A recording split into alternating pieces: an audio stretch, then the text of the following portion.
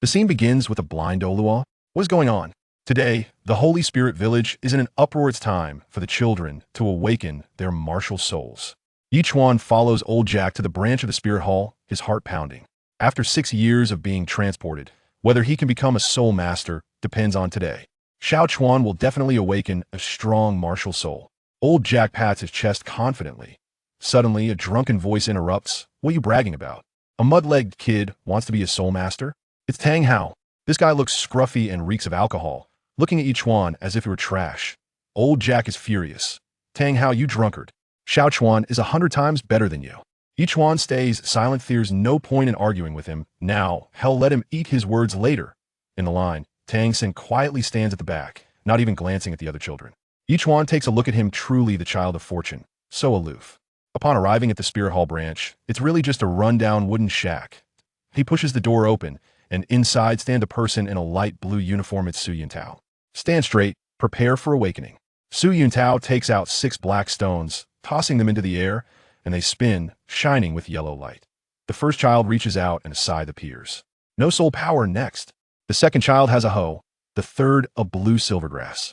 All are useless martial souls, and Su Yuntao's expression grows darker. It's Tang San's turn now. He stretches out his hand, and a blue silvergrass appears.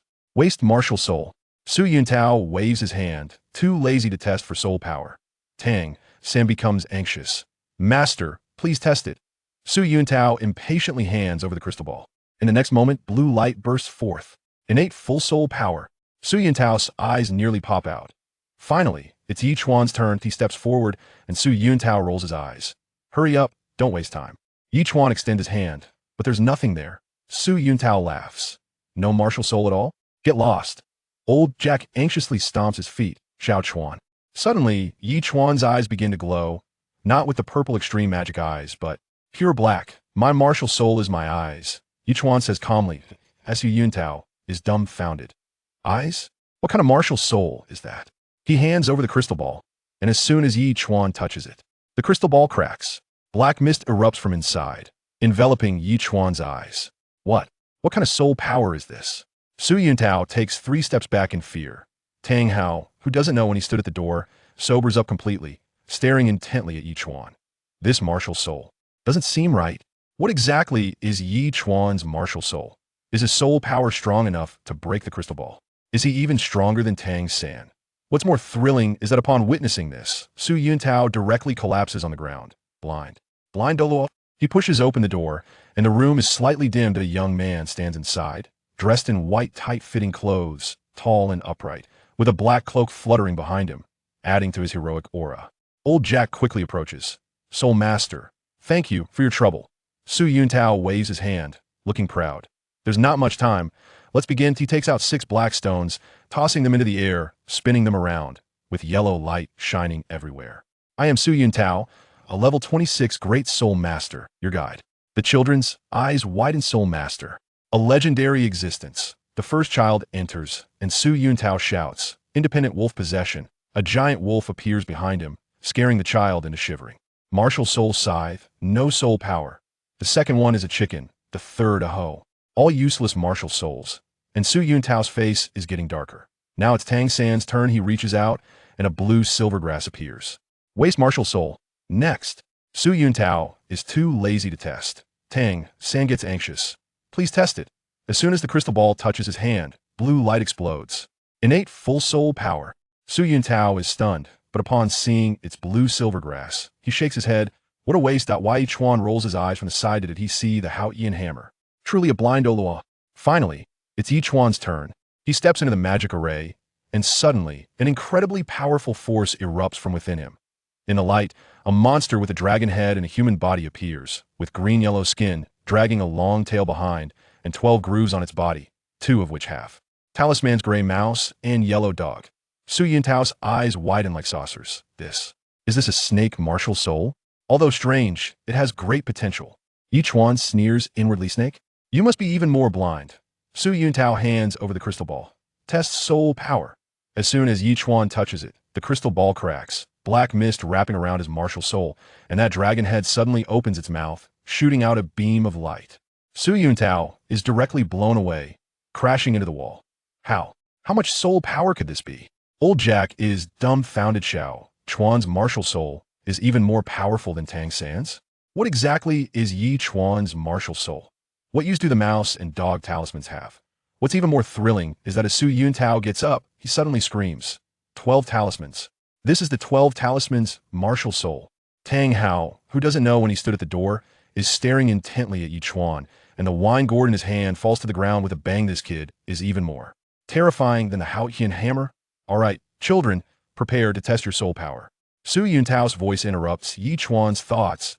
Why Yichuan places his hand on the crystal ball, and in the next second, a blinding light erupts, making it hard to open his eyes. Innate full soul power.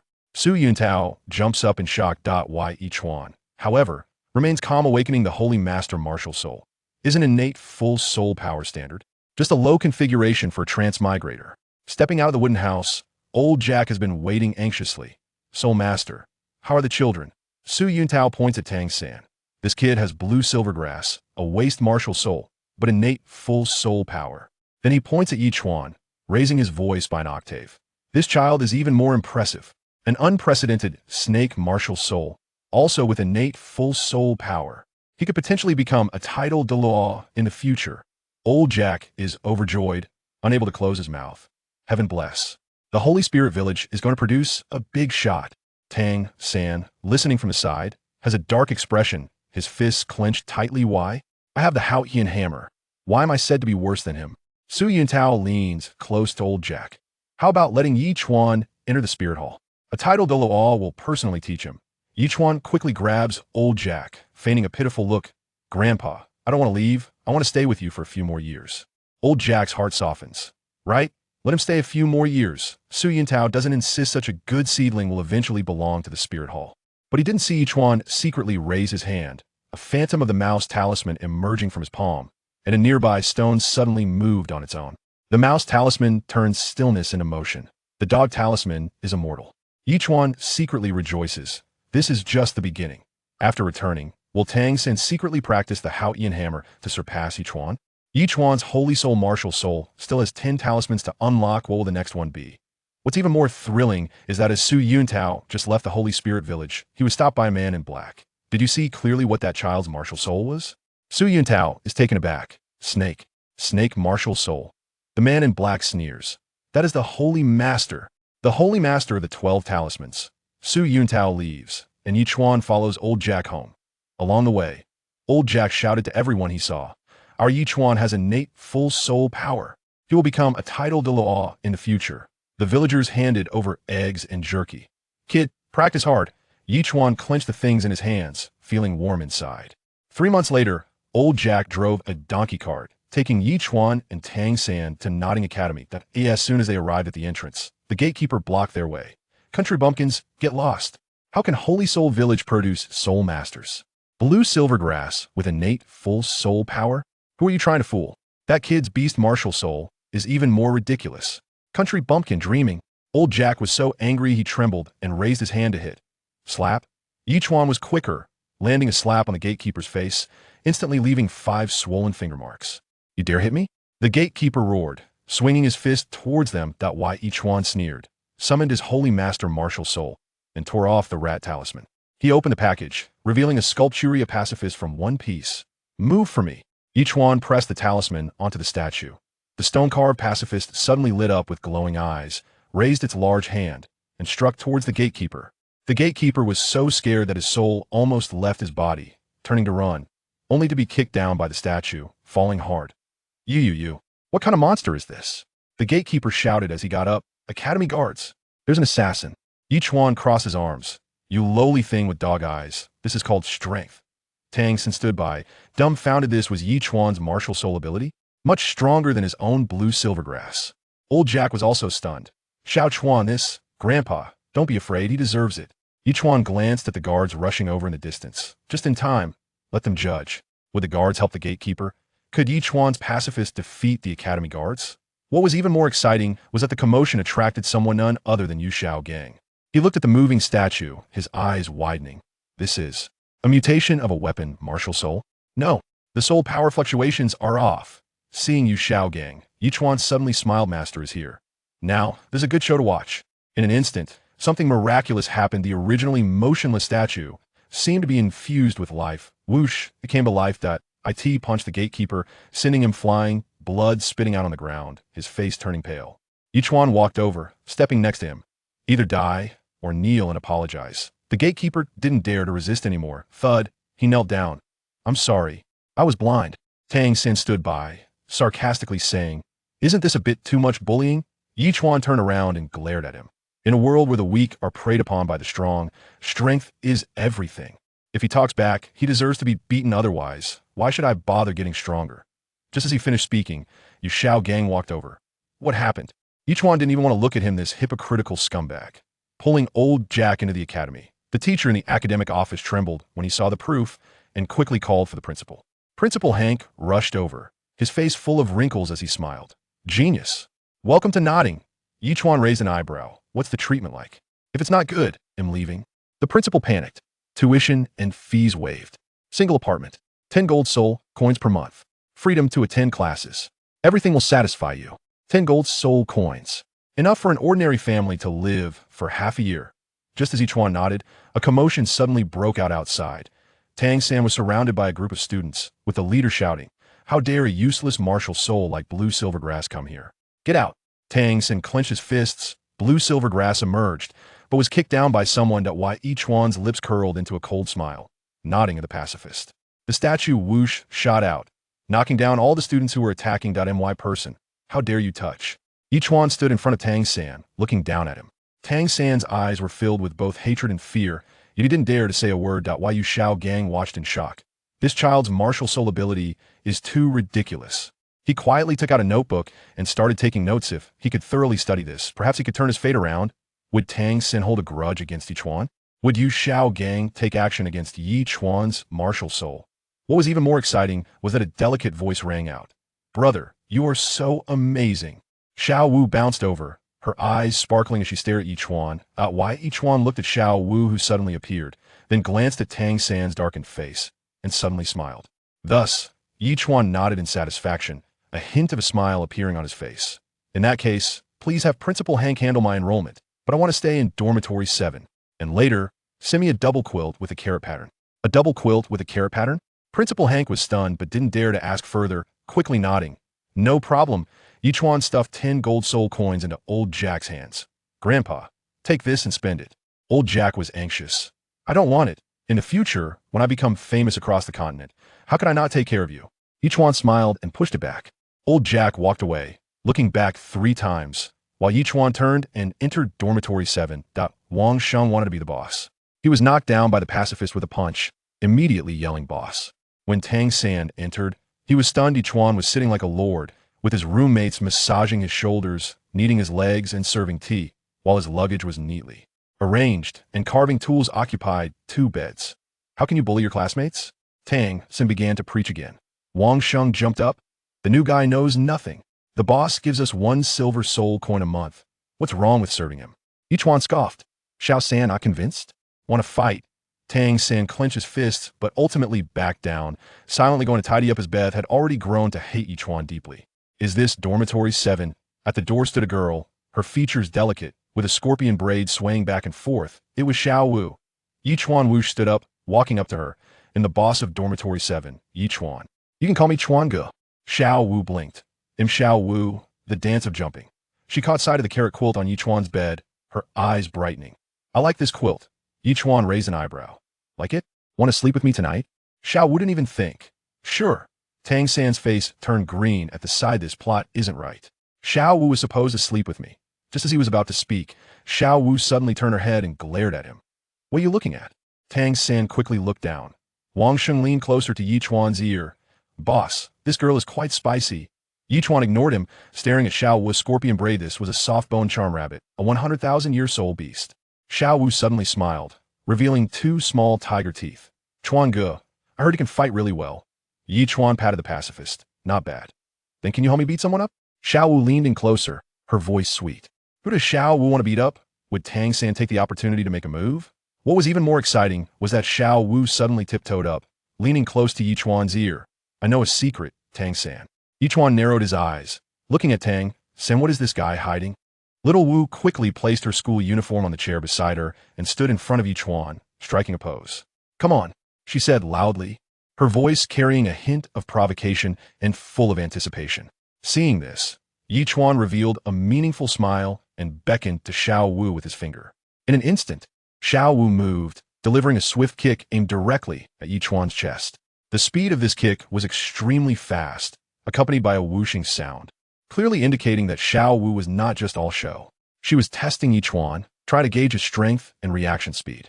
However, Ichuan had already anticipated Xiao Wu's move. He quickly sidestepped to avoid it, then exerted force with his legs to speed up and charge directly at Xiao Wu. In the blink of an eye, he reached her and embraced her tightly.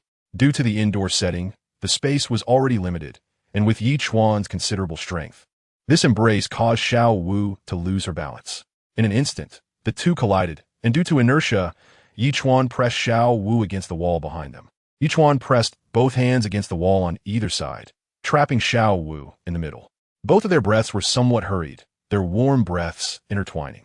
Ichuan steadied himself and looked at the small dance that was so close, a proud smile appearing on his face as he teasingly said, "So, Xiao Wu, do you have any objections to the boss of the 7th dormitory now?" Victory shone in Ichuan's eyes, and the smile at the corners of his mouth became more pronounced. Xiao Wu's cheeks flushed slightly, and she couldn't tell if it was from the intense exercise or the overly intimate position they were in at that moment. "Humph." She huffed heavily, her chest rising and falling sharply. "You haven't won against me, and I can't win against you. Are you just going to keep this stalemate going?" Ichuan listened and shook his head slightly, the loose strands of hair on his forehead swaying along. He took a deep breath, suddenly pulled back, and released Xiao Wu's wrist. As soon as Xiao Wu regained her freedom, without a second thought, she kicked out again. This kick was filled with anger and was extremely fast. Chapter 7. Another plot. Bang. A dull, heavy sound echoed in the room, resembling the noise of metal clashing. Xiao Wu's foot directly struck the pacifist standing in front of Ichuan, as if she had kicked a solid wall. A sharp pain instantly surged from her toes, and she couldn't help but let out a cry, her body staggering back a few steps due to the immense recoil. A look of pain appeared on her face, her brows tightly knitted together, tears welling up in her eyes, but she stubbornly refused to let them fall. Ichuan asked, "Are you okay? Does it hurt?" Although Ichuan's words were concerned for Xiao Wu, the smile at the corner of his mouth was even harder to suppress than AK. Xiao Wu gritted her teeth and shot a fierce glare at the gloating Ichuan. "You don't need to worry about me, you annoying guy," she said stubbornly, enduring the pain and trying to steady herself. Xiao Wu was filled with frustration, angry at herself for being so careless, and also angry at Ichuan's previous actions. Ichuan sighed helplessly. "This is my martial soul ability. It possesses a steel body of a pacifist, entirely made of steel. If you kick it, aren't you just asking for trouble? Or do you think you can break steel with a single kick?" Xiao Wu listened, and although she understood that Ichuan was right, she still refused to back down. "How was I supposed to know? That guy suddenly rushed out and stood in front of you. I couldn't pull my foot back after kicking, and I think you did it on purpose, just to embarrass me." Xiao Wu muttered quietly, rubbing her injured foot while warily watching the pacifist in front of her. The guy stood there quietly, exuding a cold metallic aura, especially with that tall stature. He looked quite extraordinary at first glance. Ichuan crossed his arms, a confident and sly smile on his face, his bright eyes looking at Xiao Wu as he said, "So, what do you think? Can you call me boss now?" Xiao Wu stood to the side, her petite mouth pouting high as if she could hang an oil bottle on it. Looking incredibly cute, there was a spark of defiance in her eyes, but she had to accept reality. After hesitating for a moment, she cheerfully called out, "I accept the bet, boss." Xiao Wu's voice was very crisp with a hint of softness. Ichuan listened, and the smile on his face grew wider. He waved his hand and said, "Forget it. You're different from them. Just call me Brother Chuan." At that moment, the sycophant Wang Sheng leaped out of the crowd like an agile monkey. With a beaming smile and his eyes narrowed into slits, he bowed respectfully to Xiao Wu, his voice drawn out like he was singing. "Hello, sister-in-law." He looked just like a loyal and devoted lackey. Naturally, Xiao was a bit puzzled by this title. Ichuan was using his ability to deceive, saying that this was the nickname for the second oldest in the dormitory. Xiao Wu tilted her head and thought for a moment. Although she was innocent, she still felt that this explanation was somewhat far-fetched. However, seeing Ichuan's serious demeanor, she nodded and accepted the nickname. Tang San, who was standing nearby, observed everything. His brows were tightly knitted, and his face was filled with heartache. Tang San never expected that in just a few minutes, Ichuan would use that set of words to completely bewilder a cute and innocent girl. His heart was filled with both anger and jealousy, and those emotions surged within his chest. At that moment, Tang San silently roared in his heart, "Why isn't at me?" His eyes were full of unwillingness, and as he looked at Xiao Wu's unsuspecting smile, he felt he had missed an incredibly precious opportunity. The girl right in front of him should belong to him. Why had he missed out? Before long, the academy's teacher sent over 2 sets of blankets. One set was simple and plain in color, clearly prepared by Yu Xiaojiang for Tang San. The other set, adorned with exquisite patterns and golden borders, was a luxurious blanket sent by the school for Ichuan, highlighting the institution's emphasis on this outstanding new student. Xiao Wu stood to the side, looking at the 2 distinctly different blankets, and instinctively glanced at her own thin bed, her face suddenly flushed with embarrassment. She unconsciously tugged at the hem of her clothes, slightly lowered her head, and a hint of loneliness flashed in her eyes. At that moment, Wang Sheng, as usual, began to show off his sycophantic skills. With a broad smile on his face, his eyes squinted into a narrow slit. He quickly walked over to Xiao Wu's side and flatteringly said, "Sister-in-law, look at the boss's blanket.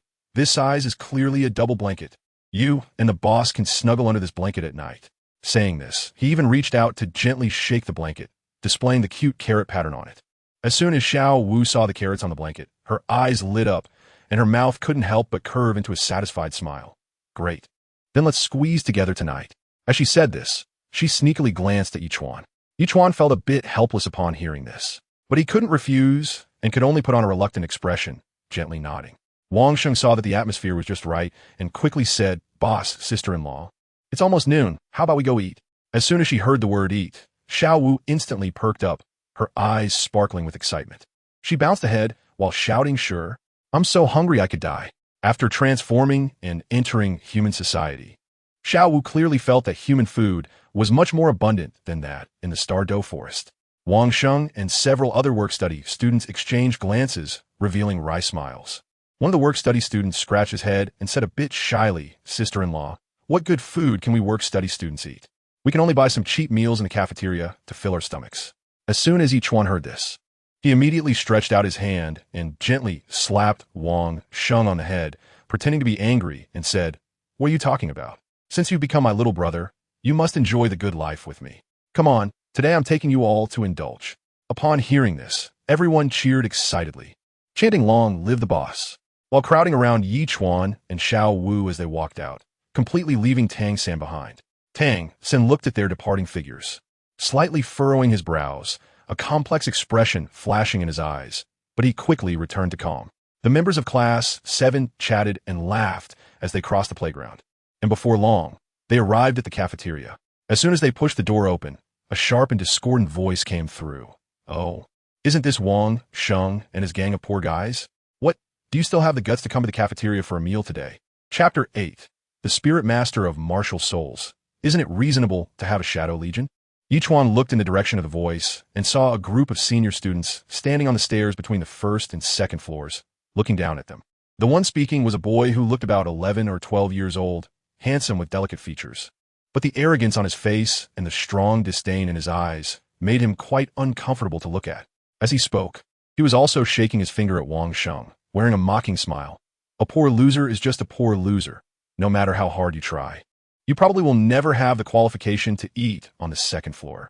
Wang Sheng's face instantly darkened, and he nervously swallowed, quickly leaning over to Ichuan's ear and whispering, "Boss, this guy is called Xiao Qinyu. He's a 6th grade senior student. He usually bullies us lower grade work-study students just because he has a bit of strength. I heard his father is the Lord of Nodding City, and he's used to being overbearing around here, so nobody dares to mess with him." Ichuan's lips curled up slightly, revealing a hint of disdainful laughter, as he looked straight at Xiao Qinyu. "Just him? I'm the leader of the 7th dormitory now. Dealing with small fries like you, teaching you a lesson is just a warm-up before a meal, a way to stretch my muscles." Ichuan's voice was not loud, but it carried an undeniable dominance that clearly reached everyone's ears in the somewhat noisy cafeteria. As soon as Xiao Wu heard this, she became excited, placing her hands on her hips and fiercely echoing, "Humph. Brother Chuan, don't be polite with him. Give this guy a good beating and let him know that we work-study students are not to be messed with." After saying this, she provocatively raised her chin at Xiao Qinyu, her eyes filled with determination not to back down. Xiao Qinyu, already furious from Ichuan's taunts, turned even angrier upon hearing Xiao Wu's words, his forehead bulging with veins as he glared at Ichuan and shouted, "You arrogant fool. Since you're so cocky, let's have a match. Whoever loses will have to avoid the other whenever they meet. Do you dare?" "Why wouldn't I dare?" Ichuan responded without hesitation. Soon, a group of them marched out of the cafeteria and arrived at the spacious playground. The work-study students from Dormitory 7 stood closely behind Ichuan. Although they felt somewhat anxious, seeing Ichuan's calm demeanor made them unconsciously straighten their backs. Meanwhile, Xiao Chunyu's lackeys clustered around him, each one showing off their bravado, seemingly cheering on their boss. Ichuan took a step forward and shouted, "Stop dragging your feet. I don't have the time to waste with you all. Today, I will take you all on by myself and let you know that some people are not to be trifled with." Hearing this, Xiao Qinyu trembled with anger. Feeling greatly insulted, he roared, "Don't be too arrogant. Don't think that just because you say a few big words, you can scare me. I alone am enough to take care of you." As he spoke, a strange blue light slowly emerged from Xiao Qinyu's body, shimmering and flickering like ripples on water.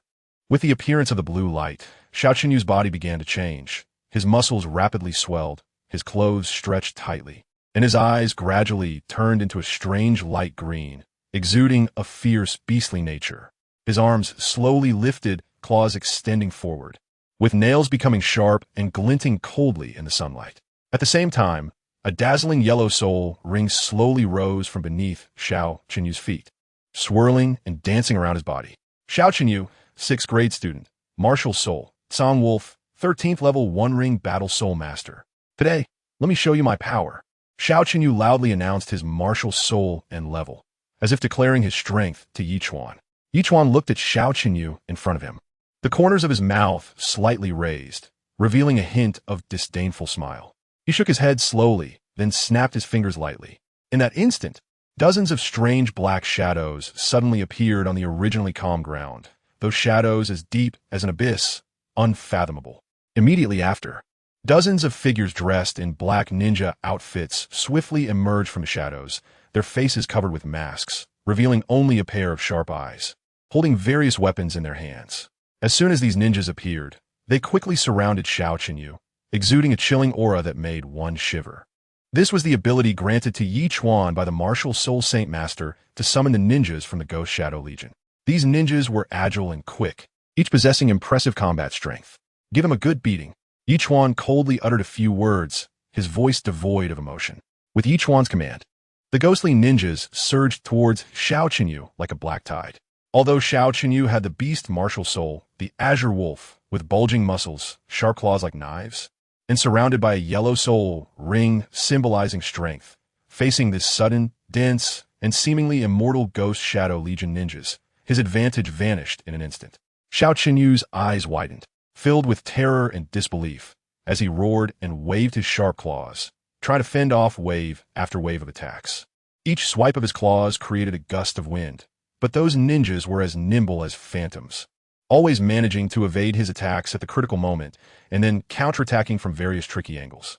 The weapons in the ninjas' hands kept striking Xiao Qinyu, each hit accompanied by a dull thud, forcing him to retreat step by step. Before long, Xiao Qinyu's body was covered with bruises and scars. One ninja seized the opportunity and struck Xiao Qinyu's stomach hard with an iron rod, causing his legs to weaken, and he fell to his knees with a thud. Immediately, other ninjas rushed in, pinning him firmly to the ground, their fists and weapons raining down on him like a storm. Xiao Qinyu's subordinates stood to the side, their faces pale as paper, not daring to breathe. Their bodies trembled involuntarily, their eyes wide open, watching their usually imposing and invincible leader being beaten without the power to fight back, filled with fear and despair. A dozen people exchanged glances, seeing the same thought in each other's eyes. Today they had messed with someone they shouldn't have. Meanwhile, Xiao Wu stood beside Ichuan, her big watery eyes filled with admiration. She stared intently at Ichuan, not taking her eyes off him for a moment. "Brother Chuan, your skills are truly amazing," Xiao Wu couldn't help but exclaim. Ichuan's lips curled up slightly as he scanned the crowd around him and declared loudly, "From today on, I am the boss of Nodding Academy. Anyone who disagrees, feel free to come at me." After saying this, Ichuan ignored the unconscious Xiao Qinyu on the ground and turned to lead the members of the 7th dormitory towards the cafeteria. Chapter 9. Strong Men Locking Down the Boys. On the way, everyone chatted and laughed, excitedly discussing the recent battle. All the members of the 7th dormitory were in awe of Ichuan's strength, filled with respect and loyalty towards him. Upon entering the cafeteria, the atmosphere instantly became quiet. All eyes turned towards Ichuan and his group, filled with surprise and curiosity. After all, the events that had just occurred on the playground had already spread throughout the academy, and everyone knew that a remarkable figure had emerged among the work-study students of the 7th dormitory, who had taken down the usually arrogant Xiao Wu. Ichuan brought everyone to the food window and waved his hand, saying, "Today, everyone can eat as much as they want. Feel free to order whatever you like. It's on me." Upon hearing this, everyone cheered and eagerly picked their favorite dishes. In no time, the dining table was filled with a feast of delicious food, including fragrant braised pork, tender and juicy chicken legs, refreshing and tasty vegetables, as well as various delicious soups. Wang Sheng picked up a piece of braised pork, put it in his mouth, and showed a satisfied smile. "Boss, it's really a blessing to follow you. I will never forget this meal in my life." The other work-study students nodded in agreement, as they really couldn't afford to eat if the boss didn't treat them. Xiao Wu sat next to Ichuan, constantly serving him food, while saying, "Brother Chuan, you should eat more."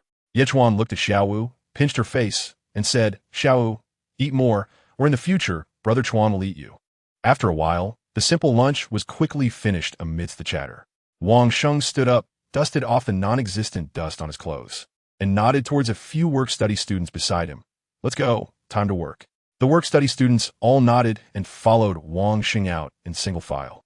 Heading to the work area, Ichuan stretched lazily, turned his head to look at Xiao Wu, and a gentle smile appeared at the corner of his mouth. "Xiao Wu, let's go back to dormitory 7. Xiao Wu blinked her bright eyes and nodded happily. As for the work area that Xiao Wu was originally responsible for, it was naturally taken over by Wang Sheng and the others.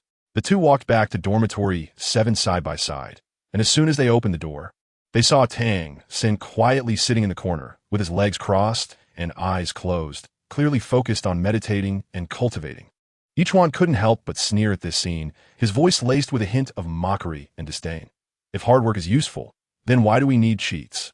As soon as these words left his mouth, Tang San slowly opened his eyes, a flicker of confusion and displeasure passing through them. He truly didn't understand what Ichuan meant by cheats, but he didn't want to show his ignorance in front of Ichuan, so he merely snorted coldly and closed his mouth again. Xiao Wu then let out a big yawn, rubbed her eyes with her delicate little hands, walked straight to her bedside, and then, like a lazy little cat, threw herself onto the bed, mumbling, "I'm so tired. I just want to sleep after eating."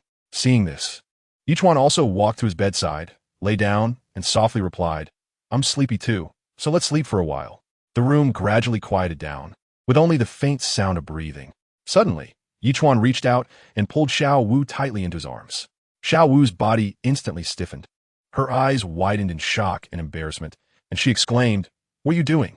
This exclamation was like a jolt of electricity, instantly drawing the attention of Tang San, who was meditating nearby. Tang San instinctively raised his head and then saw a scene that made his heart tighten painfully. Ichuan was holding Xiao Wu tightly, his legs casually resting over hers, and the distance between them was so close that there was hardly a gap, almost becoming a negative distance. Ichuan looked at the blushing Xiao Wu in his arms, and instead of feeling embarrassed, he seemed triumphant, smiling proudly and saying, "What's wrong? You're sleeping in my blanket, so you're my pillow. What is wrong with me hugging you?" Xiao was both shy and angry. She struggled hard for a moment, but found that she couldn't break free from Ichuan's embrace. So, Xiao Wu simply turned around to face Ichuan, her bright eyes burning with flames of anger, and said, "Humph, then you're my pillow too." Saying this, Xiao Wu stretched out her arms and tightly wrapped them around Ichuan's neck, clinging to him like a koala, seemingly declaring her claim over him. This sudden action left Ichuan momentarily stunned, and then the faint fragrance from the girl wafted into his nostrils, making his heart race and causing him to feel a bit restless. Ichuan's gaze became somewhat hazy, subconsciously tightening his arms and holding Xiao Wu even closer. Tang San sat beside them, watching this intimate scene, feeling as if a huge stone was pressing down on his chest, making it hard for him to breathe. In his heart, the Xiao Wu who had just appeared today was so pure and lovely, too sacred to be tainted. "Xiao Wu, how could you do this?" Tang San finally couldn't hold back, standing up, his voice trembling slightly with anger and shock. Xiao Wu and Ichuan, hearing Tang San's voice, suddenly realized, as if waking from a dream, that their behavior was a bit too intimate. However, Xiao Wu immediately retorted angrily, Tang San, what does it matter to you how I am with Brother Chuan? Ichuan also mocked, Xiao Sanzi, it seems you're meddling too much. Tang San looked at Ichuan, gritting his teeth and said, don't think I don't know what you're thinking, you're just a scumbag. Don't even think about deceiving Xiao Wu. After saying that, he was no longer willing to look at the two of them and turned around, striding toward the door and slamming it shut. The loud noise seemed to echo the shattered heart of Tang San in that small dormitory. After rushing out of the dormitory in a daze, Tang San felt a mix of anger and confusion with nowhere to place it. Unknowingly, he arrived at Yu Xiaozhang's dormitory door. He raised his hand, hesitated for a long time, and finally knocked on the door. Gumin, Yu Xiaozhang's steady voice came from inside. Tang San pushed the door open, and the flickering candlelight cast a dim yellow glow, elongating Yu Xiaozhang's figure. Xiao San, you're here. Your martial soul is blue silvergrass, and I have quite a bit of research on it. Saying this, Yu Xiaozhang stood up, walked to the bookshelf, and took down a notebook filled with dense notes on the theories he had researched over the years about soul masters. He returned to the desk, opened the notebook, and began to explain in detail the insights that had already circulated in the soul master community. The age of the soul ring determines the strength a soul master can exert, Yu Xiaozhang said, gesturing with his finger on the notes. Tang San listened intently, occasionally raising his questions, and Yu Xiaozhang always answered patiently. Before they knew it, night had fallen, and the two were still immersed in fervent discussion. As drowsiness hit, Yu Xiaozhang simply tidied up the bedding, and the two shared a large blanket to sleep, a strong man locked with a man. Chapter 10. How could there be no trouble? A dreamless night passed, and the next morning, sunlight poured into the room through the window.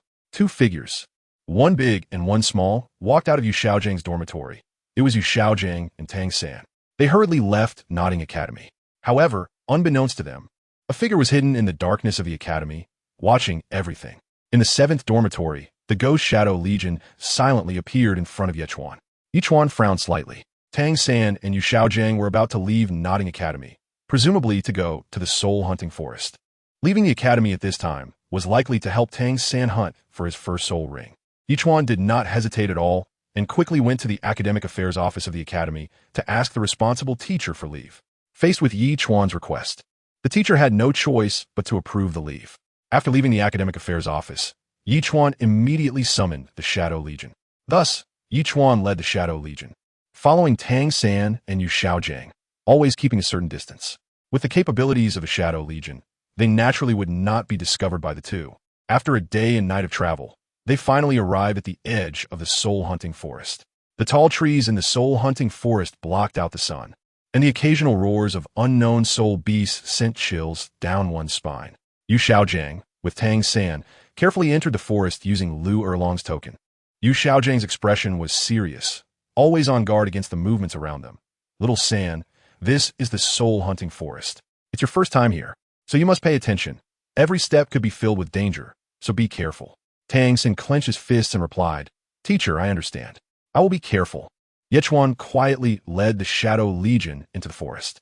Xiao Sanzi, you're my fellow townsman. I feel bad if I don't give you a hand. After entering the forest, Ichuan closely followed Tang San and Yu Xiaozhang. The two were searching for soul beasts, while Ichuan showed no interest in the surrounding soul beasts. In his view, these soul beasts had too low of a soul ring age and held no value for him. Soon, night fell, and the forest became even more eerie and terrifying. Suddenly, a rustling sound was heard, and Tang San and Yu Xiaozhang immediately became alert. A gigantic Mandala Snake sprang out from the grass. Its body was as thick as a bowl, with a triangular head held high, flicking its tongue and exuding a nauseating odor. It's a Mandala Snake. Yu Xiaozhang's expression changed. Xiao San, be careful. This Mandala Snake is highly venomous and has a lifespan of 400 years. The next events unfolded just like in the original plot, with the Mandala Snake ultimately being defeated by Tang San. Yu Xiaozhang looked at Tang San with a satisfied smile. Xiao San, well done. Now, prepare to absorb its soul ring. Tang San nodded, sat cross-legged, and began to absorb the Mandala Snake's soul ring. Yu Xiaozhang stood guard beside him, vigilant about the surroundings. At that critical moment, a slight rustling sound suddenly came from the dead silence of the darkness. Then, a ghostly figure unexpectedly emerged from the ground. He quickly took out a rat talisman and placed it on the dead Mandala Snake without hesitation. To everyone's astonishment, the lifeless Mandala Snake began to move slowly, driven by the hatred and pain it felt before dying, targeting Tang San, who was absorbing the soul ring. Hiss! The Mandala Snake let out a sharp hiss and lunged at Tang San like a black lightning bolt. Its speed was incredible, leaving only an afterimage in the air. How is this possible? Yu Xiaozhang's eyes widened in terror, disbelief written all over his face. His body instinctively wanted to rush over to protect Tang San, but his strength seemed so insignificant in this critical moment. Faced with this sudden turn of events, Yu Xiaozhang had no power to respond to the situation. He could only watch helplessly as the Mandala Snake approached Tang San. Just as the Mandala Snake's sharp fangs were about to bite Tang San, a black shadow streaked across the night sky like a meteor. A massive warhammer appeared out of nowhere, crashing down with immense force onto the Mandala Snake. With a loud boom, the Mandala Snake's head was instantly smashed to pieces, green blood and flesh splattering everywhere. The one who struck was Tang Hao, who had been secretly protecting Tang San. He was tall and sturdy, with fury burning in his eyes, as he walked step by step towards Yu Xiaozhang. Master! Tang Hao's voice was deep and angry. Your strength is weak, yet you dare to bring Xiao San to the soul-hunting forest to obtain a soul ring. If it weren't for Xiao San solving the Mandala Snake himself just now, you would have probably died here. Now you can't even protect him. You are truly an unqualified teacher. Yu Xiaozhang's face instantly turned pale, shame and guilt surging within him like a tide. He lowered his head, not daring to meet Tang Hao's sharp gaze, his voice trembling slightly. Your Excellency Hao Qian, it was my fault. I was careless. But rest assured, this situation will never happen again. Although he said this, a bitter feeling rose in Yu Xiaozhang's heart. He recalled being chased by the Mandala Snake in a life-or-death moment, and Tang Hao had not shown himself. If it weren't for Tang San's own abilities turning the situation around, he would have likely perished in the snake's jaws. Could it be that in order to train his son, even the life of his son's teacher could be disregarded?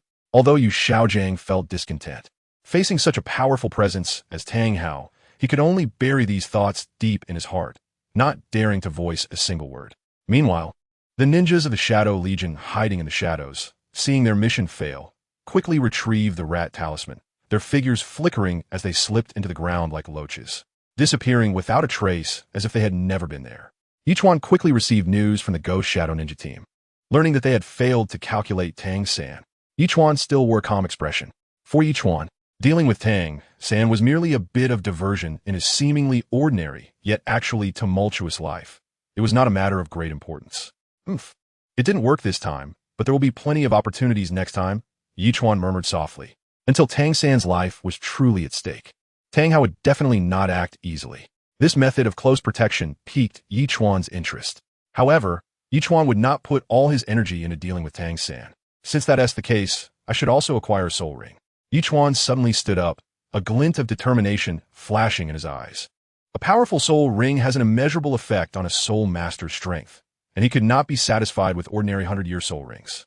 In Ichuan's heart, his first soul ring must have enough prestige to astonish everyone when revealed. Chapter 11. The 990,000-year soul beast, deep-sea demon whale king. In the vast ocean, there's an area that appears calm, yet harbors hidden dangers. The sea surface is like a giant mirror without a ripple.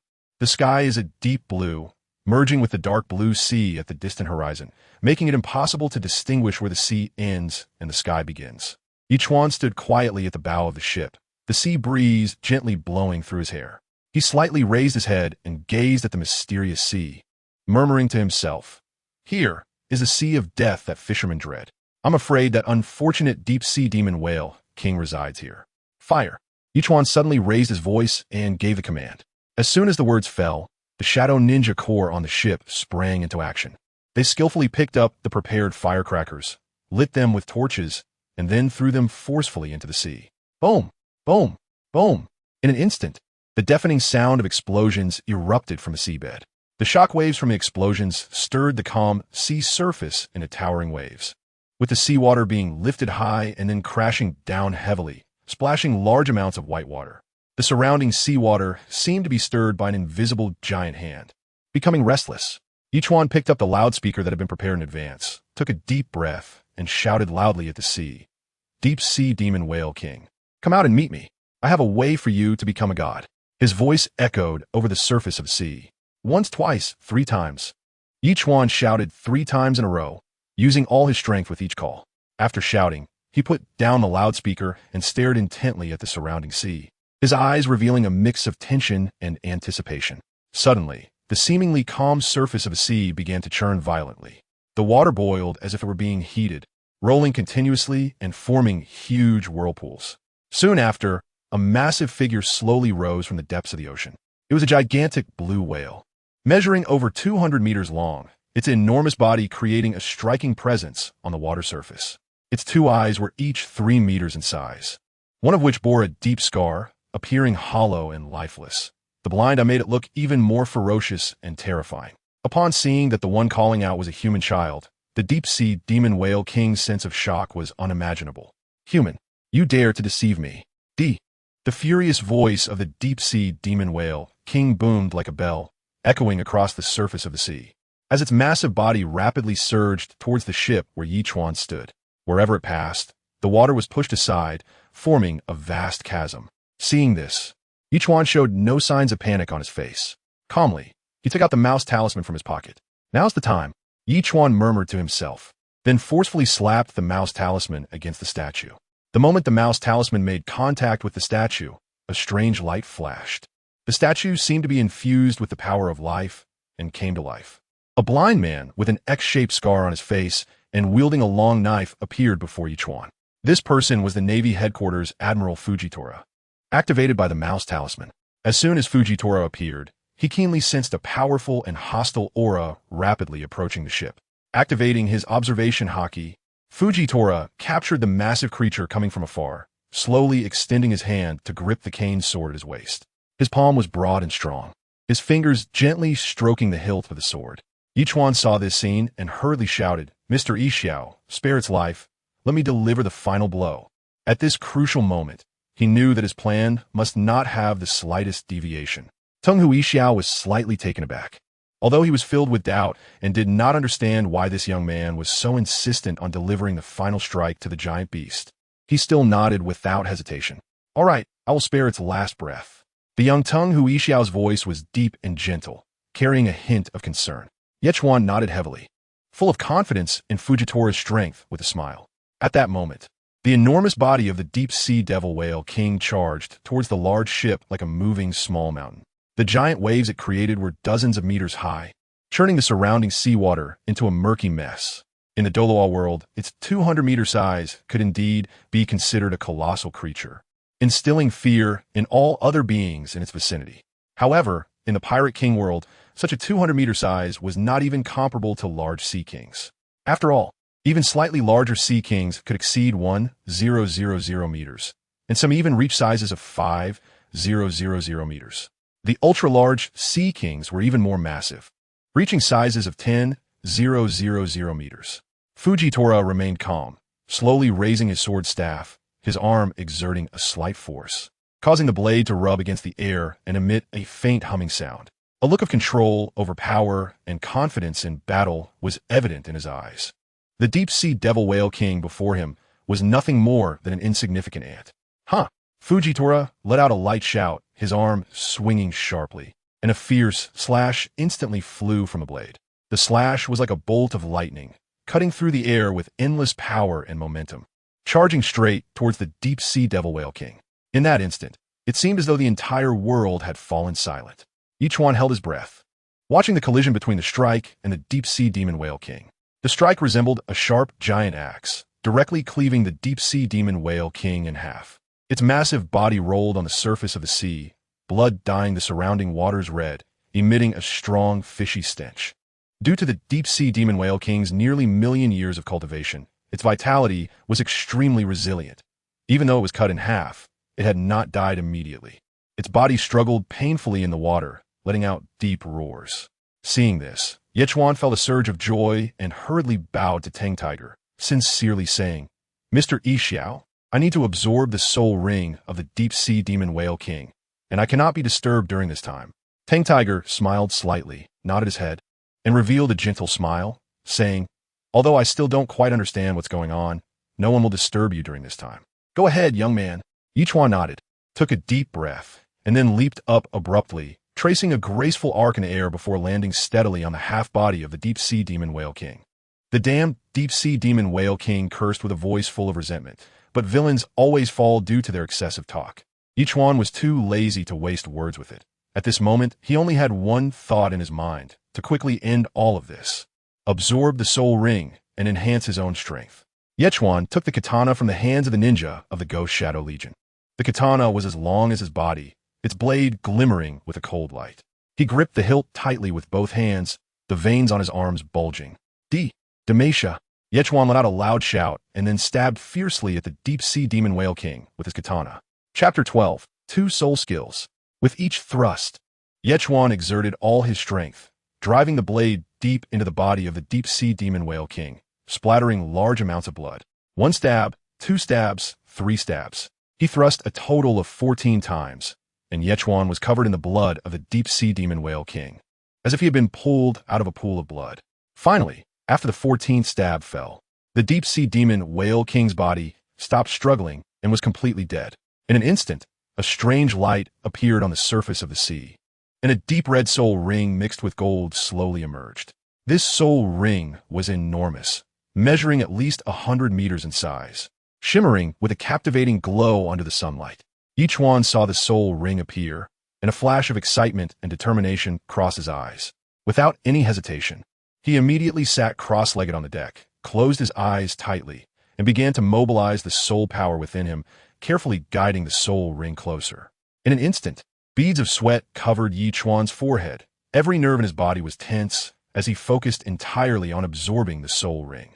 Just as Ichuan made contact with the soul ring, a powerful and violent force surged into his body.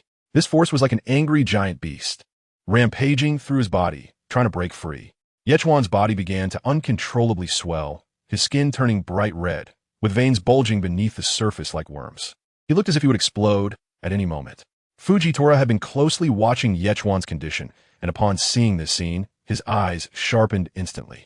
Without hesitation, Fujitora raised his hand, preparing to intervene.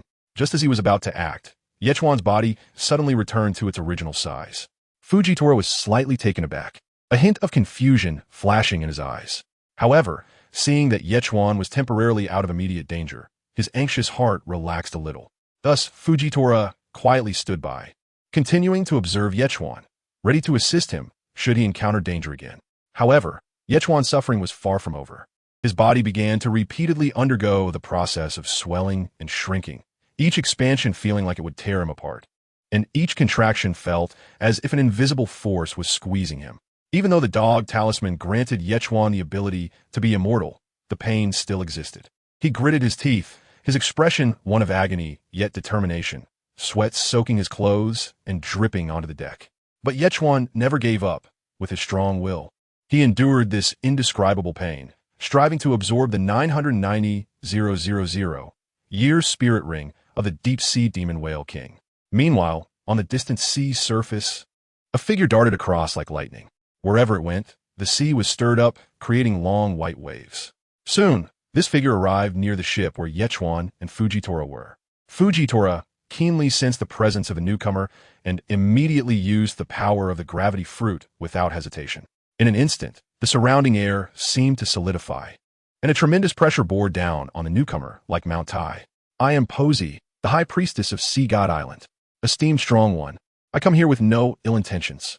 Posi said with difficulty under the pressure, her voice tinged with urgency and helplessness. At that moment, she felt a bit flustered. The oppressive aura emanating from this man made even her, a level 99 limit Douluo, feel a great threat. Upon hearing Posi's words, Fujitora frowned slightly, but temporarily retracted some of his power, easing the pressure on Posi. Seizing the opportunity, Posi flew onto the ship. When she noticed Ichuan, who was absorbing the spirit ring beside her, her eyes widened in shock, almost dropping her jaw. A child is absorbing the spirit ring of the deep-sea demon whale king? How is that possible? Her voice was filled with astonishment and disbelief. Fujitora, upon hearing this, was also filled with questions.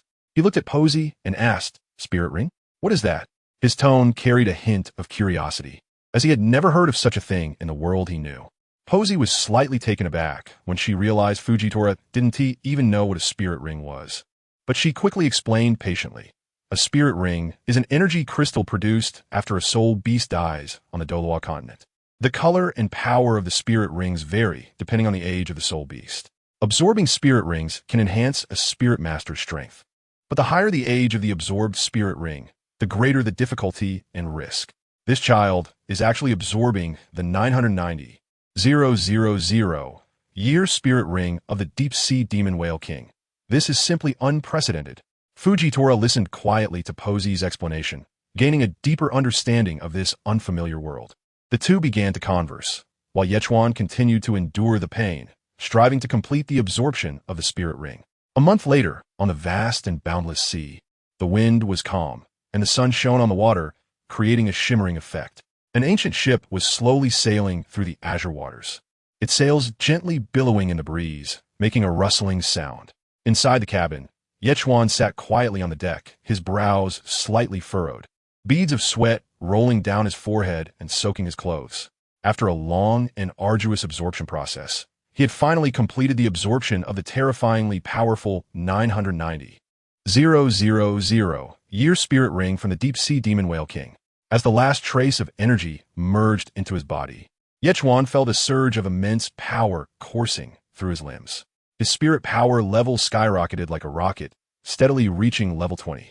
Not only that, but the spirit power within him was thick and mighty, like a surging river, continuously flowing, far beyond what an ordinary spirit master of the same level could compare to. Moreover, this month-long transformation had also resulted in a noticeable increase in Ichuan's height, and his once youthful face now bore a hint of determination. Soul beasts age from 100,000 to 990,000 years could grant the absorber 2 soul skills, and Ichuan was no exception. He carefully sensed the newly acquired power, with the first soul skill named Wave-Cutting Triple Slash. Once activated, he could unleash 3 slashes resembling surging waves, with each slash's power multiplying. If used with full strength, it could split mountains and seas. The other soul skill was Eternal Guardian. When activated, a shield radiating blue light would instantly form around him. Within the shield, he would possess 1 minute of invincibility, and during that minute his life and stamina would recover at an astonishing rate, making it a divine skill for survival in desperate situations. Wow, not bad. Ichuan slowly opened his eyes, a hint of satisfaction flashing in them, and the corners of his mouth slightly lifted as he murmured to himself. Chapter 13. Return to Nodding Academy. At that moment, a sound of footsteps came from the cabin. Fujitora and Poseidon heard the noise and quickly walked out of the cabin onto the deck. After a month of being together, Fujitora had gained a good understanding of this world and was increasingly aware of how extraordinary Ichuan's act of absorbing the soul ring was. "Is everything all right?" Fujitora asked first, his voice deep and gentle, carrying a hint of concern. Throughout this month, even though the two had only exchanged a couple of words, seeing Ichuan struggle in pain during the soul ring absorption process had left Fujitora's heart in suspense. Ichuan raised his head and looked at Fujitora, nodding vigorously with a bright smile on his face.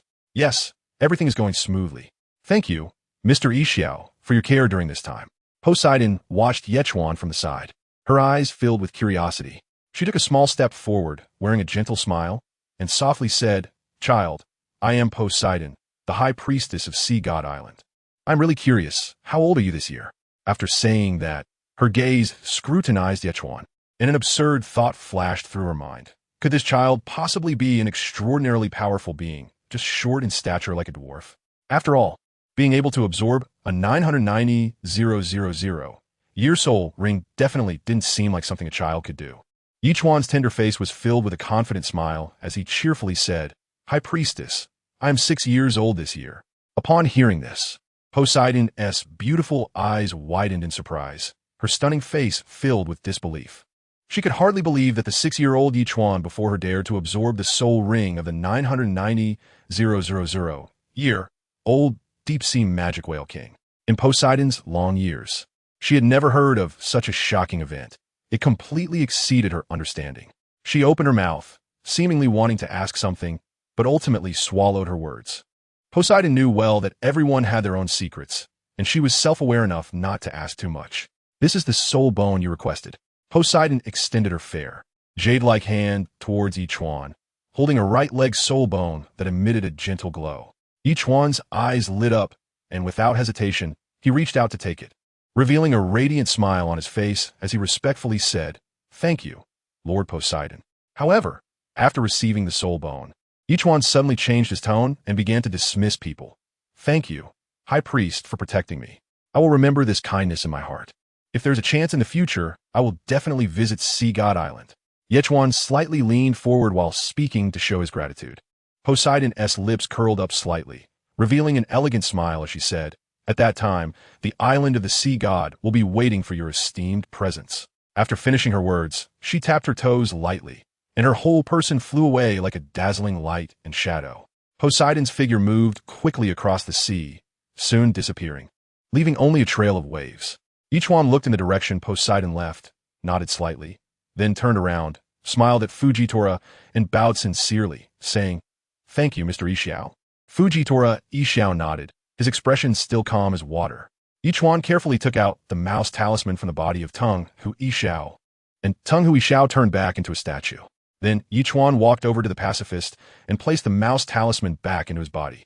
After doing all this, Ichuan took a deep breath and shouted, "Martial soul possession." In an instant, Ichuan's body began to change. His head gradually transformed into that of a dragon, and his limbs quickly turned into sharp claws. His entire figure grew larger, emanating a chilling aura. The 12 slots that originally belonged to the 12 talismans, which only had the mouse talisman and the dog talisman embedded in them, now also included a bull talisman with a blue bull's head. The bull talisman could grant the user super strength and a super physique, making it a very powerful talisman. Ichuan felt the surging power within him, the corners of his mouth slightly raised, revealing a confident smile. At the entrance of Nottingham Academy, the crowd was bustling and noisy. In this lively scene, Ichuan suddenly shouted, "I, Tang San, have returned." His voice boomed like a bell, instantly piercing through the surrounding clamor. People turned to look, their expressions filled with surprise, but upon seeing the massive figure behind Ichuan, exuding a cold mechanical aura, everyone chose to remain silent, not daring to say much. This peacekeeper was a well-known presence among the students of Nottingham Academy, and its formidable strength instilled fear in their hearts. After Ichuan finished his nervous breakdown, he wore a hint of a proud smile and strode toward the academy. His goal was clear as he headed straight for the direction of Dormitory 7. The afternoon sunlight bathed the playground, casting a golden hue. Just as Ichuan arrived at the playground, a figure dashed toward him like a streak of black lightning. He focused his gaze and immediately greeted politely, "Principal Hank." "What is going on? Why the rush?" Principal Hank, who had been walking briskly, suddenly stopped, showing a mix of anxiety and surprise on his face. He exclaimed loudly, "Ichuan, you're finally back. You've overstayed your leave by a whole month. Did you know that?" As he spoke, Principal Hank raised his hand to wipe the fine beads of sweat from his forehead, his eyes fixed intently on Ichuan. Ichuan nodded slightly, his expression calm, and directly admitted, "Principal, I know." Principal Hank's eyes were filled with worry as he sighed and continued, "You haven't been hunting soul rings for the past month, have you? How can you just go off for so long without saying a word?" Ichuan nodded again, the corners of his mouth slightly raised, revealing a mysterious smile. Principal Hank's brows furrowed even tighter as he lamented, "You should have informed the teacher. We will do our best to find a suitable 400-year soul ring for you. You didn't just absorb a random soul ring, did you? If the soul ring is mismatched or has a low age, it would waste your talent." Ichuan couldn't help but laugh, his face brimming with confidence. "Principal Hank, rest assured, my soul ring exceeds your imagination." As he spoke, he glanced at the bustling crowd around him. "But there are too many people here. I don't want to show it off yet." Upon hearing this, Principal Hank's curiosity was instantly piqued, his eyes sparkling with excitement. "All right, come with me." With that, he led Ichuan briskly towards the principal's office. Along the way, Principal Hank walked eagerly, occasionally looking back at Ichuan, as if afraid he would run away. Ichuan didn't mind. After all, he was going to be at Nottingham Academy for several years, and Principal Hank would eventually find out about his soul ring, so there was no need to hide it. Chapter 14, In the Blink of an Eye. Time flies. In Principal Hank's office, there was a musty atmosphere. Portraits hung on the walls, and a massive bookshelf filled an entire wall, stacked with various ancient texts and documents, some papers already yellowed, giving off a faint musty smell. "Principal Hank, there's something I must let you know." Principal Hank looked at Ichuan with a hint of confusion, feeling even more curious about Ichuan's soul ring. Seeing this, Ichuan no longer hesitated. In an instant, A dazzling light burst forth from beneath his feet, and a soul ring radiating a rich red glow, with faint golden patterns, slowly rose up. The brightness was so intense that Principal Hank instinctively raised his arm to shield his eyes. Then he slowly lowered his hand, his mouth slightly agape, his face filled with shock and disbelief. The legendary 100,000-year soul ring? How is this possible? Why is there gold? Principal Hank's voice trembled as he stood up, leaning forward with his hands on the desk, staring intently at Ichuan's soul ring. Ichuan looked at the principal's reaction. The corners of his mouth slightly lifted, revealing a hint of a smile.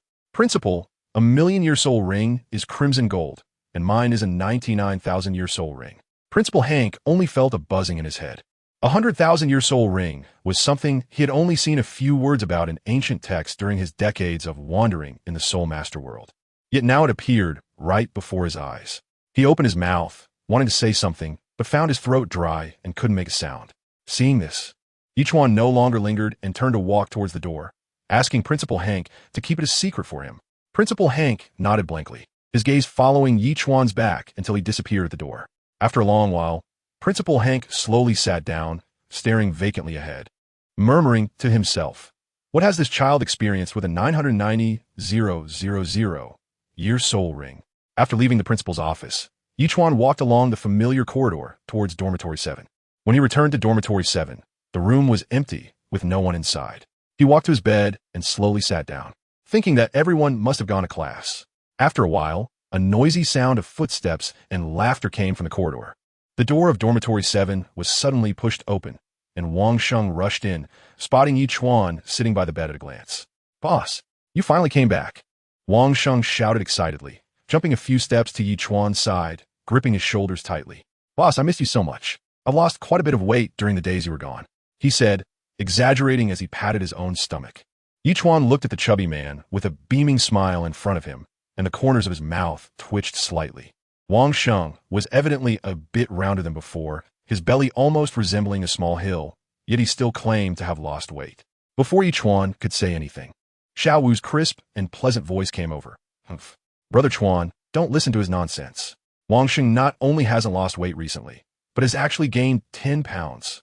Xiao Wu bounced into the room with a playful smile on her face, her eyes full of teasing for Wang Sheng. Upon hearing Xiao Wu's words, Wang Sheng's face turned red and white in turn. He awkwardly scratched his head and chuckled. "Sister-in-law, you've misunderstood me. I've just been eating a lot lately and gained a bit of muscle. It just looks like I'm fat." As he spoke, he squeezed the flab on his arm hard, trying to prove his point. Everyone couldn't help but burst into laughter. Just then, the dormitory door creaked open slowly, and Tang San walked in. He paused for a moment, and his previously calm expression instantly tensed up. When he saw Ichuan in the room, Tang San clearly froze for a moment, a hint of surprise flashing in his eyes, clearly not expecting Ichuan to appear at this time. Immediately, his pupils slightly constricted, and an invisible air of vigilance spread around him. Memories of his experience in the soul-hunting forest involuntarily surfaced in Tang San's mind. The originally slain Mandala Snake had bizarrely resurrected at the critical moment when he was absorbing the soul ring, viciously lunging at him with its gaping mouth. According to his teacher, it was the timely intervention of the passing law enforcement team that pulled him back from the brink of death. It must be Ichuan who is behind this. Tang San gritted his teeth inwardly. Although he had no substantial evidence in his heart, he believed that his only enemy was Ichuan. Apart from him, he couldn't think of anyone else who would go to such lengths against him. This suspicion, like a thorn rooted deep in his heart, filled him with caution towards Ichuan. Tang San said nothing and directly walked to his bed, lying down without even giving a simple greeting. He turned his back to everyone, exuding an aura that kept others at bay. Seeing this, Wang Sheng instantly became furious. Stepping forward and pointing at Tang San, his face reddening with anger as he shouted, "Tang San, you don't even greet the boss when he returns? That's so rude." Wang Sheng usually respected Ichuan, and now seeing Tang San's rudeness, his anger flared up. Tang San slowly turned his head, his gaze cold as he looked at Wang Sheng, and said in a deep voice, "I don't care what you all do, but you take your path, and I'll take mine. Let's not interfere with each other." Ichuan heard this and simply smiled lightly, a smile with a hint of depth, as there would naturally be more to see from Tang San in the future. The days at the academy flowed like a gentle stream, and Ichuan's life gradually fell into a unique rhythm. Annoying Tang San became a pastime Ichuan enjoyed. Whenever he had free time, Ichuan would immerse himself in the world of carving. He sat in a corner of the 7th dormitory, holding a chisel in his hand, focused on sculpting pieces of wood. Wood shavings danced at his fingertips, and Ichuan sometimes frowned in thought, sometimes smiled, with the entire world reduced to just him and his work. As time passed, the originally somewhat empty 7th dormitory gradually filled with his sculptures. From various animal statues to lifelike human figures, the area around the 50 beds was filled with these sculptures that embodied Ichuan's hard work. Whenever the holidays arrived, Ichuan couldn't wait to take Xiao Wu to Holy Spirit Village. While keeping company with Old Jack, Ichuan began carving a deep-sea magic whale king that was 200 meters long, planning to use it as a buff later on. Xiao Wu helped by passing tools and assisting, and their relationship progressed rapidly.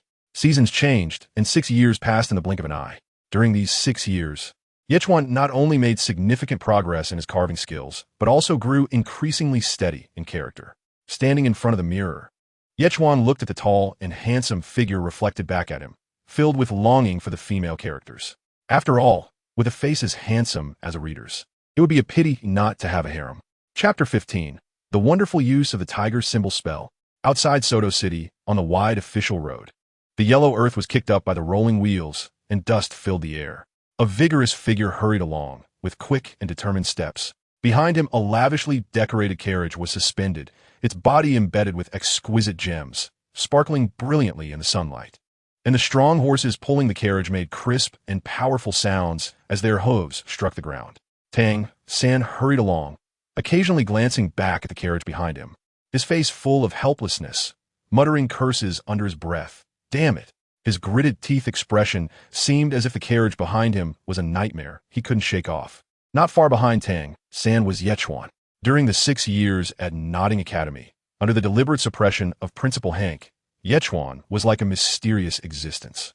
He had never revealed his martial soul and soul rings, yet this made everyone wary of him. Tang San felt this deeply. Once, when he unleashed his martial soul with full force, he thought he could overpower Ichuan, but Ichuan effortlessly defeated him without even activating his martial soul. Since then, Tang San knew Ichuan was unfathomable, and without absolute certainty of victory, he dared not easily resist Ichuan. At this moment, the interior of the carriage was decorated warmly and elegantly, with soft cushions and exquisite curtains showcasing the owner's extraordinary taste. Xiao Wu sat inside the carriage, her lively big eyes filled with confusion as she looked at Ichuan and couldn't help but ask, "Brother Chuan, several intermediate soul master academies have invited us, and the conditions they offered were quite good, but we rejected them. Why we have to follow this guy Tang San?" As she spoke, her brows furrowed slightly, her face full of puzzlement. Ichuan's lips curled up slightly as he reached out and gently pinched Xiao Wu's nose. This affectionate gesture made Xiao Wu frown, and she swatted Ichuan's hand away, chiding, "Don't keep pinching my nose." Ichuan chuckled lightly and asked back, "Then why do you say that?" Xiao Wu tilted her head, thought for a moment, and then revealed a sly smile on her face. "The whole Notting Academy knows that you treat Tang San like a toy. Usually, you even let everyone throw garbage in the hygiene area that Tang San is responsible for, and you even made the ant in the cafeteria deliberately shake when serving Tang San's food. This time, you're probably here to prank Tang San too." The more Xiao Wu spoke, the more she felt her guess was reasonable, and her smile grew increasingly proud.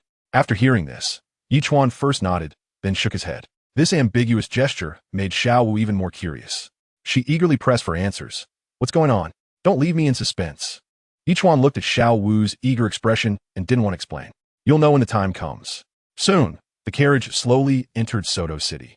The wheels rolled on the cobblestone road, making a dull sound, while the streets were bustling with crowds and lined with shops. Ichuan gently took Xiao Wu's hand, driving the carriage as they headed into the city.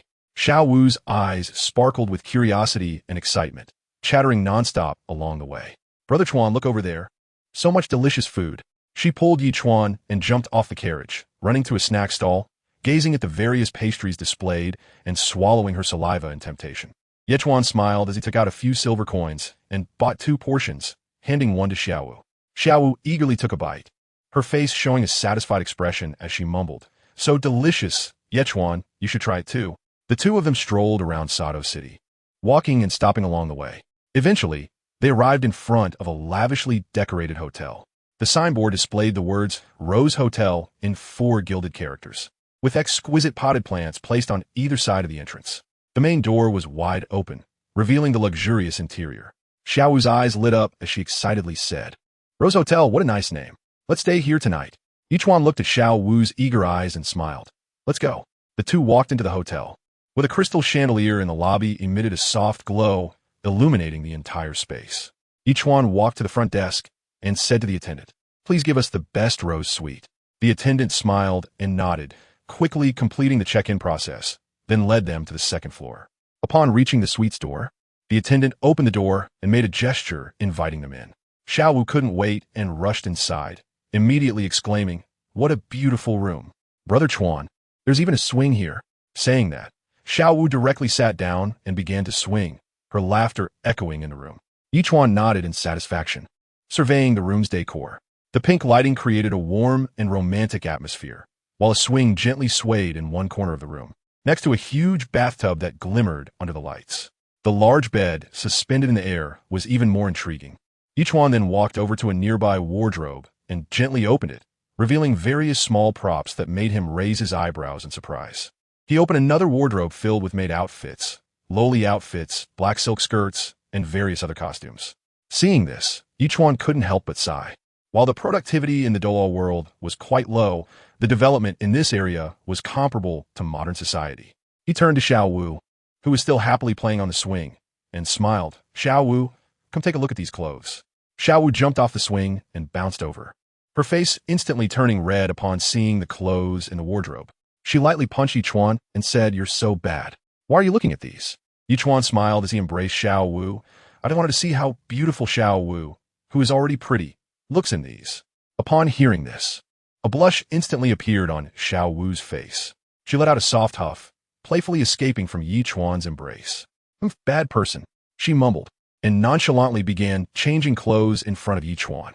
Usually lively and cute like a sprite, Xiao Wu was now slowly putting on a black professional outfit. Her slender fingers deftly pulled up the black stockings, adjusting the folds of the collar. Strangely, this outfit, which should highlight a mature and glamorous aura, instead gave off a playful vibe with every move she made. Ichuan's gaze was completely captivated by the little dance in front of him, and his Adam's apple unconsciously rolled as his eyes were filled with amazement and affection. In the next moment, he could no longer restrain the impulse in his heart, and with a swift step forward, he tightly embraced the little dance again. The little dance was startled by a sudden action, letting out a soft gasp. Before she could react, Yichuan's kisses fell like raindrops. "Brother Yichuan," the little dance slightly tilted her head back, her eyes shimmering, her voice carrying a hint of a soft, sticky plea. "Today, just eat me, okay?" Yichuan gently nodded, his eyes filled with affection as he picked up Xiao Wu and walked towards the bed. "Wait."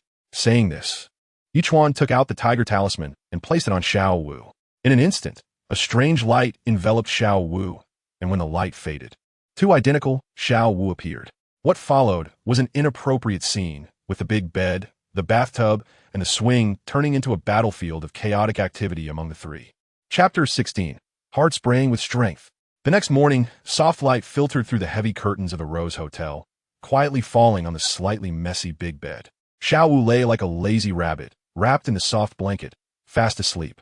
A trace of last night's fatigue still lingered on her delicate face, and her long eyelashes fluttered slightly with her breathing. Ichuan had already gotten up, standing by the bed, quietly gazing at Xiao Wu, a hint of a doting smile unconsciously appearing at the corners of his mouth. With the power of the Ox Talisman, the surge of strength had caused everything last night to become a bit uncontrollable. In the end, the 2 Xiao Wus could not withstand it and fell into a deep sleep early. "Xiao Wu, make sure to rest well. I'll be back soon." Ichuan leaned down and gently placed a kiss on Xiao Wu's forehead. Xiao Wu, still half asleep, let out a soft hum, curled deeper into the blanket, and mumbled, "Got it. Hurry up and come back." After saying that, she continued to sleep soundly. Ichuan stood up, tidied himself, and gently closed the door behind him. After leaving the hotel, he walked straight to the stable and drove the carriage away from the Rose Hotel. Outside Sodto City, there was a quiet little village. In the past, life here was as calm as water, with the occasional sounds of chickens and dogs being the liveliest noise. However, today, the village presented an extremely rare sight. In the open space at the village entrance, hundreds of people were lined up in a long, winding queue, resembling a dormant dragon. Tang San stood to the side, slightly furrowing his brows, quietly observing everything before him. Was this really the academy that his teacher Yu Xiaojing had strongly recommended to him? No matter how he looked at it, it seemed far from what he imagined a medium-level Soul Master Academy to be. In his mind, the academy should be solemn and grand, with spacious and bright classrooms and extraordinary instructors, but the scene of recruiting students in this small village truly left him feeling uncertain. Is this really the academy that the teacher said would help me cultivate better? Tang San murmured to himself, his tone filled with doubt. Just then, as in the original storyline, Dai Mubai demonstrated his talent, while Li Yusong showcased his strength as a soul emperor. The people waiting in line erupted in commotion. Those who had been filled with anticipation now showed hesitation and retreat on their faces. One soul emperor, one soul Zun, such powerful abilities coupled with the admission requirements. Very few were willing to throw their money away. If they were rejected, it would mean a total loss. In an instant, more than half of the people in the queue left, shaking their heads and sighing. Just as the scene began to calm down, the sound of hooves approached from a distance. Tang San instinctively turned around and saw a carriage rushing towards them. Upon recognizing the person, Tang San's expression changed slightly, and he couldn't help but curse inwardly. Damn it, how'd he catch up with me again? The carriage came to a stop, and Ichuan jumped down. He was dressed in splendid brocade, with a delicate jade pendant hanging from his waist and a folding fan in hand, smiling broadly as he walked towards Tang San. Little San, is this the academy that Gongzi recommended for you? It doesn't look that impressive, Ichuan said boldly, completely disregarding the gazes of those around him. Hearing Ichuan call his teacher Yu Xiaojing Gongzi, an anger surged within Tang San. He clenched his fists, his knuckles turning white from the pressure. His eyes fixed on Ichuan, wishing he could rush up and give him a beating. But at that moment, the scene of being lectured by Ichuan suddenly flashed in his mind, and that fear instantly overshadowed his anger. After hesitating for a moment, Tang San chose to remain silent, swallowing his anger. Ichuan, what are you doing here? Tang San tried to make his tone sound as calm as possible. Ichuan chuckled, put away his folding fan, and patted Tang San's shoulder. I heard you were coming to this academy, so I was curious to come take a look. I didn't expect it to be so shabby. Tang San did not respond, but silently looked at Ichuan, thinking to himself, no matter how this academy looks, as long as there are powerful teachers who can help him improve his strength, that is enough. Ichuan's voice was not small, and since everyone present were soul masters with excellent hearing, this sentence was naturally heard clearly by all. Li Yusong and Dai Mubai were originally busy maintaining the order of enrollment, but upon hearing this, their expressions instantly darkened, and anger surged in their eyes. Just as they were about to erupt, a figure darted out even faster than the two of them. Oh, then who are you? What strength do you have? What qualification do you have to question Shrek Academy? Unless you can prove your own strength, you have no right to do so. The one speaking was none other than the little princess of the Seven Treasure Glazed Tile School, Ning Rongrong.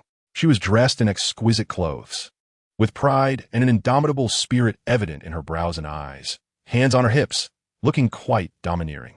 Ichuan's lips curled slightly, revealing a smile that was neither a smile nor a frown, as he said slowly, Shrek Academy? With such harsh admission requirements, claiming to recruit monsters far beyond ordinary geniuses and then train those geniuses into powerful beings, what difficulty is there in that? But what is the reality? Since the establishment of Shrek Academy, they have admitted 62 students, but only 14 have graduated. The rest have died, resulting in a death rate of an astonishing 81.4%. As soon as these words were spoken, it was like a heavy bomb was dropped into a calm lake, instantly stirring up waves. The parents, who were initially orderly and eagerly waiting in line to join Shrek, suddenly froze, their expressions turning to shock and hesitation. They exchanged anxious glances filled with unease. This death rate is too high. A middle-aged man turned pale, and his voice trembled slightly as he instinctively held his child tighter.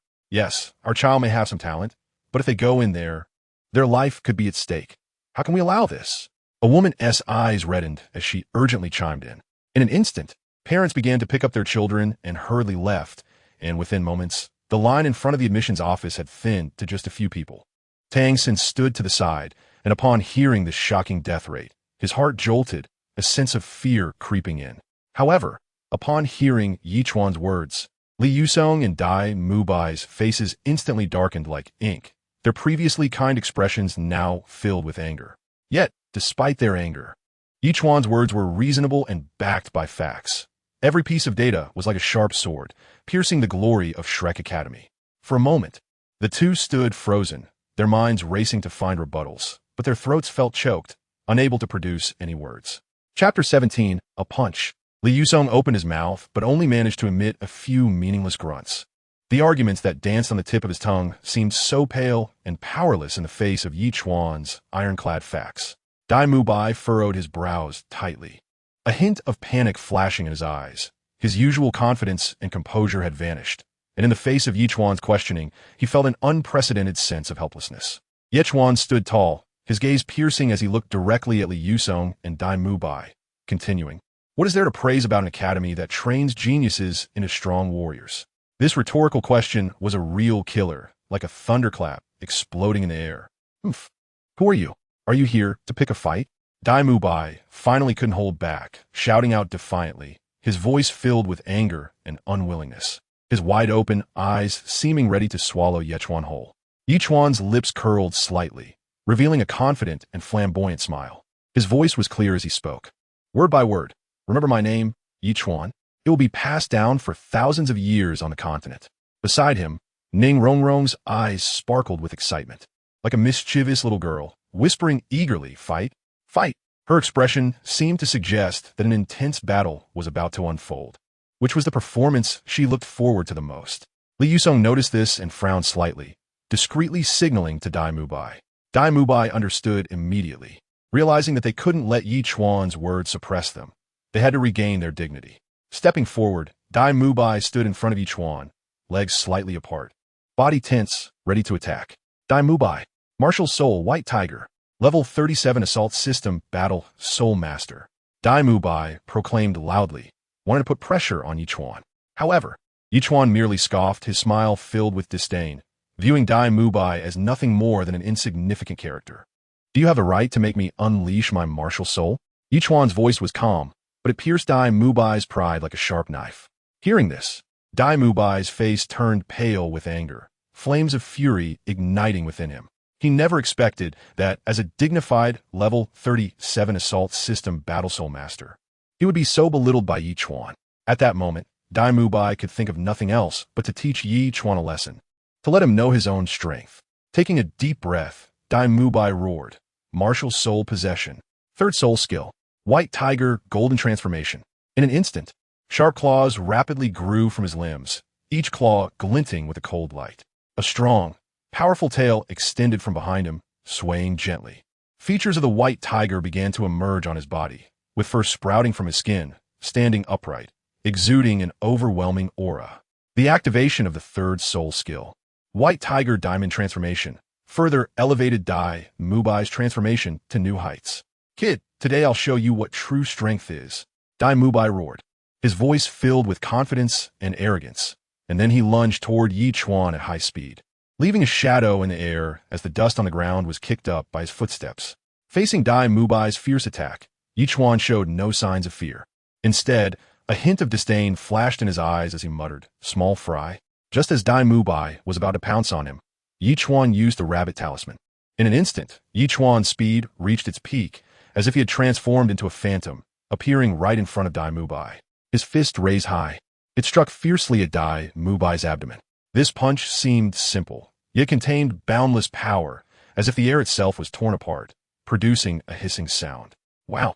Dai Mubai let out a painful cry, his whole body convulsing as he spat out bile. He curled up like a cooked shrimp, weakly collapsing to the ground. At this moment, Dai Mubai's eyes were filled with shock and disbelief, as if he couldn't accept being defeated so easily. "So strong." Ning Rongrong couldn't help but exclaim, her eyes wide with surprise, her face expressing astonishment. "He looks no older than me, yet he can defeat a soul master with one punch without even unleashing his martial soul." Her voice was filled with emotion, along with a hint of admiration. Tang San stood nearby, his expression growing serious. His gaze was fixed on Ichuan, feeling increasingly wary, and a sense of dread began to rise within him. Such a powerful opponent would pose a huge obstacle on his future path. However, thinking of his twin martial souls, Tang San felt reassured, seeing Ichuan display strength beyond his age. Zhu Xuching also showed curiosity, her cold eyes sparkling with an unusual light as she carefully scrutinized Ichuan. What kind of secrets and strength did someone who could easily defeat Dai Mubai possess?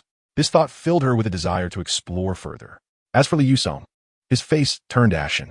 He had thought that Dai Mubai, as a level 37 assault system battle soul master, would be able to handle any challenge. But he didn't expect that Ichuan would come from behind and knock him down with a single punch. Such strength left Li Yusong feeling somewhat unsettled, and a wave of worry surged within him. Ichuan slightly raised his chin and beckoned to Li Yusong with his finger, the gesture filled with disdain and contempt. This simple action ignited the anger within Li Yusong like a spark catching fire. Li Yusong's face instantly turned red, veins bulging on his forehead, and he clenched his fists, knuckles whitening from the force. Oof. Li Yusong let out a heavy cold snort, his voice filled with anger. Even though you came to trouble me at Shrek Academy, I, Li Yusong, am not the kind of person who bullies the weak. His words were firm, attempting to overpower Ichuan with his momentum. However, deep inside, Li Yusong was far from as calm as he appeared. A hint of hesitation flashed in his eyes as he looked at Ichuan's confident demeanor, and a wave of doubt arose in his heart. Recalling the speed Ichuan had just displayed, Li Yusong still felt a lingering fear. In that moment, it seemed like Ichuan had transformed into a phantom, moving so fast that he could barely react. Who exactly is this kid? How could he have such terrifying speed? Li Yusong pondered silently in his heart, thinking that if he acted rashly and ended up defeated by him, wouldn't he that brings shame to Shrek Academy? Chapter 18, The Same Punch. Li Yusong unconsciously took half a step back, but on the surface, he forced himself to appear calm, squeezing out a cold smile. Kid, don't think that just because you have some skills you can run wild at Shrek Academy. If it weren't for your young age, I would have let you know how powerful I am. Ichuan looked at Li Yusong's pretentious demeanor and couldn't help but find it amusing. The corners of his mouth slightly raised, revealing a hint of a mocking smile. Stop pretending here. If you're scared, just say it directly and admit that Shrek Academy's teaching ability is lacking. Ichuan's voice was not loud, but it clearly reached the ears of everyone present. The crowd's gazes shifted back and forth between the two, and the atmosphere grew increasingly tense. Suddenly, a flamboyant and reckless voice erupted like thunder on a clear day, shattering the tranquility. Ha ha ha ha. Teacher Li, you want to save face, but I don't care. Today, Wuji will bully the weak. The voice was filled with unabashed arrogance, resembling that of a local thug. Following the sound, everyone turned to see a person of extraordinarily robust build, standing like a towering small mountain. His face was etched with arrogance, and every inch of his muscles seemed to flaunt his pride.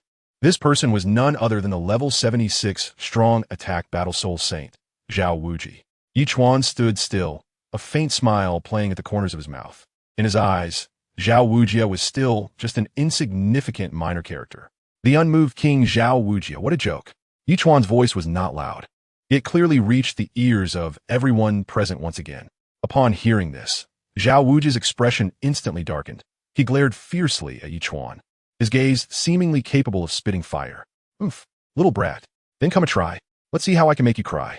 Ichuan was not intimidated by Xiao Wuji's imposing aura. He leisurely beckoned Xiao Wuji's with a finger, and this simple gesture seemed to possess a special magic, instantly igniting the fury within Xiao Wuji's. Kid, you've angered me. Seventh spirit skill. True body of martial soul. Xiao Wuji's roared, his voice shaking the air around him. A layer of intense light surged around his body, and astonishing changes began to occur. The already tall Xiao Wuji's seemed to be pulled by an invisible force, instantly growing to 5 meters tall. His muscles rapidly inflated as if filled with air, each muscle containing boundless strength. Brownish-yellow fur sprouted from his skin, growing wildly like wild grass, covering his entire body in the blink of an eye. When Xiao Wuji's body completely transformed into a bear shape, the brownish-yellow fur instantly turned into dazzling golden fur, sparkling brilliantly under the sunlight. Ning Rongrong and Zhu Xuching, who were standing nearby, showed expressions of dissatisfaction upon witnessing this scene. Ning Rongrong frowned slightly and muttered softly, "What kind of a movable king is Xiao Wuji's? Isn't this too much? Does a soul sage need to use their true martial soul to deal with a young boy? Are the teachers of Shrek Academy this shameless?" Zhu Xuching bit her lip tightly, subconsciously feeling a bit worried for Ichuan, as facing a soul sage like Xiao Wuji's put Ichuan in a very precarious position. However, Ichuan slightly raised the corners of his mouth, revealing a confident smile. Unhurriedly, he extended a finger and spoke in a firm and steady tone. One punch. I only need one punch to defeat you. These simple two words were like a giant rock thrown into a calm lake, stirring up waves of disbelief among the onlookers. The crowd erupted in astonishment, all wearing expressions of incredulity. Xiao Wuji's was completely enraged by Ichuan's words. As he swung his massive bare paw, a roaring wind was generated. Kid, since you're seeking death, don't blame me for being rude. Xiao Wuji's roared and suddenly charged forward, his enormous bare paw carrying overwhelming power as it slammed down towards Ichuan. Yet Ichuan remained completely calm, a glint of brilliance flashing in his eyes. Just as the bare paw was about to hit him, he activated the speed power of the rabbit talisman. In an instant, Ichuan's figure became blurry, like a ghost, arriving in front of Xiao Wuji in the blink of an eye. Immediately after, he activated the super strength of the ox talisman, and the muscles in his arm bulged instantly, transforming his entire arm into a steel-forged iron fist. Look at this punch, Ichuan shouted, unleashing a punch imbued with tremendous force. This punch seemed to condense all the power of heaven and earth, causing the air to buzz with the impact. Xiao Wuji didn't even have time to react before he was struck directly by this punch. With a loud bang, like a cannonball exploding, Xiao Wuji's massive martial soul body was sent flying by Ichuan's punch. His body traced a long arc in the air, flying dozens of meters before crashing heavily against the gates of Shrek Academy. With a thunderous roar, the Academy's gates were instantly shattered, with splintering everywhere. Xiao Wuji lay amidst the rubble, spitting out a mouthful of fresh blood, his entire being resembling a kite with its string cut, unconscious. The entire place fell into dead silence, everyone stunned by the scene before them, mouths agape as if they could fit an egg inside. Ning Rongrong's eyes widened in disbelief, muttering to herself, impossible. Without activating his martial soul, he injured a soul sage with a single punch. Could he be a title Douluo? No. Even Bone Grandpa and Sword Grandpa couldn't deliver such a punch. Her voice trembled slightly, clearly still reeling from the shocking scene. Zhu Xuching, who had originally appeared cold, was now replaced by surprise. She stared intently at Ichuan, her eyes filled with confusion and curiosity. This boy, who appeared to be around her age, possessed such terrifying strength, defeating an opponent she had never dared to think she could overcome with a single punch, leaving her heart unsettled. Tang San's expression darkened significantly, his hands clenched into fists, his nails digging deeply into his palms. Looking at Ichuan, a strong sense of defeat surged within him. He had thought his twin martial souls were powerful enough, yet in the face of Ichuan's punch, they seemed insignificant, as if his twin martial souls were worthless. Meanwhile, Li Yusong and Dai Mubai stood to the side, eyes fixed on Ichuan, their bodies trembling slightly, fearing that Ichuan might turn his attention towards them. At that moment, Ichuan no longer appeared to them as an ordinary youth, but rather a demon from hell, instilling extreme fear. Chapter 19. Keep up. Everyone, keep up. The blazing sun hung high, and dust danced wildly in the scorching sunlight before the gates of Shrek Academy. Ichuan stood with his hands behind his back, his posture tall and straight, exuding an undeniable aura. His gaze casually swept across the room and landed on Tang San. That look was like a tangible blade, sending a chill up Tang San's spine. He instinctively averted his eyes from Ichuan's gaze, feeling a surge of fear in his heart, as if he were being targeted by a fierce beast. Ichuan's mouth curled into a slightly mocking arc as he leisurely spoke, his voice clearly carrying in the hot air. Little San, is this the Shrek Academy you've been yearning to join? TSK, it doesn't look like much. After a slight pause, with a hint of teasing in his gaze, he continued. How about this? You bow to me 3 times and acknowledge me as your master, and I might consider teaching you something. Tang San's face instantly turned red with shame and anger upon hearing this. He gritted his teeth, the flames of rage burning fiercely in his chest. But reason told him that the person before him was unfathomable. He thought to himself that his current strength was like that of an ant in front of Ichuan. If he truly angered him, it would be as easy as pie for Ichuan to take his life. With this in mind, Tang San could only suppress his anger, let out a cold snort, lower his head, and remain silent, not daring to refute in the slightest. Upon seeing this, Ichuan couldn't help but let out a light laugh, filled with the anticipation of Tang San's reaction. Then Ichuan shook his head, a hint of disappointment appearing on his face, and sighed. Boring, truly boring. I thought it would be an interesting toy, but it seems I overestimated it. After saying this, Ichuan turned and walked at a leisurely pace towards the carriage parked nearby. Just as Ichuan was about to board the carriage and whip the horses to set off, a bright figure came rushing towards him. It was Ning Rongrong, her movements light and graceful. When she reached Ichuan, she was slightly out of breath, and her cheeks were flushed from running. "You just said your name is Ichuan, right?" Ning Rongrong spoke, her voice clear and pleasant. "Shrek Academy really has a hollow reputation. I came all this way, and it turns out to be so uninteresting." As she spoke, she lightly fanned herself with her hand, her eyes filled with disdain for Shrek Academy. Hearing this, Ichuan revealed a smile of great interest on his face. He raised an eyebrow slightly and said, "What? The young lady of the Seven Treasure Glazed Tile School also thinks this academy is nothing special?" Ichuan spoke with a hint of teasing, yet confidently revealed Ning Rongrong's identity. Upon hearing this, Ning Rongrong's eyes flashed with surprise, but she quickly returned to her usual demeanor. She looked Ichuan up and down, the corners of her mouth lifting into a brilliant smile. "I didn't expect you to see through my identity, but it's fine, you're an interesting guy. Much more fun than the people in this academy." With that, she didn't care whether Ichuan agreed or not, and boldly sat down on his carriage. Ichuan watched Ning Rongrong's series of actions, shaking his head helplessly, but there was no sign of anger on his face. Anyway, it would be long before he would know Ning Rongrong's depth.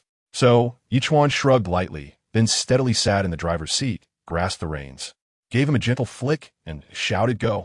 With a call, the carriage slowly started, raising a cloud of dust as it drove off into the distance.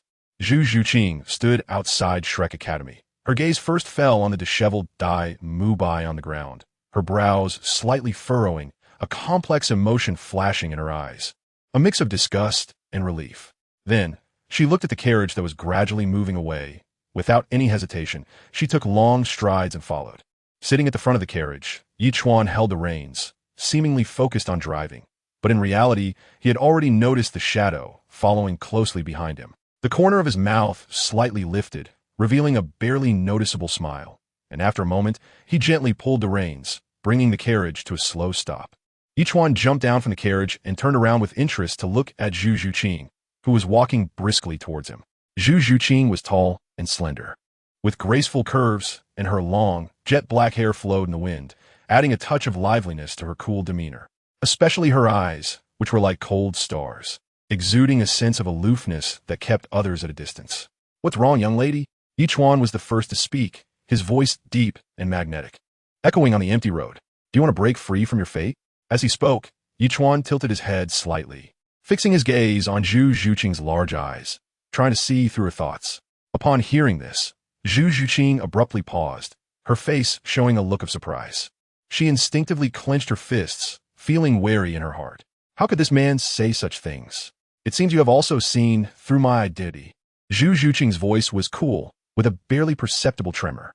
Ichuan smiled, a hint of mystery in his laughter, the daughter of the Zhu family head of the Xinghua Empire.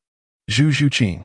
Ichuan spoke slowly, stating that in order to escape the royal marriage and strive to survive, he had fled from the Xinghua Empire, pursued by his older sister Zhu Xuan, and ended up here. Although Ichuan spoke lightly, every word hit Zhu Xuching's heart like a heavy hammer. Zhu Xuching's face instantly turned pale, her eyes wide with shock and fear. How could this person know so much? She had been cautious along the way, afraid to reveal her identity, and all her secrets had been effortlessly uncovered by him.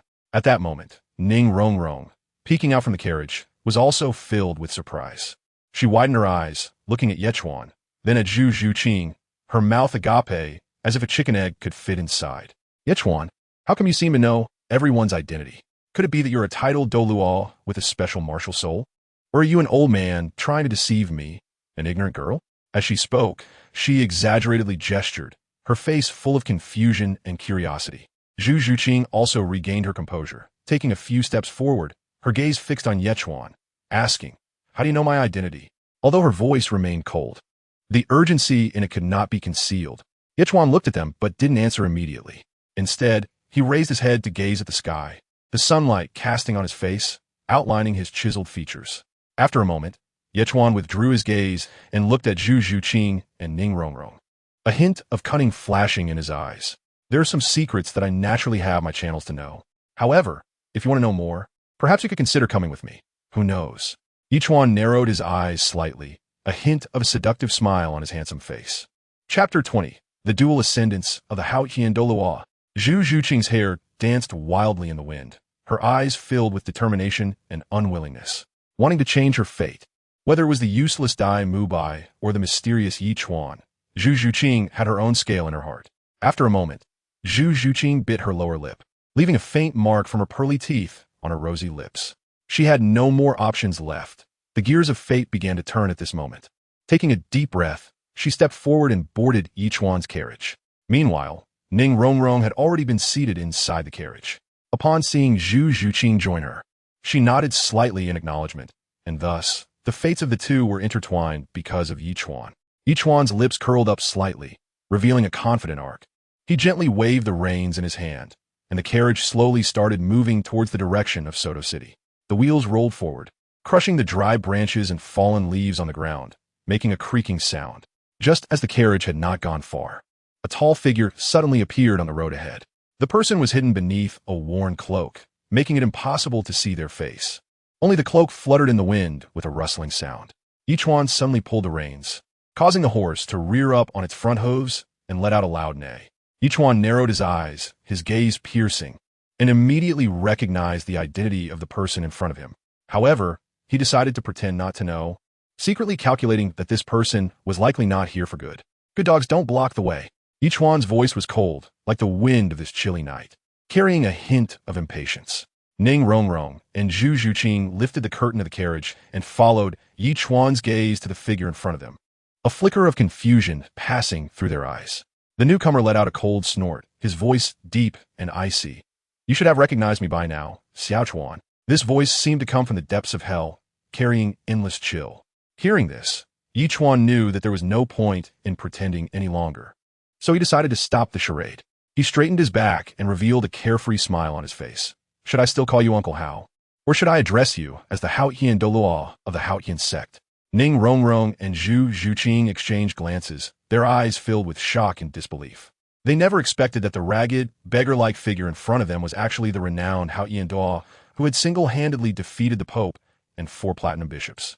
Tang Hao slowly raised his head, the moonlight filtering through the clouds and illuminating his weathered face, his eyes filled with anger and killing intent. Just casual. His tone remained cold. You bully my son every day at the academy, and just now you even humiliated him.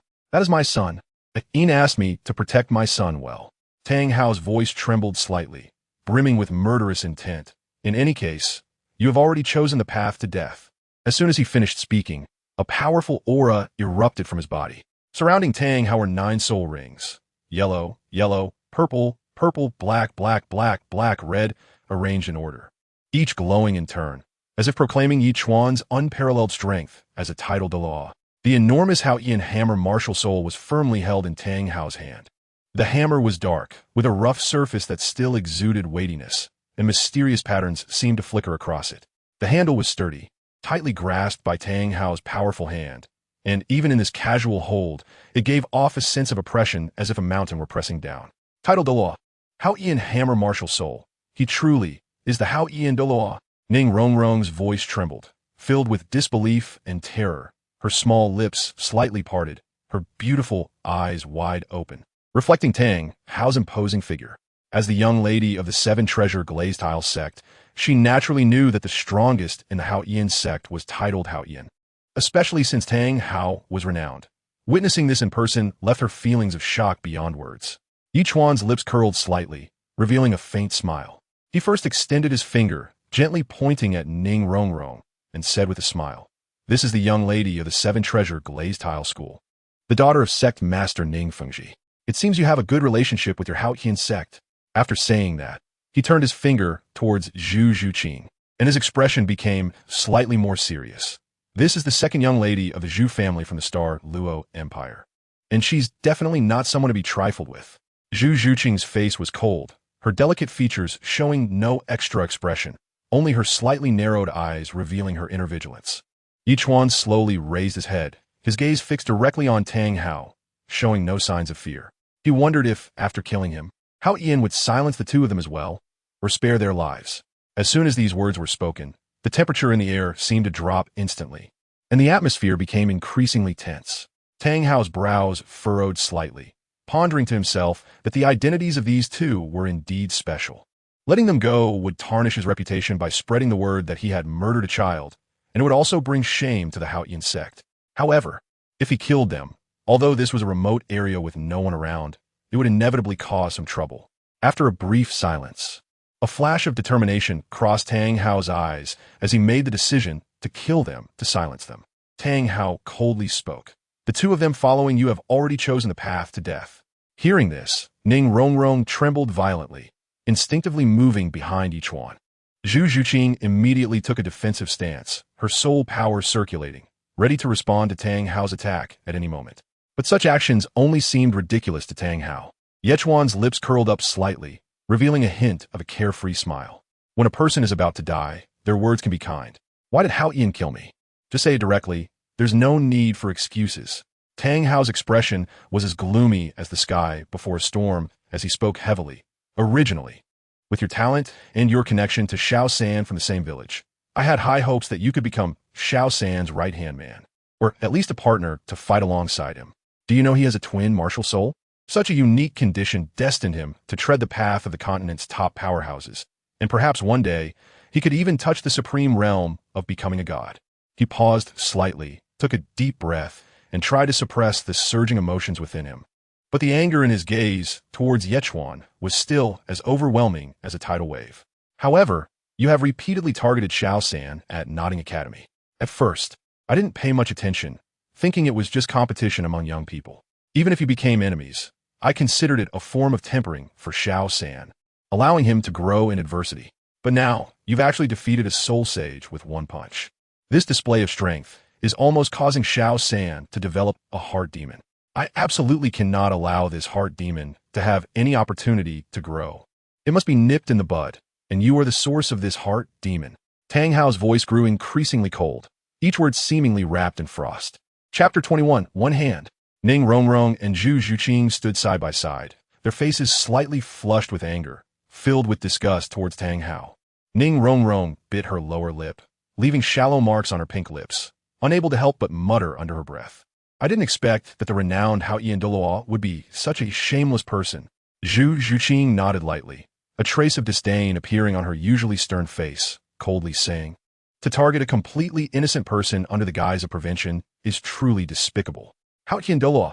Ichuan's voice was clear and carried a hint of mockery. Do you think you have me figured out? In fact, it is you who took the bait. Since my martial soul awakened, no one has seen my true strength. Martial soul possession.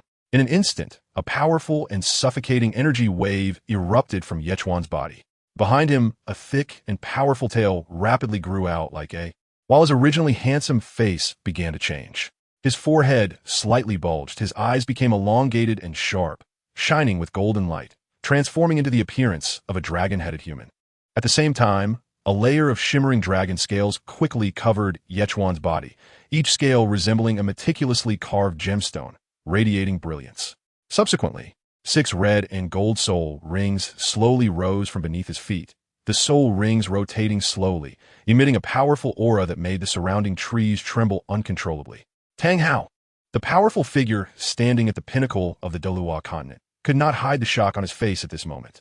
His eyes widened, pupils rapidly constricting as if he had seen the most incredible thing in the world. How is this possible? Tang Hao murmured to himself, disbelief filling his voice. 6 soul rings far exceeding 100,000 years. Ichuan raised his head proudly and announced loudly, Ichuan, the Spirit Master Saint, level 67 Assault System Spirit Emperor. Ning Rongrong instinctively covered her mouth, her beautiful eyes wide open, filled with disbelief. Her mind was blank, completely unable to comprehend the secret that this boy was hiding. How is this possible? A 12-year-old Spirit Emperor. Zhu Xuching quietly stood to the side, a complex emotion flashing in her eyes, a mix of envy and sentiment. If only she had such talent, perhaps she could break free from her family's constraints and truly take control of her own destiny. Tang Hao took a deep breath, trying to calm himself down. He clenched his fists, his joints turning white from the effort, and his aura began to rise. Ichuan, I admit your talent may be the strongest in the history of Douluo Continent, but the gap between a titled Douluo and a Spirit Emperor is enormous. Today, I will kill you. Ichuan listened and not only felt no fear, but instead laughed even more recklessly. Oh, he raised an eyebrow, his eyes filled with provocation. In that case, I actually hope that Hao and Douluo 1T run away later. Suddenly, the wind howled around him, and sand and stones flew, as if they too were restless in anticipation of the intense confrontation to come. Ichuan and Tang Hao stood opposite each other, their auras clashing and creating a sizzling sound in the air, as if sparks could fly at any moment. Today is your day of death. Ichuan's lips curled into a fearless smile as he replied, "Then let's see who can stand until the end today." As soon as the words left his mouth, in an instant, Ichuan and Tang Hao shot out like arrows released from their bows. Tang Hao's speed was as swift as lightning, creating a strong gust of wind, and the surrounding air was compressed by his momentum, producing a dull, explosive sound. Ichuan was equally impressive, his figure leaving a shadow in the air. Tang Hao tightly gripped the Haotian hammer, his muscles bulging, exuding a strong sense of pressure. Ichuan gathered all his strength into his right fist, the muscles in his arm bulging high, veins popping out and shimmering with a metallic sheen. The two met in midair, without a hint of hesitation, and slammed into each other heavily. Boom! A loud crash shook the ground and mountains, a powerful wave of energy rippling outwards from the two of them, uprooting trees around them, which flew off into the distance. As a result, neither of them took a step back, their feet firmly planted on the ground, causing the ground to suddenly collapse and leaving two deep footprints, with the surrounding soil cracking like a spider web. Zhu Xuching watched the battle from afar, and upon seeing this scene, she couldn't help but cover her mouth in surprise, exclaiming, "A tie! Ichuan, Soul Emperor, has fought to a standstill against the title Douluo." Her eyes were filled with shock and disbelief, as this scene completely exceeded her understanding. Ning Rongrong, on the other hand, looked tense, her hands unconsciously clenched, her nails digging into her palms. "It's different," Ning Rongrong said anxiously. "The Haotian sect has many secret techniques. Ichuan is in danger." Her voice trembled slightly, clearly worried for Ichuan's safety. It seemed that Tang Hao heard Ning Rongrong's words, and a fierce glint flashed in his eyes. Suddenly, he exerted force, and the soul power within him erupted like a surging tide, forcing Ichuan back several steps. The gap in strength among soul masters in the later stages is enormous, Tang Hao said solemnly. It's not just the difference in soul power.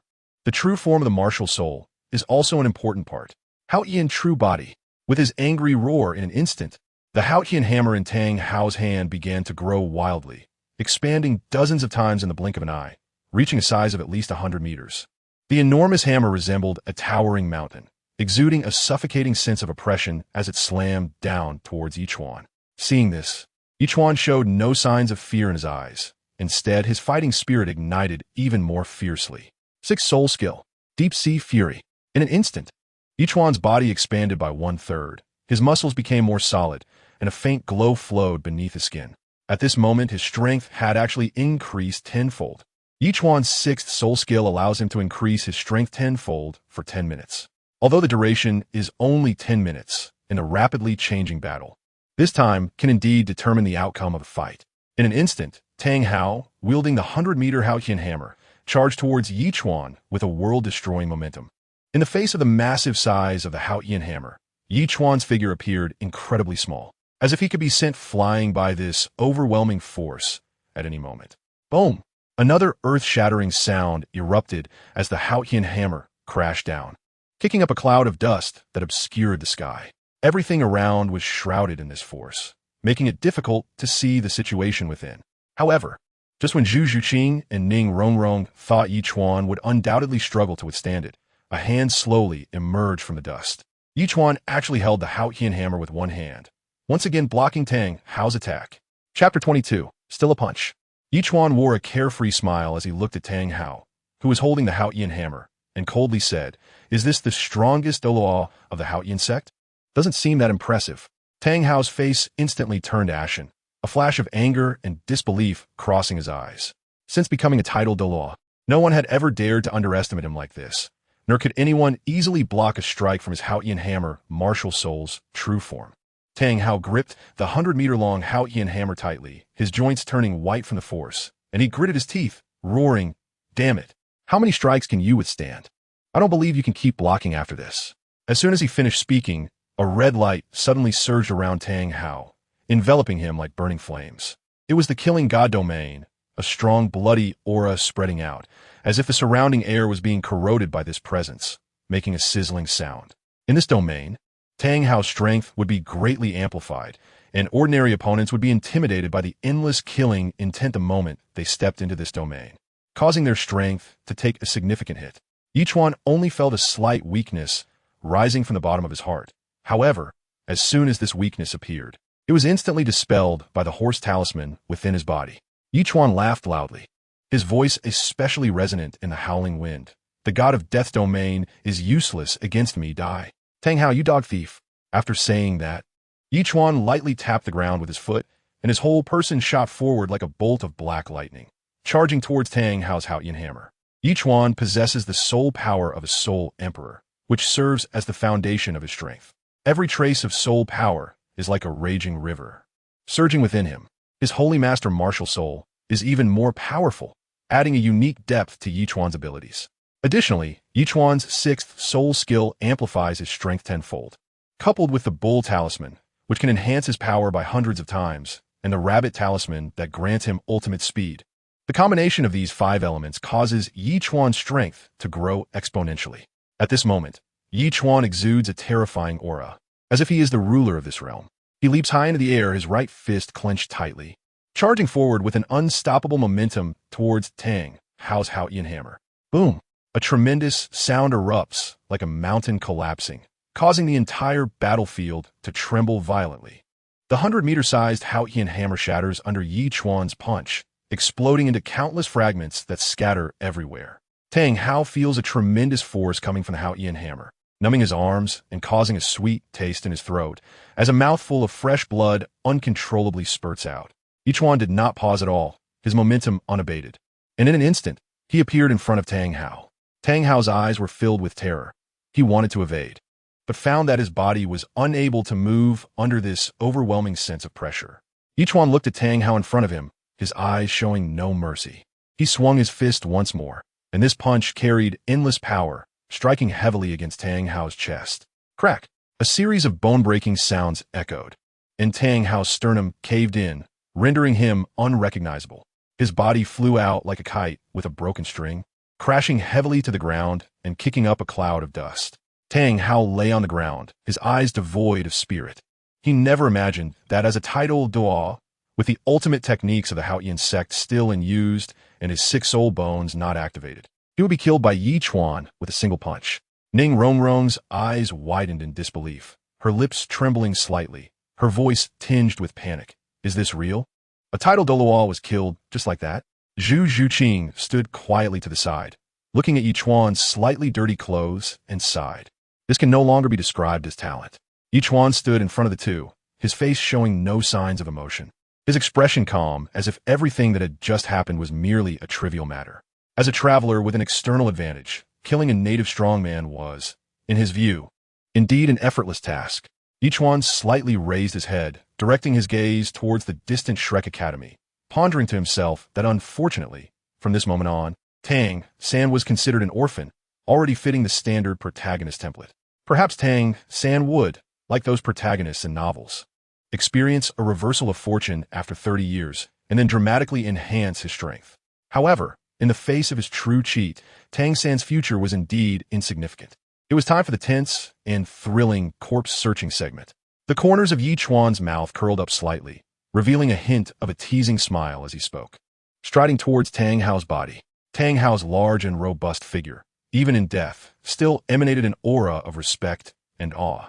Ichuan bent down, his gaze fixed on Tang Hao, eyes shimmering with greed. Tang Hao possessed a complete set of soul bones, especially the right arm bone and left leg bone, which were high-quality soul bones passed down from the Haotian Sect, treasures that countless soul masters dreamed of. However, compared to Ichuan's ability to mass-produce soul bones from the deep-sea demon whale king, the soul bones of the Haotian Sect were truly quite ordinary. Ichuan's hands quickly groped over Tang Hao's body, his movements skilled and decisive. In a short while, he found Tang Hao's storage soul guide. As he opened the soul guide, a ghostly blue light burst forth, revealing the right leg bone of the blue silver emperor. Ichuan's face revealed a satisfied smile as he unhesitatingly put it away. With his actions, Tang Hao's body gradually became fragmented. Poor Tang Hao, who was dismembered by Ichuan even after death.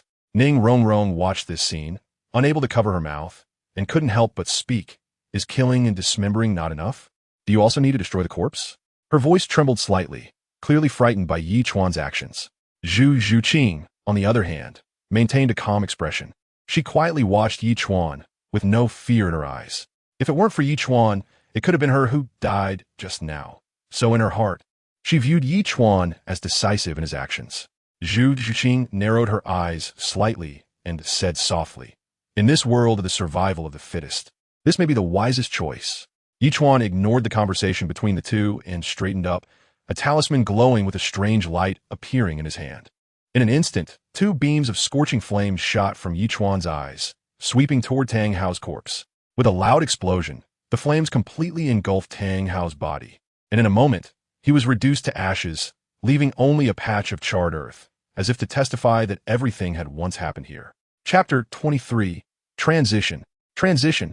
The dusk fell like a heavy curtain, slowly enveloping the entire city in a dim yellow hue. A luxurious carriage slowly approached the entrance of the Rose Hotel, the wheels rolling over the cobblestone road, producing a dull sound. Zhu Xuching and Ning Rongrong followed closely behind Ichuan, carefully getting off the carriage.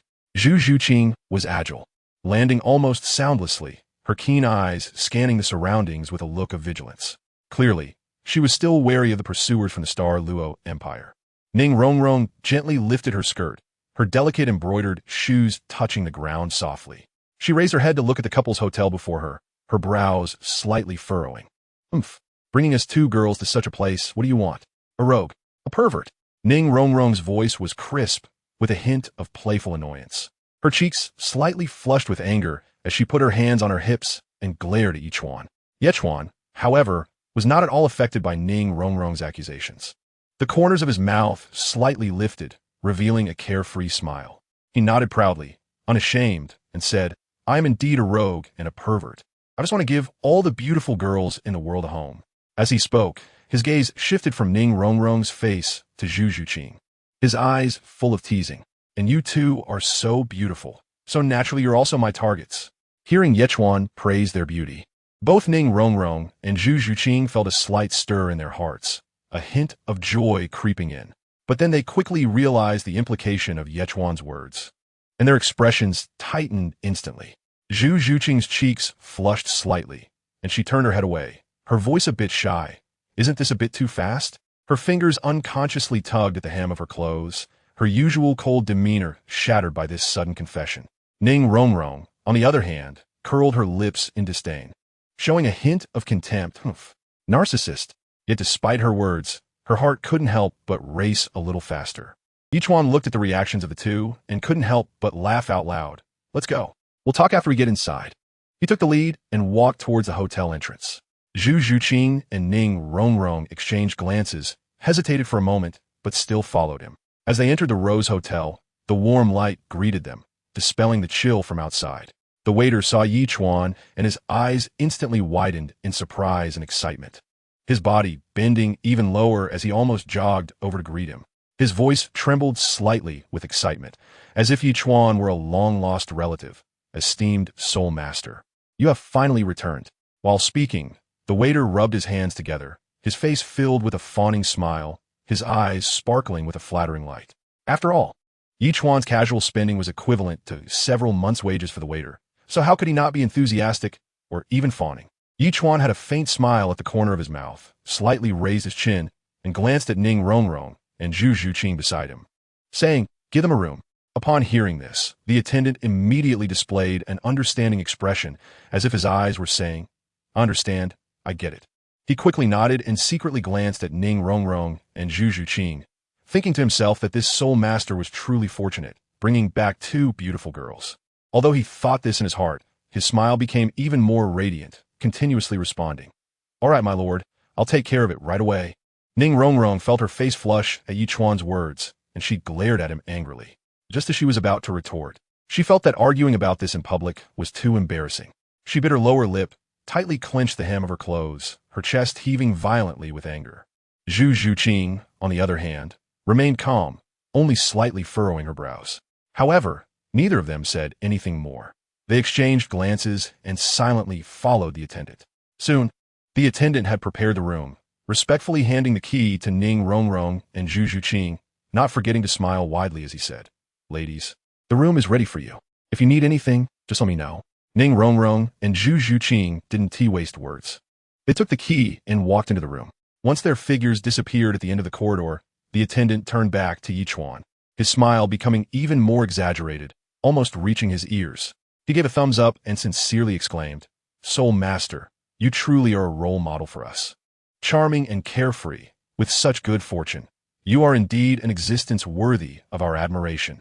As he spoke, the attendant shook his head, looking as if he were reciting some ancient famous quote. Ichuan smiled proudly upon hearing this, but still feigned modesty by waving his hand, the corners of his mouth slightly curling up as he chuckled. Low profile, low profile. As Ichuan stepped into the room, two sharp gazes shot towards him like blades. Ning Rongrong crossed her arms in front of her chest, a hint of anger on her face, and exclaimed loudly, "Let me tell you, I'm not an easy woman. I won't engage in anything ambiguous with you." Zhu Xuching stood beside her, her expression stern, gently nodding her head as her cold voice echoed, "I share the same opinion as Rongrong."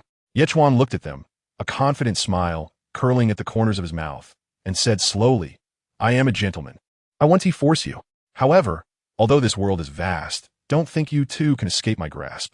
After finishing his words, he elegantly turned around and strode away, leaving Zhu Xuching and Ning Rongrong stunned in place, the echoes of his words still lingering in the room. Ning Rongrong wore a puzzled expression, her brows furrowed, and couldn't help but mutter, "Huh? What does that mean? I thought he was going to force us." Her eyes were wide open, filled with confusion. Zhu Xuching narrowed her eyes slightly, deep in thought, and said in a low voice, "During our time together, I feel like he doesn't seem to be that kind of person." Afterward, the two sat on the edge of the bed, chatting back and forth. At first, the topic revolved around Ichuan, reminiscing about the day's experiences, and before they knew it, their words were full of admiration for him. At some point, the conversation shifted to each other, sharing their individual experiences. The soft light spilled over them, and as time passed, their bond grew much closer through a night of conversation. Meanwhile, in the next room, Ichuan was fully focused on exploring new positions with Xiao Wu. Especially after just experiencing this, Xiao Wu savored every moment, having been thoroughly trained by Ichuan before falling asleep again. Chapter 24. Heading to the Sodto forest. The next morning, sunlight streamed through the thin curtains, gently illuminating the room. Ichuan brought Xiao Wu to the room of Zhu Xuching and Ning Rongrong. As soon as Xiao Wu opened the door and saw Zhu Xuching and Ning Rongrong inside, her eyes lit up. She immediately affectionately wrapped her arms around Ichuan's, pressing her softness against him, and asked in a spoiled tone, "Brother Chuan, are they also yours?" Ichuan's mouth slightly curled up as he nodded, feeling the warmth and softness from his arm, his heart filled with contentment. Xiao Wu, being a 10,000-year-old beast transformed into human form, naturally had different thoughts and concepts from humans. In the world of soul beasts, strength is revered, and having the power of dominance, along with the phenomenon of polygamy, is quite normal. Therefore, she had no objection to the other women around Ichuan. Xiao Wu released Ichuan and walked up to Zhu Xuching and Ning Rongrong, her face radiating a bright smile as she enthusiastically said, "Hello, my name is Xiao Wu, the dance of the dance." As she spoke, she playfully spun around, as if truly dancing gracefully. Ning Rongrong and Zhu Xuching exchanged glances, then each introduced themselves. Seeing how close Xiao Wu and Ichuan were, they roughly guessed the relationship between the two. A complex expression flashed across Ning Rongrong's face, while Zhu Xuching slightly lowered her head to conceal the unusual glint that passed through her eyes. Ichuan stepped forward and said with a smile, "All right, from now on we are all family. Let's not be strangers to each other." Ning Rongrong couldn't help but let out a cold snort at his words. She crossed her arms over her chest, turned her head away, and mumbled softly, "Who wants to be family with you?" As if it's that easy. Although she said this, a different kind of ripple stirred in her heart. Zhu Xuching's face turned slightly red, looking a bit embarrassed, and she nodded lightly without saying a word. Then, Ichuan led the three of them out of the hotel. As soon as they stepped onto the street, their handsome and beautiful combination instantly attracted everyone's attention. Ichuan stood tall and handsome, like a character walking out of a painting. It wouldn't be an exaggeration to say he traversed the world with a face comparable to that of a noble reader. The three girls, Xiao Wu, Ning Rongrong, and Zhu Xuching, were all exceptionally beautiful. When they walked together, they resembled a stunning scenery line, attracting passers-by to stop and admire. The group strolled through the bustling streets of Sodto City, where an array of goods lined the sidewalks, and the sounds of vendors calling out filled the air. Ichuan looked at the curious eyes of the three girls and said with a smile, "Feel free to choose whatever you like. Today, all expenses are on me." As soon as Xiao Wu heard this, she jumped up excitedly and dragged Ning Rongrong and Zhu Xuching towards a jewelry store. The store was filled with all kinds of exquisite accessories. Xiao Wu picked up a hairpin inlaid with a ruby, held it up to her head, and turned to Ichuan, asking, "Brother Chuan, do you think this looks good?" Ichuan smiled and nodded, his eyes full of affection. "Looks good. Our Xiao Wu looks good in anything." Ning Rongrong picked up a string of pearl necklace, put it around her neck, and admired herself in the mirror from side to side. Zhu Xuching quietly chose items nearby, occasionally picking up something and examining it carefully. Ichuan followed behind them, patiently accompanying them as they made their selections, occasionally offering his own suggestions. Thus, the four of them spent day after day, taking a week to explore the surroundings of Sodto City. On the official road outside Sodto City, the carriage rolled over the bluestone slabs, producing a rhythmic clattering sound, while the tassels hanging from the gilded roof swayed gently with the bumps. Ichuan comfortably adjusted his position, the back of his head nestled into Xiao Wu's soft thigh, the tip of his nose surrounded by the girl's unique jasmine fragrance. He squinted slightly, watching as Zhu Xuching's long eyelashes cast butterfly-like shadows beneath her eyes, while the black-haired girl used a dagger to peel a crystal apple. The fruit skin, as thin as a cicada's wing, spiraled down, and the blade's friction against the fruit flesh produced a faint rustling sound. "Open your mouth," Zhu Xuching suddenly spoke, pressing the neatly cut fruit against Ichuan's lips. When Ichuan deliberately rolled the fruit pulp with the tip of her tongue, she clearly felt the momentary tremor in her fingertips. What a waste! Ning Rongrong knelt on the soft cloud brocade cushion, the specially made jade tea set from the Seven Treasure glazed tile school chiming in her hands. "This is morning dew tea from the eastern foothills of the Sodto forest. Do you think it's just plain water?" The light green tea soup traced an arc in the air and precisely landed in Ichuan's slightly open mouth. Ichuan smacked his lips and suddenly grabbed Ning Rongrong's ankle. The girl's fair arch was faintly visible under the black silk stockings. "Compared to drinking tea, I prefer." Before he could finish his sentence, Ichuan was silenced by an apple. "Get to the point." Xiao Wu tugged at Ichuan's ear, pulling him up. Mischievous light danced in her pink eyes. "Last time you cleaned out Tang San's gold soul coins and made him go hungry for a few days. What are you planning to do to him this time?" Ichuan leaned back against the girl's knee, his fingers entwined with her hanging braids. "Xiao Sanzi was going to hunt for spirit rings. How could I not help?" Zhu Qing and Rongrong had absorbed spirit bones, and their strength had reached level 30, so they also needed to acquire spirit rings. You'll see when the time comes. Under Zhao Wuji's swift lead, Tang San, Dai Mubai, Ma Hongjun, and Oscar hurriedly made their way to the outskirts of the Sodto forest. After a day's time, the group from Shrek Academy arrived at a small town on the outskirts of the Sodto forest. The town was bustling, the streets full of people, mostly appearing to be soul masters. Tang San looked at the lively scene and couldn't help but exclaim, "So many people, with the Sodto forest behind it. It seems to have supported quite a few soul masters." Dai Mubai's lips curled up slightly, revealing a confident smile as he patted Tang San's shoulder and said, "Xiao San, you should also focus on your training. This time, when helping Oscar obtain a spirit ring, if you break through to level 30, you can also get a spirit ring, and you'll be a soul Zun." Zhao Wuji's expression turned serious as he said in a deep voice, "All right, it's getting late. We need to hurry into the town, or there might not be any rooms left at the inn." Saying this, he quickened his pace, and the others hurried to catch up. Under Zhao Wuji's leadership, the group from Shrek Academy arrived at the only inn in the town. The inn's sign swayed gently in the breeze, with the words Yueli encarved on it. Just as they were about to enter, Zhao Wuji, Dai Mubai, and Tang San saw a very familiar and luxurious carriage parked in front of the inn. Tang San's eyes widened instantly, a hint of anger flashing his eyes as he exclaimed, "Damn Ichuan, what is he doing here?" Ma Hongjun looked surprised, his mouth agape as he asked, "You mean the guy who defeated Teacher Zhao with one punch?" His voice was sharp and stood out in the noisy environment. Zhao Wuji's face instantly darkened upon hearing this, as if shrouded by a layer of dark clouds. A hint of embarrassment flashed in his eyes. After all, being defeated by a boy much younger than him was quite a disgrace. Ma Hongjun's words were undoubtedly like salt on his wounds.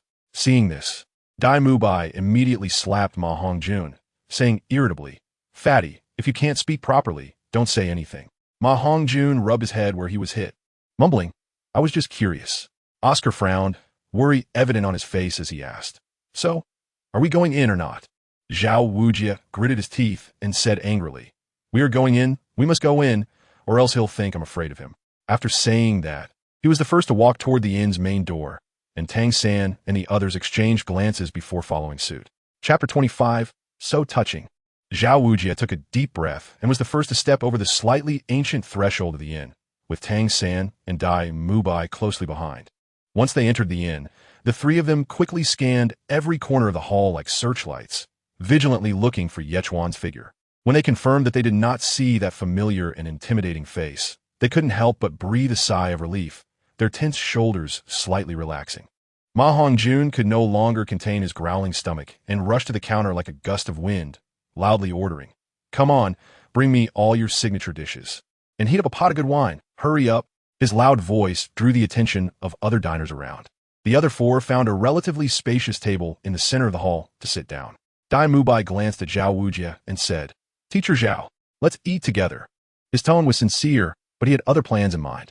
After all, Shrek Academy had a rule that students and teachers were responsible for their own expenses when going out, but Ichuan might be in this inn, and no one dared to easily separate, so it was safer to stay together. Xiao Wuji nodded slightly, his expression still somewhat grave, saying, "Fine. Special circumstances should be treated specially." His gaze occasionally drifted towards the staircase and windows, seemingly on guard for Ichuan's appearance. Soon, steaming dishes were served one after another at the table. The aroma wafted through the air, making Ma Hongjun's fingers itch. He eagerly picked up a piece of meat. Just as he was about to put it in his mouth, he was shot a glare by Dai Mubai, saying, "Fatty, mind your image. Don't eat like you're reincarnated from starving ghost." Ma Hongjun pouted and mumbled, "I'm about to starve to death. Who cares about image?" But he obediently put down his chopsticks, waiting for everyone to start eating together. As the group ate, they quietly talked while keeping a vigilant eye on their surroundings. As time passed, and they still hadn't seen Ichuan's figure, everyone gradually relaxed and began to enjoy their meal. However, the calm did not last long. The Tsanghui Academy had indeed clashed with them, and Xiao Wuji had fiercely beaten up the leading teacher from Tsanghui Academy, venting the frustrations he had endured during this time. The group dispersed, and it seemed that the night passed without incident. Meanwhile, Ichuan was standing in the shadows on the second floor of the inn, silently observing this scene. Ning Rongrong had somehow come to his side and quietly said, "Bad guy, weren't you going to deal with him? Why are you just watching?" Ichuan immediately laughed and said, "Tang San is my dear friend, my brother. How could I harm him?" A hint of playful smile appeared on his face, and his tone was as if he and Tang San were truly close friends for life. Ning Rongrong and Zhu Xuching stood aside, feeling speechless upon hearing this. Zhu Xuching snorted softly and muttered, "You just crushed his father's bones last week, and now you're calling him a dear friend and brother. I really don't know what you're thinking." Xiao Wu playfully blinked and laughed. "I think Brother Chuan is afraid of alerting the enemy." Hearing this, Ichuan reached out and pinched Xiao Wu's tender little face, saying indulgently, "Our Xiao Wu is still smart as a whip." As he spoke, Ichuan took Xiao Wu's hand and walked towards the room. Xiao Wu's face flushed slightly, and she struggled a little, but she was still led away by Ichuan. Zhu Xuching and Ning Rongrong exchanged glances, both blushing. Ning Rongrong whispered, "This Ichuan, he always takes so long every night, what a beast." Zhu Xuching lowered her head slightly, her blush becoming more apparent. She huffed softly and turned back to her room. The next day, as dawn broke, everyone from Shrek Academy was already packed and hurriedly left the quiet little town, heading towards the Sodto forest. Meanwhile, Ichuan was still immersed in a warm dream, holding two Xiao Wus in his arms and sleeping soundly. It wasn't until the sunlight streamed through the window and warmly illuminated his face that he slowly woke up, rubbed his sleepy eyes, and stretched widely. After Ichuan finished washing up, he took Xiao Wu, Zhu Xuching, and Ning Rongrong, and together they stepped into the Sodto forest. As soon as they entered this mysterious forest, Xiao Wu's eyes instantly lit up.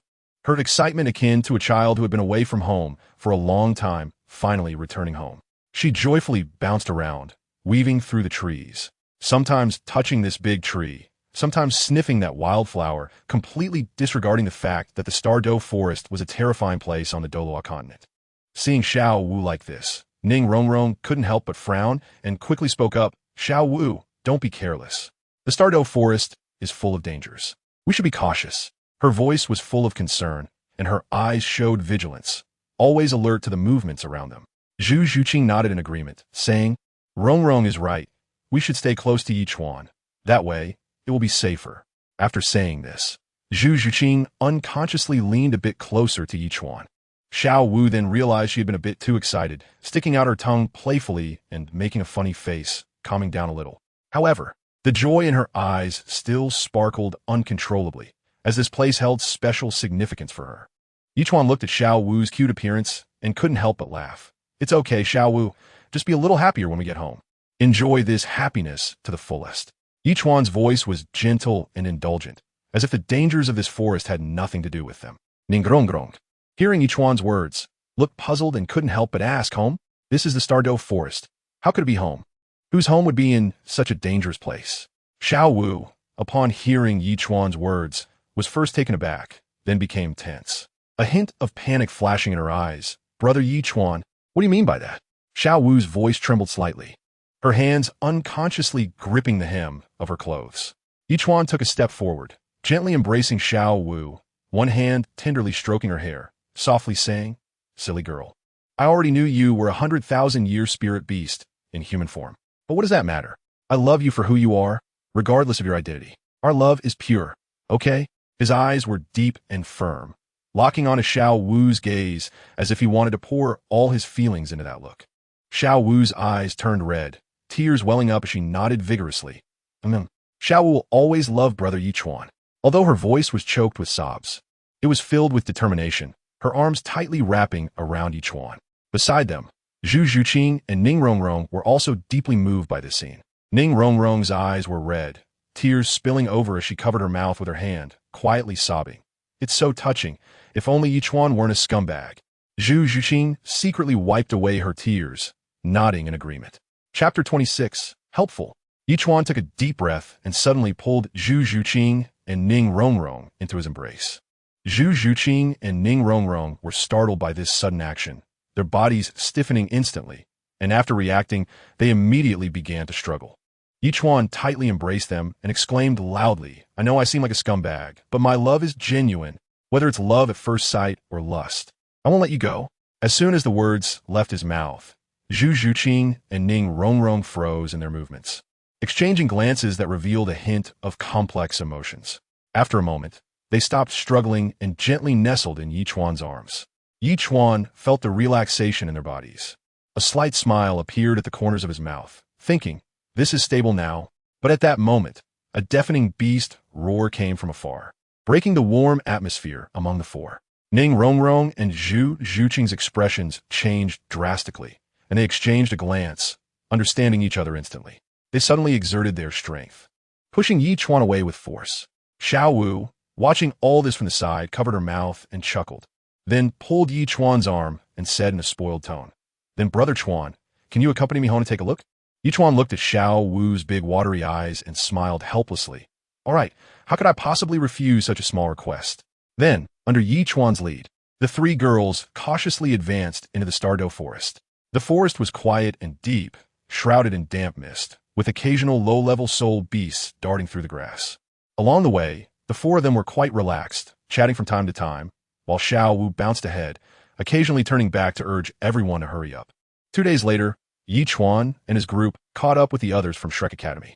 By this time, it was getting late, and the Shrek Academy group decided to camp in the forest for the night. Xiao Wuji had searched for 2 nights with the 4 from Shrek Academy, but had not found a suitable soul ring for Oscar. As night fell, they set up their tents and sprinkled the powder to repel soul beasts around them. The powder emitted a pungent smell that spread through the air. Xiao Wuji looked at everyone with a serious expression and instructed, "In the first half of the night, Mu Bai and the fatty will keep watch. In the middle, Oscar and Tang San will take over, and I'll take the last watch. Everyone stay alert.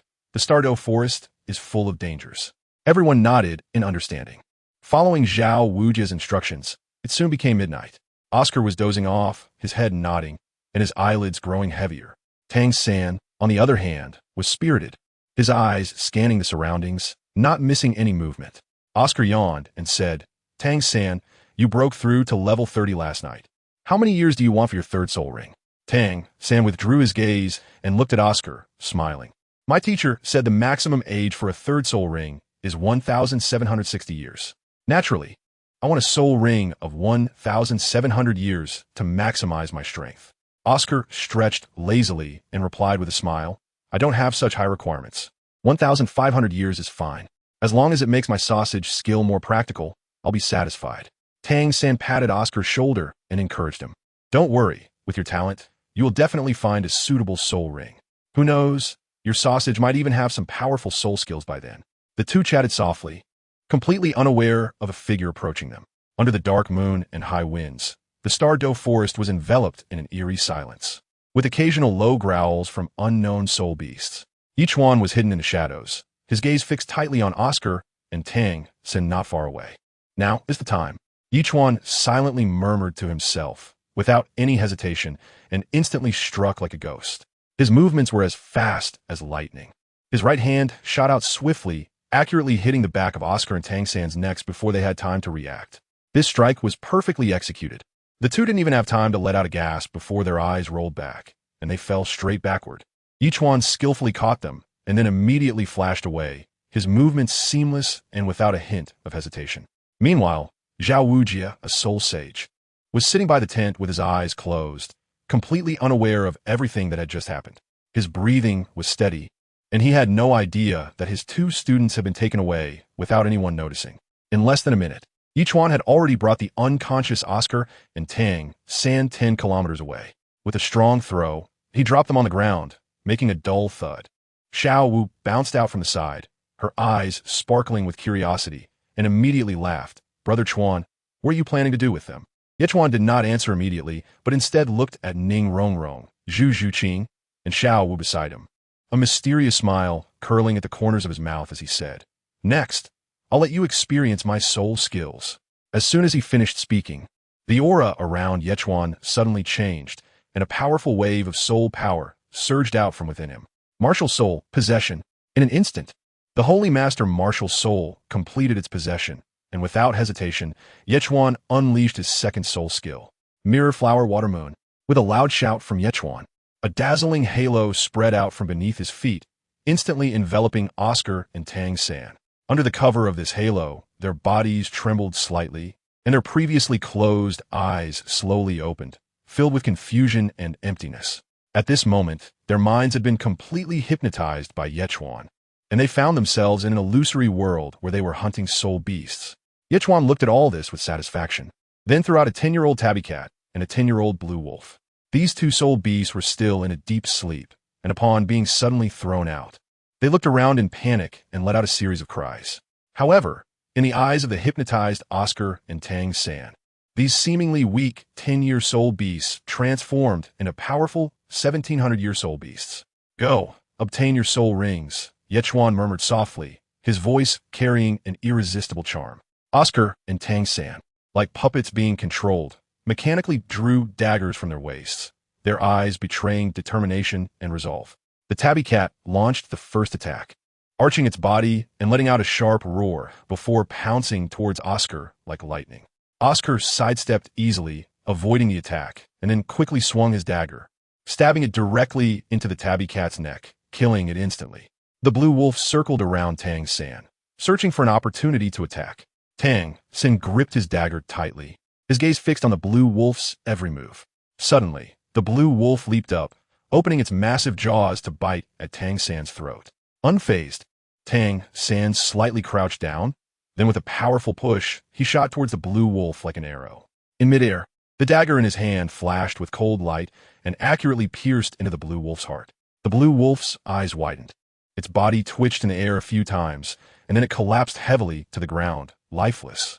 Immediately afterward, the two began to absorb the soul rings. Two beams of light rose from the corpses of the soul beasts, slowly merging into their bodies.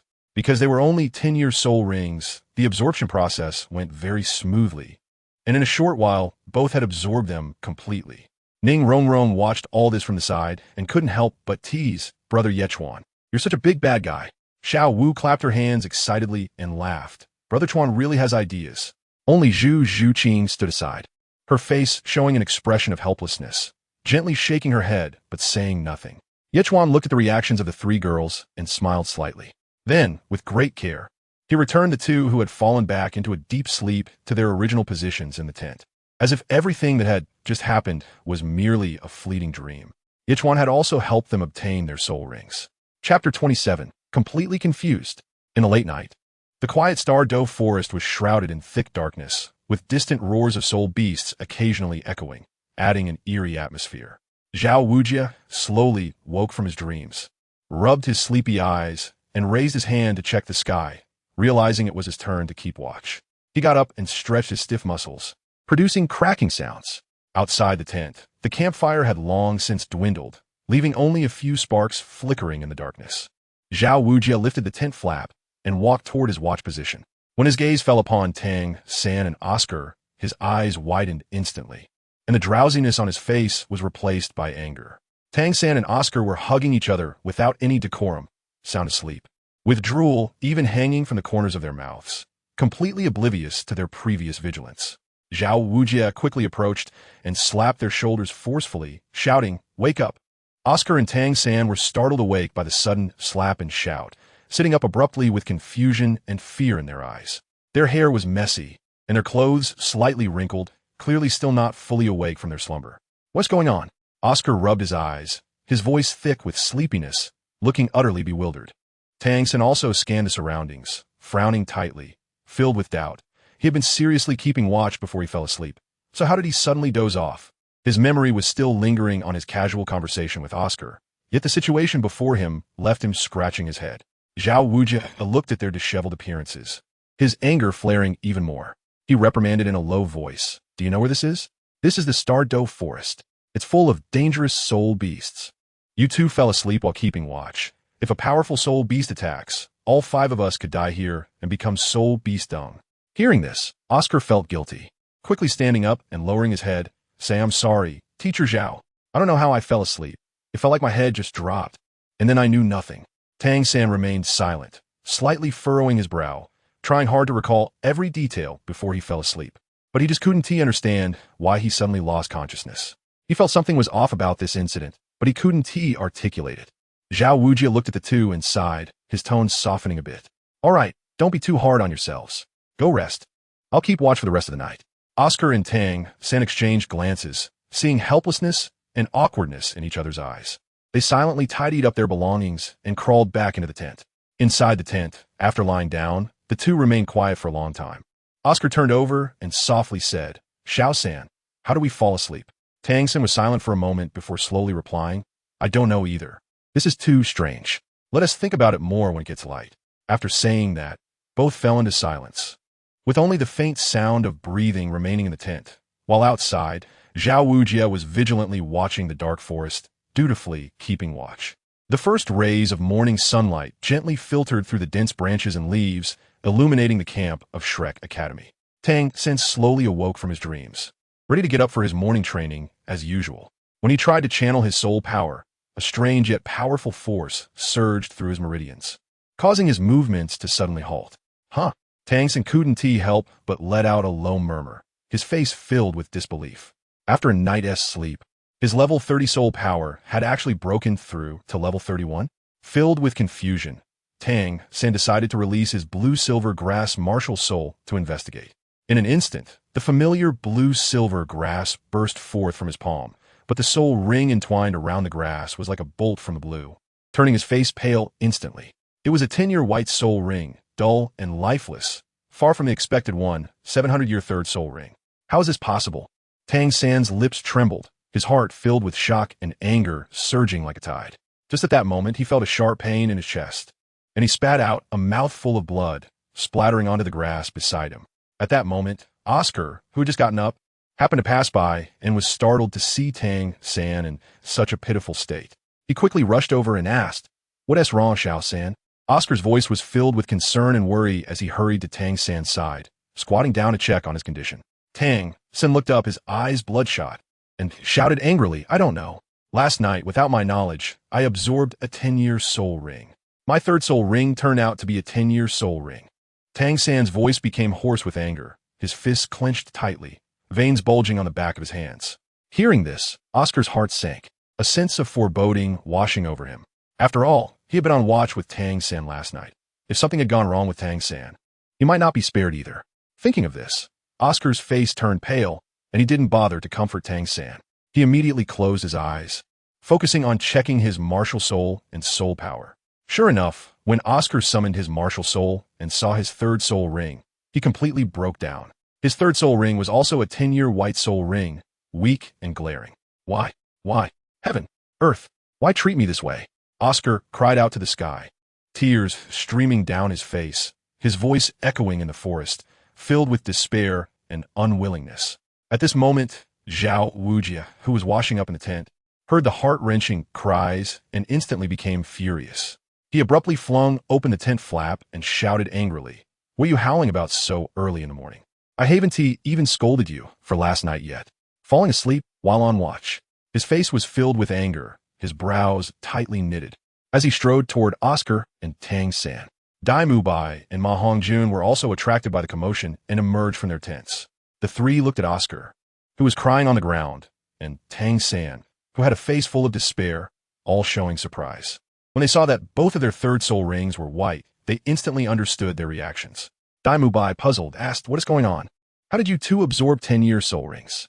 Ma Hongjun scratched his head, cluelessly speculating. Xiao San, could it be that a 10-year soul beast attacked in the middle of the night, and you mistook it for a 1,000-year soul beast, then killed it and absorbed its soul ring?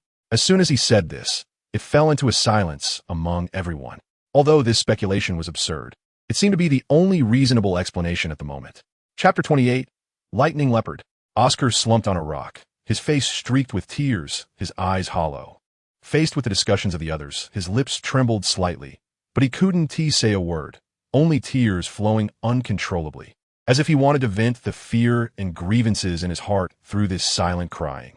Tang San's face was filled with anger, his hands clenched into fists, the joints turning white from the force, veins bulging on his forehead, as he shouted, "It must be Ichuan. It's definitely him. Who else has such means besides him? He always tries every way to set me up."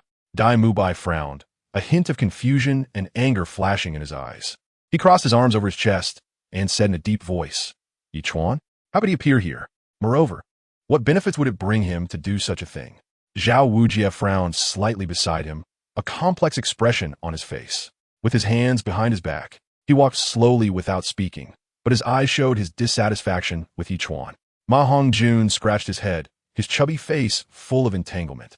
He took 2 steps forward and advised, "Tang San, you can't say that. We have no evidence, so it's not appropriate to just assume it was Ichuan." Upon hearing this, Tang San's emotions instantly spiraled out of control, his eyes turning red as tears streamed down his face. His shoulders trembled slightly, and his voice was choked with sobs. "Fatty, you don't know, he targeted me for a full 6 years at Notting Academy. What kind of life did I live during those 6 years? It's not surprising at all that this happened now. Moreover, we saw his carriage earlier. Although teacher Xiao is powerful, Ichuan's strength is unfathomable. If he wanted to knock us out in the middle of the night and use special means to let me and Oscar absorb the soul rings of 10-year soul beasts, wouldn't that be impossible?" Hearing this, Xiao Wu felt a surge of anger rise in his heart. He stopped in his tracks, his brows furrowing into a shape. Secretly annoyed, this Tang San really doesn't leave himself any face when he speaks. After all, I'm also a teacher at Shrek Academy, yet he speaks of me in such an unflattering way. But looking at the white light on Tang San that symbolized the 10-year soul ring, he swallowed the words that were about to come out and sighed helplessly. Dai Mubai pondered for a moment and said, "Even if it was really Ichuan, we can't do anything about it now. The urgent matter is to return to Shrek Academy and come up with a long-term plan." The group exchanged words but could not come to a conclusion. Ultimately, they had to accept this fact helplessly, pack their things, and the 5 of them, dragging their exhausted bodies, left the perilous and mysterious Sodto forest, heading towards Shrek Academy. The sunlight filtered through the dense branches and leaves, casting mottled shadows on the ground. Meanwhile, Ichuan, accompanied by Ning Rongrong, Zhu Xuching, and Xiao Wu, had already ventured deep into the heart of the Sodto forest. This was the world of soul beasts, and the air was filled with a mysterious and dangerous aura. The deeper they went, the more frequently 1,000-year soul beasts appeared. Each of these soul beasts exuded a powerful aura, as if proclaiming the sovereignty of this forest. Ning Rongrong and Zhu Xuching's expressions gradually became tense. Unconsciously leaning closer to Ichuan, almost sticking to him, the eyes of the 2 girls were full of vigilance, constantly aware of the movements around them. and their steps became cautious, afraid of startling the dangerous entities hidden in the shadows. In contrast, Xiao Wu still wore a relaxed and content expression. She walked with a light step, following beside Ichuan, a sweet smile on her face. Ever since Ichuan expressed that he didn't mind her soul beast transformation, Xiao Wu's mood had been exceptionally good, and that smile had never left her face. Ning Rongrong bit her lip gently, finally unable to hold back. Her voice filled with urgency and confusion. Ichuan, didn't you say you would take me and Zhu Xuching to hunt for soul rings? But look at you now. It seems like you don't care at all. Ichuan's lips curled up slightly, revealing a confident smile as he said slowly, Rongrong, not everything requires my personal involvement. Moreover, my most important task right now is to ensure the safety of the three of you. In an instant, dozens of dark figures surged from all directions. These shadows were agile and swift, belonging to the Shadow Legion's ninjas. As soon as they appeared, they quickly dispersed, surrounding everyone in the center. Zhu Xuching and Ning Rongrong were startled by this sudden scene, both letting out a soft gasp and instinctively retreating behind Ichuan. As for Xiao Wu, she had already witnessed the power of the Shadow Legion before, so she merely watched the ninjas calmly, a faint smile lingering in her eyes. Ichuan slightly closed his eyes, receiving various information transmitted back to him. After a moment, he opened his eyes, a glimmer of brilliance flashing through them, clearly having selected his prey from the messages organized by the Ghost Shadow Legion. Let's go. Ichuan's voice was full of power this time. I'll help you both find suitable targets at once. Thus, they continued deeper into the Sodto forest. Along the way, Ichuan and the ninjas of the Shadow Legion remained vigilant to the dangers around them, while Ning Rongrong and Zhu Xuching gradually adapted to the tense atmosphere, no longer panicking like they did at the beginning. Xiao Wu, however, remained carefree, occasionally curiously glancing at the surrounding scenery. They walked for a full hour like this. Finally, Ichuan stopped, a satisfied smile appearing on his face. We've arrived. Everyone looked in the direction he was pointing, and not far away in a cave. Two completely blue leopards were huddled together. These two leopards were agile and muscular, clearly possessing great strength. Their bellies shimmered with lightning-like blue light, which stood out particularly in the dim cave. Ning Rongrong's eyes widened, excitement and surprise flashing in them as she couldn't help but exclaim, "Lightning leopards! And there are two of them!" Zhu Xuching's gaze was tightly locked on the two lightning leopards, her eyes filled with uncontrollable excitement. She slowly turned her head to look at Ichuan, her voice trembling slightly, filled with gratitude. "Thank you, Ichuan. These lightning leopards are simply perfect for my soul ring." Ichuan's lips curled slightly, revealing a confident and gentle smile as he spoke. "These two lightning leopards are from around the year 1700, one male and one female. It seems they are the ones. Now leave it to me." As soon as he finished speaking, Ichuan's figure instantly vanished from the spot. His speed was so extreme that it almost left only an afterimage. In the blink of an eye, he crossed a distance of 1,000 meters and appeared in front of the two lightning leopards. Ichuan's fists were tightly clenched, gathering powerful strength. And with the sound of rushing wind, he struck hard at the lightning leopards. With two muffled thuds, the two lightning leopards didn't even have time to let out a cry before they fainted outright. Ichuan landed steadily on the ground, reaching out to grab the hind legs of two lightning leopards, dragging them out of the cave. Zhu Xuching crouched down, carefully examining the lightning leopards, and while observing, she said, "They are over 1.6 meters long, and it seems they are soul beasts around 1,600 years old, which is about what you mentioned, Ichuan." Ning Rongrong nodded in agreement from the side, saying, 1,600 years is pretty good. Afterwards, Zhu Xuching and Ning Rongrong exchanged glances and slowly drew their weapons. With a flash of cold light, the two of them killed the lightning leopards on the ground.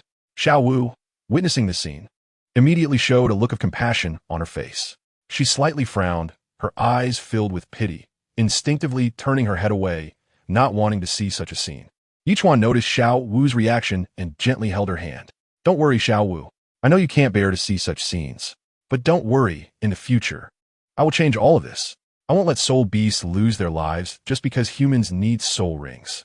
Xiao Wu looked up at Ichuan's determined eyes, and a warm current surged in her heart. She gently nodded and tightly grasped Ichuan's hand at that moment, placing all her trust and dependence on this man. Chapter 29. The Lake of Life.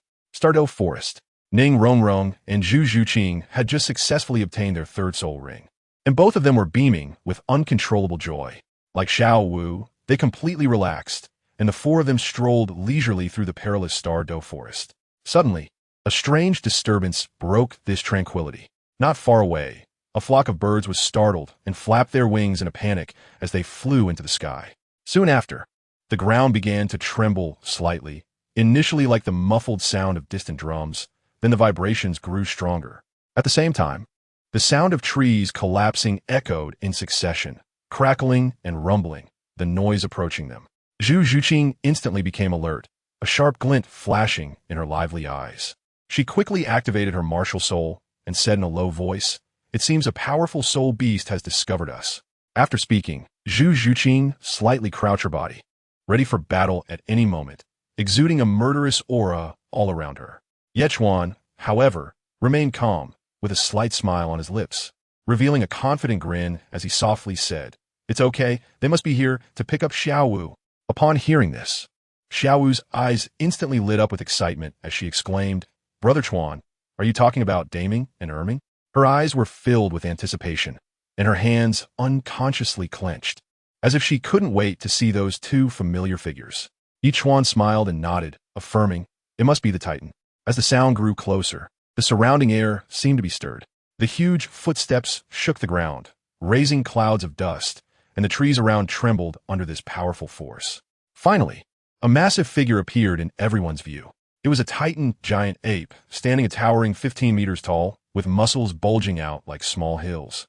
Its appearance was reminiscent of a strong gorilla, combined with the agility and grace of a monkey, covered in deep black fur that shimmered with a metallic luster under the sunlight. Especially its eyes, which resembled two giant red lanterns, emanating a majestic glow. Ning Rongrong gasped at the sight, the king of the forest. The Titan giant ape. She instinctively trembled slightly and hid behind Ichuan. Ichuan looked at the imposing Titan giant ape in front of him, and with a powerful push from his feet, he lunged forward like a streak of black lightning. His speed reached its peak, creating a gust of wind that tore through the surrounding air, leaving visible ripples. Before the Titan giant ape could fully react, Ichuan was already in front of it. He swung his right fist fiercely, and that punch carried immense power, as if it was going to blast a hole in the heavens and the earth.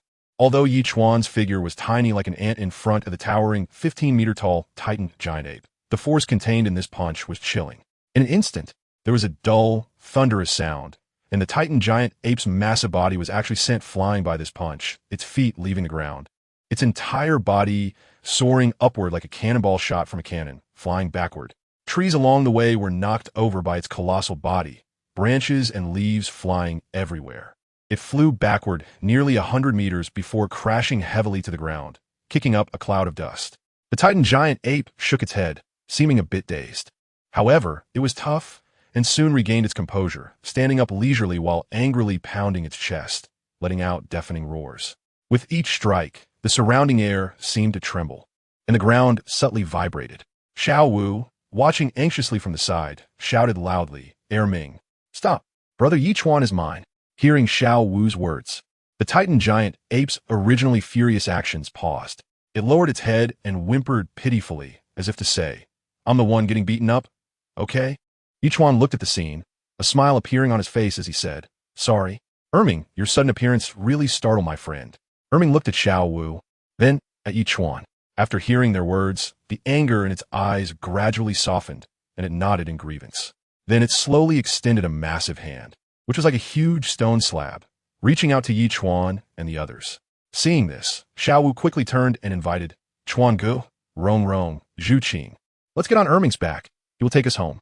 Ichuan was the first to nod and jumped onto Erming's palm in a single leap. Rong Rong and Zhu Qing exchanged glances and, with Ichuan's help, carefully climbed onto the giant ape's hand.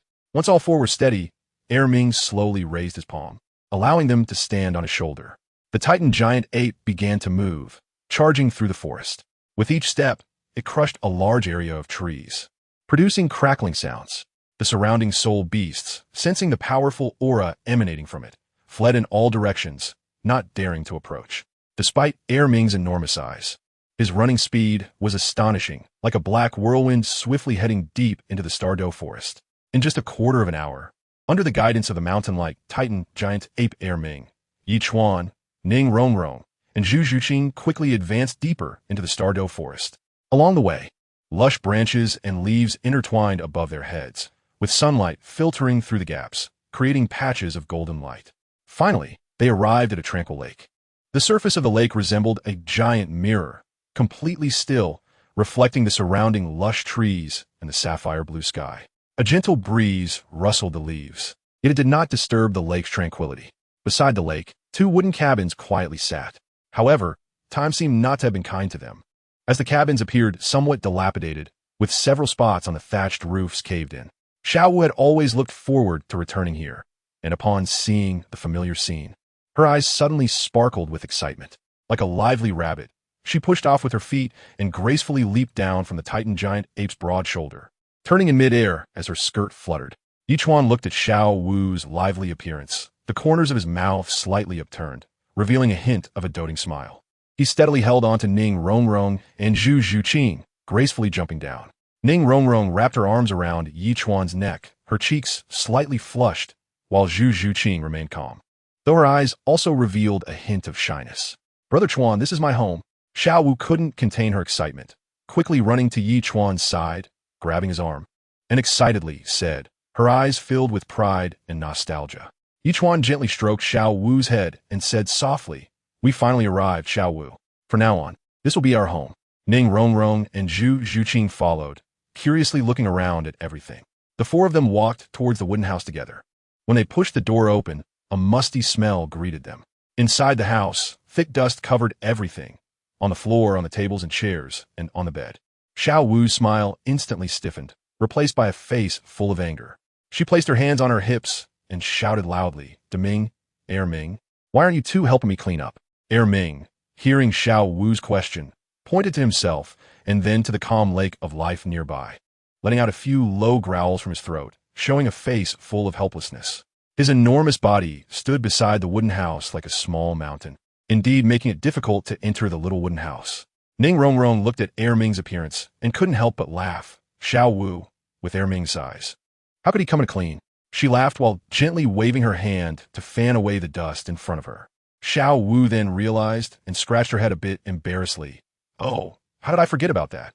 After saying that, she picked up a broom from the corner and energetically declared, "Then let's do it ourselves and make this place spotless." Chapter 30. The Azure Bull Python. Suddenly, a faint yet clear sound of water came from outside the wooden house, breaking the lively atmosphere inside. Immediately after, a deep and shocking beast roar suddenly erupted, penetrating the walls of the wooden house, causing everyone inside to freeze. Xiao Wu was originally wiping the table with a cloth, and upon hearing the sound, her eyes lit up instantly, her face beaming with joy as she exclaimed, "It's Deming." That voice was filled with the joy and anticipation of reunion. Hearing Xiao Wu's words, Ichuan, Ning Rongrong, and Zhu Xuching also paused their actions. They exchanged glances, put down their cleaning tools, and quickly followed Xiao Wu out of the wooden house to the outside. The sunlight spilled onto the calm lake of life, sparkling. In the middle of the lake, a huge figure with a cow's head and a snake's body slowly emerged. It was entirely dark blue, exuding a mysterious and majestic aura. The lower half of its body was submerged in the water, revealing only its massive upper body. It was the Azure Bull Python, Deming. The huge eyes of Deming sparkled with lively light, and when it saw Xiao Wu, its eyes were filled with surprise. It slightly lowered its head and said in a deep voice, "Xiao Wu Jia, you are back." Xiao Wu quickly ran to the edge of the lake, her smile even brighter, and responded loudly, "Yes, I came back to see you," and Ming. Beside her, Ming was extremely excited upon hearing Xiao Wu's words. It vigorously patted its massive chest with its huge hands, producing loud, thumping sounds, and occasionally let out cheerful roars, as if expressing its inner joy. However, Deming's expression suddenly became a bit serious. It slightly furrowed its brows, looking at Ichuan and the others behind Xiao Wu, and then changed the subject. "But Xiao Wu Jia, you shouldn't have brought humans here. Humans have complicated thoughts. Don't let them deceive you." Upon hearing Deming's words, Xiao Wu's heart tightened. She instinctively pulled Ichuan close, snuggling tightly against him as if declaring her determination to Deming. With a pout, Xiao Wu said somewhat angrily, "Humph, Brother Chuan is not one of those bad-hearted humans. He treats me well. I have decided on him." After saying that, she looked up at Ichuan, her eyes full of trust and reliance. Ichuan felt a warmth in his heart from Xiao Wu's actions. He gently wrapped his arm around her shoulders, took a step forward, and looked firmly at Daming and Erming, saying seriously, Daming, Erming, don't worry, I will protect Xiao Wu. In human society, I will definitely not let her suffer even the slightest harm. Erming looked at Ichuan, recalling their previous encounter when he was knocked back nearly 100 meters by a single punch. He had a deep understanding of Ichuan's strength and couldn't help but nod in acknowledgement. Daming, on the other hand, snorted coldly and said nothing. Its eyes were fixed on Ichuan, as if trying to glean more from his expression. After a long while, the sky-blue bull python slowly spoke. I hope you mean what you say. In the days that followed, it was like the surface of the lake of life. Calm and beautiful. Ichuan, Xiao Wu, Ning Rongrong, and Zhu Xuching settled down in the wooden cabin. In the early morning, the first ray of sunlight shone on the roof, and Ichuan got up, looking for a good piece of wood outside the cabin, preparing to start carving. Xiao Wu watched Ichuan's serious expression, her eyes filled with affection. She understood Ichuan's abilities and happily assisted him, passing him tools and helping out. Brother Chuan, be careful, don't get pricked by the wood splinters, Xiao Wu said while handing him a sharp carving knife. Ning Rongrong and Zhu Xuching seized every moment to cultivate. The lake of life contained supreme life force, greatly benefiting the cultivation of soul masters and soul beasts. During their leisure time, Ichuan and Xiao would play with Erming. Erming, like a child, would run along the lake and splash water with his huge hands, making Xiao Wu giggle. Erming, slow down, don't splash water on me, Xiao Wu shouted with a laugh. Ichuan watched from the side, a gentle smile on his face. However, Daming still held certain biases against Ichuan. Every time it saw Ichuan, it would always snort coldly, its eyes filled with vigilance. Ichuan didn't care about this. He knew that the conflict between humans and soul beasts had a long history and was deeply rooted, not something that could be resolved quickly. He wasn't in the mood to deliberately please Daming and focused only on his own matters. Time flew by, and a month passed in the blink of an eye. Ichuan finally completed his work. It was a lifelike wooden sculpture, with every detail handled perfectly, as if it had been given a soul. Xiao Wu looked at the sculpture in front of her, her eyes slightly red, and said emotionally, Thank you, Brother Ichuan. Ichuan smiled and nodded, taking out a mouse talisman from his pocket and gently placing it on the wooden carving. In an instant, a brilliant light flashed, and the entire wooden sculpture seemed to be infused with the power of life, starting to tremble. Soon, the contours of the wooden carving gradually softened. Its skin gained a sheen, and it surprisingly came to life, transforming into a living person. Upon seeing this, Xiao was filled with shock and joy. She rushed forward without hesitation, tightly hugging the figure, and cried out with a choked voice, Mother! At this moment, Yunwu felt a bit confused. She looked around at the unfamiliar surroundings and the people before her, nervously asking Xiao Wu, What happened? What's going on? Wasn't I eaten by the Wan, Yao Wang of the core circle? Xiao Wu released her mother, took her hand, and explained her experiences in detail.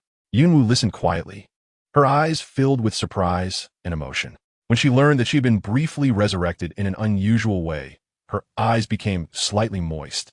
She looked at Ichuan with immense gratitude and said, Child, thank you. Thank you for giving me this brief time to see Xiao Wu again. Ichuan wore a gentle and humble smile, his gaze firmly fixed on Yunwu as he said earnestly, Mother-in-law, please don't be polite with me. This is what I should do. Once I succeed in becoming a deity, I will do everything I can to completely revive you, so you can always be by Xiao Wu's side. Yun Wu's eyes slightly reddened, filled with emotion and gratitude. She gently nodded, the corners of her mouth lifting to reveal a soft smile. Then, she took Xiao Wu's hand, and the two leaned in together to start whispering secrets. Yun Wu raised her hand to gently stroke Xiao Wu's hair, softly murmuring, Xiao Wu, I can see this child has sincerity towards you. You both need to support each other moving forward. Xiao Wu's cheeks flushed slightly as she leaned against Yun Wu's shoulder, softly replying, Mother, I know. Chuan treats me very, very well. Ichuan stood aside, watching this warm scene, his heart filled with warmth. He was certainly not someone who lacked romantic sensibility. He quietly stepped back, giving this long-separated mother and daughter enough space to reconnect. Time passed quietly and beautifully, and they stayed by the Lake of Life for 3 months. 3 months later, Ichuan left the Sodto Great Forest with the 3 girls, looking back 3 times as he departed. Chapter 31. 7 Treasures Glazed Sect. Heavenly Do City, the capital of the Heavenly Do Empire, resembled a dazzling pearl, radiating a breathtaking atmosphere of prosperity. The wide streets were bustling with traffic, and shops lined the sides, with shouts and laughter intertwining to create a lively urban symphony. Exquisite buildings were arranged in a pleasing manner, showcasing luxury and grandeur in their carved beams and painted rafters. However, all this hustle and bustle had nothing to do with Ichuan. At this moment, he stood within the territory of the Seven Treasures Glazed Sect. Looking around, a towering glazed mountain came into view, with rolling hills and buildings covered in glazed tiles sparkling under the sunlight, as if the entire mountain were constructed of glass, exuding an aura of luxury and nobility. Ning Rongrong bounced along, excitedly introducing, "Do you know? The Seven Treasures Glazed Sect is one of the top 3 sects. The scale of the sect is beyond imagination. This entire glazed mountain is the territory of the Seven Treasures Glazed Sect, and at the foot of the mountain is Glazed City, which is specially approved by the royal family of the Heavenly Do Empire and managed by my father. Isn't impressive? Even the taxes are collected by our Seven Treasures Glazed Sect." As she spoke, her face beamed with pride, and her eyes sparkled with vibrant light. Xiao Wu's eyes widened in surprise, and she couldn't help but exclaim, "No wonder, Rongrong, you are so generous. It turns out there is such a powerful sect backing you." Zhu Xuching stood quietly by the side. Although she was usually calm and reserved, upon hearing Ning Rongrong's introduction, she slightly frowned, and a trace of imperceptible shock flashed in her eyes. She knew that although her Zhu family held a respectable position in the Douluo Empire, compared to the deeply rooted Seven Treasures Glazed Sect before her, they indeed fell short. Ichuan pouted, a look of indignation on his face as he mumbled, "These wicked feudal landlords. Even the taxes go to your Seven Treasure Glazed Tile School. It seems I can consider living off a woman in the future." While saying this, Ichuan exaggeratedly sighed, which drew a light laugh from the crowd. Just then, an elderly yet sprightly figure approached quickly. He was dressed in a black robe, his clothing fluttering in the wind. Although his face was etched with the marks of time, his gaze was sharp as an eagle's, exuding an undeniable authority. He came before everyone, slightly bowed, and respectfully said, "Greetings, Mississippi, welcome back to the sect." Ning Rongrong beamed with a bright smile and warmly said, "Greetings, Guardian Wu. You're in charge of the sect's protection today." Her tone carried a sense of familiarity and closeness, as if addressing an elder of her own family. Guardian Wu raised his head, a look of appreciation on his face, and said, "Miss still remembers me. It truly moves me. However, Miss, Elder Gu and Elder Chuan have been anxiously waiting for you, so you should hurry back to the Seven Treasure Hall." As he spoke, he slightly turned to the side, making a gesture of invitation. Ning Rongrong walked briskly, leading Ichuan, Xiao Wu, and Zhu Xuching toward the most magnificent building on Liuli Mountain. Along the way, the gentle mountain breeze caressed them, bringing the fragrance of flowers and grass, and occasionally, they could hear the clear chirping of birds in the distance. In terms of the environment alone, the scenery of the Seven Treasure Glazed Tile School was indeed unique. Ichuan raised his eyes to the figure of the protector Wu not far away, a slight smile appearing at the corner of his mouth, carrying a hint of teasing as he said, "You know, this title protector Wu sounds so much like a villain, doesn't it?" As he spoke, Ichuan imitated the exaggerated mannerisms of villains from films and dramas in his previous life, crossing his arms and squinting his eyes, his exaggerated expression making Ning Rongrong burst into laughter. Ning Rongrong quickly covered her mouth with her hand to stifle her laughter, looking at Ichuan with a puzzled expression, and explained, "Don't underestimate Protector Wu. He is a soul saint at level 78. With his strength, he will probably be promoted to elder in just a few years. In the Seven Treasure Glazed Tile School, only soul saints can serve as protectors, and only soul Douluos can become elders. As for my best grandfathers, Sword Grandfather and Bone Grandfather, they are both titled Douluos, holding the positions of Vice Sect Master and Great Elder in the sect, which is quite a prestigious status." When she mentioned Sword Douluo and Bone Douluo, Ning Rongrong's eyes were filled with respect and pride. After hearing this, Ichuan couldn't help but joke again. Fortunately, the Protector Wu is not a dozome. Otherwise, I would really suspect that he is the hidden big villain lurking in the shadows. Ichuan laughed heartily as he spoke, his cheerful laughter echoing through the mountains. Xiao Wu, Ning Rongrong, and Zhu Xuching looked at Ichuan, who was laughing so hard he was bending over, with a hint of confusion on their faces. They exchanged glances, both filled with doubt. Clearly, they did not understand what Ichuan meant by title Douluo. Zhu Xuching furrowed her brow slightly, a look of surprise flashing in her eyes as she murmured, "Two title Douluo. This strength is considered top-notch across the entire continent." Xiao Wu, on the other hand, looked at Ichuan with a worried expression. She knew very well that title Douluo were powerful and could likely see through her secret of being a transformed 10,000-year-soul beast at a glance. At that moment, Xiao Wu was genuinely worried that Ichuan would clash with the seven-treasure glazed tile school due to her identity. Ning Rongrong, being perceptive, naturally noticed Xiao Wu's thoughts. She gently linked her arm with Xiao Wu's, a warm smile on her face as she comforted her. Don't worry, Xiao Wu. You are my good friend and naturally a friend of the seven-treasure glazed tile school. In this sect, no one will make things difficult for you. As she spoke, she also patted Xiao Wu's hand to show her reassurance. Ichuan waved his hand dismissively and confidently laughed. Even if those two old men want to make a move, I'm not afraid at all. At worst, I'll give them a good beating so they know my strength. Hearing this, Ning Rongrong couldn't help but make a face and mischievously said, You can keep bragging.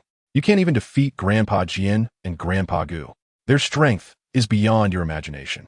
As she spoke, she stuck out her tongue at Ichuan, her adorable expression making people chuckle. The group continued to chat and travel, filled with laughter along the way. The disciples of the seven-treasure glazed tile school they encountered stopped to respectfully greet Ning Rongrong. She always responded politely, her face beaming with a warm smile. Soon, under Ning Rongrong's lead, the group arrived at the seven-treasure hall. The seven-treasure hall before them was grand in scale, covering a vast area, and was the largest building complex in the entire seven-treasure glazed tile school. The outer walls of the hall were built from a special glazed material, shimmering with colorful light under the sunlight, making it particularly dazzling. The glazed tiles on the roof were layered and arranged in an orderly manner, each piece intricately carved with beautiful patterns, showcasing the nobility and uniqueness of this building. In front of the hall, two massive tower-shaped stone pillars rose majestically from the ground. Chapter 32. Good cabbage was ruined by pigs. Under Ning Rongrong's guidance, Ichuan, Xiao Wu, and Zhu Xuching proceeded forward.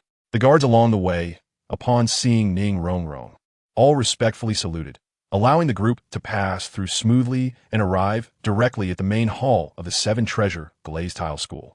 Upon stepping into the main hall, they found it spacious and bright, adorned with luxurious yet elegant decorations. A huge crystal chandelier hung from the high dome, casting soft and brilliant light that illuminated the entire space. Beautiful murals depicting the history of the seven-treasure glazed tile school adorned the surrounding walls. The ground was paved with polished marble, reflecting the figures of everyone present.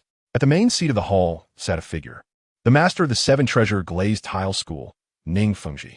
He had a face like jade, a straight nose and square mouth, with a refined and gentle appearance, looking like a character stepped out of a painting. Dressed in a spotless white robe that gently swayed with his breathing, he exuded an ethereal charm. He appeared to be in his 40s, and time seemed to have left few traces on his face, with his smooth black hair neatly cascading down his back, enhancing his elegant demeanor. Upon seeing Ning Fengji, Ning Rongrong's eyes instantly lit up. She excitedly opened her arms and tightly hugged Ning Fengji, acting coyly. Father, your good daughter is back. Ning Fengji pretended to be angry, straightened his face, and immediately scolded. What good daughter? I see a little witch instead. You didn't even tell me when you sneaked out. Do you still have me as your father in your heart? Although Ning Fengji's voice was stern, his eyes were filled with doting affection for Ning Rongrong. Ning Rongrong remained unbothered, smiling as she looked up and blinked her big eyes, saying, I keep you in the most important place in my heart. I just got so caught up in the fun that I forgot to tell you. Please don't be angry. Okay. As she spoke, she shook Ning Fengji's arm, looking pitiful. Ning Fengji's expression remained serious, but the corners of his mouth couldn't help but lift slightly, revealing a barely noticeable smile. He gently tapped Ning Rongrong's forehead and helplessly said, You only know how to talk back to me. Then, Ning Rongrong took Ning Fengji's hand and walked over to Ichuan, her face radiating a warm smile as she introduced, Father, this is Ichuan. These two are Xiao Wu and Zhu Xuching, my good friends I met outside, and we've grown quite close. Upon hearing this, Ning Fengji's gaze immediately fell on Ichuan, filled with curiosity. This was the first time his daughter had brought a boy of the same age to the seven-treasure glazed tile school. He sized Ichuan up and secretly pondered. This little brat looks spirited. He wouldn't have taken his precious daughter away, would he? Thinking of this, Ning Fengji's gaze held a bit more scrutiny, but he still smiled politely and said, Welcome, young friends, to the seven-treasure glazed tile school. Since you're Rongrong's friends, you are my esteemed guests, so there's no need to be formal. Ichuan noticed Ning Fengji examining him with a serious expression. With a quick thought, he suddenly said with all seriousness, "In this world, there are only one stone of handsomeness. I occupy 8 doubts, and Sect Master Ning occupies 4 doubts, leaving the world 2 doubts short." As he spoke, Yichuan exaggeratedly shook his head, his expression extremely proud. Ning Fengji was taken aback by this statement. His previously stern demeanor faltering, his mouth twitching slightly, caught between laughter and tears. In the 7 Treasure Glazed Tile School, he had always been revered as the Sect Master, and this was the first time someone had praised himself in such a peculiar manner, and also the first time he had encountered such an audacious junior. He opened his mouth to say something, but was momentarily at a loss for words due to Yichuan's unexpected compliment. Just as this awkward, yet amusing atmosphere lingered, a carefree and boisterous laughter echoed from afar. "Ha ha ha, what a shameless little guy. You're quite interesting." The laughter was hearty and bold, instantly breaking the subtle tension in the hall. As the sound faded, a figure swiftly approached on a sword, moving with an ethereal grace, like an immortal descending to the world. In the blink of an eye, the newcomer landed steadily before everyone. The figure appeared to be an old man, dressed in a spotless white robe, every crease exuding an otherworldly charm. His hair and beard were all white, with long silver hair neatly combed back. His appearance ancient, yet with a baby-like softness to his face, his gaze sharp and profound, as if he could see through all things. This person was the elder of the 7 Treasure Glazed Tile School, known as Douluo Continent. Before anyone could react, another hoarse voice abruptly sounded. "Humph, aren't you the same, trying to show off in front of the juniors?" Following the voice, a tall old man slowly approached. This man had a gaunt face, with shriveled muscles and skin, and deep-set eye sockets that obscured his gaze. His physique was not that of an overly muscular man, but his entire skeletal frame was surprisingly large, and his clothes seemed to be supported entirely by his bone structure, making a slight rustling sound as he moved. His voice was hoarse, resembling the sound of leaves rustling in the wind, with a few white hairs on his head, and his terrifying height reached nearly 2.5 meters, giving off a strong sense of oppression. This man was another title Douluo of the 7 Treasure Glazed Tile School, known as Douluo Guro. Upon hearing this, Douluo Continent's expression darkened instantly, his brows furrowing, a flash of displeasure in his eyes, as he angrily replied, "Humph, someone who tries to show off can't do it." As he spoke, he slightly raised his chin, his gaze carrying a hint of disdain. Douluo Guro, upon hearing this, seemed to have stepped on his tail, instantly losing his composure, clenching his fists, and shouting loudly, "Humph, if it weren't for the little princess returning today, I would have taught you a lesson to let you know my strength." Gurong's voice was loud, echoing in the hall, causing the air to tremble slightly. Douluo Continent was not to be outdone, stepping forward, exuding a sharp aura, coldly stating, "Then let's see if you can withstand my 7 killing sword." Douluo Gurong retorted angrily, "Then today I will test your 7 killing sword." As his words fell, a chilling aura seemed to fill the air. Seeing the two about to clash again, Ning Fengji quickly stepped forward, wearing a helpless smile. "Trying to mediate? Uncle Jian, Uncle Gu, please don't argue in front of the juniors. Today is Rongrong's return, and everyone is happy. Let us drink a toast together and entertain Rongrong's friends." Chapter 33, Soul Power Suppression. Douluo Continent and Douluo Gurong were like rivaling buddies in their daily lives, constantly bickering. Yet in life-and-death situations, they could trust each other with their backs. So, facing Ning Fengji's mediation, they exchanged glances, huffed heavily, and decided to let it go. Gurong's gaze quickly fell on Ning Rongrong, who was following Ning Fengji, and his face immediately broke into a warm smile as he opened his arms, cheerfully saying, "Come here, little princess, let Grandpa Gu give you a hug." Douluo Continent was not to be outdone either, also opening his arms with a gentle smile. "Rongrong, let Grandpa Jian hug you too." These two, usually competitive, were now vying to hug Ning Rongrong. Ning Rongrong suddenly found herself in a dilemma. Afraid that choosing one would hurt the other grandfather's feelings, it was truly a difficult problem. Her gaze darted back and forth between the two Douluos, her hands instinctively tugging at her clothes, showing a troubled expression. Just as this awkward stalemate continued, Ichuan stepped forward unhurriedly, naturally wrapping an arm around Ning Rongrong's slender waist. Ichuan stood tall, calm and composed, with a polite smile, respectfully saying, "Junior Ichuan, greetings to both seniors. Rongrong is mine, so it's better if she hugs me." Ning Rongrong felt the strong arm around her waist, warmth flooding her heart, and a subtle smile appeared on her face. She slightly turned her head to look at Ichuan, her eyes filled with reliance and trust. In contrast, Douluo Gurong and Sodto Chan Xian's faces instantly turned a bit ugly, realizing that their cherished granddaughter seemed to be getting taken away. As for Ning Fengji, Ning Rongrong's father, his expression was even darker, as if water could drip from it. Ning Fengji's gaze fixed sharply on Ichuan, his inner anger blazing. This young man had brought his precious daughter to the seven-treasure Glazed tile school, accompanied by two other women who seemed to have a close relationship with him, which was a blatant disregard for the seven-treasure Glazed tile school. At that moment, Ichuan had already been labeled a scoundrel who didn't know his place in Ning Fengji's mind. Ning Fengji stepped forward, his gaze sharp as a knife, directed at Ichuan, coldly stating, "Little guy, as Rongrong's friend, we will naturally treat you well at the seven-treasure Glazed tile school. But if you want to stand here as Rongrong's man, I wonder if you are qualified enough." Douluo's voice was hoarse, yet each word was clear as he spoke. "Junior, the girl behind you is a transformed spirit beast of 100,000 years. If she dares to follow you to our seven-treasure Glazed tile school, I'm afraid your relationship is not ordinary." Hearing this, Ning Fengji, a soul sage, instantly froze, his smile vanishing. His eyes filled with astonishment. 100,000-year spirit beast transformation. He couldn't help but repeat it, his tone filled with disbelief. After all, 100,000-year spirit beast is an incredibly rare existence, and even more so when it has transformed. To see one right before his eyes was simply shocking. If he were to kill the girl in front of him, he could at least obtain a piece of 100,000-year soul bone.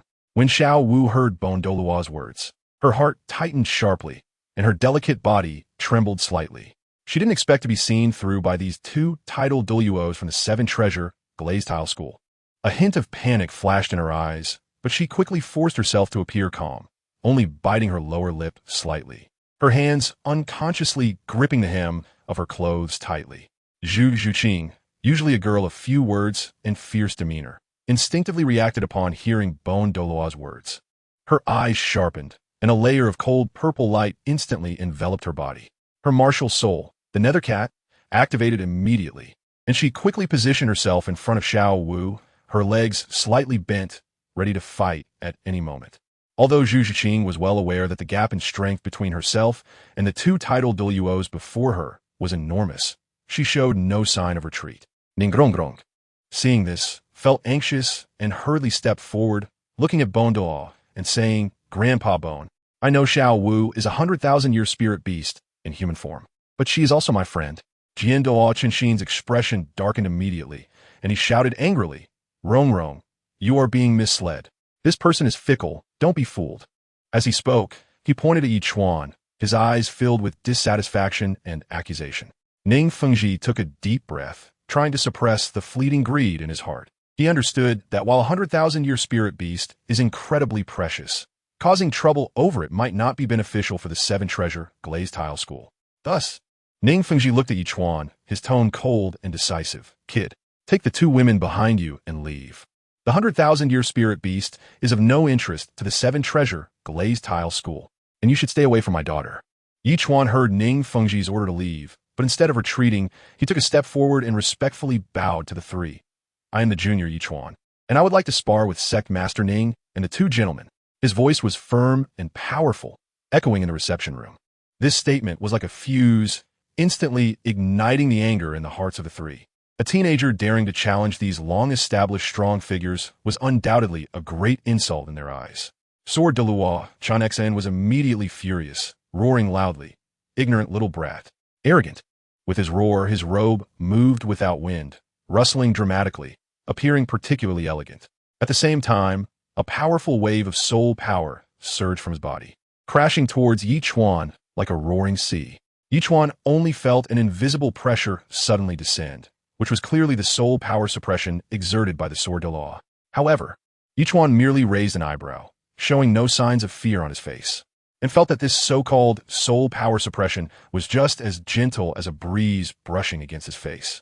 Ichuan's mouth curled up slightly, revealing a hint of disdainful smile as he loudly said, "Oh, a mere 30-level soul power suppression. The sword Douluo is looking down on me too much." Hearing this, The sword Douluo Xian's eyes flashed with anger, and he coldly said, arrogant. In an instant, the sword Douluo increased the soul power suppression again.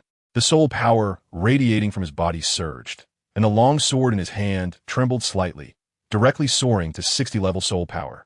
This powerful force would make an ordinary soul king immediately unleash their martial soul and resist with all their might.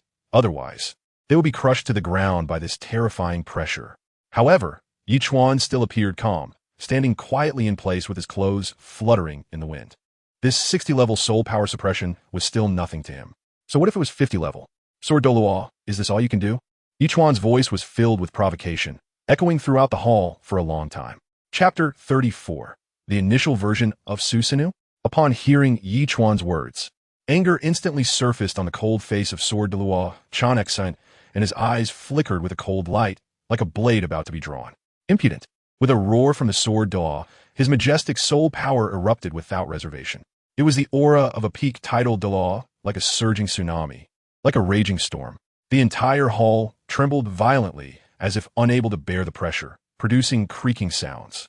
The surrounding tea sets were knocked askew by this powerful force, clattering on the table, some even falling to the ground and shattering. The paintings on the wall shook violently, the frames colliding with the wall, making dull banging sounds, as if they would fall at any moment. Even though the sword Douluo soul power was mainly aimed at Ichuan, the overflowing aftermath made Xiao Wu, Zhu Xuching, and Ning Rongrong feel extremely uncomfortable. Xiao Wu furrowed her brows tightly, her cherry lips slightly parted as she couldn't help but let out a soft grunt. Her body unconsciously trembled slightly, and her hands instinctively braced against the table, trying to steady herself. Zhu Xuching bit her lower lip, and her originally bright eyes flashed with a hint of pain. Her agile figure swayed a bit, with her long black hair flying wildly due to the soul power fluctuations. Ning Rongrong's face turned pale, beads of sweat forming on her forehead, her delicate body swaying unsteadily under this pressure. However, Ichuan seemed to be unaffected, wearing a calm smile and leisurely saying, Sword Douluo, this is quite meaningless. His voice was not loud, but clearly reached everyone's ears, sounding particularly steady in the chaotic hall. Upon hearing this, the sword Douluo was first taken aback. Then he snorted coldly, and the soul power erupting around him quickly receded like a tide. His gaze was piercing, fixated on Ichuan, as if trying to find a flaw in his expression. Ning Fengji, filled with curiosity, stepped forward, slightly cupping his hands in a polite manner, and asked to be able to withstand Uncle Jian's soul power suppression so easily. How many levels of soul power do you actually have, young friend? Could it be that you possess a special martial soul as a title Douluo? As the leader of the 7-treasure Glazed Tile School, Ning Fengji always had a strong interest in talented individuals with powerful abilities. Ichuan raised the corners of his mouth, revealing a humble smile, and responded neither servile nor overbearing. Master Ning, I am Ichuan, the Soul Master. A level 68 Assault System Soul Emperor. Ridiculous. The hoarse voice of Bondo suddenly rang out. At your age, becoming a Soul Emperor is already a once-in-a-millennium genius. But to withstand the pressure of a title Douluo with the cultivation of a Soul Emperor, that is absolutely impossible. Seeing this, Ning Rongrong hurriedly looked at Bone Douluo. Her eyes filled with anxiety, and said loudly, Grandpa Bone, Ichuan's strength is far beyond what you imagine. He's at least stronger than any of you. Ning Fengji, Sword Douluo, and Bone Douluo were taken aback upon hearing this, then exchanged glances, their eyes filled with disbelief. Ning Fengji gently shook his head, a wry smile appearing on his face. Rongrong, are you being deceived by this kid? Sword Douluo crossed his arms and snorted coldly, his face full of disdain. Bone Douluo, however, furrowed his brows, his eyes filled with suspicion and anger. In their eyes, it was simply absurd for a 12-year-old boy to be stronger than a title Douluo. How could this world possibly be so crazy? Ichuan's expression darkened, and the aura around him suddenly became sharp as he spoke slowly. Since that's the case, let's see the truth under our hands. Ning Rongrong, seeing this, flashed a cunning look in her eyes, jumped in front of everyone, placed her hands on her hips, and cheerfully provoked, Grandpa Jian, Grandpa Gu, and my dear father, you guys aren't afraid of losing and being unable to bear it, are you? Her tone was playful yet full of provocation, causing the elders present to feel a jolt in their hearts. Hearing this, Jian Douluo snorted coldly, his icy aura seeming to freeze the air around him. and a hint of disdain flashed in his eyes. Douluo curled his lip in disdain, his wrinkled face contorted, shaking his head slightly, appearing indifferent. Instead, it was Ning Fengji, whose eyes sparkled with a different light, wearing an expression of great interest. As the leader of the Seven Treasure Glazed Tile School, he had a unique and keen insight, knowing well that this young Ichuan, who had reached the Soul Emperor realm at such a young age, had limitless potential and was worth investing in. Ning Fengji nodded slightly and smiled, saying, "All right, let's go to the martial arts arena. Let's see the strength of our young friend." Behind that smile was a shrewd plan and an expectation for Ichuan's abilities. Soon, the group marched grandly towards the martial arts arena of the Seven Treasure Glazed Tile School. When they arrived, the arena appeared as if it had been flattened by a giant axe, vast and boundless. The ground was paved with hard blue stones, each stone smooth and polished, glinting with a cold sheen. At this moment, the arena was empty, eerily quiet, with only the sound of their footsteps echoing in the spacious area. Ning Fengji had his reasons for not allowing others to be present here. He understood that adding flowers to a brocade was not as valuable as sending charcoal in the snow, if Chuan was indeed a once-in-a-thousand-years genius. The fewer people who knew about his strength, the better. This way, he would have more opportunities to establish a strong connection with Ichuan and bring him into his camp. Ichuan took a deep breath, stepped forward, clasped his fists, and respectfully said, "Please enlighten me, senior." The sword Douluo let out a cold snort, turned to look at the bone Douluo, and said in a deep voice, "Old bone, you go. My 7-kill sword's killing power is too strong. I'm afraid I might hurt him." Although his tone carried disdain for Ichuan, it also revealed a hint of caution, as he was well aware of the power of his own martial soul. The bone Douluo replied hoarsely, "I'll go. For Rongrong's sake, I will hold back." As he spoke, he began to stretch his muscles and bones, and his soul power slowly surged, causing his originally hunched body to gradually straighten, as if it had suddenly revitalized with endless vitality and strength. Gurong, Martial Soul, Bone Dragon, Tidal Bone, Level 95 Defense System, Tidal Douluo. As these resonant words fell, his soul power surged like a roaring tide. In the blink of an eye, a strange sight appeared, ribs radiating a ghostly blue light. Resembling the mysterious bones of a giant beast awakened from an ancient abyss, grew around his body in a mysterious pattern. These ribs were crystal clear and shimmering blue, seemingly containing endless power. Between the ribs, fiery flames leaped, and these flames were not ordinary red, but displayed a deep blue color, as if they were the hellfire from the netherworld. Each leap was accompanied by a violent shockwave in the air, producing crackling sounds. These blue ribs and flames intertwined perfectly, forming an indestructible fortress that securely protected Gurong within. Ichuan stood opposite, witnessing this scene, his eyes widened in surprise, and he couldn't help but exclaim, "The original version of Susanu?" Bone Douluo Gurong furrowed his brows slightly at Ichuan's nonsensical remark, a hint of confusion flashing in his eyes, although he didn't understand the meaning behind Ichuan's words. Years of combat experience made him keenly aware that this was not the time to get caught up in such things. Gurong narrowed his eyes slightly, his gaze sharp as a blade directed at Ichuan, and said, "Make your move. Little guy, let me test your level." Chapter 35, The Most Mysterious Tidal Douluo. In the center of the Seven Treasure Glazed Tile School's training ground, Ichuan stood tall, a calm smile on his face, looking confidently at Bone Douluo across from him. He said loudly, "Lord Ning, if this sparring seems biased, you can intervene at any time. I, Ichuan, will not have any objections." Martial Soul, Possession. Ichuan's voice resonated through the training ground like a heavy bell. With this loud shout, the soul power within him surged like tumultuous ocean waves. In the blink of an eye, his body began to undergo astonishing changes. His head gradually twisted and transformed into a majestic dragon head, with a pair of narrow, sharp vertical pupils. Fine scales rapidly spread from his forehead to his entire body, each scale shimmering with a cold luster, resembling meticulously carved gemstones. Behind him a thick, spiked tail grew out like a steel whip, wildly swinging through the air and making a whooshing sound. His hands also completely transformed into sharp claws, glinting with a cold light. Just a casual swing could feel the air being easily torn apart with a fierce intensity.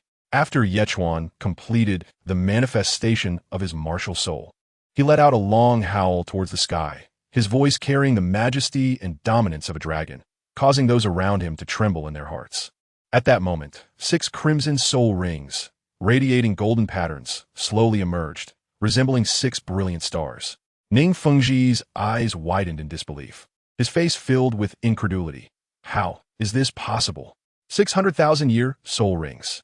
Zhu was also shocked, unable to close his mouth, completely breaking the theoretical limits of soul rings for soul masters. He truly was a monster. Gu Rong's expression instantly turned grim, his heart sinking.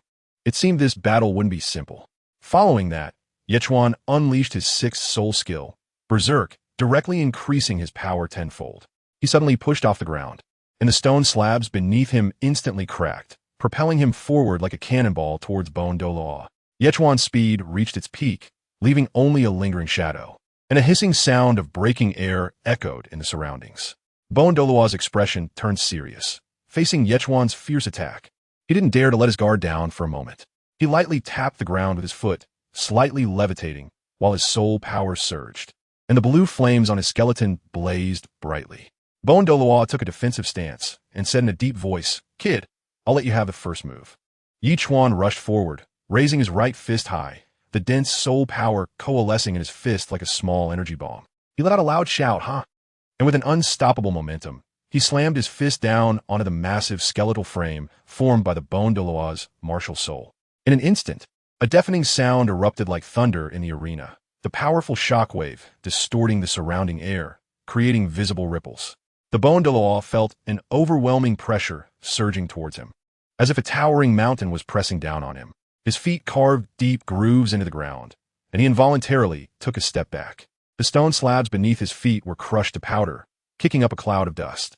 The Douluo steadied himself, his heart filled with shock, his expression complex and difficult to read. He never expected that, as a title Daw, having roamed the Douluo Continent for many years with a fearsome reputation, he would be forced back a step by a soul emperor's punch.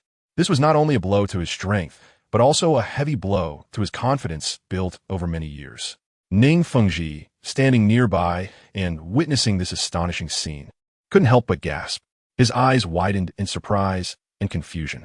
He quickly turned to the sword Duo beside him and urgently asked, "Uncle Jian, you've traveled the continent for many years and seen much. Have you ever encountered such a martial soul? This is clearly a dragon-type beast martial soul, but its power is simply beyond imagination.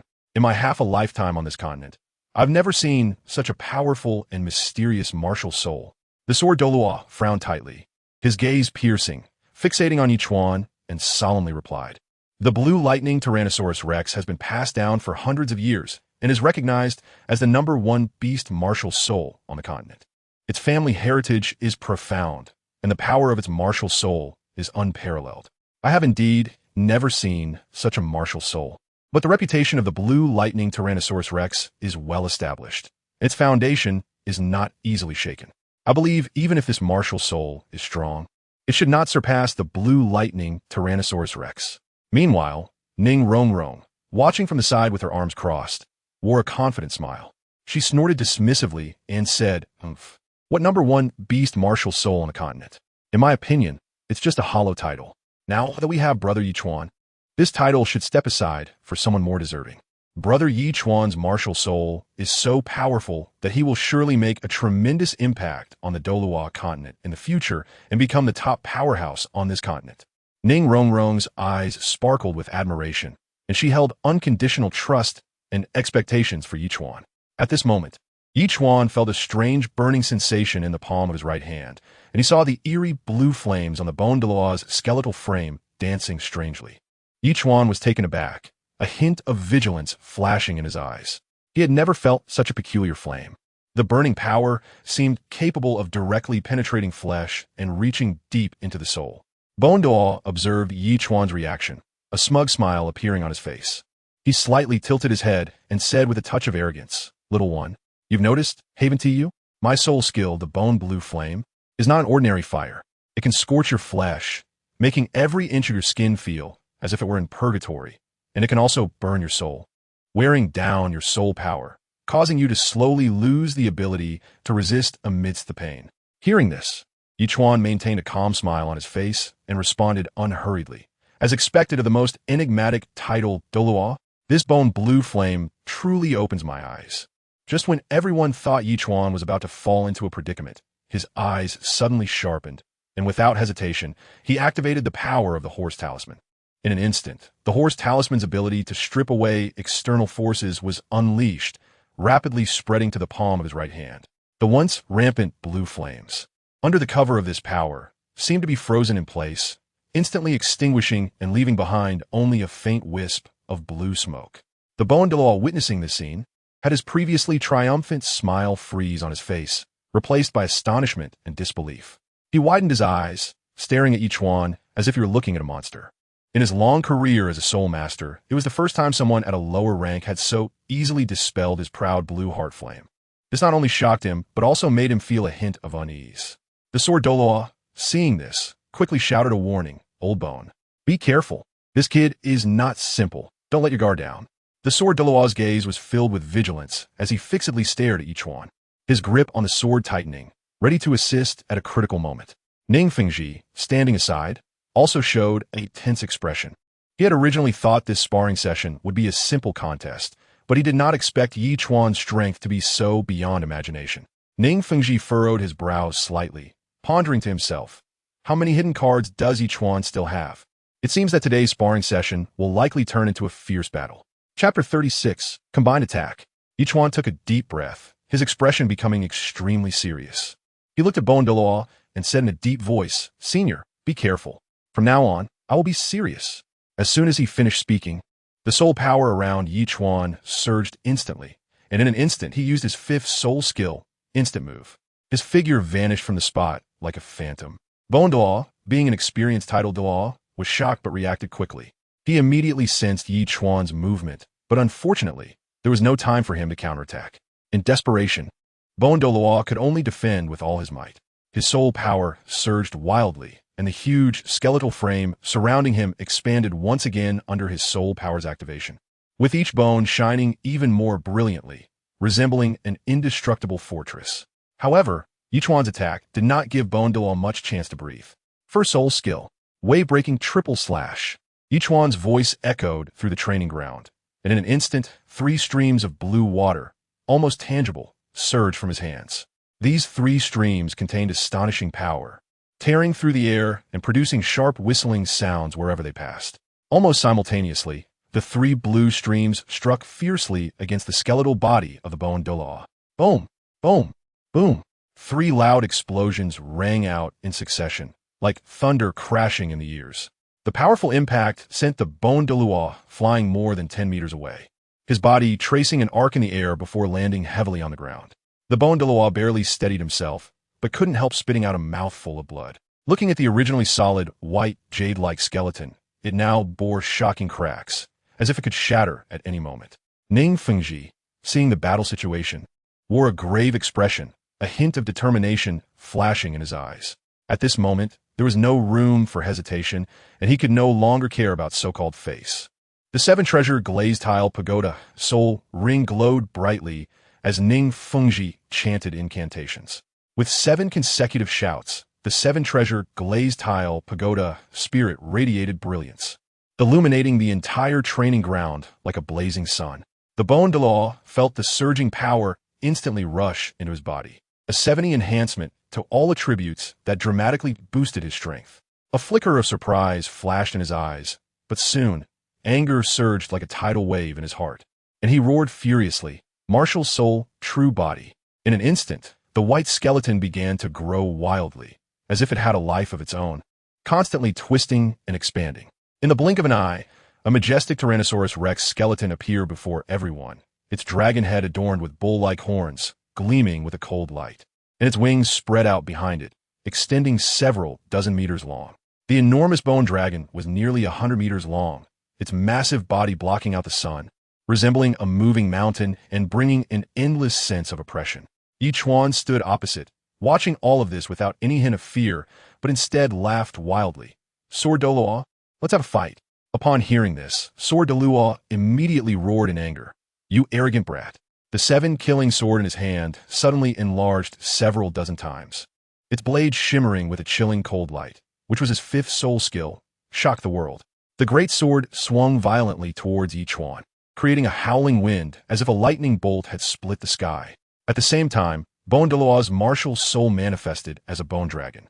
Also unwilling to show weakness, it flapped its wings, and in an instant, a powerful vortex storm erupted from beneath Ichuan's feet. The storm was like a giant funnel, tightly enveloping Ichuan, with the strong winds directly controlling his movements. Countless wind blades formed within the storm, like sharp daggers, ruthlessly slashing towards Ichuan. These two had sparred and fought every day, their mutual understanding deeply ingrained. At this moment, their coordination on the battlefield was seamless, making it difficult to defend against. However, Ichuan showed no signs of retreat. Gritting his teeth, a resolute expression appeared on his face as he stepped forward, directly withstanding the surrounding wind blades with his body. The wind blades cut across his skin, leaving trails of blood, but he remained oblivious, as if he couldn't feel any pain. Facing the powerful great sword of Douluo, Ichuan still did not dodge or evade. Just before the sword struck, he took a deep breath, a glint of determination flashing in his eyes, and directly extended his hands to catch the blade with bare hands. Ichuan's hands tightly grasped the sword body, blood flowing down his arms and dripping onto the ground, yet he held on firmly, unwilling to let go. Suddenly, Ichuan's laughter rang out abruptly, filled with madness and recklessness, as if he regarded everything in the world with disdain. Stimulating, Yumiiti, Aku Yumiiti, he shouted while wildly waving his arms, a frenzied smile on his face, as if he were enjoying a grand carnival rather than being in a life-and-death duel against Douluo. Ning Fengji stood not far away, witnessing this scene, and couldn't help but frown slightly, a complex expression flashing in his eyes. He murmured in amazement, "What a madman!" He found it hard to understand what kind of courage and mentality this young man had to still act so unrestrained in the face of the combined attacks of Douluo and Douluo. Ichuan didn't care how others viewed him. At the moment when everyone was astonished, the power of the talisman was taking effect. In an instant, the blood marks that covered his body vanished like snow under the warm sun. Even the tattered clothes torn by wind blades and sword energy revealed smooth, fair skin beneath, as if the pain he had suffered never existed. The Douluo, seeing his full force strike easily caught by Ichuan with bare hands, felt shock and anger peak in his heart. Gripping the seven-killing sword tightly, a seriousness never seen before flashed in his eyes. At this moment, the Sodto Chuan understood that Ichuan was no ordinary opponent. If he didn't go all out, he might fall here today. The Douluo exchanged a glance with the Douluo, their thoughts aligned without the need for many words, reaching a tacit agreement. Together, they launched a fierce assault from both sides. Martial Soul, True Body, 7 killing domain. The Sodto let out a long howl, shaking the surrounding area. With his roar, a powerful momentum erupted from within him. The 7 killing sword shone brightly at that moment, surrounded by a thick layer of blue sword energy, as if it wanted to tear the surrounding space apart. At the same time, a vast white domain rapidly expanded around him. Unfortunately, while the 7 killing domain could weaken others, its effect on Ichuan was directly dispelled by the talisman. The Douluo unleashed his full power, leaping from the left side like a black lightning bolt, swiftly charging towards Ichuan. Heavenly Bone Divine Dragon Wave. On the other side, the Douluo was equally unyielding. He controlled a gigantic bone dragon over 100 meters long, letting out a deafening roar. With this roar, the bone dragon unleashed a white dragon-shaped energy wave, causing ripples in the space it passed through, as if a giant stone had been thrown into water. Ichuan felt a powerful pressure coming at him, as if the space around him had been fixed by an invisible force. His body felt tightly bound, unable to move an inch, let alone evade the deadly strike from the Douluo. However, there was not a trace of fear in Ichuan's eyes, still wearing a smile on his face. Chapter 37. Ice Age. Ichuan's lips curled slightly upward, and a glimmer of confidence flashed in his eyes. He then snapped his fingers and shouted, "Fourth soul skill. Ice Age." In an instant, an extreme, cold air, seemingly from ancient glaciers, surged out from his body like a tidal wave. The cold air appeared to faint, and wherever it went, the temperature of the air seemed to be instantly drained, rapidly condensing into a thin layer of ice crystals. In the blink of an eye, a visible layer of ice spread wildly from Ichuan in all directions. The once vast training ground seemed to be frozen in time, with everything rapidly freezing under this extreme cold power. The martial soul true body, the bone dragon, released by the Douluo, with its enormous body clawing in the air, was instantly encased in a thick layer of ice under the assault of this cold air, unable to move. The scales on the dragon's body were covered with ice, sparkling with a cold light, resembling a piece of ice sculpture art. The 7-killing sword in the sword Douluo's hand was also not spared. The incredibly sharp blade was tightly wrapped in ice, and the brilliance on the sword was obscured by this extreme cold power. A look of disbelief appeared on the sword Douluo's face. He never expected to be subdued by this young man's move. Ning Fengji, who was watching from the side, was also frozen by this sudden extreme cold power. As an auxiliary system soul sage, he did not directly participate in the battle, but this powerful force still made him feel a deep threat. Ning Fengji's body was also encased in ice, with a hint of surprise and worry in his eyes. Moreover, the wind blades and fierce sword qi around Ichuan were instantly frozen under this extreme cold power. The wind blades and sword qi were wrapped in ice, forming strange ice spikes that sparkled with colorful light under the sunlight. The entire training ground at the mountaintop was almost instantly covered by this thick layer of ice. The originally hard ground had turned into a world of ice. The ice layer was smooth as a mirror, reflecting dazzling sunlight, making it nearly impossible to open one's eyes. However, in this icy world, there was one spot that remained unharmed. Xiao Wu, Zhu Xuching, and Ning Rongrong stood there, looking at everything frozen around them, their faces showing different expressions. Xiao Wu was full of excitement, her eyes sparkling with admiration as she exclaimed, "Brother Chuan is amazing. This move is simply too cool." Zhu Xuching had a look of surprise, her mouth slightly open, revealing a hint of shock. "So strong," she whispered, realizing that 2 titled Douluos and an auxiliary system soul sage were defeated by a single move. How strong is Ichuan's power? Ning Rongrong's face was filled with worry as she looked at the frozen Ning Fengji, sword Douluo, and bone Douluo, her heart anxious. "Brother Ichuan, father, are Grandpa Jian and Grandpa Guo okay?" Ichuan looked at Ning Rongrong's anxious expression and smiled gently, reassuring her, "It's nothing. They are just frozen. We just need to find someone to warm them up with fire. Although this Ice Age technique is powerful, I controlled the intensity well, so it won't cause them any substantial harm." After hearing Yi Chuan's words, Ning Rongrong's worries eased slightly. She nodded and said, "That's good. That's good." As the young lady of the 7-treasure Glazed tile school, Ning Rongrong arranged for Yi Chuan, Xiao Wu, and Zhu Xuching to stay at the 7-treasure Glazed tile school. As for the martial arts arena, it was entrusted to the Protector Wu. Protector Wu looked at the icy landscape in front of him and felt a sense of helplessness in his heart. He quickly gathered the disciples of the sect, prepared a large amount of firewood, and began to rescue the frozen Ning Fengji, sword Douluo, and bone Douluo. The flames blazed fiercely, and heat rose. However, the ice layer was too thick. It took a full hour to finally rescue the 3 from the ice. Ning Fengji, sword Douluo, and bone Douluo emerged from the ice, still carrying a hint of chill. They exchanged glances, recalling Yi Chuan's complex expression, which contained both surprise and admiration. In the main hall of the 7-treasure Glazed tile school, Ning Fengji, sword Douluo, and bone Douluo changed their clothes and sat around an ancient sandalwood table, their faces still showing traces of lingering shock and awe. Ning Fengji gently set down his teacup and let out a long sigh, his voice filled with uncontrollable excitement. The first genius in 10,000 years. An unparalleled prodigy that no one can question. He slightly squinted, and the stunning performance of Yi Chuan in the martial arts arena involuntarily appeared in his mind. His strength and performance exceeded everyone's imagination. Bone Douluo nodded slightly, a thoughtful glimmer in his eyes, and unconsciously murmured, "This child will definitely be a 99th level limit Douluo in the future. It's even possible for him to become a god." As he spoke, he gently stroked his beard, his expression very serious. As a 95th level title Douluo, Gu Rong knew that reaching the 99th level limit Douluo required not only talent and hard work, but also extraordinary opportunities and incredible perseverance. Yi Chuan's displayed potential made Bone Douluo firmly believe that he definitely had the ability to embark on the path to godhood. Sword Douluo crossed his arms, exuding a cold aura, and his voice was like the cold wind of a winter night as he coldly said, "If such a genius cannot become a god, I would have to question whether gods really exist." At this moment, Sword Douluo saw Yi Chuan as a miracle bestowed by heaven upon the Douluo Continent, an existence that could rewrite the entire pattern of the Douluo world.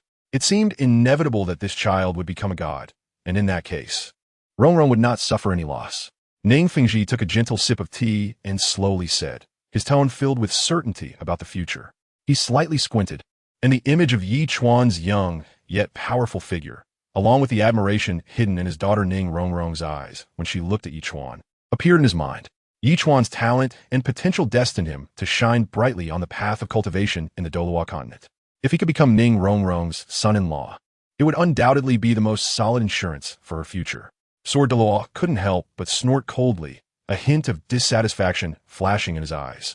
Although he had to admit that Ichuan's strength was indeed a rare talent, the scene of him surrounded by numerous admirers was truly hard for him to accept. The talent was good, but this kid was too careless, spreading his affection everywhere. There was a trace of coldness in Sword Douluo's voice, and his words seemed to lower the temperature in the air. Bone Douluo chuckled and spoke, his hoarse voice carrying a hint of mockery. This stinky kid, Ichuan, really got lucky. He knew in his heart that with Ichuan's conditions, he was indeed a good match for Ning Rongrong, but the kid's flirtatious nature was indeed a headache. Ning Fengji sighed lightly, put down his teacup, and said helplessly, "There's no way around it. Once we miss this kind of son-in-law, there may not be another chance." Sword Douluo and Bone Douluo exchanged glances, and after a moment, both slowly nodded. Although they were dissatisfied with Ichuan's flirtatiousness, they also understood that what Ning Fengji said was very true. In this world where the strong are respected, strength is the most fundamental guarantee. Ichuan's potential was evident, and if he could form a marital alliance with the seven-treasure Glazed Tile School, it would undoubtedly be beneficial for the development of the sect without any drawbacks. The three of them exchanged praises for Ichuan without reservation. Ning Fengji stood up, walked to the window, and gazed at the vast sky outside, secretly thinking, perhaps the future of the Douluo Continent really depends on geniuses like Ichuan to rewrite it. Chapter 38, The Son-in-Law. The next day, warm sunlight poured through the mottled window panes, casting patches of light and shadow throughout the room. It was already mid-morning. Ichuan, get up. Ning Rongrong's clear and pleasant voice floated in from outside the room. Ichuan was awakened by this voice. With sleepy eyes, he nudged the still sleeping Xiao Wu beside him and gently reminded her, "Xiao Wu, it's time to get up." Xiao Wu, still groggy, turned over and mumbled, "Brother Chuan, let me sleep a little longer." Her voice was soft and sweet, filled with drowsiness. Ichuan smiled helplessly, his eyes filled with affection. He raised his hand to gently tuck the blanket around Xiao Wu, making sure she wouldn't catch a chill. After that, Ichuan got up and started washing up. Once he was done, he opened the door, and sunlight instantly rushed in, causing him to squint slightly. There stood Ning Rongrong at the door, graceful and elegant, like a beautiful flower blooming under the warm spring sun. She wore a light pink long dress, the hem swaying gently in the breeze, with exquisite embroidery at the edges shimmering in the sunlight. Her long, glossy black hair fell smoothly over her shoulders, with a few playful strands framing her fair cheeks, enhancing her charming and lovely appearance. Ichuan looked at Ning Rongrong in front of him, a hint of amazement flashing in his eyes, and then he asked, "What's wrong?" Ning Rongrong slightly lowered her head, as if shy from the sunlight, or perhaps hiding a little secret. Her cheeks inexplicably flushed, the redness spreading from her cheeks to her ears. "Father, Grandpa Jian and Grandpa Guan invite you to dinner." Ning Rongrong's voice was softer than usual, as if she was harboring different thoughts. After hearing this, Ichuan was filled with confusion and couldn't help but ask, "All right, but why are you blushing?" What was originally an innocent question seemed to touch a sensitive chord in Ning Rongrong's heart. Her cheeks instantly turned even redder and biting her lower lip. It seemed she summoned great courage, raised her head, and her big watery eyes sparkled with a mix of shyness and anger. Then, she directly swung her little fist and lightly tapped Ichuan's chest, playfully scolding, "You idiot, I'm not talking to you anymore." After saying this, she ran away like a startled deer, leaving Ichuan standing there, completely bewildered. Ichuan looked at Ning Rongrong's departing figure, scratched his head, and muttered to himself, "Didn't you invite me to dinner? Why did you leave? I don't know the way." At noon, the main hall of the seven-treasure Glazed Tile School was brightly decorated and bustling with activity. Red lanterns hung high, resembling ripe red persimmons, radiating a festive and warm light. Colorful silk ribbons gently swayed in the breeze, adorned with exquisite patterns, some depicting the auspicious Chuan, while others symbolized wealth with peonies. Ichuan walked along the bluestone path leading to the main hall, filled with curiosity. His gaze was drawn to the surrounding scenery, occasionally looking left and right at the busy figures, wondering what significant event was taking place today. Finally, he arrived at the main hall. He saw Ning Fengji approaching with a smile, accompanied by Sword Douluo and Bone Douluo. Ning Fengji was dressed in a magnificent robe, with jewels embedded in the hem, sparkling brilliantly in the sunlight, showcasing his noble status. Seeing this, Ichuan revealed a radiant smile and said, "Master Ning, is there some happy occasion in your esteemed sect? The decorations are quite extravagant." Ning Fengji, while warmly inviting Ichuan inside, laughed heartily and said, "Ha, my dear son-in-law is joking. Today is indeed a joyous day for you and Rongrong." Ning Fengji's laughter was cheerful, filled with joy and satisfaction. Ichuan was taken aback upon hearing this. His smile instantly froze, and he stood there in a daze. He never expected that today would be the day he and Ning Rongrong got engaged. Before he could come to his senses, he was pulled by Sodto and Douluo, one on each side, to sit beside Ning Rongrong. At that moment, Ning Rongrong looked like a blooming red rose, radiant and alluring. She wore a magnificent red dress, with golden threads embroidered on the hem that sparkled under the light. On her head was a phoenix crown, adorned with various dazzling gems, each worth a fortune. Ning Rongrong's face was lightly powdered, her fair cheeks slightly flushed, resembling the evening glow in the sky. She lowered her head, tightly gripping the corners of her dress, not daring to look at Ichuan, her shy appearance evoking a sense of affection. Ning Fengji watched this scene with an even brighter smile on his face and said, "Son-in-law, this is your engagement banquet with Rongrong. I haven't invited anyone else. From today on, Rongrong is yours. You must treat her well." Douluo coldly remarked of, "Rongrong will be the future master of the 7-treasure Glazed tile school. Marrying you is not a loss." Douluo added, "If I find out you bully Rongrong, I will never let you go, even in death." Ichuan was thoroughly understood the meaning of the three after being criticized by them. He looked at the shy Ning Rongrong beside him, and a warm current surged in his heart. However, Ichuan naturally would not refuse this. After all, Ning Rongrong was the woman he had his eyes on. Ichuan took a deep breath, stood up, and said solemnly, "Master Ning, Sodto, Douluo, you can rest assured that I, Ichuan, will do everything in my power to protect Rongrong for her entire life, and will never let her suffer even the slightest grievance." Ning Fengji nodded in satisfaction, and both Sodto and Douluo slightly bowed their heads, the wariness in their eyes gradually fading. Ning Fengji, with a smile full of warmth and affection like the spring sun, gently waved his hand and said, "All right, why still call me master? That's too distant. Now that you and Rongrong are getting engaged, you'll have to change how you address me from now on." His tone was full of acceptance and closeness towards Ichuan. Hearing this, Ichuan raised the corners of his mouth, revealing a sincere smile. His voice loud and filled with a hint of respect.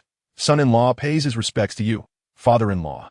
As soon as he finished speaking, Douluo and Douluo exchanged glances and both burst into laughter.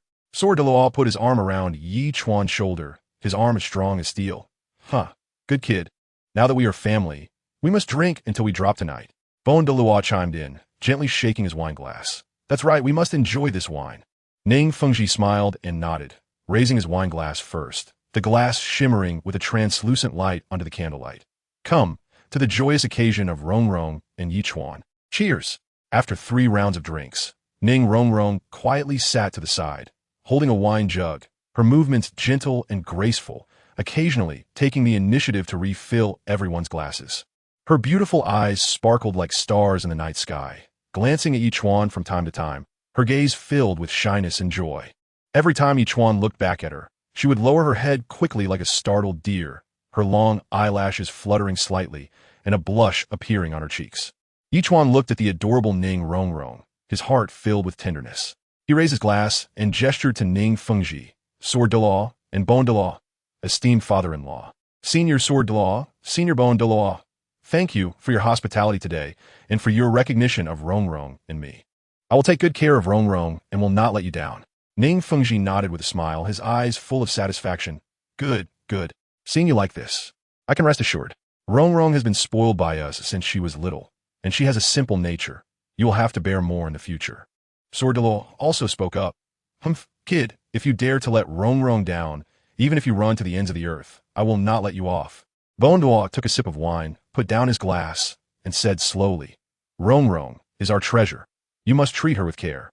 Ichuan quickly replied, "Seniors, please rest assured. My feelings for Rongrong are as clear as the heavens and the earth." The meal continued in such a warm and lively atmosphere, filled with laughter and joy. Eventually, everyone had a bit of a buzz, and the meal ended with hosts and guests enjoying themselves. Ning Rongrong walked to Ichuan's side, gently supporting his arm, her voice soft as a spring breeze. "Let me help you back to your room." Ichuan nodded slightly, a hint of drunkenness coloring his cheeks, as he allowed Ning Rongrong to support him back to the room. The night was deep, and the soft moonlight streamed through the intricately carved window, bathing the beautifully arranged room of the seven-treasure glazed tile school. As soon as he stepped into the room, Ichuan stumbled and, unable to steady himself, fell toward Ning Rongrong, landing on her. Ning Rongrong's cheeks instantly flushed, her bashful appearance appearing especially charming in the moonlight. She instinctively reached out her hands, wanting to push Ichuan away, and said in a teasing tone, "Brother Ichuan, what are you doing?" But her strength seemed insignificant against Ichuan's drunken state, and he took the opportunity to wrap his arms around her waist. "Brother Ichuan, get up.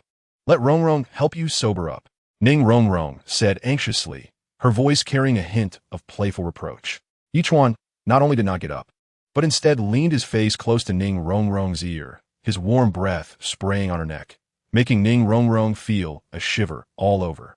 Ichuan whispered softly, "Oh, are you trying to plot something against me by bringing me to your boudoir?" As he spoke, a mischievous smile curled at the corners of his mouth, and he gently lifted a strand of Ning Rongrong's hair with his fingers. Ning Rongrong, both shy and anxious, stamped her foot and said, "If you keep talking nonsense, I won't pay attention to you anymore." But Ichuan seemed to have not heard her, continuing to tease her. Just then, he suddenly reached to untie his belt, and Ning Rongrong's eyes widened in panic, her face filled with alarm as she instinctively tried to resist, waving her hands in a flurry. However, Ichuan's actions only made her heart race even more, and her resistance gradually weakened. Finally, under Ichuan's burning gaze, she obediently lowered her head. The room filled with an ambiguous atmosphere, their heartbeats intertwining as if conveying unspoken feelings. In the faint morning light, soft rays filtered through the thin curtains, quietly falling into the warm and elegant room of the seven-treasure glazed tile school. Ichuan woke up from his dreams early in the morning, as usual. He turned to look at Ning Rongrong beside him, and saw her cheeks tinged with a faint blush, like peach blossoms blooming in spring, beautiful and captivating.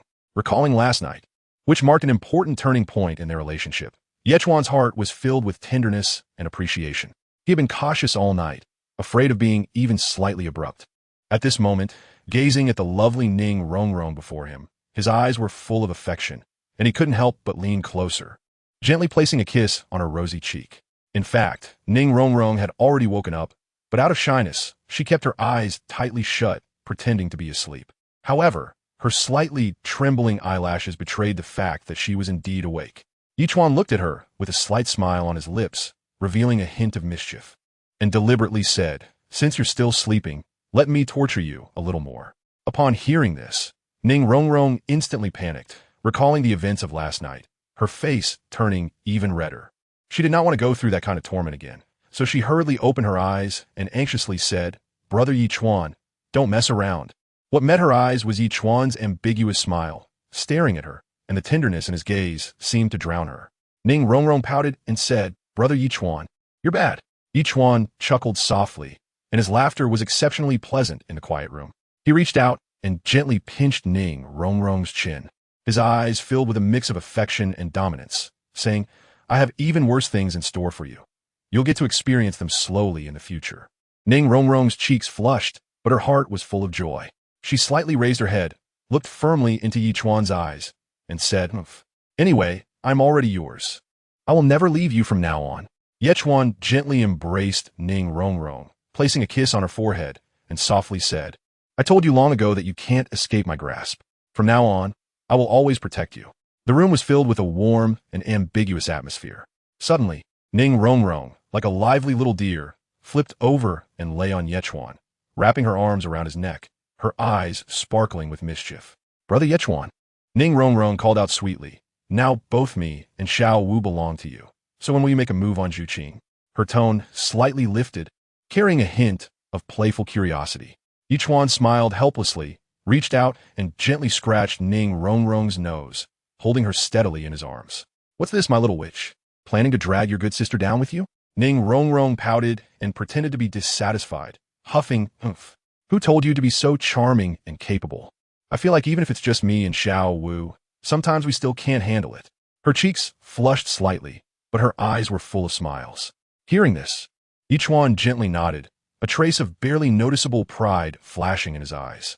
He suddenly leaned close to Ning Rongrong's ear and said with a mischievous smile, "How would we know if we don't try? Why not spend a night with Xiao Wu and we can test it out?" His warm breath brushed against Ning Rongrong's neck, sending a shiver through her. "You." Ning Rongrong, both shy and angry, reached out to tickle Ichuan under his armpit. "You big bad guy. You just like to bully me." Instantly, Ning Rongrong's silver bell-like laughter echoed throughout the room. Ichuan was naturally unwilling to be outdone and immediately launched a counterattack. The two were playfully wrestling on the bed, and for a moment, the room was filled with laughter and joy, with a warm and ambiguous atmosphere permeating every inch of the air. After a bout of fun, Ning Rongrong was out of breath, lying on Ichuan's chest, her hair disheveled and her cheeks flushed from the earlier playfulness. Ichuan gently helped her smooth her hair and said softly, "Don't worry. I'll take care of Zhu Xuching's matters in the Xinglua Empire. By then, the four of us can sleep together under the same blanket, always together, never apart." Ning Rongrong raised her head, her eyes filled with anticipation and happiness, softly agreeing with a hum, and nestled deeper into Ichuan's embrace. Inside the Qibao Glazed sex mansion, time flowed slowly like a gentle stream. Ichuan comfortably settled here, spending every day alongside Zhu Xuching, Xiao Wu, and Ning Rongrong. As the prize jewel of the seven-treasure Glazed tile sect, Ning Rongrong naturally leveraged her home court advantage, taking Ichuan through various corners of the sect and introducing him to numerous high-ranking members. Ichuan was already impressive and powerful. With Ning Rongrong's introduction, he quickly became familiar with the higher-ups of the seven-treasure Glazed tile school. Those elders, who usually held themselves in high regard, praised Ichuan and often engaged in cheerful conversations with him or sparred with him in the courtyard. Half a month passed in the blink of an eye, and the news that Ichuan had been eagerly anticipating finally showed signs of coming to fruition. On this day, the weather was pleasant, and the warm sunlight poured into the courtyard. Ichuan and the three girls were leisurely lying in rocking chairs, basking in the sun. Zhu Xuching closed her eyes to rest, her soft hair gently swaying in the breeze. Xiao Wu playfully hummed a little tune, occasionally opening her lively eyes to glance at Ichuan beside her. Ning Rongrong lazily leaned against Ichuan's shoulder, a satisfied smile on her lips. Chapter 40, Tiando Royal Academy. Just at this tranquil and beautiful moment, the sound of hurried footsteps broke the calm. The law protector, Wu, hurriedly walked into the courtyard, slightly hunched over, with a look of respect on his face, yet unable to hide his excitement. "I've seen young Master Ichuan." Wu's voice shattered the serenity of the courtyard. Ichuan slowly opened his eyes, a glint of sharpness flashing through his star-like gaze. Then, the corners of his mouth lifted, revealing a confident smile. "Wu Hufa, what's the matter? Have you made any progress on what I asked you to keep an eye on?" Wu Hufa raised his head, his face filled with a flattering smile. "Hee. Young Master Yi is indeed wise. The person you are looking for has already arrived at the Heaven Do Royal Academy." Recalling the past few days, Wu Hufa initially felt very dissatisfied when Ning Fengji instructed him to follow Ichuan's arrangements. He believed that he had some status and strength within the sect, so how could he easily submit to others? But who would have thought that Ichuan would casually throw a punch, and that overwhelming power would come crashing down like a landslide, rendering him completely defenseless. From that moment on, Wu Hufa lost all his temper and didn't dare to utter a sound. Ichuan didn't mistreat him either, casually rewarding him with a soul bone obtained from Tang Hao. Although it was a useless soul bone from Tang Hao, it was an incredibly precious treasure for Wu Hufa. Since then, Wu Hufa devoted himself wholeheartedly to working for Ichuan, and his efforts became increasingly diligent. Ichuan's lips curled slightly, revealing a hint of amused smile as he said, "In that case, let's go to the Tiando Royal Academy and witness its splendor." Following Ichuan's command, the protector immediately sprang into action. In just a moment, a beautifully decorated carriage was brought before the crowd. The protector, dressed in a black outfit, walked steadily to the carriage, skillfully grasping the reins with clean and swift movements. Ichuan was the first to board the carriage, followed by Zhu Xuching, Xiao Wu, and Ning Rongrong, who entered one after another. The carriage slowly started, the wheels rolling on the stone road, producing a rhythmic sound. Inside the carriage, Xiao Wu chattered nonstop. "Rongrong, what is the Tiando Royal Academy really like? Is it particularly grand?" Ning Rongrong smiled slightly and patiently explained. Of course, this academy is not ordinary. It has the support of the national treasury and only admits noble children. It is renowned throughout the entire Tiando Empire and has a great influence. Zhu Xuching leaned against the wall of the carriage and nodded gently. The Tiando Royal Academy has a deep foundation, comparable to the status of the Xingluo Royal Academy in the Xingluo Empire, and it will undoubtedly cultivate many talents that will impact the Xingluo Empire. Ichuan listened quietly, occasionally interjecting a few words to express her opinions. The carriage sped along the flat road, with the scenery on either side rushing by like a scroll painting. Since the Seven Treasures Glazed Tile School was located outside of Heavendo City, and the Heavendo Royal Academy was also just outside the city, the distance between the two was not far. In just half an hour, the protector Wu skillfully pulled the reins and stopped the carriage. He respectfully said, "Young Master Yi, Miss, the Heavendo Royal Academy has arrived." The four of them jumped out of the carriage in turn, and the fresh air rushed towards them, carrying the unique fragrance of the vegetation in the mountains and forests. They looked up and saw a towering mountain stretching before them, with various buildings standing tall throughout the mountain. The buildings were arranged in an orderly manner, some ancient and elegant, others grand and imposing. The trees were lush and neatly arranged. The ground was paved with smooth stone slabs, spotless, and there were exquisite sculptures around, each vividly crafted, showcasing extraordinary craftsmanship. Ning Rongrong took a few steps forward, gesturing with her hand as she introduced in detail, "This mountain is the campus of the Heavendo Royal Academy. Everything here showcases the Academy's excellence. Half of the civil and military officials of the Heavendo Empire come from here, so one can imagine its influence." Zhu Xuching nodded slightly, a hint of admiration flashing in her eyes. The Heavendo Royal Academy is much stronger than the Star Luo Royal Academy. As a noble from the Star Luo Empire, Zhu Xuching had naturally seen the Star Luo Royal Academy and had the grounds for comparison. In terms of soul master strength, the Heavendo Empire was indeed stronger than the Star Luo Empire. Xiao Wu could no longer contain her excitement, grabbing Ning Rongrong's arm and eagerly saying, "I don't understand, but I'm deeply shocked. Let's hurry inside and take a look." With that, Xiao Wu wanted to dash forward. Ichuan looked at Xiao Wu and couldn't help but laugh. "Don't worry, since we're here, we have plenty of time to take a good look around." Saying this, he took a step forward, leading everyone toward the Tiando Royal Academy on the mountain. On the wide stone path of the Tiando Royal Academy, Ichuan walked side by side with Zhu Xuching, Xiao Wu, and Ning Rongrong. They stood out with their remarkable figures and extraordinary aura, resembling a beautiful landscape that caught the attention of passers-by. Ichuan stood tall, exuding a unique charm with every gesture. Zhu Xuching, dressed in black, was cold and alluring. Xiao Wu was lively and cheerful, her pink long dress swaying gently with her steps. Ning Rongrong wore luxurious attire, showcasing her noble elegance. Along the way, although this group of handsome men and beautiful women was extremely eye-catching, the people in the academy merely observed from a distance, no one daring to approach and inquire. After all, this was the Tiando Royal Academy, gathering the offspring of various powerful families. No one knew if a wrong word might provoke someone they could not afford to offend. After a moment of lingering gazes on them, the crowd pretended as if nothing had happened and looked away. Ichuan and the others walked briskly and soon arrived at the heart of the Tiando Royal Academy. The environment here was serene, with flourishing flowers and plants, and a faint fragrance of blossoms wafted through the air. Suddenly, a figure with gray-white hair appeared ahead. This person was dressed extravagantly, and the long robe embroidered with golden threads fluttered slightly as he moved, exuding an innate air of nobility. It was Prince Xueching. Behind him was a slender, somewhat effeminate-looking young man with a bruised and swollen face, displaying an expression of resentment. It was Xuebing. On the other side stood a tall, thin old man, whose hair and beard were dark green, with eyes that shone like emeralds, though his face appeared somewhat stiff. This was the poison dog, Douluo. Ning Rongrong saw these individuals, her eyes flashing with surprise, and then she took the initiative to step forward, elegantly performing a courtesy. Her voice clear and pleasant. "Rongrong greets Prince Xueching. Your Excellency, Poison Douluo." She stood tall and poised, truly worthy of being the young lady of the Seven Treasure Glazed Tile School. Prince Xueching immediately showed a kind smile, his eyes filled with appreciation. "Long time no see. The little princess of the Seven Treasure Glazed Tile School has become even more beautiful." The poisoned Douluo merely nodded, acknowledging her greeting. Xu Ebing looked at Ning Rongrong with a flash of displeasure in his eyes, took a step forward, and said somewhat dissatisfied, "What, Miss Rongrong? You only see the prince and the poisoned Douluo, but not me?"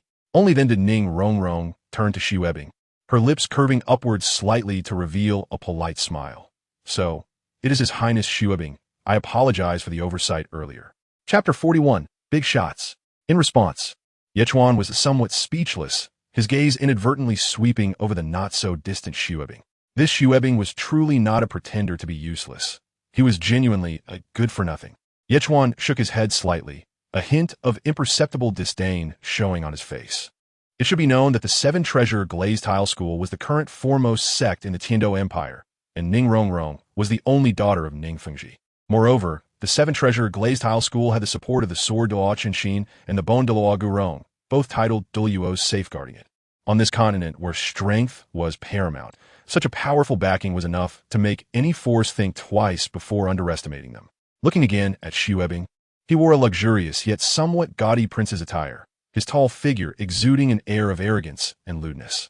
Within the Tiando Empire's royal family, he was already not favored, with a low status, and the royal relatives usually treated him with mere superficial indifference.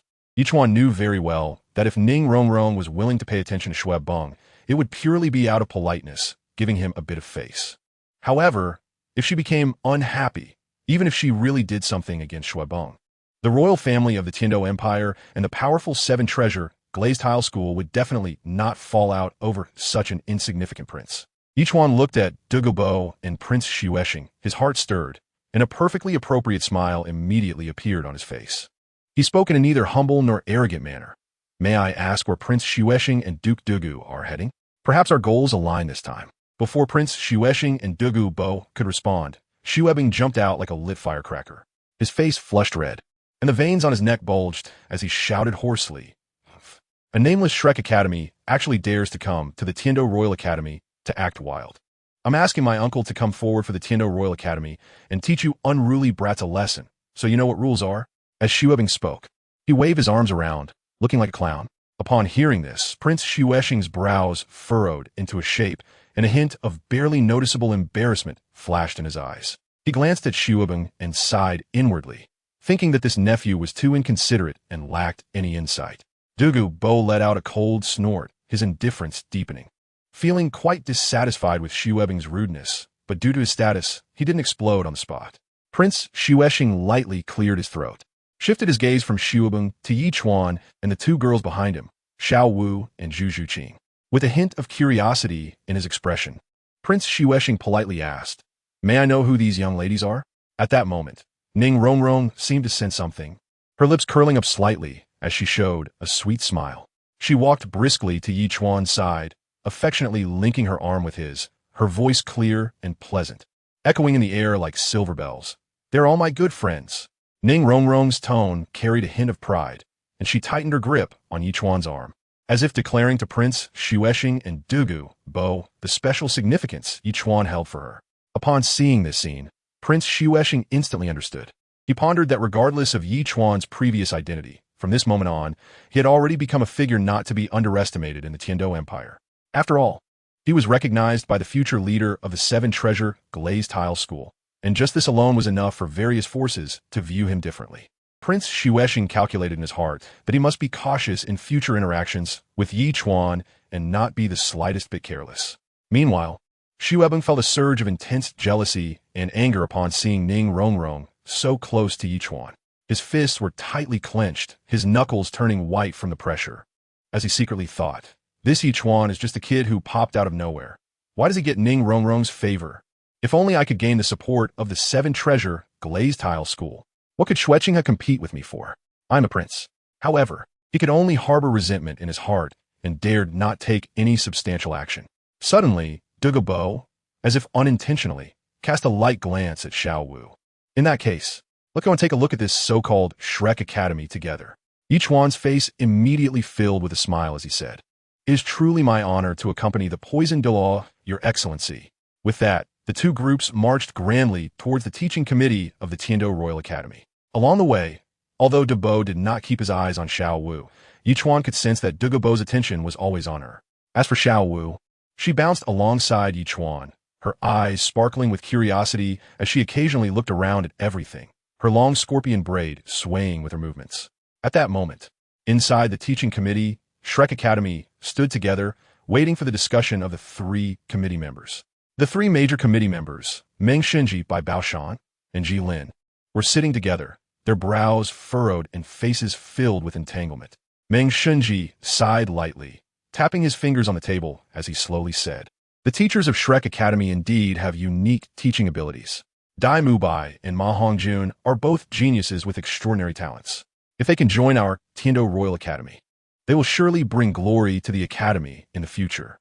Bai Baoshan nodded but showed a troubled expression. That may be the case, but Tang San and Oscar, their 3rd soul rings, are actually only 10-year soul rings. This is extremely rare in soul master cultivation. Saying they are useless would not be an exaggeration. Having such people join our academy might lower the overall standard.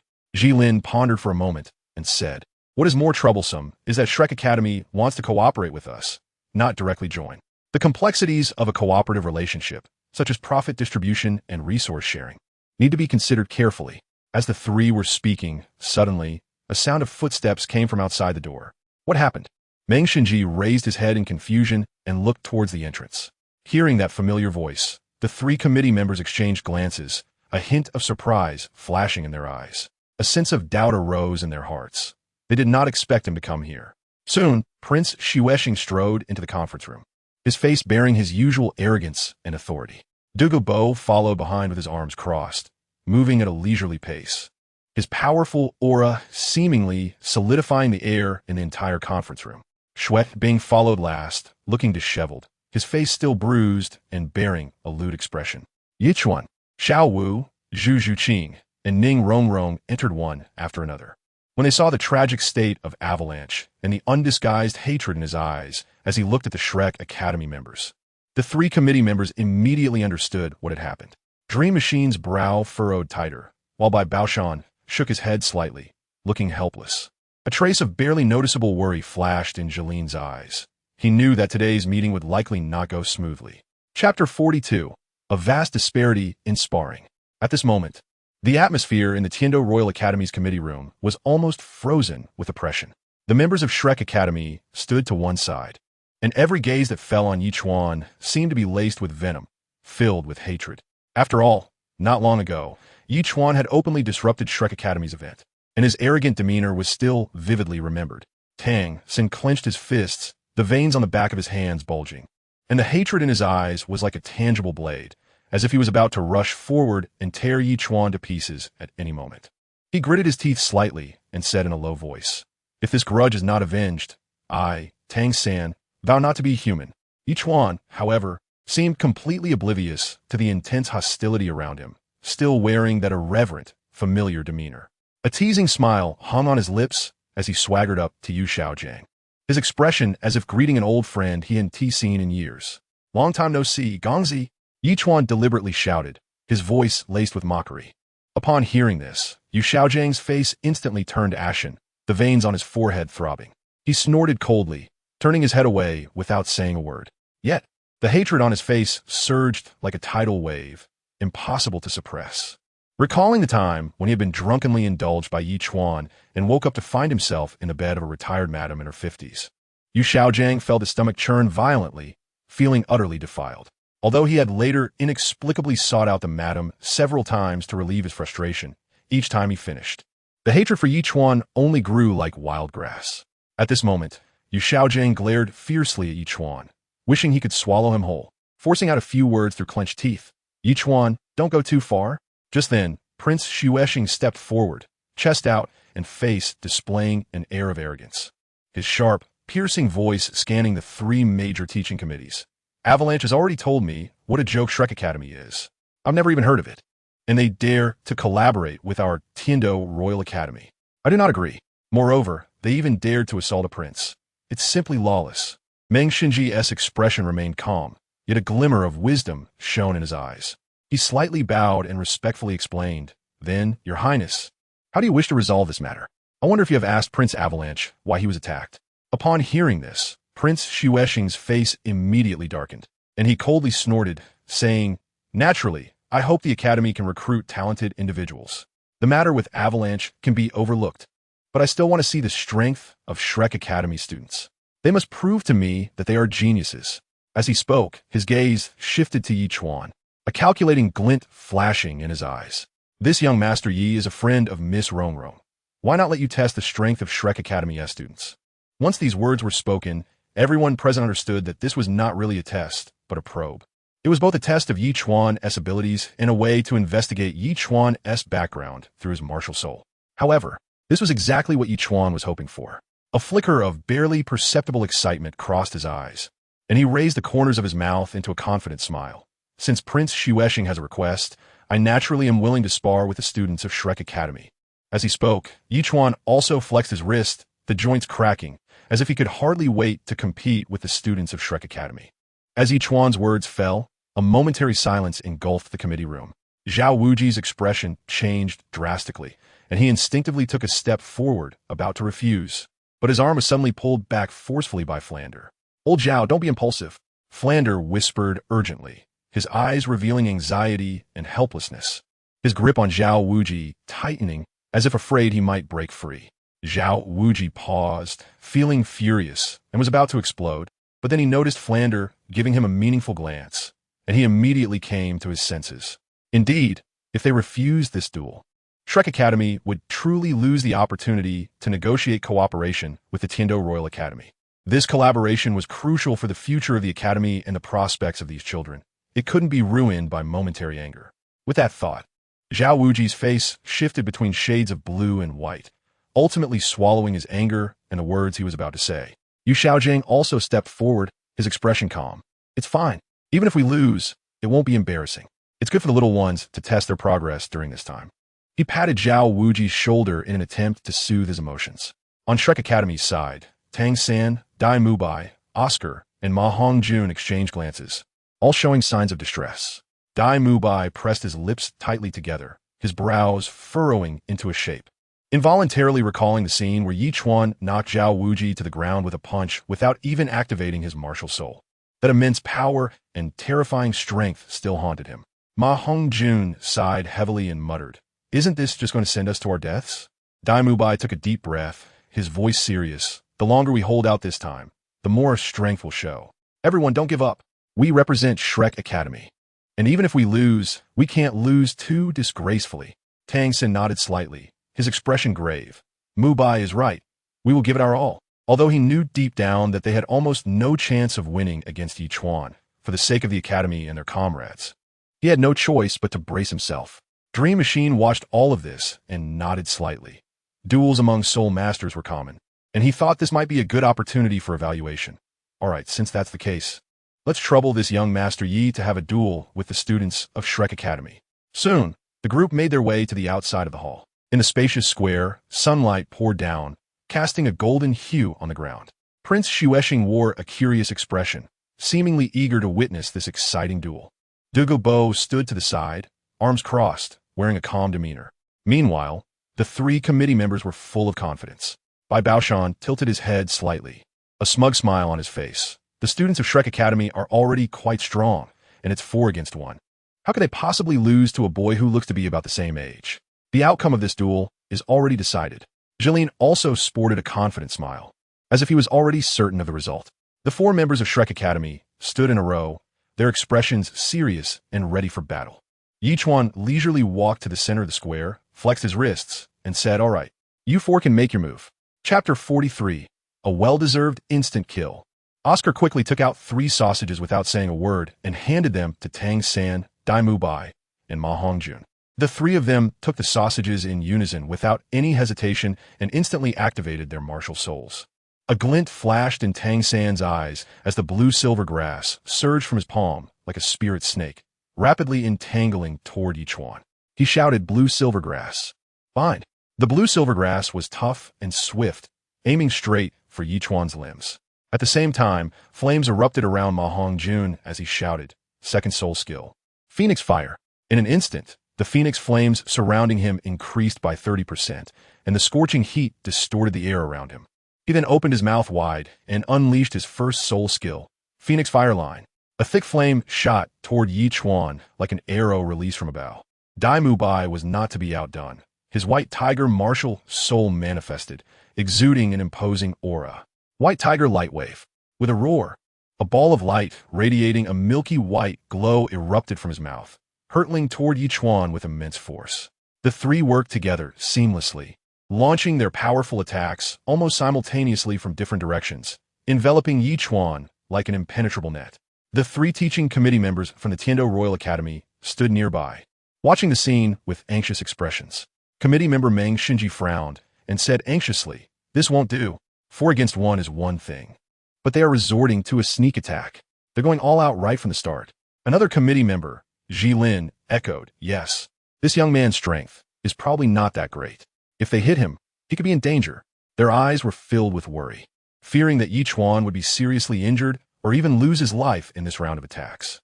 However, facing the overwhelming onslaught, Ichuan merely smiled calmly and activated the dragon talisman.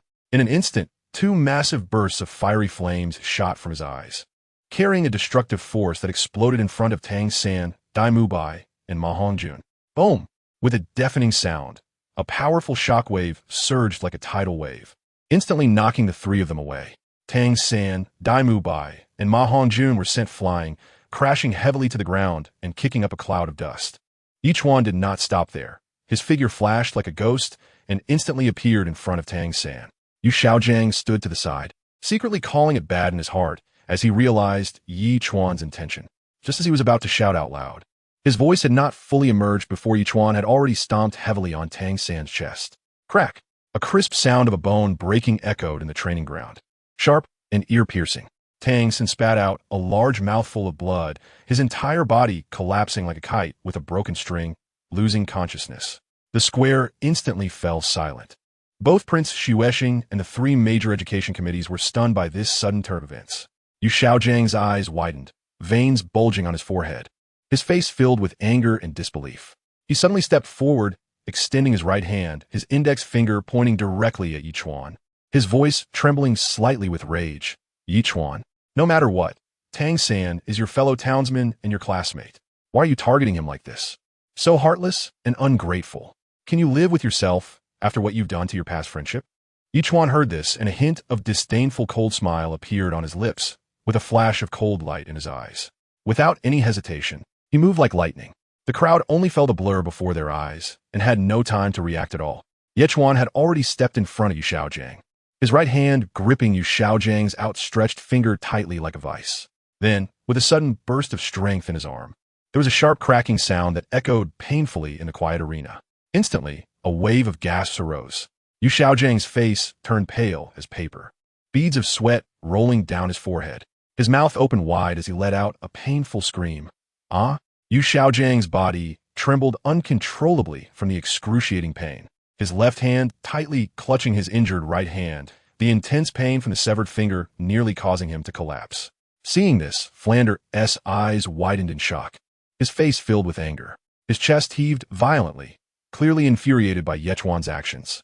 He stepped forward, fists clenched, his voice full of rage. "Ichuan, you destroyed our Shrek Academy's enrollment ceremony before, and now you do this.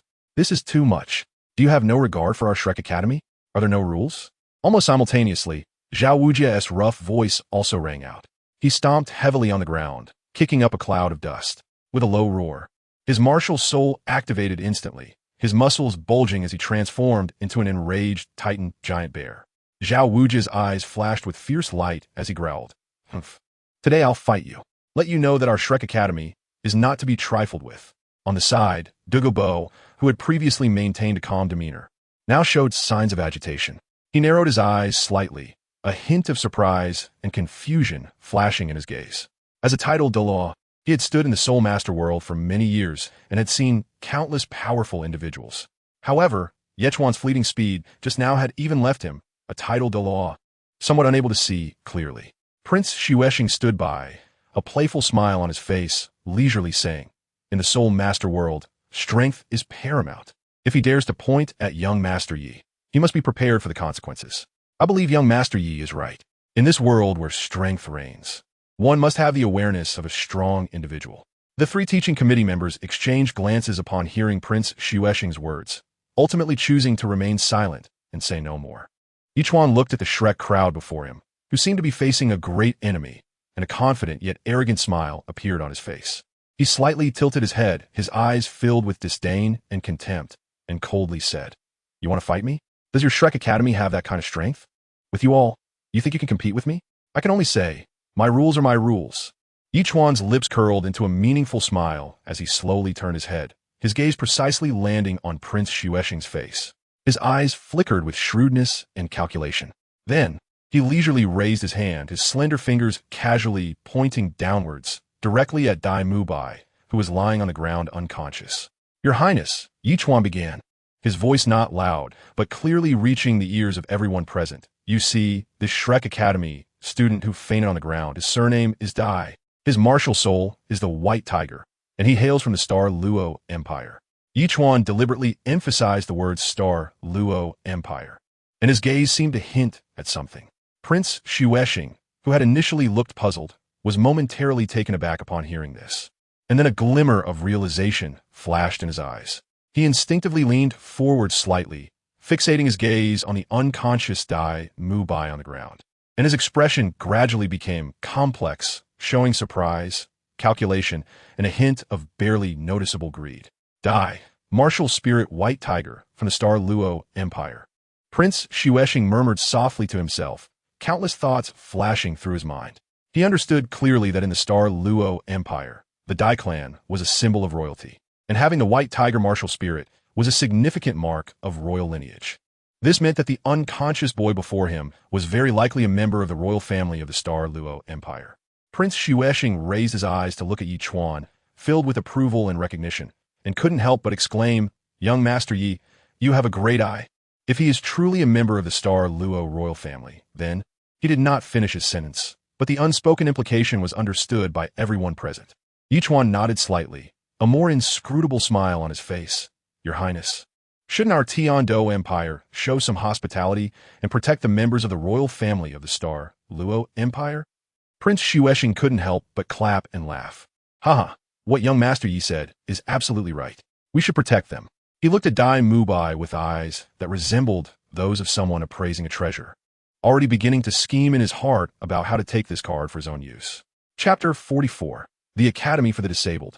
Flinder's eyes were instantly filled with rage, his soul power surging violently. Accompanied by a deafening roar, his martial soul, the four-eyed cat eagle, was unleashed.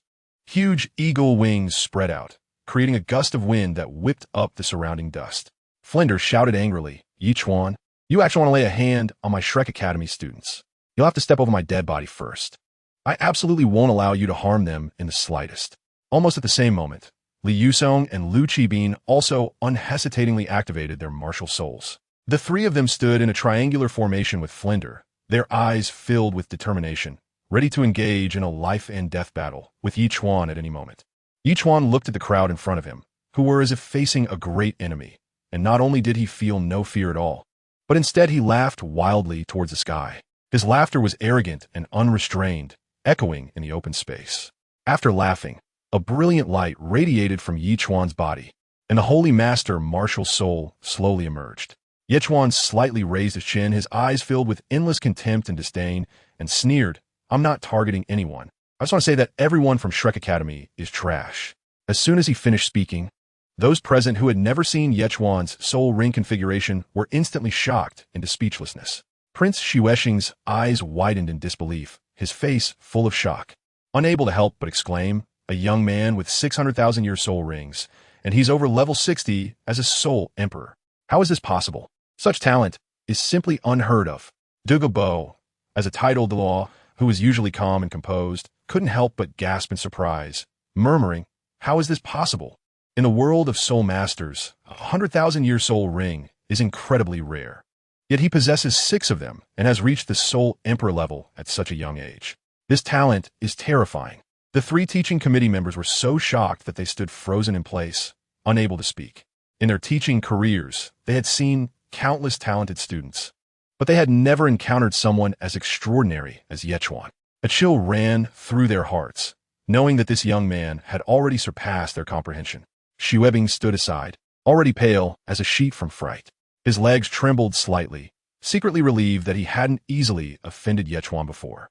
At this moment, Xu Weibing silently thought that if he had offended Ichuan, his father, the Snow Knight Emperor, would probably hang him up to the beams and whip him with a belt. And it would be the kind that he would dip in salt water while doing so.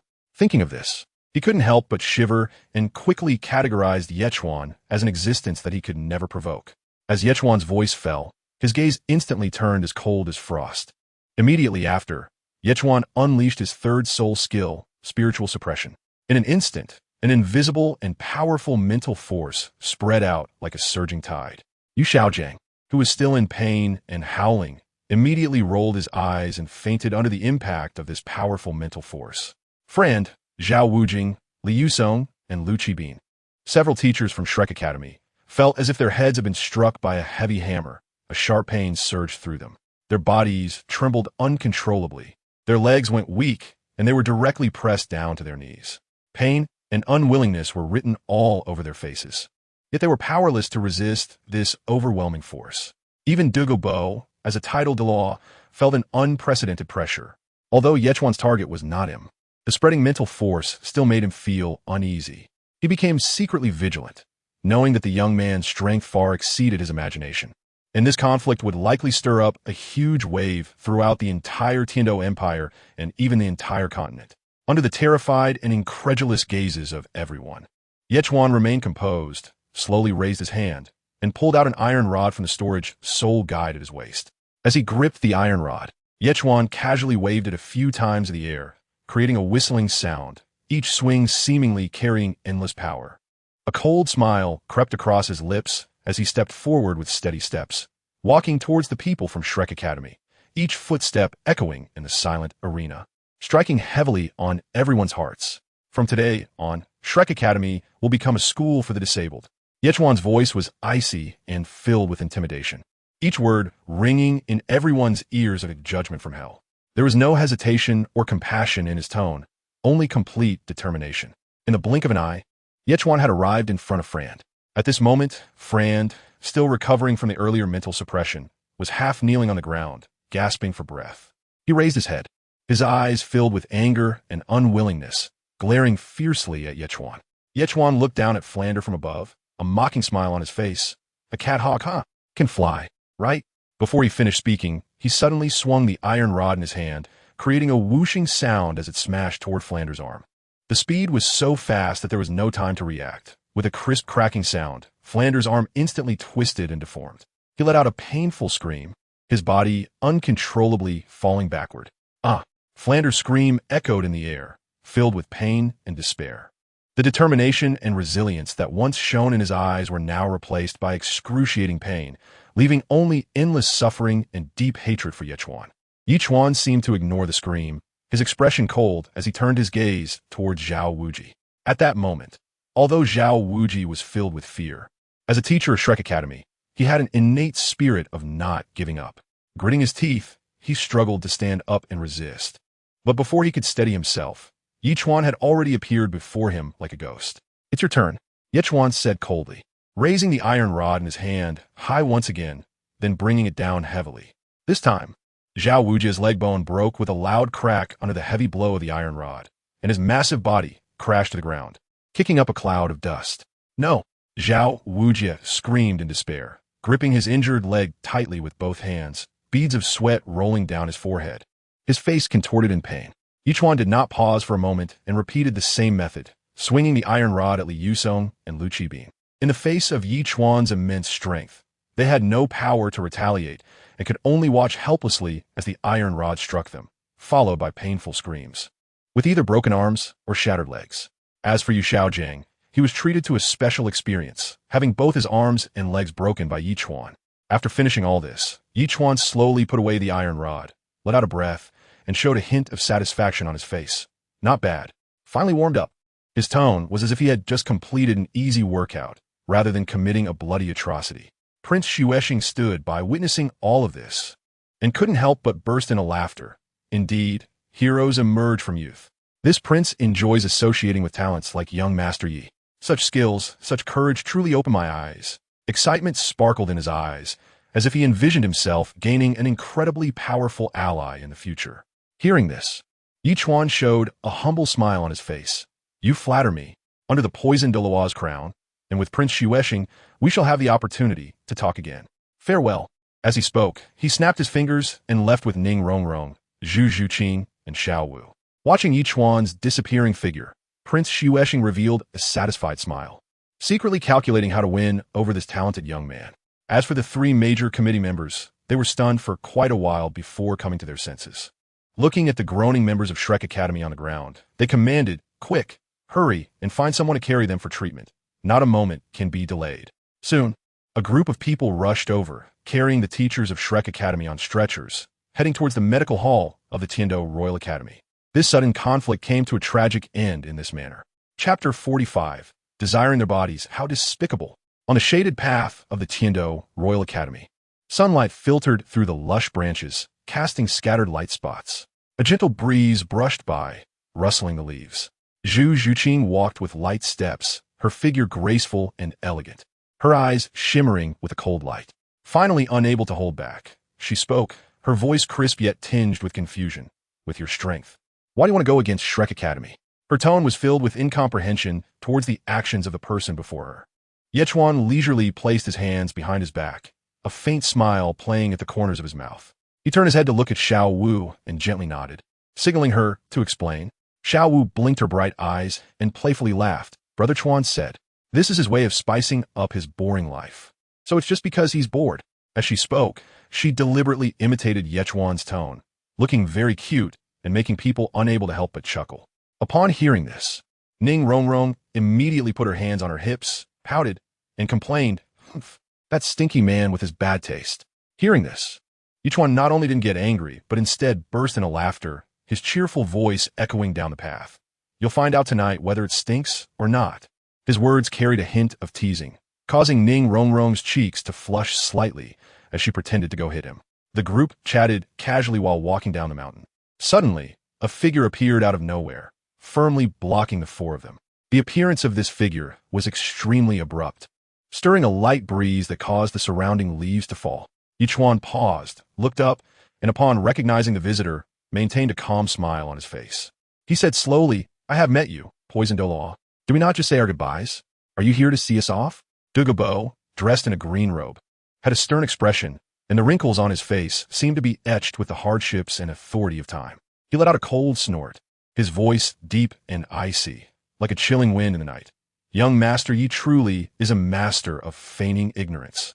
Ichuan still maintained a smile, his expression calm, as if he was completely indifferent to Douluo's attitude. "I wonder what the poisoned Douluo means by this." Then, Douluo slowly shifted his gaze to Xiao Wu, his eyes like tangible blades, carrying a powerful sense of oppression. When Xiao Wu was met with this gaze, she shivered all over, unconsciously hiding behind Ichuan, her hands tightly gripping the hem of his clothes, her eyes filled with fear. Her body trembled slightly, her usual vivacity completely absent, leaving only the panic after being intimidated by a powerful opponent. Even though Xiao Wu knew that Ichuan could protect her, she still felt an instinctual fear in the face of a titled Douluo. Ichuan maintained a calm demeanor, his gaze steady as he looked directly at Douluo, a hint of an elusive smile playing at the corners of his mouth. He spoke with neither humility nor arrogance, since the poisoned Douluo has seen through it. "May I ask what the poisoned Douluo intends to do? Are you planning to make a move against us?" As he spoke, he slightly tilted his head back, his hair gently swaying in the breeze, emanating an air of composure, completely devoid of the fear one might expect when facing a titled Douluo. Upon hearing this, Douluo's originally frosty expression vanished in an instant, replaced by a meaningful smile. However, as he smiled, the wrinkles on his weathered face crinkled together like blooming chrysanthemums. He waved his hand lightly, letting out a low, rumbling laugh. "Huh, you little rascal, you are quite amusing. Since you are with the young lady of the seven-treasure Glazed tile sect, how could I possibly make a move? Moreover, since you come from the seven-treasure Glazed tile sect, the sword Douluo and the bone Douluo must also be aware of this young lady's identity. If they chose not to act, how could I possibly do so?" As Douluo spoke, he squinted his eyes, a glint of shrewdness flashing within them, as if to convey to Ichuan that he was well aware of the situation and would not easily get involved in trouble. Hearing Douluo's explanation, Ichuan was slightly taken aback, a flicker of subtle surprise crossing his eyes. He had initially thought Douluo might act recklessly, disregarding everything to hunt down Xiao Wu, who was a 100,000-year-old soul beast, for the sake of his granddaughter, Douluo. Ichuan had even secretly planned that once Douluo made a move, he could take the opportunity to rob Douluo's ice and fire 2 yin-yang eyes, which contained countless rare heavenly materials and earthly treasures that would greatly benefit his cultivation. However, he never expected that Douluo was not here to cause trouble. This sudden change caused Ichuan's carefully crafted plan to fall apart in an instant. He let out a quiet sigh in his heart, but maintained his composure on the surface. Ichuan quickly adjusted his emotions, putting on a gentle smile again, and asked slowly, "I wonder what the poison Douluo is blocking our way for? Could it really be to send us off?" He tilted his head slightly, a hint of mockery in his eyes. His seemingly casual inquiry was actually laced with vigilance, always paying attention to Douluo's every move in case of any sudden situation. Suddenly, Douluo's expression changed dramatically, a glint of insight flashing in his eyes that was hard for others to notice. He suddenly took 2 large steps forward, his movements as quick as lightning, grabbing Ichuan's arm and pulling him aside. This unexpected action left Ichuan momentarily stunned, and he stumbled before regaining his balance. His face was filled with confusion, his brows knitted into a shape, his eyes full of vigilance and bewilderment, completely unaware of what Douluo was up to. "Poison Douluo." Ichuan's words were cut off by Douluo. Douluo wore a mysterious smile, one that seemed to hide some unknown thoughts. He lowered his voice, with a hint of teasing, and said, "Kid, you're not a good person, are you?" This straightforward and abrupt remark left Ichuan momentarily at a loss for words. Ichuan was slightly taken aback, instinctively shook his head, but then nodded again in an instant, his expression somewhat complicated as he reflected on his actions. In the end, Ichuan tacitly acknowledged that he really wasn't a good person in the traditional sense. Seeing this, Douluo's eyes flashed with a hint of cunning as he continued, "I know your relationship with those 3 young girls is unusual, and 2 of them have already lost their innocence to you. Isn't that right?" As soon as these words were spoken, the air around seemed to freeze instantly. Ichuan's expression changed drastically, first showing shock and then turning to anger. Ichuan widened his eyes, glared angrily, and nodded decisively. He then shouted furiously, "Old poison, what do you mean? What does it have to do with you? What we have is love." Douluo scoffed, curling his lip in disdain, a hint of mockery on his face, and sneered, "Love? I think you just covet their bodies. You are despicable." His tone was filled with contempt, as if he were looking at a shameless person. Hearing this, Ichuan felt utterly speechless. He gritted his teeth, his fists clenched so tightly that they made cracking sounds, secretly cursing in his heart. What does this disrespectful old man want by dragging me into this nonsensical conversation? It seemed that Douluo didn't notice Ichuan's anger and continued to laugh to himself, the wrinkles on his face bunching together. "Little monster, you're a big-hearted playboy, aren't you? My granddaughter Douluo is also a beauty, and I think you two would make a great match. Don't worry, I can understand. A genius like you can have a few beautiful confidants around without it being excessive." As he spoke, he even patted Ichuan's shoulder, looking as if he understood him very well. Ichuan listened to this and couldn't help but touch his chin, his brows slightly furrowing. After thinking for a moment, he said, "It seems that Douluo is the girlfriend of Yu Qianheng from the blue electric Tyrannosaurus Rex family, right? I don't think I'm suitable." While speaking, Ichuan looked at Douluo with a scrutinizing gaze, trying to find some clues from his expression. Upon hearing Yu Qianheng's name, Douluo's face instantly revealed an expression of extreme disdain, and he snorted heavily through his nose. "Just a waste. I would rather die than let my granddaughter marry him. However, I find you quite suitable." Douluo's eyes were filled with disgust, as if Yu Qianheng was the most despicable person in the world. After saying this, he looked at Ichuan again, his gaze carrying a hint of expectation, as if waiting for Ichuan's response. Chapter 46. The 7-Treasure Glazed Tile Battle Team. Ichuan's lips curled into a teasing smile as he mocked, "Oh, old poison master, aren't you afraid the blue electric Tyrannosaurus Rex family will come after you?" Upon hearing this, Douluo's expression instantly darkened, his thick eyebrows knitting into a character, his face filled with arrogance. He snorted coldly, his voice carrying endless intimidation. "A mere blue electric Tyrannosaurus Rex family. If they really push me to the edge, I will annihilate them."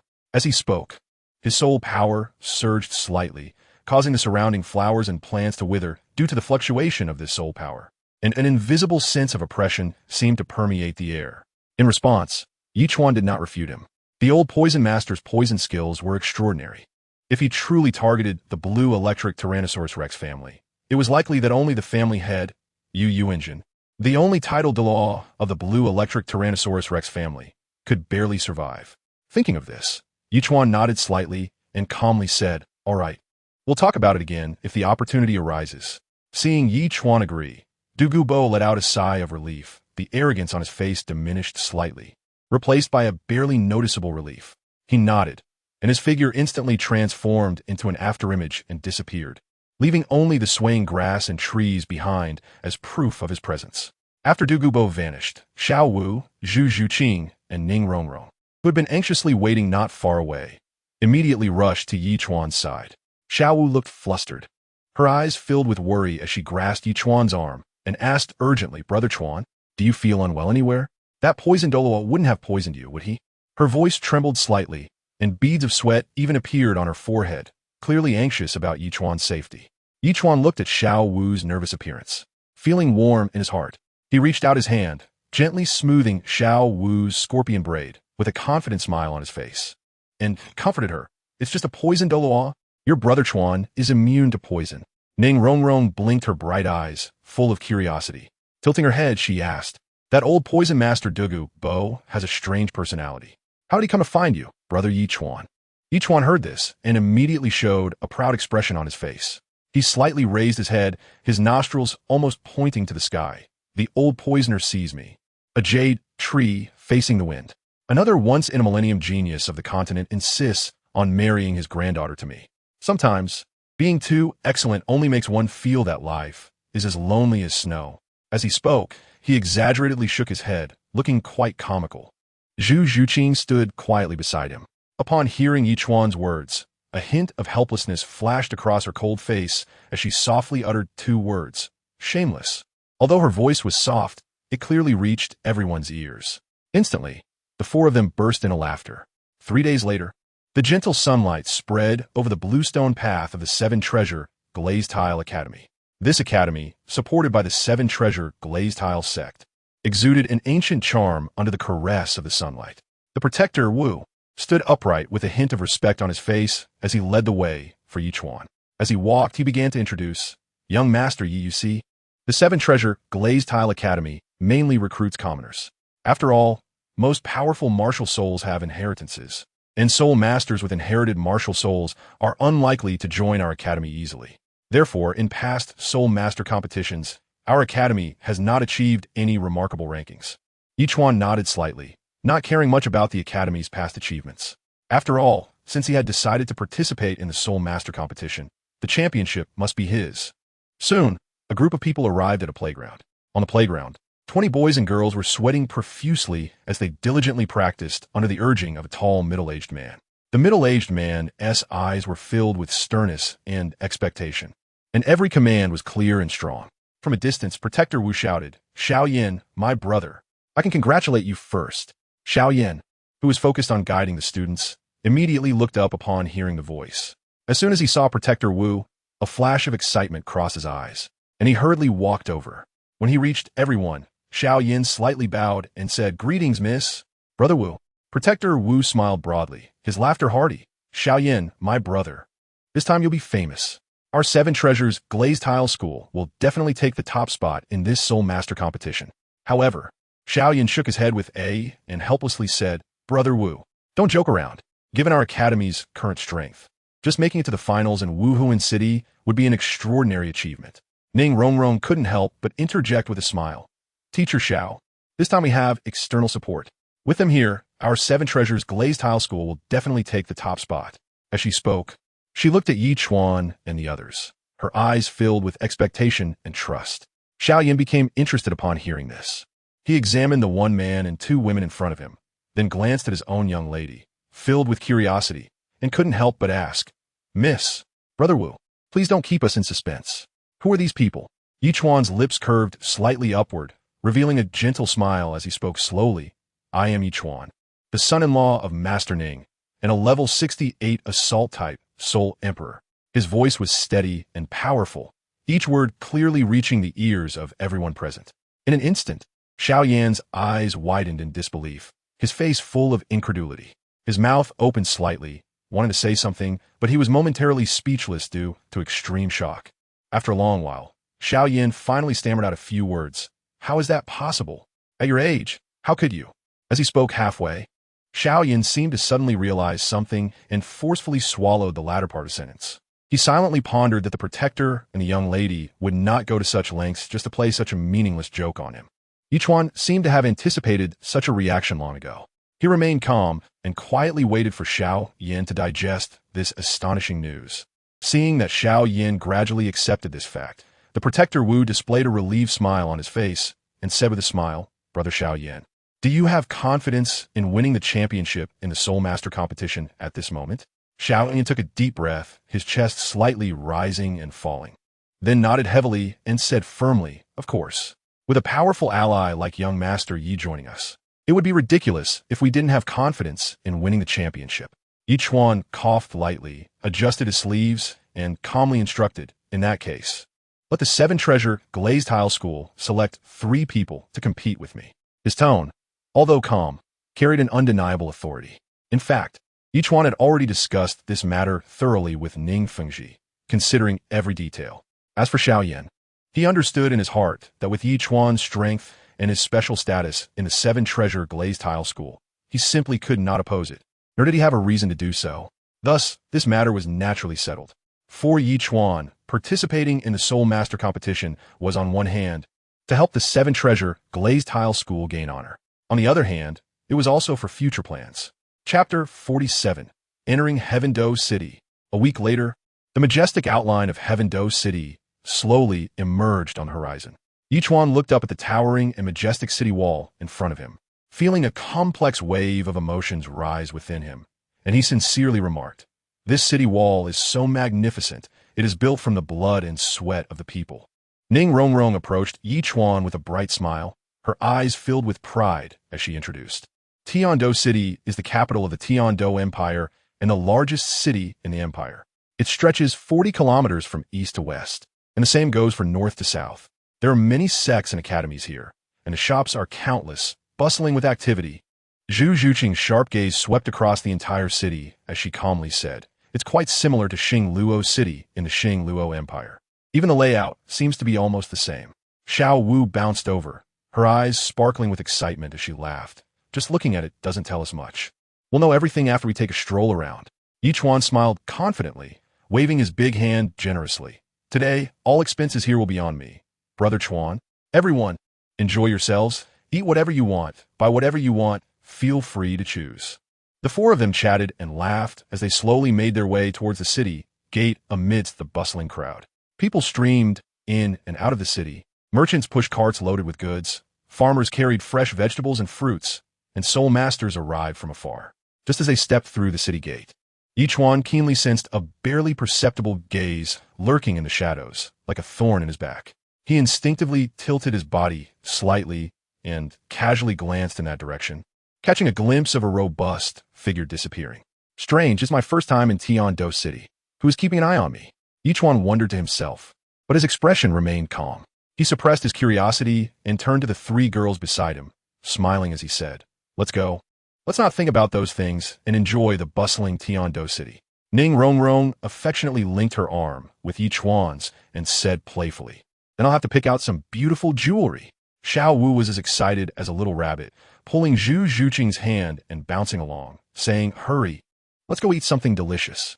I heard there are so many snacks in Tiando City." Zhu Xuching nodded gently, her eyes lighting up with a hint of anticipation. "Yeah, let's go take a look." The 4 of them thus wandered through the lively and prosperous Tiando City amidst laughter and joy. In Tiando City, at Lanba Academy, now renamed Shrek Academy, the bright infirmary was filled with the smell of disinfectant. Several students lay haphazardly on the beds, each with injuries, bandages wrapped around them in layers. The principal, Lu Erlong, stood by, her chest heaving violently, her eyes blazing with unmasked killing intent. Beside her stood a robust old man with an angry expression, his brow furrowed into a shape, and the wrinkles on his face seemed to deepen with rage. Suddenly, hurried footsteps echoed from the corridor, and before anyone could react, a figure rushed in. It was Tai Long, panting heavily, sweat beading on his forehead, his clothes soaked and clinging to him. The old man, Titan, seeing Tai Long's appearance, immediately shouted angrily, "Tai Long, calm down.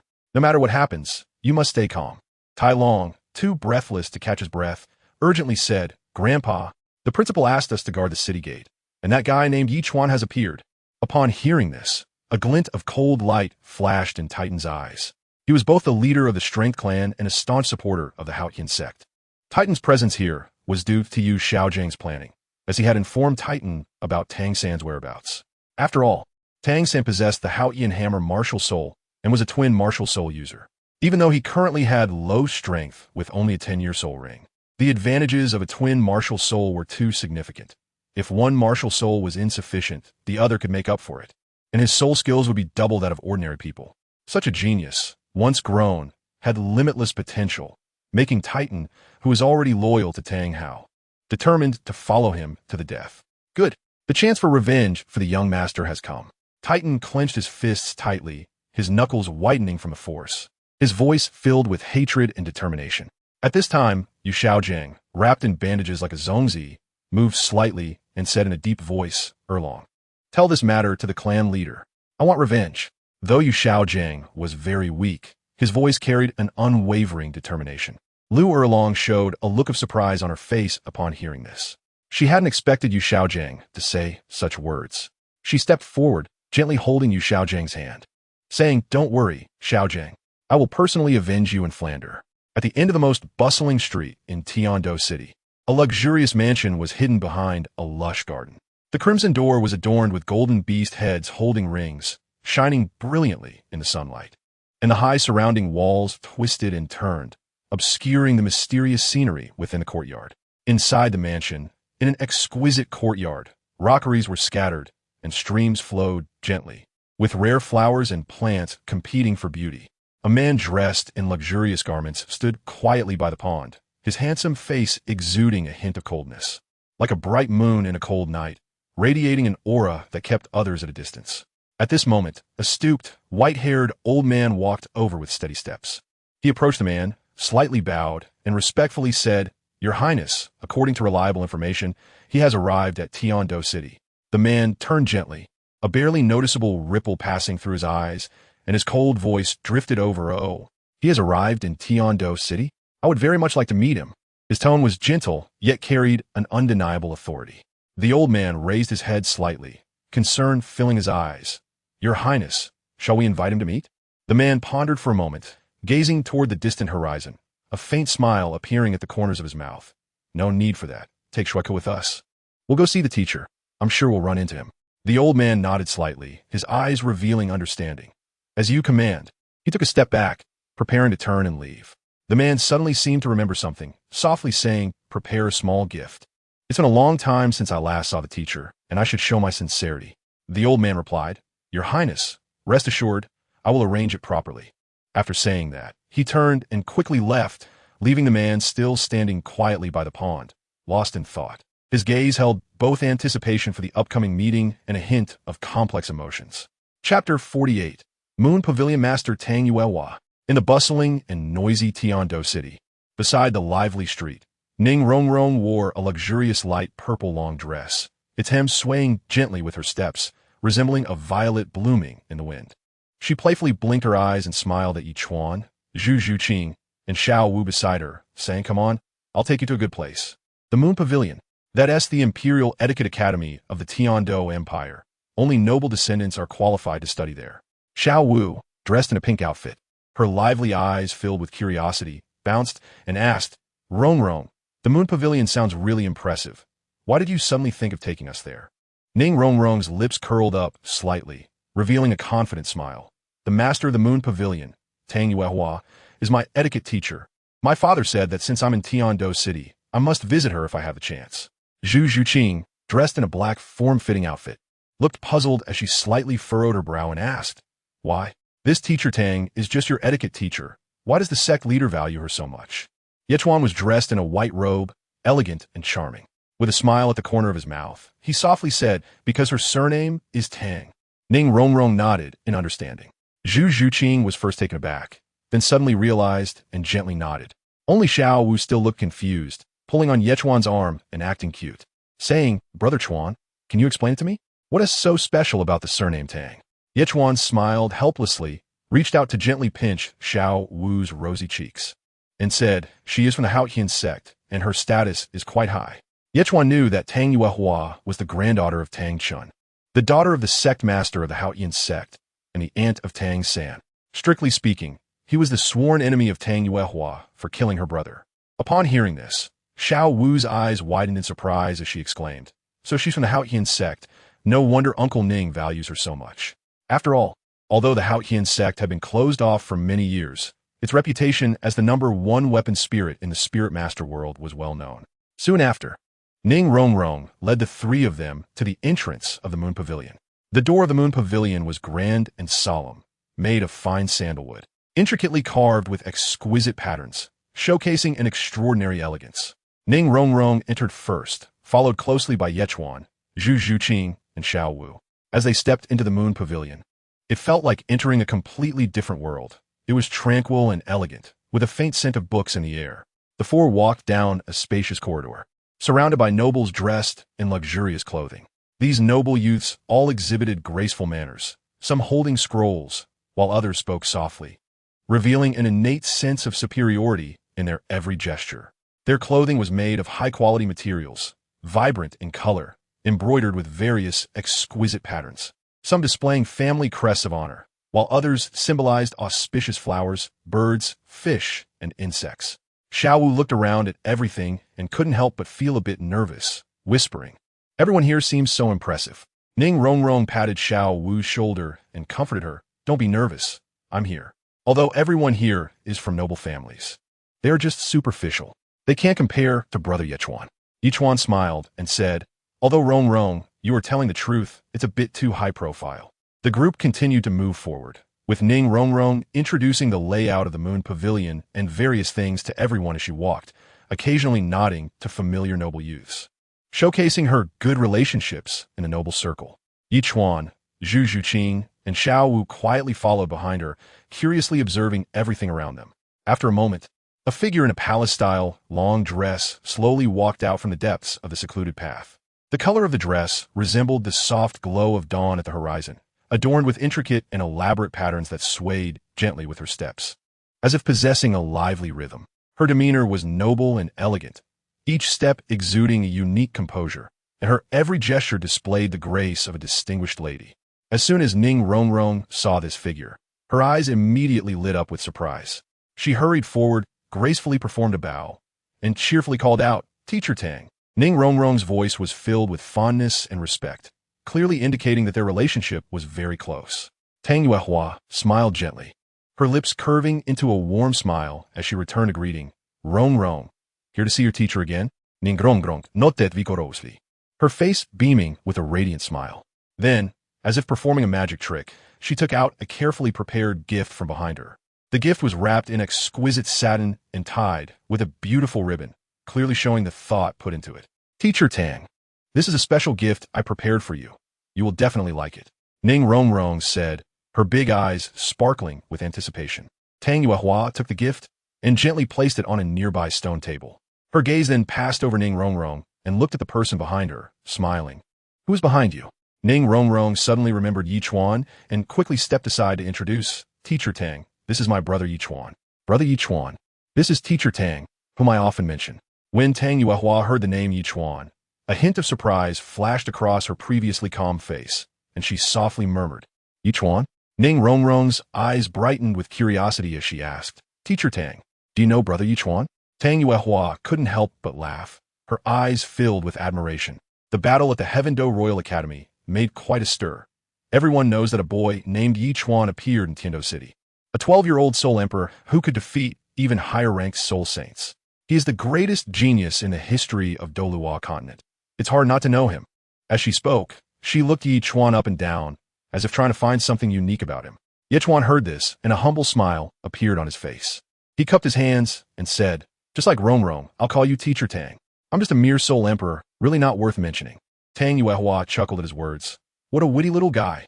Well, in that case, I happen to want to invite you for a cup of tea." Ichuan slightly bowed and replied, "Respect is not as good as obedience. It is my honor to drink the tea brewed by Teacher Tang." Ning Rongrong also chimed in. "It's been a long time since I've had the teacher's tea. Sorry to trouble you this time, teacher. The tea you brew has such a unique flavor. I've been thinking about it." Tang Yuehua looked at the two vibrant young people with love in her eyes. "It's no trouble at all. I'm just happy that you can come. Come on, let's go to the pavilion over there, and I'll brew tea for you right away." With that, she gracefully moved, leading Ning Rongrong, Ichuan, Zhu Xuching, and Xiao Wu toward the pavilion in the courtyard. Chapter 49. Why is your son's pectoral muscle so exaggerated? Ichuan and his companions stepped into the ancient pavilion and sat down. Tang Yuehua sat quietly at the stone table, gracefully lifting her hand and methodically arranging the tea utensils. Her movements were gentle and fluid, every detail seemingly sculpted by time, exuding an innate elegance. She took a handful of emerald green tea leaves and gently sprinkled them into the purple clay teapot, and as she did, a faint aroma of tea began to waft through the air. Next, she picked up the boiling kettle, and the water poured in a fine stream, precisely falling into the pot. In an instant, the fragrance of tea filled the air, curling upwards and permeating the entire pavilion. Meanwhile, soft music drifted from a distance, a melody woven from strings and bamboo, like a clear spring in the mountains, tinkling gently, akin to a light breeze in the forest, softly caressing the face.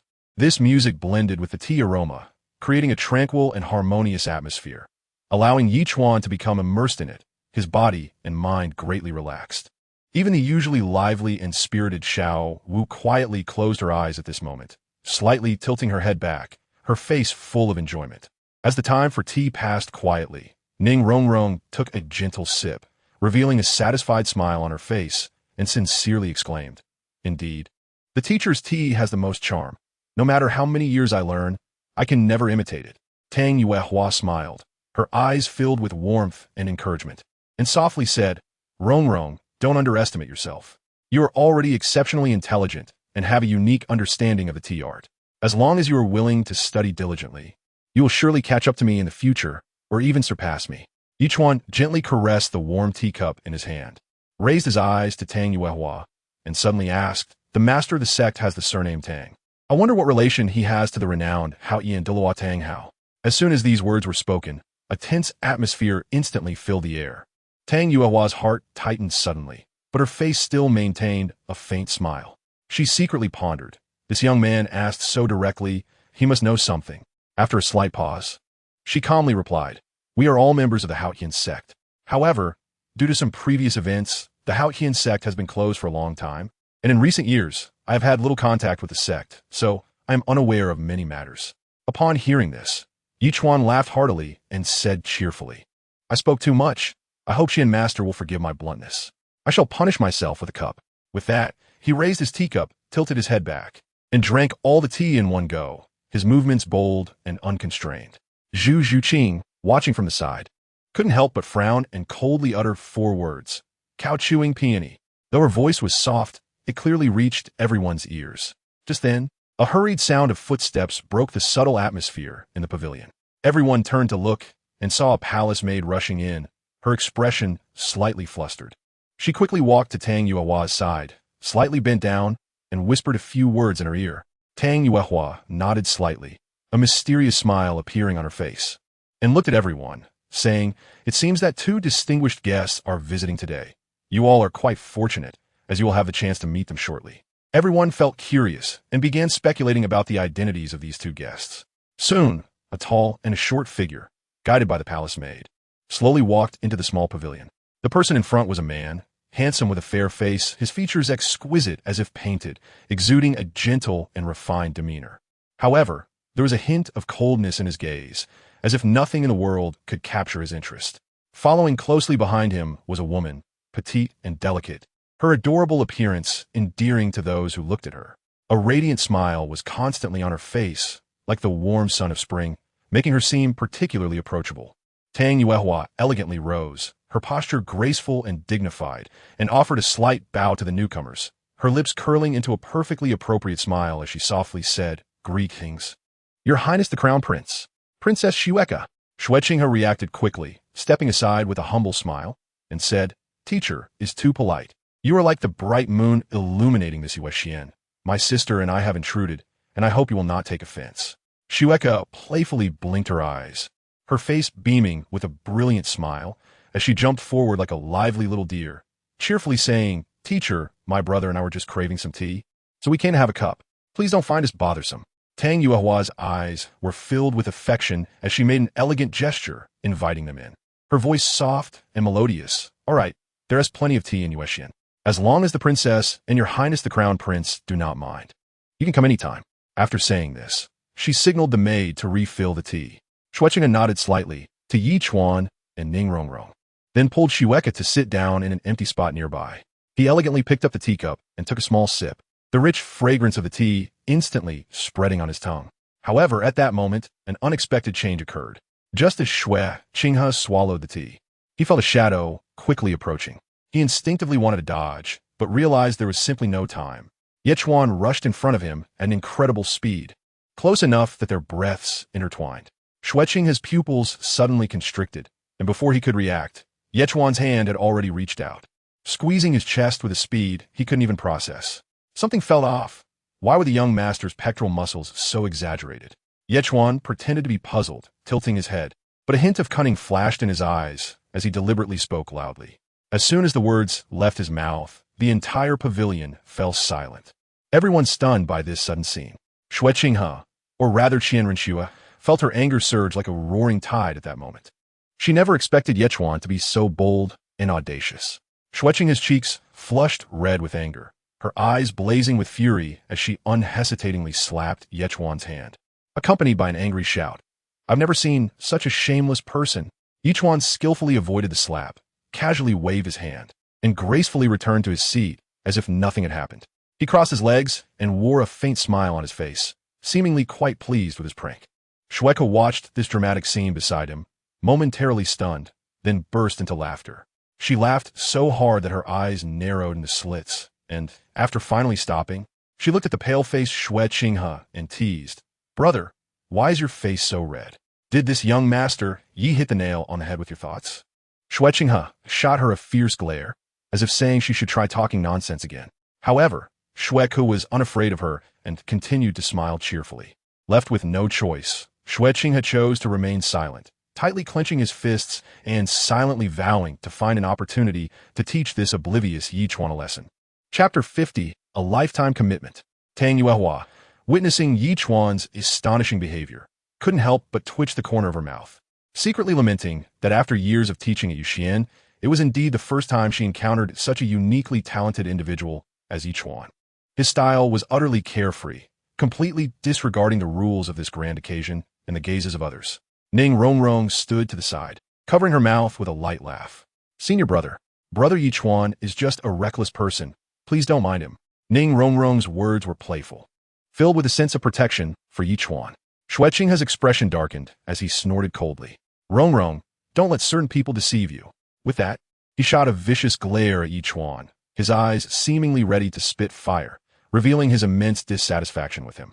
Yet Ichuan seemed oblivious, leisurely sniffing his hand with a playful smile tugging at the corners of his mouth, and said softly, It smells so good.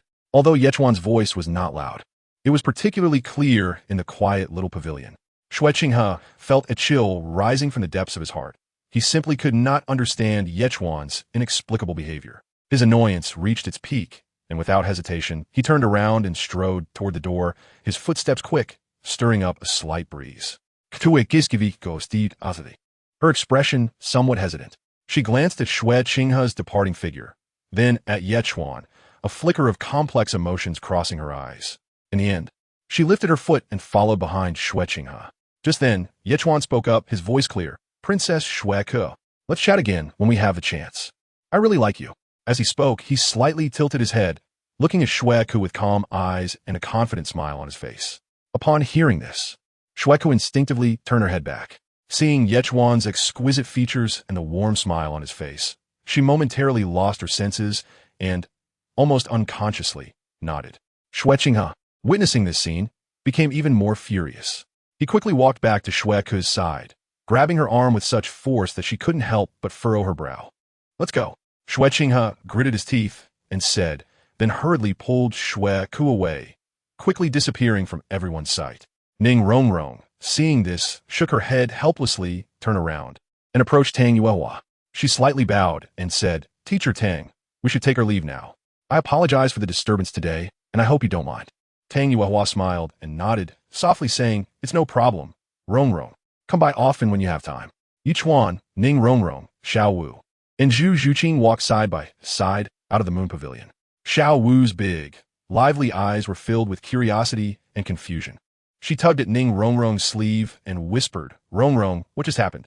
Why did Xueching suddenly get so angry? Isn't it just a pinch? It's no big deal, right?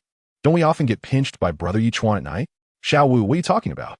Ning Rongrong said, glancing at Zhu Xuching, her cheeks slightly flushed. Ning Rongrong pouted and replied, "It's all because of Brother Ichuan. His way of doing things is just too unique. A guy goes up to pinch, and that guy Xueching can't accept it at all." Zhu Xuching quietly followed beside them, dressed in a simple and capable black outfit. Occasionally, she would glance at Ichuan with a hint of curiosity in her eyes. "You don't like men, do you?" Ichuan had a mischievous smile at the corner of his mouth, and a hint of cunning gleamed in his eyes. His gaze slowly swept over Xiao Wu, Zhu Xuching, and Ning Rongrong in front of him, and suddenly he spoke, his voice tinged with teasing. "I can tell whether a person is male or female with just a squeeze." Xiao Wu's big, lively eyes widened in shock, and her rosy cheeks instantly flushed with embarrassment. "Shameless," she blurted out without hesitation, her voice crisp and filled with a typical youthful pout. Zhu Xuching, already cold in demeanor, looked even frostier at this moment, slightly frowning. Her thin lips parted to utter the same two words, "Shameless." Ning Rongrong placed her hands on her hips, her delicate face filled with anger, exclaiming, "Shameless." The three of them accused him in unison, but it did not make Ichuan feel the slightest bit embarrassed. On the contrary, his smile grew wider, his face wearing a look of pride as if he had just received a compliment. "Despicable is my nickname. Shameless is my real name."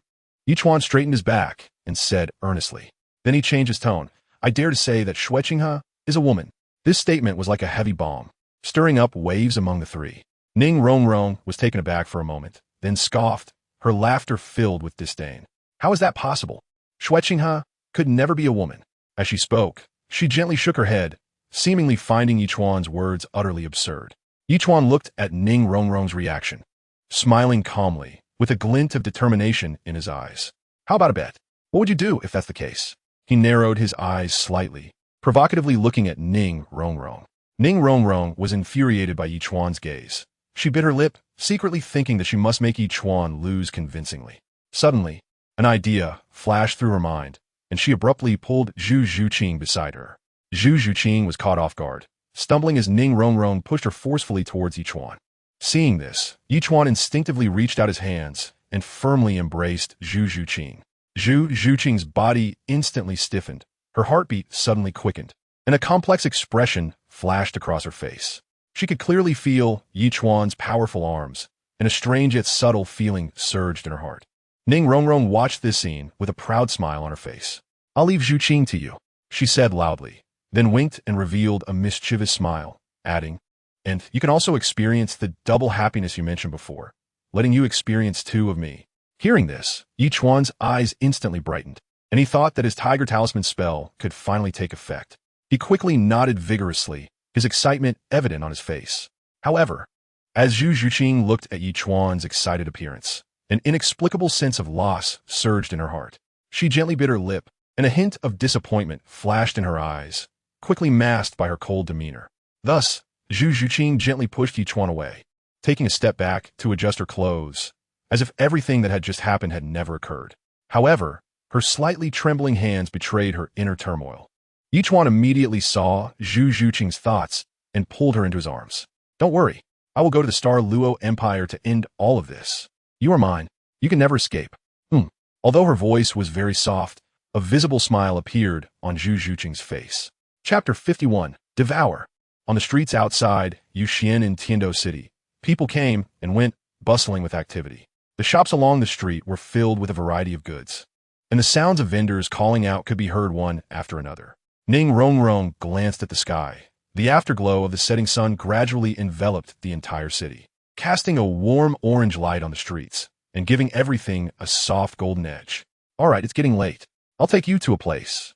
Her voice was crisp and pleasant, filled with a hint of mystery and excitement. After speaking, she grabbed the hands of Xiao Wu and Zhu Xuching and walked out briskly. Ichuan smiled slightly, his eyes filled with affection, and immediately followed their pace.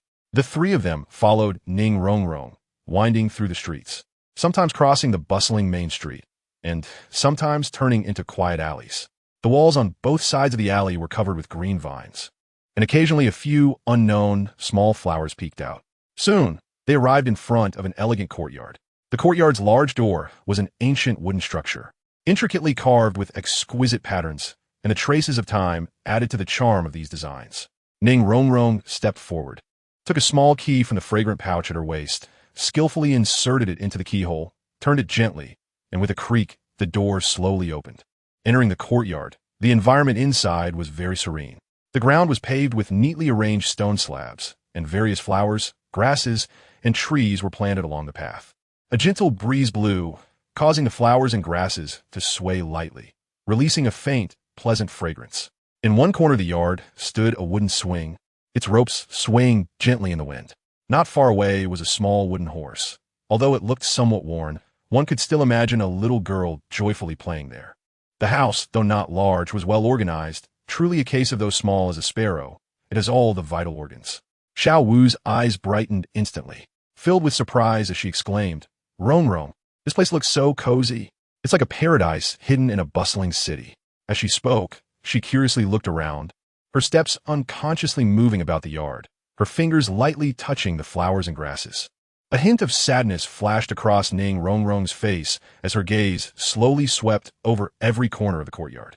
She softly said, "This is my house. My mother brought me to Tiando City, and we always rested here. I played here a lot when I was young. Every corner holds memories of my mother and me." She paused slightly, a smile returning to her lips. "Unfortunately, after my mother left, I rarely came here." Saying this, a mischievous glint appeared in Ning Rongrong's eyes, and she laughed, "But this time I have a selfish reason for bringing Ichuan here." As she spoke, she looked at Ichuan, her eyes full of anticipation.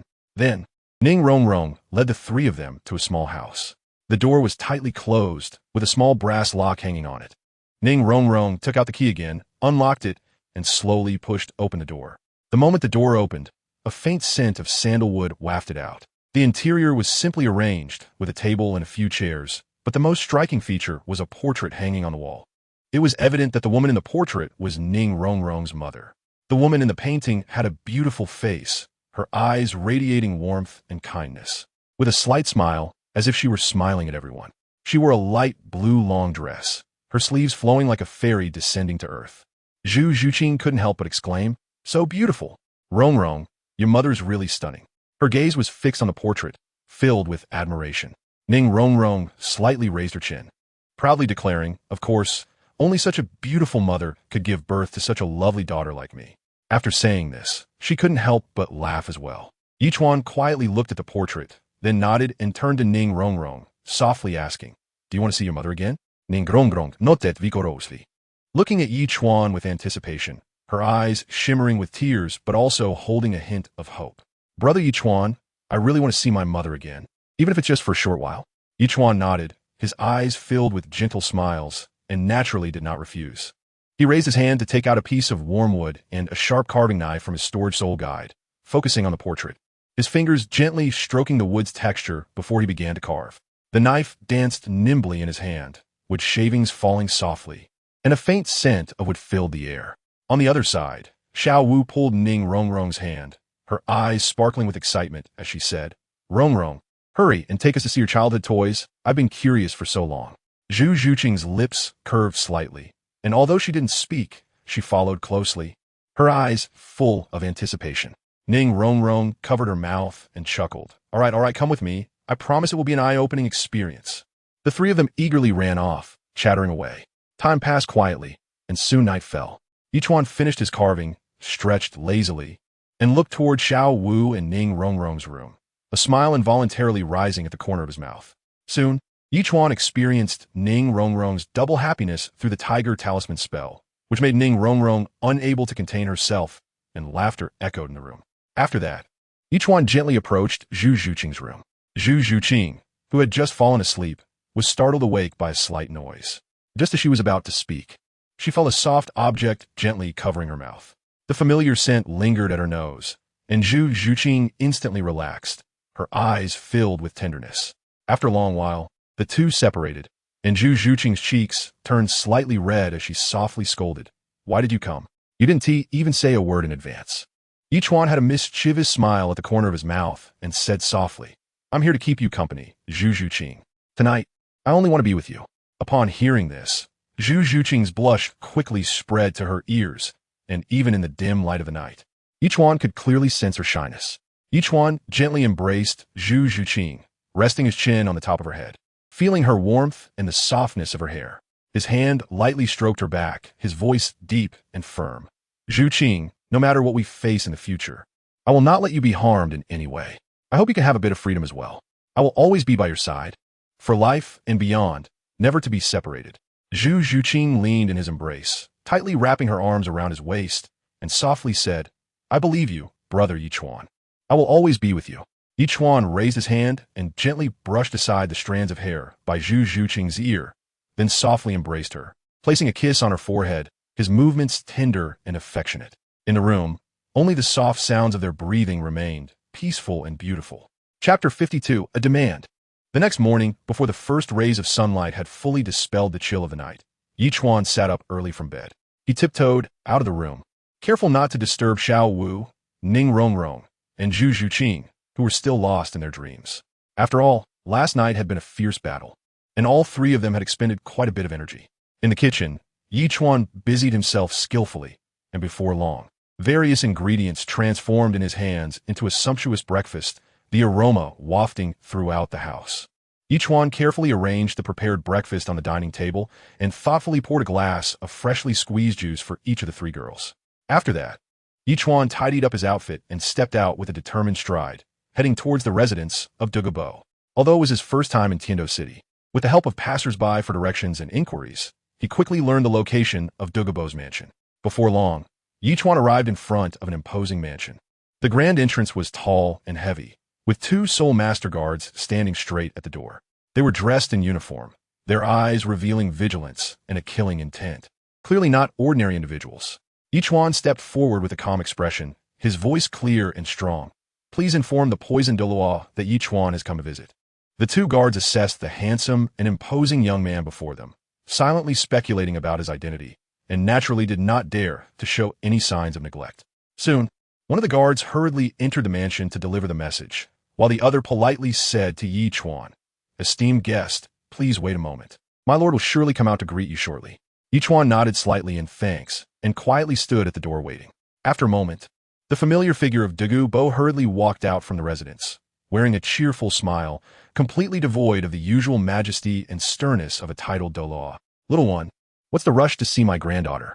Douluo said with a smile, turning to the guard beside him and instructing quickly, "Go and tell the young lady to come back right away.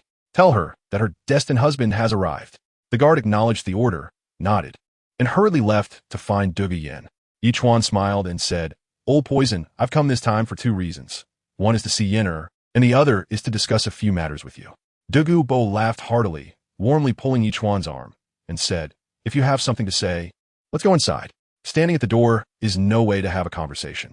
Saying this, he unceremoniously pulled Ichuan into the residence. Under Douluo's enthusiastic pull, Ichuan entered the main hall of the estate. The main hall was spacious and bright. Although the decorations were not luxurious, they exuded a sense of antiquity and grandeur. The furniture inside was arranged neatly, with a particularly eye-catching main seat made of carved rosewood in the center. Douluo strode confidently to the main seat, turned around, and sat down steadily. "Kid, usually when people come to my place, they don't even get a sip of tea. For you to be able to drink my wine, that's a great fortune," Douluo said as he reached behind him to take out a jar of wine. The wine jar was entirely black and very ancient-looking.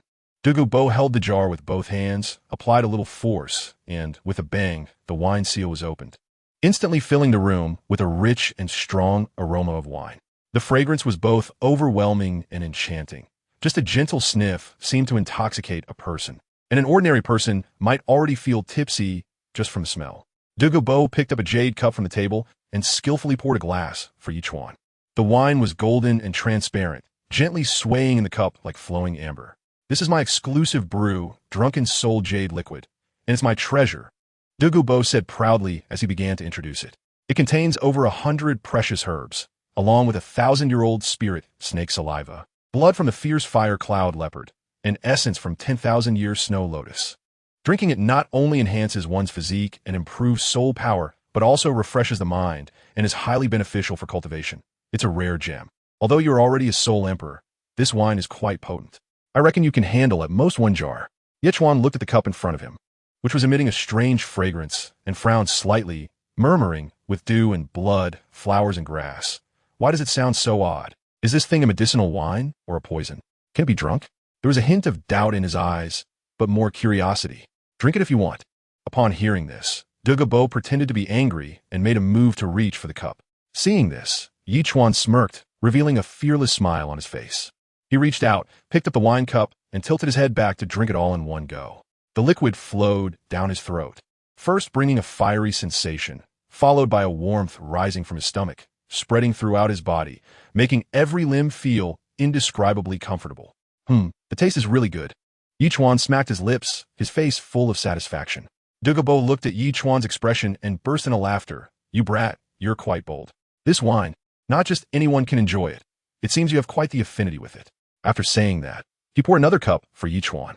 Then, with a face full of smiles, Douluo stood up, his eyes revealing a hint of cunning.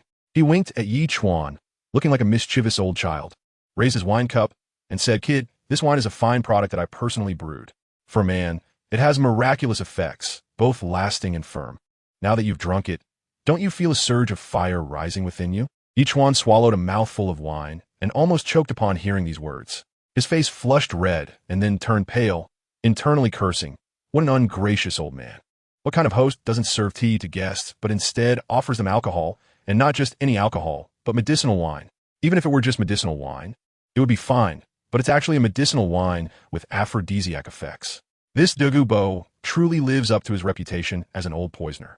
His personality is indeed very peculiar. Ichuan steadied his mind, a faint smile appearing on his face, and said, Old poison, your way of treating guests is truly unique. After hearing this, Douluo laughed heartily, poured himself another glass of wine, and said, Here with me, there are no strict rules. Being able to drink my wine is your good fortune. Ichuan put down his wine cup, his expression becoming serious, and said with a smile, Old poison, the main reason I'm here this time is that I'm interested in your ice-fire duality eye. What I want is that. Hearing this, Douluo showed a look of confusion on his face, his brows slightly furrowed, and he asked in return, Ice-fire duality eye? What is that? I've never heard of it. Ichuan observed Douluo's reaction and secretly pondered that it seemed Douluo was not pretending to be foolish. He patiently explained, It's a place with 2 springs, one cold and one hot, said to be home to numerous rare medicinal herbs, a truly invaluable treasure. Upon hearing this, Douluo's eyes suddenly lit up, as if he had thought of something. Moments later, a look of realization appeared on Douluo's face. He recalled the medicinal field in the Sunset Forest, which indeed had a cold and a hot spring. However, shortly after, a conflicted expression emerged on Douluo's face. He gently twirled the wine glass in his hand, fell silent for a moment, and slowly said, I think I know which place you're talking about. However, that place is also very important to me. It is filled with the medicinal herbs I have carefully cultivated, the culmination of my years of hard work. Chapter 53. A Visitor Arrives. Ichuan turned to the nearby Douluo and said, I am determined to obtain the eye of ice and fire. Old poison, just speak your mind. Hearing this, Douluo first let out a few hearty laughs that echoed in the hall. Once the laughter subsided, he slowly replied, as a titled law, I naturally lack for nothing in wealth and material possessions. While speaking, Douluo stroked his emerald green beard, a hint of pride appearing on his face. But he was missing only a satisfactory grandson-in-law. Ichuan was slightly taken aback, then nodded, a hint of understanding flashing in his eyes. If Douluo is not mistaken, I naturally welcome having another confidant. Then the ice and fire duality, I'll be mine, right? However, upon hearing this, Douluo shook his head, the smile on his face becoming even more pronounced. Yenner is my most beloved granddaughter. His gaze softened as he reminisced about the little moments from Douluo's childhood. Filled with affection, I have poured countless efforts into her. He paused and looked at Ichuan, thinking he could just take Yenner away without any cost. I can only say that the bride price cannot be low. It has to be increased. While speaking, Douluo wiggled a finger, looking like a shrewd businessman negotiating a deal. Ichuan listened and instantly felt speechless towards the old man Douluo, thinking to himself that this old man was going around in circles, not speaking directly. He secretly curled his lip and muttered in his heart, "This old poison master is indeed a money grubber, still thinking about the betrothal gift at this time." Just then, a hurried sound of footsteps approached, and a guard who came to notify Douluo rushed in a panic, panting heavily and looking anxious. "Master, the head of the Blue Lightning Tyrant Dragon family, Yuanjin, his grandson Yuqianheng, the leader of the Li family, Titan, and the dean of the Blue Tyrant Academy, Lu Erlong, are here to visit," he said, gasping for breath.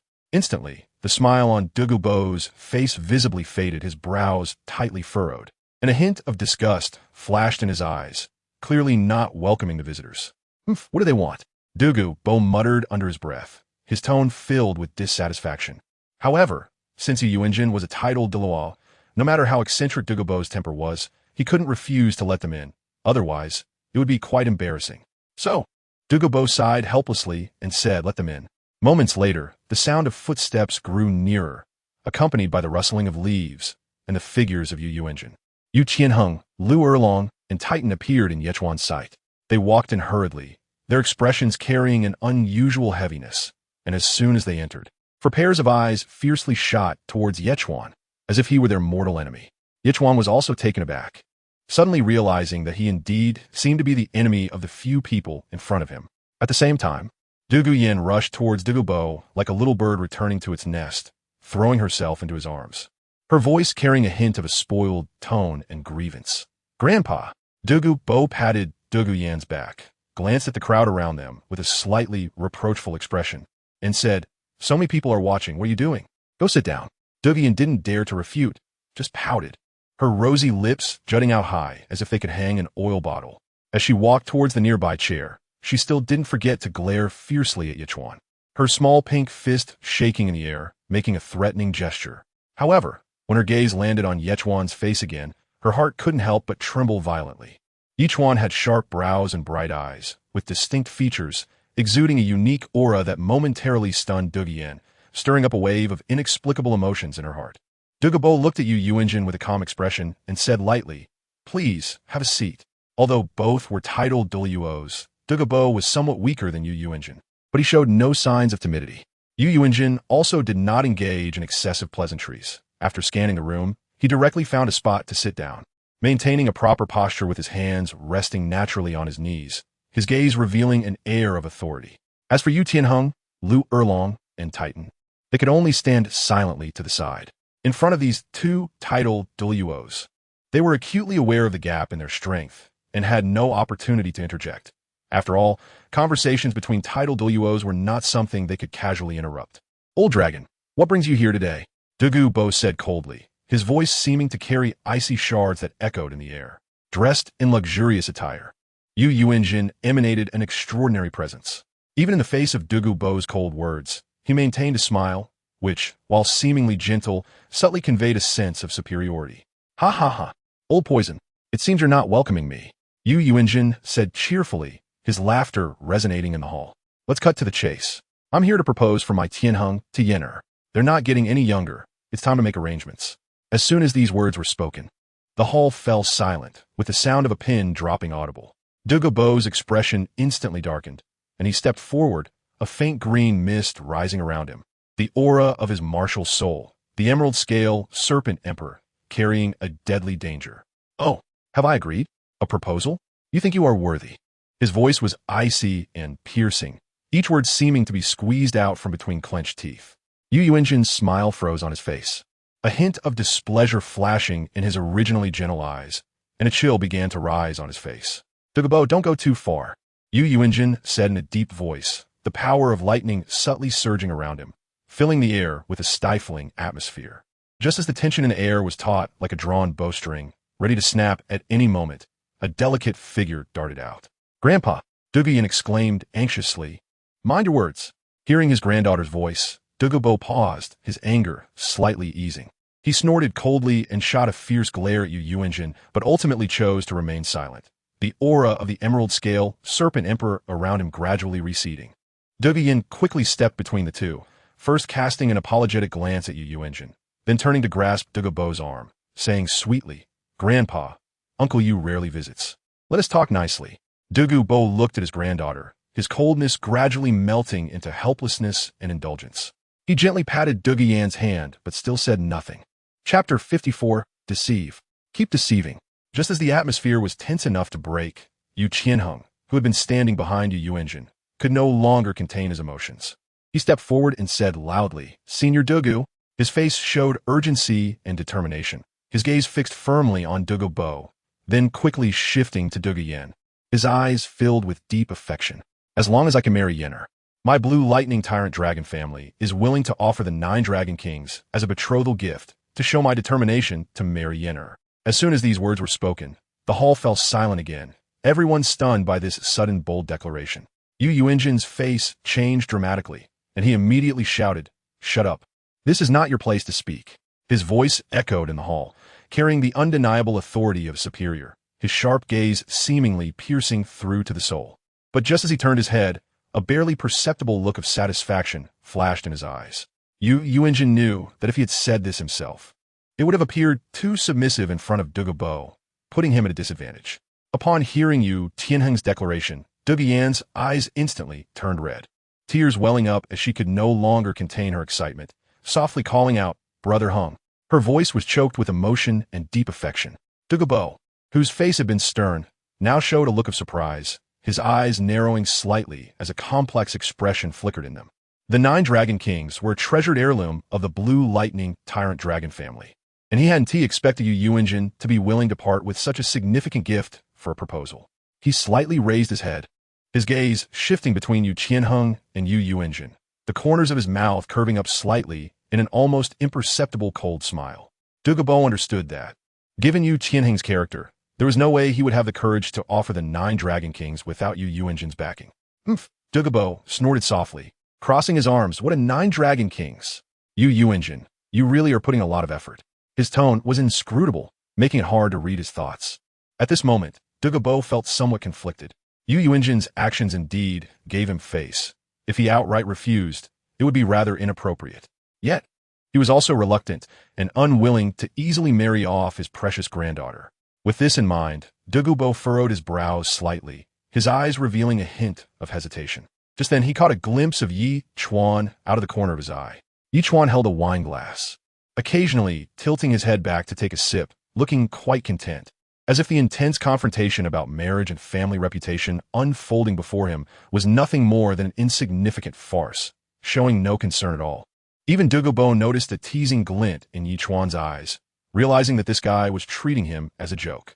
Douluo was instantly furious, turning abruptly, pointing at Ichuan, his face wrinkled with anger, and shouted loudly, "You little brat, this matter concerns you too. Can't you just keep your mouth shut?" Ichuan seemed startled by the sudden roar, pausing for a moment before a mischievous smile appeared on his lips. He was quite considerate, deliberately standing up slowly, sticking out his butt and letting out a loud fart. At that moment, everyone present seemed to be frozen in place, first stunned, then a chill ran through them. Lu Erlong, whose temper was already explosive, was now ignited. Her eyes widened, her face flushed, and her gaze seemed to want to eat Ichuan alive. She glared at him with tightly clenched fists, as if she would rush over and beat him up in the next second. Douluo, on the other hand, had a speechless expression, her fair cheeks instantly flushed with embarrassment and anger. She quickly turned her head away, unable to bear looking at the awkward scene. Douluo was even more furious, his beard bristling as he stomped his foot and angrily shouted, "Humph. Kid, Yenner is the woman I promised to you. If you don't want to be cuckolded, speak up." Ichuan could no longer sit still. He slammed his wine cup heavily onto the stone table, causing some wine to splash out. He stepped forward and locked eyes with Douluo, responding loudly and fearlessly, "Old poison. I haven't even touched her. How could she be considered my woman?" Yu Yuanjin, who had been watching coldly from the sidelines, spoke up with a chilling voice. He stepped forward, emanating a powerful sense of pressure, and said in a deep tone, "Ichuan, the matter with Xiao Gang was caused by you, right? Our blue lightning tyrant dragon family is not to be trifled with." Titan immediately echoed, his eyes wide with anger as he shouted, "That's right, kid. Tang San is the young master of my family. You dare to harm him like this, I absolutely won't let you go." His voice was like a great bell, buzzing in everyone's ears. This sudden confrontation turned what was originally a proposal scene into a public trial for Ichuan. All eyes were on Ichuan, as if they wanted to tear him to shreds. Ichuan appeared very calm. He waved his hand nonchalantly, still wearing that irreverent smile on his face, and said loudly, "All right, everyone, let's address things one at a time."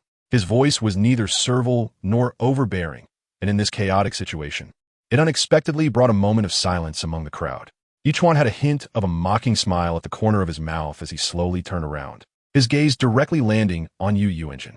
He looked up and down at the head of the blue electric Tyrannosaurus family, his eyes filled with amusement, as if he were observing an interesting toy. "You are the head of the blue electric Tyrannosaurus family, Yu Yuanjin. No wonder you could become the clan leader. Your mind is quite sharp. If I weren't here today, with the old poison's intelligence, I would really have been fooled by you." As soon as these words were spoken, the hall fell into an eerie silence. Yu Yuanjin's face instantly turned extremely ugly, first flushing red, as if he had been publicly slapped, followed by a deepening pallor. He clenched his fists, the veins on the back of his hands bulging with anger, his knuckles turning white. As the leader of the blue electric Tyrannosaurus family, his status in the spirit master world was immense. When had he ever been treated with such contempt? Yu Yuanjin's eyes widened in fury, glaring fiercely at Ichuan, his gaze seemingly capable of shooting fire. However, beneath this extreme anger, a trace of fear quietly flickered in the depths of his heart. He never expected that this seemingly frivolous young man in front of him might have guessed his intentions. This hint of fear caused his eyes to flicker involuntarily, but was quickly suppressed as he regained his authoritative demeanor. Douluo, on the other hand, appeared anxious and quickly stepped over to Ichuan's side, asking, "You little brat, what do you mean? Are you saying this old dragon is trying to fool me?" Chapter 55, a clitch of showing off and slapping faces. Douluo's eyes were as wide as saucers, his face filled with confusion and anger. Ichuan still wore that calm and gentle smile on his face. He slightly raised his head, sweeping his gaze across the crowd present, and finally fixed his eyes on the bewildered face of Douluo. He nodded and said with a smile, "The true dragon 9 crowns are no simple matter. There are 9 fragments of the ancient true dragon. These 9 crowns possess a magical ability that can elevate all soul rings of a soul master by 99,999 years, and even allow a level 95 title Douluo to temporarily possess a divine level physique." At this point, Ichuan deliberately paused, his gaze lingering on the face of Yu Yuanjin for a moment. Seeing a flicker of panic in the other's eyes, he slowly continued, "Unfortunately, such a powerful ability comes at the cost of the user's life." His words were like a giant rock thrown into a calm lake, stirring up waves. Douluo covered her mouth, her eyes filled with terror. Lu Erlong frowned, looking at Yu Yuanjin with suspicion in his eyes. Titan wore a shocked expression, astonished both by the formidable foundation of the blue lightning tyrant dragon family and by the terrifying consequences of the true dragon 9 crowns. As for Yu Tianheng, he also did not expect that the true dragon 9 crowns of his family would turn out to be like this. Ichuan's expression was calm, his gaze shifting back and forth between Douluo and Yu Yuanjin. He slowly spoke, his voice not loud, yet it clearly echoed in every corner. "Old poison. If Yu Tianheng marries your Yinner, then you will be bound to the blue lightning tyrant dragon family in the future." He paused slightly, a sharp glint flashing in his eyes. Compared to the Haotian Sect and the 7-treasure Glazed tile Sect, the blue lightning tyrant dragon Sect was no longer so weak. "After all, you're also a title Douluo." Douluo's brows instantly furrowed, his already thin face appearing even more cold and stern, a cold light flashing in his eyes. Yet he did not immediately interrupt. Seeing this, Ichuan slightly raised the corners of his mouth and continued, "Even if the true dragon 9 crowns fall into your hands, you won't be able to use them. After 100 years, you will have no heirs, and the true dragon 9 crowns can return to the blue electric Tyrannosaurus family." After speaking, Ichuan turned his body and looked straight at Yu Yuanjin, his gaze carrying a hint of scrutiny and amusement. "I wonder if what I said is correct?" Yu Yuanjin's expression instantly became extremely ugly, as if someone had publicly revealed his most hidden scar. His hands unconsciously clenched, knuckles widening from the force, and his eyes were filled with shock and vigilance. At this moment, Yu Yuanjin never expected that in this situation, someone could so openly speak the secrets passed down through the generations of the blue electric Tyrannosaurus family. Yu Yuanjin took a deep breath, trying to calm himself down, his voice low but with an uncontrollable hint of anger. "Who are you? How do you know the secrets passed down through my blue electric Tyrannosaurus family? Upon hearing this, Ichuan revealed a mysterious smile on his face, as if he had seen through all the secrets of the world. He slightly tilted his head and spoke with a teasing tone. I am the book reader. You are the characters in the book. I naturally know everything. As soon as these words were spoken, the entire hall fell silent, as if the air had solidified. Everyone exchanged glances, their eyes filled with disbelief. Douluo could no longer contain the anger in his heart, and immediately shouted angrily. Humph. Good scheme. Old dragon, I underestimated you. Do you really think I'm easy to bully? Show them out. Upon hearing Douluo dismissing them, Yuanzhun's face turned pale and then flushed. He gritted his teeth, feeling both angry and frustrated, yet helpless. The dignified patriarch of the blue electric Tyrannosaurus family was now in such an awkward position. As for Lu Erlong, standing to the side, she looked embarrassed. Her gaze flickered, unsure of where to look. At this moment, Lu Erlong did not want to offend her family, nor did she want to see Douluo so furious. Yu Tianheng, on the other hand, was completely overwhelmed. He stepped forward, waving his hands, his face filled with anxiety and unwillingness. Senior Douluo, I, Yu Tianheng, consider myself somewhat talented, and my family background is also quite prominent, worthy of Yin'er. Douluo coldly glanced at him, his eyes full of disdain, his voice as cold as frost. Do I need to explain myself to you? Yu Tianheng was immediately choked into silence. He opened his mouth, but found that his throat felt blocked, unable to utter a single word. Suddenly, Yu Tianheng seemed to think of something, and abruptly turned to look at Ichuan, his eyes filled with resentment and disdain. What is so good about this guy? The true Dragon 9 crown is the treasure of my blue electric Tyrannosaurus family, and we are willing to offer it to show our sincerity. This guy looks like a country bumpkin. Does he even have a soul bone? You want to bet Yin'er to such a person? Ichuan didn't expect the topic to suddenly turn to himself. He was slightly taken aback, and then a familiar feeling surged in his heart. Isn't this just the plot of those urban, pretentious, face-slapping novels? Thinking of this, Ichuan couldn't help but find it a bit amusing.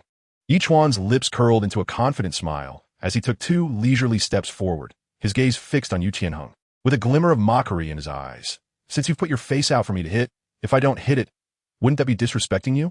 Suddenly, a low shout escaped his lips, and though the voice was not loud, it resonated like a thunderclap in everyone's hearts. Open! With the shout, a massive phantom of the Holy Lord slowly emerged behind Ichuan. Immediately, 6 soul rings began to rise slowly from beneath his feet, one circle after another, emanating intense light. The brilliance was so dazzling that it nearly blinded everyone. Are these 6 soul rings?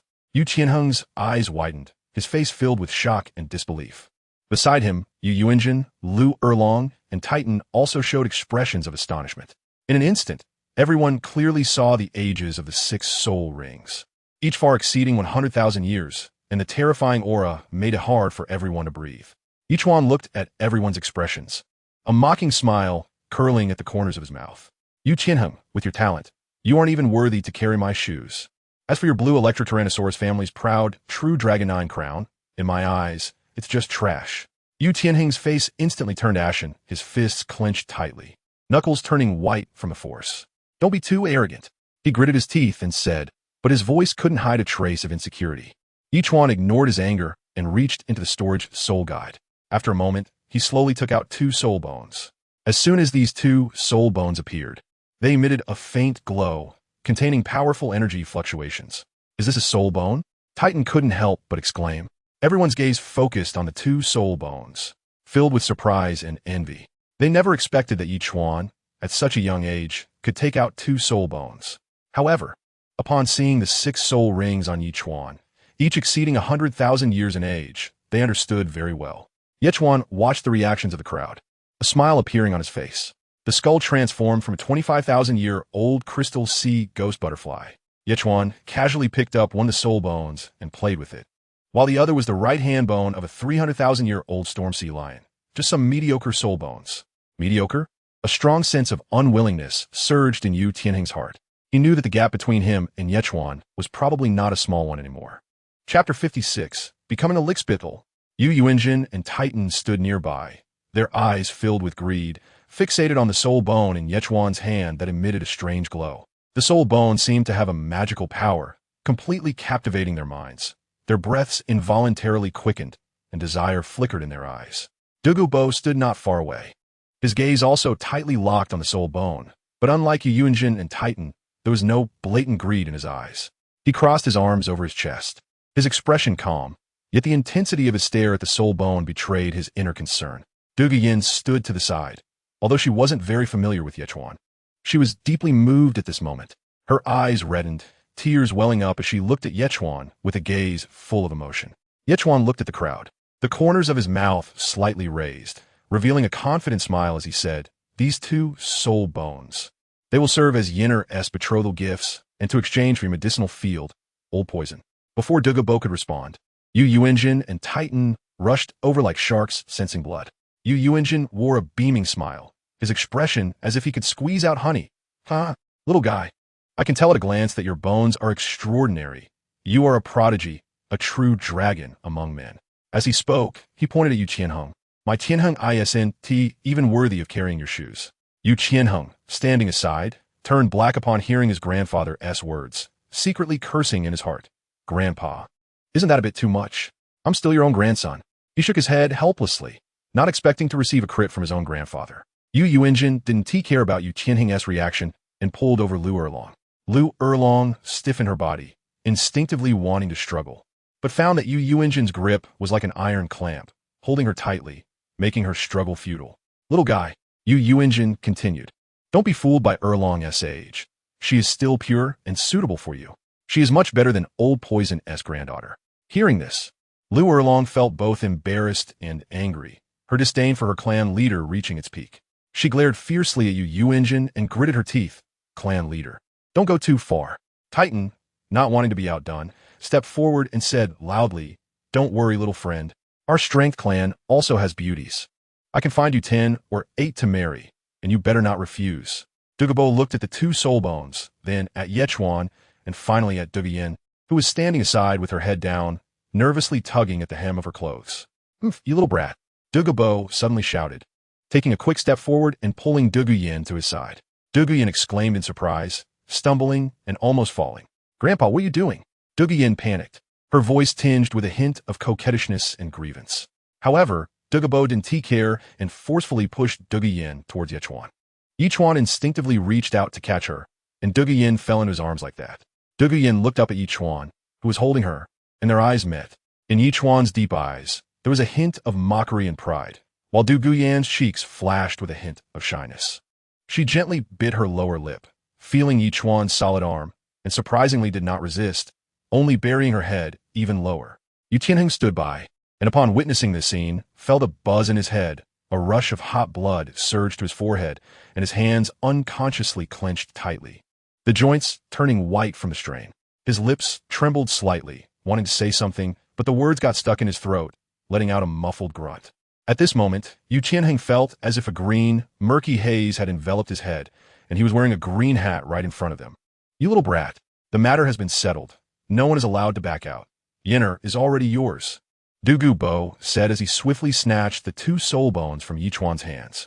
Ichuan was taken aback for a moment. Just as he was about to reach out to snatch it, he was met with a sharp glare from Douluo Old Poison. "You haven't finished speaking yet, and you've already been interrupted by Douluo. What? You want to go back on your word?" Douluo widened his eyes, exuding a strong aura, as if the surrounding air was distorted by this pressure. Seeing this, Ichuan waited in his heart.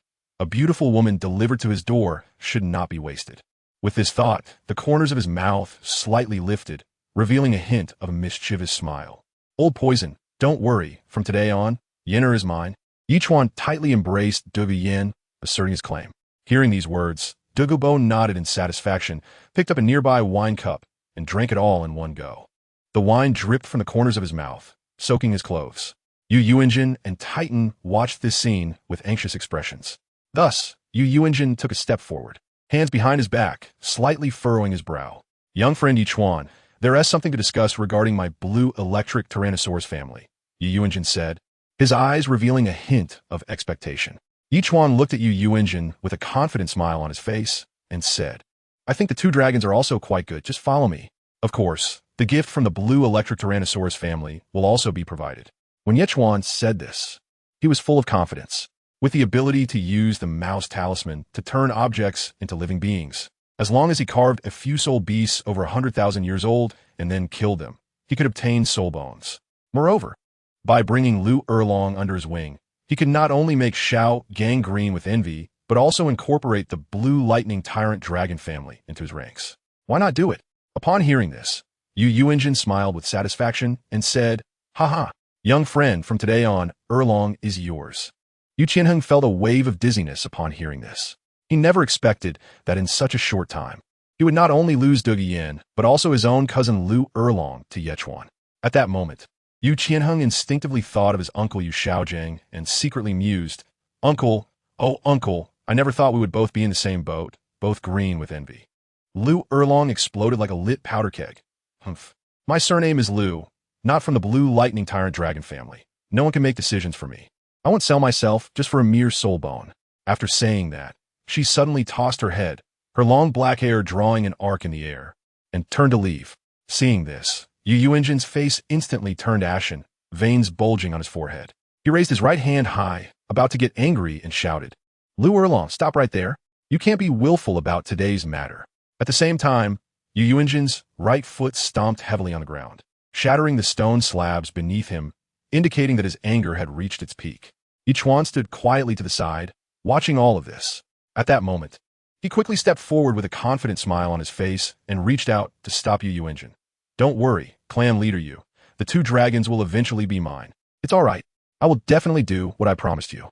Upon hearing Ichuan's words, Yuanjin was slightly taken aback. He lowered his raised right hand, and the anger on his face gradually faded, replaced by a hint of hesitation. "Young friend Yi, are you serious?"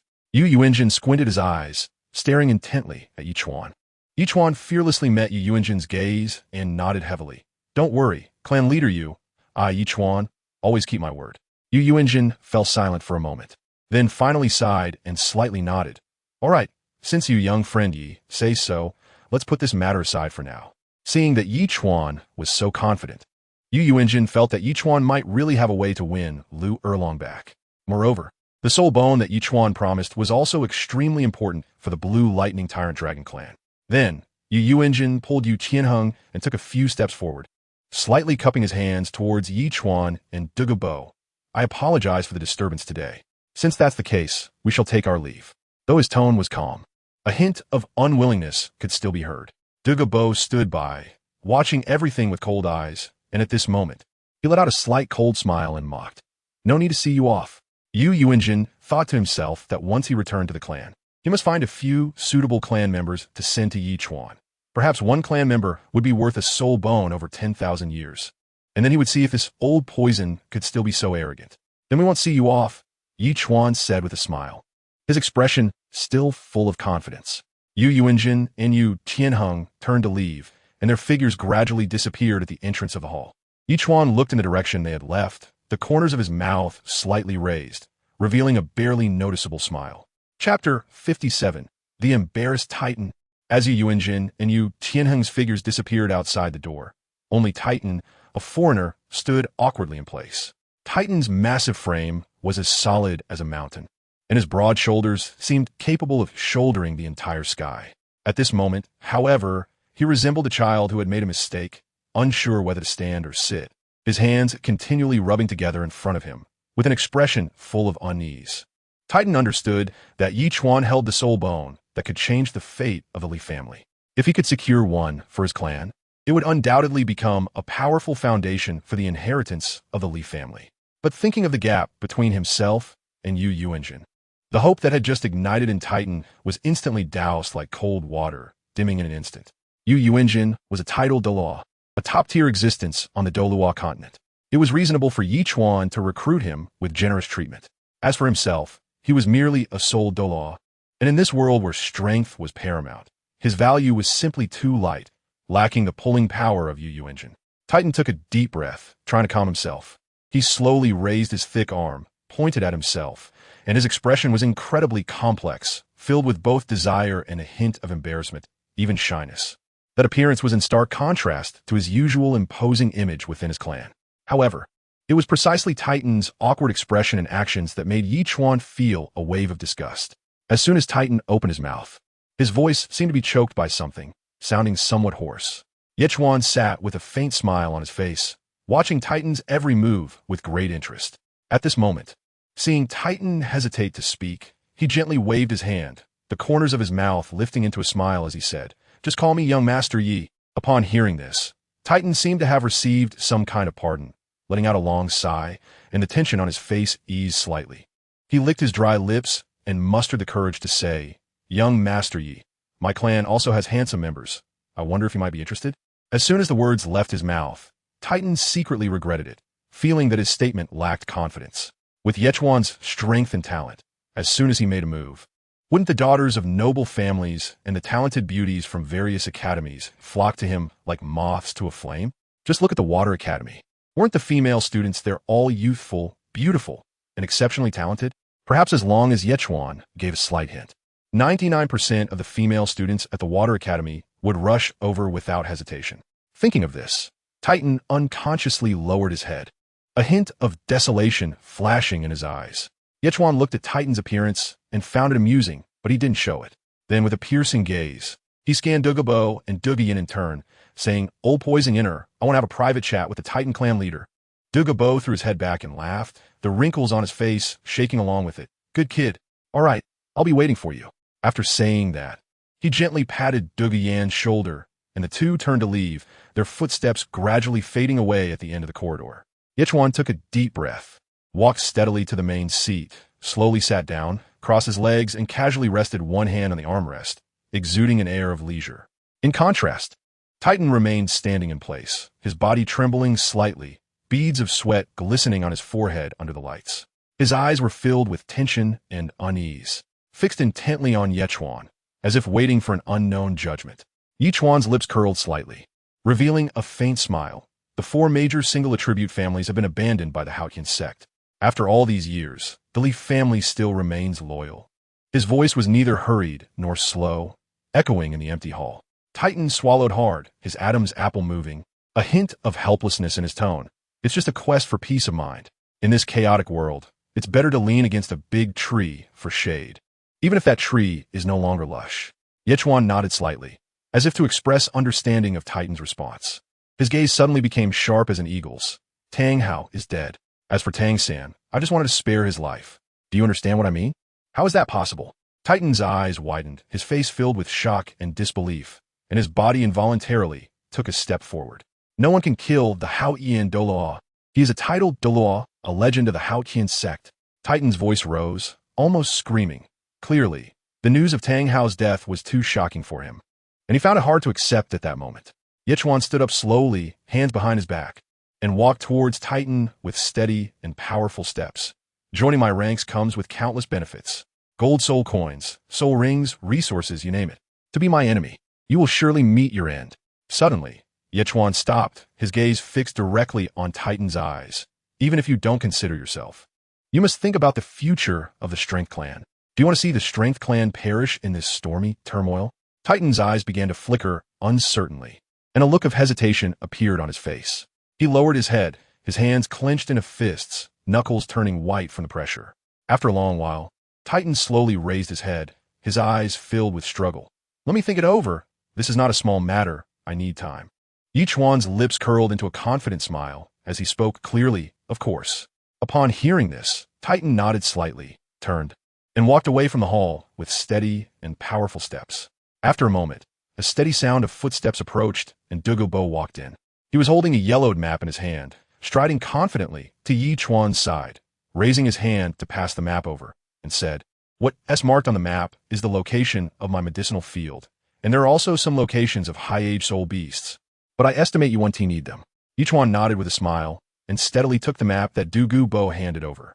Then, while looking at the map, Ichuan said, "Thank you. Old Poison, this map is crucial for me." Douluo looked at Ichuan, his brows slightly furrowed, revealing a hint of worry, and couldn't help but remind him, "You Yuanjin and Titan." Before he could finish, Ichuan interrupted him with a smile, his tone relaxed, yet carrying a deeper meaning.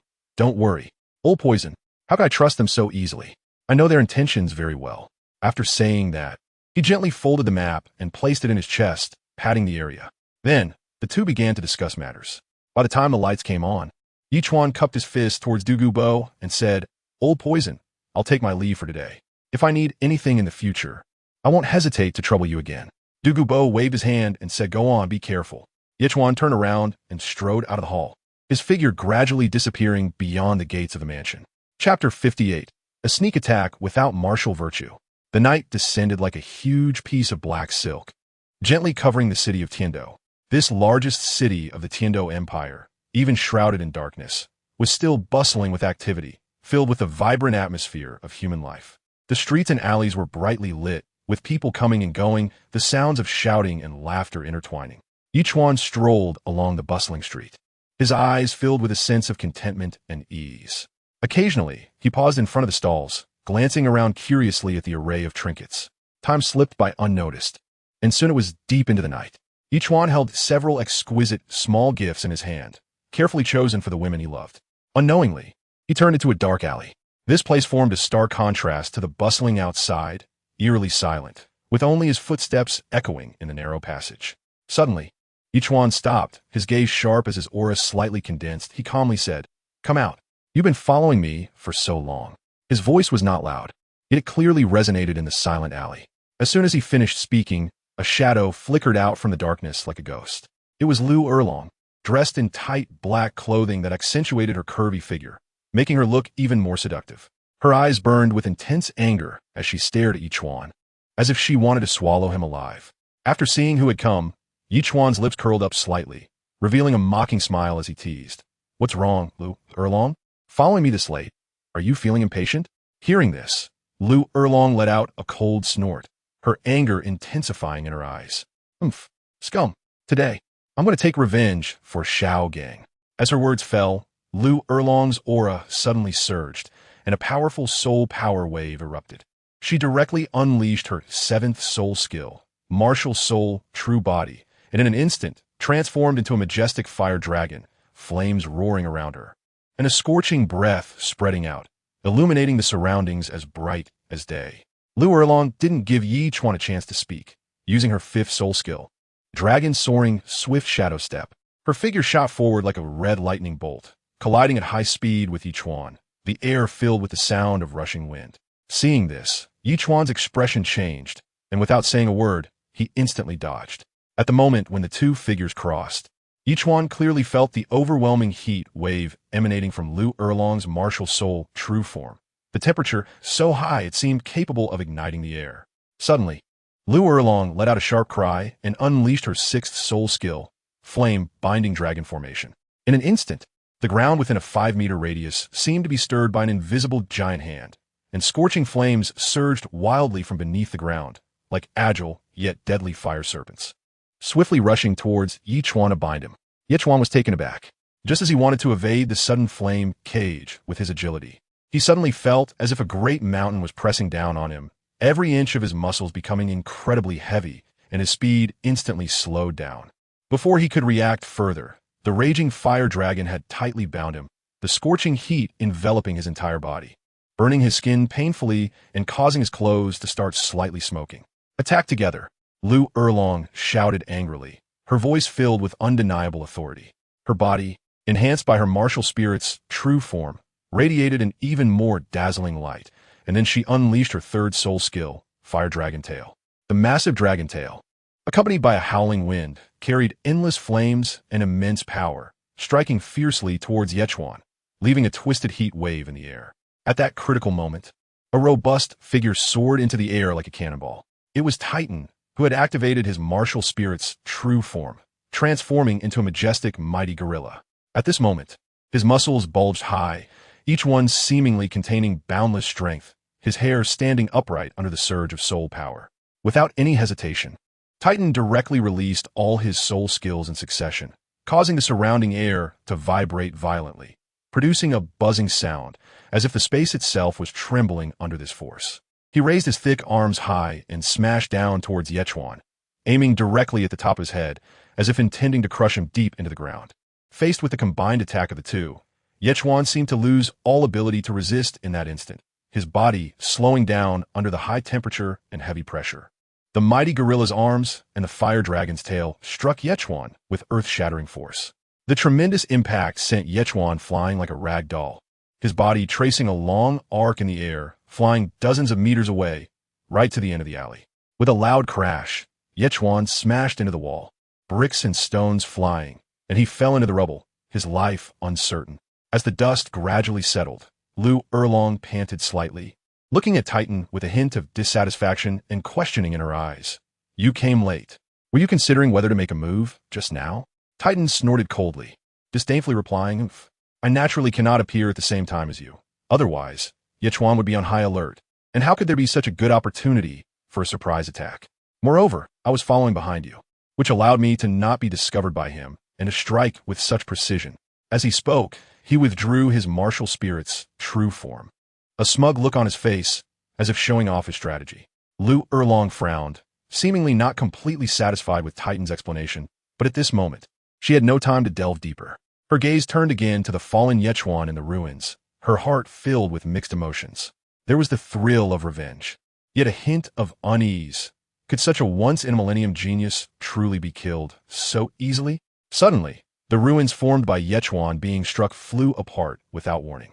A loud noise broke the brief calm of the alley, and the flying debris shot out like hidden weapons, with the rising dust clouding the air, making the entire scene even more elusive. As the swirling dust began to settle, a figure slowly emerged. It was Ichuan. At this moment he stood tall, though his clothes were tattered, the fabric fluttering gently in the breeze. However, what shocked Titan and Lu Erlong was that, after enduring such a fierce consecutive attack, he bore not a single scar. Titan's eyes widened, filled with disbelief, his mouth slightly agape, as if something had lodged in his throat, and after a moment, he couldn't help but exclaim, "How is this possible? Even a titled Douluo, without activating their martial spirit, would be severely injured after taking my blow. How could you be unscathed?" Lu Erlong's expression instantly darkened, her gaze fixed on Ichuan, revealing a hint of frustration and unwillingness as she coldly stated, "Soulbone." Her voice was low and powerful, each word enunciated as if forced out through gritted teeth. Upon Lu Erlong's reminder, Titan instantly recalled the scene earlier when Ichuan had produced numerous high-year soulbones. He couldn't help but feel internally vexed for having overlooked this detail. Ichuan can produce so many high-age soulbones, and the soul bones on his body must be extraordinary as well, naturally providing him with strong defense and protection at critical moments, allowing him to withstand the deadly attacks from himself and Lu Erlong. "Good job, Ichuan, hiding so deeply." Titan gritted his teeth and said resentfully, "It seems today matter 1T ends so easily." As he spoke, he secretly activated his soul power again, preparing for the upcoming more intense battle. Lu Erlong was not to be outdone. The flames around her once again blazed fiercely, and power surged within her. "No matter what trump cards you have, I want to let you go today." Chapter 59. Yefan? Ichuan calmly scanned Lu Erlong and Titan, a faint smile appearing on his face. He gently shook his head, his tone laced with a hint of mockery and arrogance, and slowly said, "I am an immortal being. Your attacks are useless against me." His voice was not loud, yet it resonated clearly in the slightly silent alley, each word seemingly carrying an invisible sense of oppression. Just as his words fell, Ichuan activated the rabbit talisman, and in an instant his figure became blurred, moving at a speed almost impossible to capture with the naked eye. In the blink of an eye, he flashed like a phantom in front of Lu Erlong and Titan, bringing with him a howling wind. Immediately after, Ichuan unleashed the power of the bull talisman, a fierce glint flashing in his eyes as he unhesitatingly threw two punches, each carrying the force of a landslide, striking heavily at Lu Erlong and Titan. The power of these two punches was truly terrifying. In an instant, Lu Erlong's imposing fire dragon martial soul was torn apart by an invisible immense force, exploding with a thunderous sound. The blazing flames instantly dimmed, dissipating into countless sparks in the air. Titan's mighty gorilla martial soul was no exception. His massive form instantly disintegrated into specks of soul power light. Lu Erlong and Titan had no time to react, and like kites with severed strings, they spat out a mouthful of blood and were sent flying hundreds of meters away. Their bodies crashed heavily onto the distant street, emitting a dull sound and raising a cloud of dust. The windows and doors of the shops on both sides of the street vibrated with the impact, causing several passers-by to scatter in fear. Ichuan looked at the two people who had been sent flying, a cold smile curling at the corners of his mouth as he stepped forward and said, "How is it? I'm afraid you two are seriously injured from that blow. However, Just as Ichuan reached the two and prepared to take further action, a sudden, synchronized, and powerful sound of footsteps echoed from a distance. The rhythm of the footsteps was distinct, each one seeming to heavily trample on the hearts of the onlookers. Accompanied by the neighing of war horses, the area quickly filled with armored soldiers clad in fine armor. Their armor glinted coldly in the moonlight, and the long spears in their hands stood tall like a forest, exuding an aura of lethal intent. "Stop!" With a loud and resounding shout, the surrounding soldiers halted their steps in perfect unison, as if they were well-trained machines. Clearly, this was an elite unit that was well-trained and disciplined. Following this, the soldiers automatically parted, creating a pathway. A figure riding a tall and sturdy warhorse slowly emerged. This person was none other than Yi Fan, the commander of the Royal Knight Brigade. He stood tall and upright, with a resolute face, despite being middle-aged. He emanated an air of authority befitting a higher-ranking official. Yi Fan scanned the scene and finally fixed his gaze on Ichuan, coldly saying, "Yi Fan, the Night Patrol leader of the Royal Knights. Anyone who dares to cause trouble will be executed." Hearing this, Ichuan couldn't help but mutter softly, "Damn. Such an impressive name. You'd think you're the protagonist of this book." Although Ichuan's voice was very low, it was still heard by Yi Fan in this relatively quiet environment. Yi Fan frowned slightly, a hint of displeasure flashing his eyes as he fixed his gaze on Ichuan and said, "No matter who you are, causing trouble in Heavendo City means you must face punishment. Surrender, and perhaps I can spare your life." His tone was unmistakable, and the reins in his hand twitched slightly, the warhorse restlessly pawing at the ground, seemingly ready to launch an attack at any moment. Ichuan was not afraid at all. The corners of his mouth curled up, revealing a provoking smile as he looked at Yi Fan and said, "Just you? You need to have the ability to back it up." Yi Fan listened to Ichuan's provocative words, and instead of getting angry, the corners of his mouth slightly lifted, revealing a confident smile as he said, "Then I also want to try your methods." Yi Fan, level 75 strong attack, system battle soul saint. Martial soul, the source cauldron of all things. His voice was deep and powerful, echoing in the night sky, carrying an innate boldness and dominance. As soon as he finished speaking, the soul power around Yi Fan surged violently, creating a strong aura that made the surrounding air tremble slightly. He activated his martial soul, and in an instant, a huge bronze cauldron appeared out of thin air, steadily protecting him at its center. This cauldron was ancient and heavy, covered with inscriptions recording all things, each rune flickering with faint light, exuding an ancient and powerful aura. Clearly, Yi Fan's martial soul was exceptionally strong, far beyond that of an ordinary martial soul. Ichuan looked at the source cauldron of all things. A complex expression flashed across his face, and he couldn't help but mutter, "If you were the Mother Chi cauldron of all things, I would run away right now." Although his voice was not loud, it was still caught by Yi Fan in this relatively quiet environment. Yi Fan looked puzzled, slightly furrowing his brow, a hint of confusion flashing in his eyes. Just as he was about to speak up and also planned to teach this ignorant Ichuan a lesson, a sudden cold and authoritative voice came from afar, like an arrow piercing through the tense atmosphere in an instant. Ichuan heard this voice and felt a sudden stir in his heart, as if the sound was somewhat familiar. Soon, the neatly arranged soldiers around him skillfully parted again, creating a wide passage. A tall figure slowly walked in, with graceful and steady steps. Yi Fan saw this and quickly dismounted, his movements clean and swift. He knelt on one knee, clasped his fists, and bowed respectfully, saying, "This humble general greets His Highness the Crown Prince." Everyone focused their attention, and the newcomer was indeed Crown Prince Zhu Xuching. He wore a magnificent long robe, with gold and silk embroidery shimmering softly in the moonlight, highlighting his noble status. Especially at this moment, Zhu Xuching's eyes were deep and gentle, with a faint smile at the corners of his mouth, yet he did not lose the authority of a higher-up. Zhu Xuching slightly raised his hand, signaling Yi Fan arise, and said, "Get up, General Yi." This troublemaking young man also shares the surname Yi. His name is Ichuan.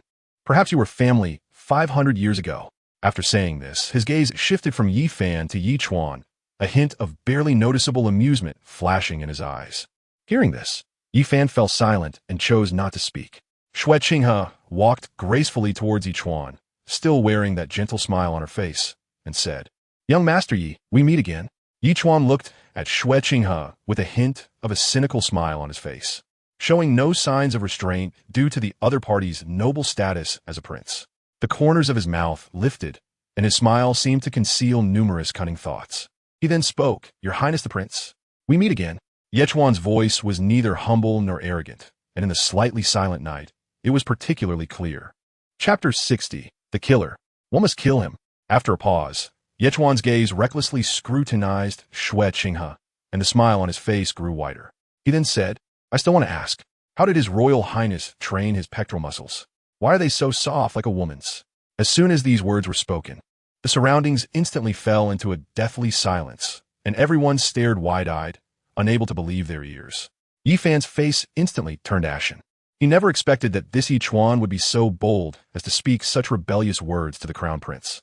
He instinctively clenched his fists, a strong surge of anger rising in his heart, wishing he could immediately rush up and teach this reckless guy a lesson.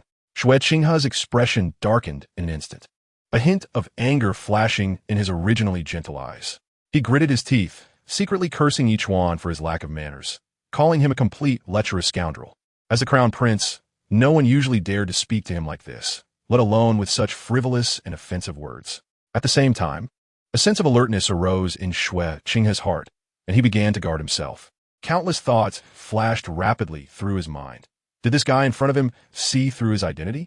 He had disguised himself for many years, always being careful and never showing any flaws.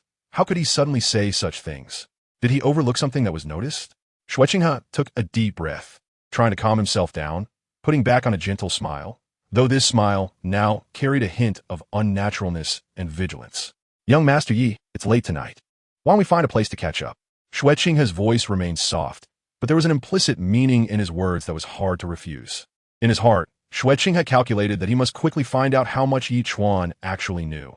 If he truly had seen through his identity, it would be troublesome. Ichuan's lips curled up slightly, a calm smile on his face as he said slowly, "No rush. Let's handle the matter at hand first." Zhu Xuching, with a faint smile on his face, replied gently, "In that case, since the soul master battle does not affect the civilians, we shouldn't interfere too much. However, for the damage to the property of the common people, I would ask young Master Yi to come with me for a moment." Hearing this, Ichuan calmly extended his finger, pointing at the disheveled Lu Erlong and Titan on the ground, and raised an eyebrow as he said, "They also damaged the property of the people. Should they be taken away together?" Lu Erlong had messy hair and a trace of blood at the corner of his mouth, while Titan wore an angry expression but was unable to move due to his injuries. Zhu Xuching followed Ichuan's finger and nodded slightly, saying calmly, "That is only natural." These simple 4 words instantly brought a glimmer of hope to Lu Erlong and Titan's eyes. Both of them knew very well that the relationship between the two sides had completely broken down, and if they really fell into Ichuan's hands, they would surely die. Ichuan seemed to sense the thoughts of Lu Erlong and Titan, and his smile grew even more intense. He chuckled softly, "What if I insist on killing the 2 of them today?" As soon as these words were spoken, the air around seemed to freeze instantly, and everyone gasped in shock. Yi Fan stood aside, remaining silent all this time, but at this moment he spoke with a cold face, his voice deep and resolute. "Whether it's a soul master or a commoner, killing in the streets is unacceptable." Ichuan heard Yi Fan's words and snorted coldly, his aura suddenly changing. He slowly activated his Saint Master Martial Soul, and in an instant, 6 soul rings over 100,000 years old radiated dazzling light, surrounding him. That powerful aura swept out like an invisible storm. Everyone felt the brilliance in front of them surge, and they couldn't help but squint their eyes, their faces filled with shock and fear. Even the usually composed Zhu Xuching widened his eyes, disbelief evident in his gaze, his body trembling slightly, clearly intimidated by this powerful martial soul and soul rings. Even though he was a genius with innate level 20 soul power, he still paled in comparison to Ichuan's extraordinary abilities. Zhu Xuching's face was hidden in shadows, his eyes flashing coldly as he looked at Ichuan and said slowly, "Young Master Yi, are you really going to kill someone in the street? If you make a move against them, you will offend a force that is not simple." On the surface, Zhu Xuching spoke with righteous indignation, but inside he was secretly calculating. He knew that if Ichuan really clashed with the Haotian Sect and the blue electric Tyrannosaurus Rex family, the Heavendo Empire would inevitably fall into chaos. And this chaos was exactly the situation he desired. Moreover, thinking of the humiliation Ichuan had previously inflicted upon him by squeezing his chest muscles, an uncontrollable killing intent surged in Zhu Xuching's heart, as if that hatred was about to consume his reason. Ichuan's lips curled into a defiant smile as he slightly tilted his head back, his gaze filled with disdain. He shouted, "I want to kill. No one could stop me." As soon as he finished speaking, the aura around Ichuan suddenly changed, and his third soul skill, mental suppression, was instantly activated. An invisible yet immensely powerful mental force surged outward like a raging tide. The once imposing armored soldiers were the first to bear the brunt of it. They felt a sharp pain in their heads, as if thousands of steel needles were piercing them, and their legs went weak, uncontrollably kneeling on the ground. The leader of the Royal Knights, Yifan, also found it difficult to resist this powerful mental suppression. He gritted his teeth, veins bulging on his forehead, trying to hold himself up, but ultimately couldn't withstand the force, collapsing to his knees with a thud, his eyes filled with unwillingness and shock. Zhu Xuching naturally had the strength to resist, but he knew that once his true power was revealed, his identity would also be exposed.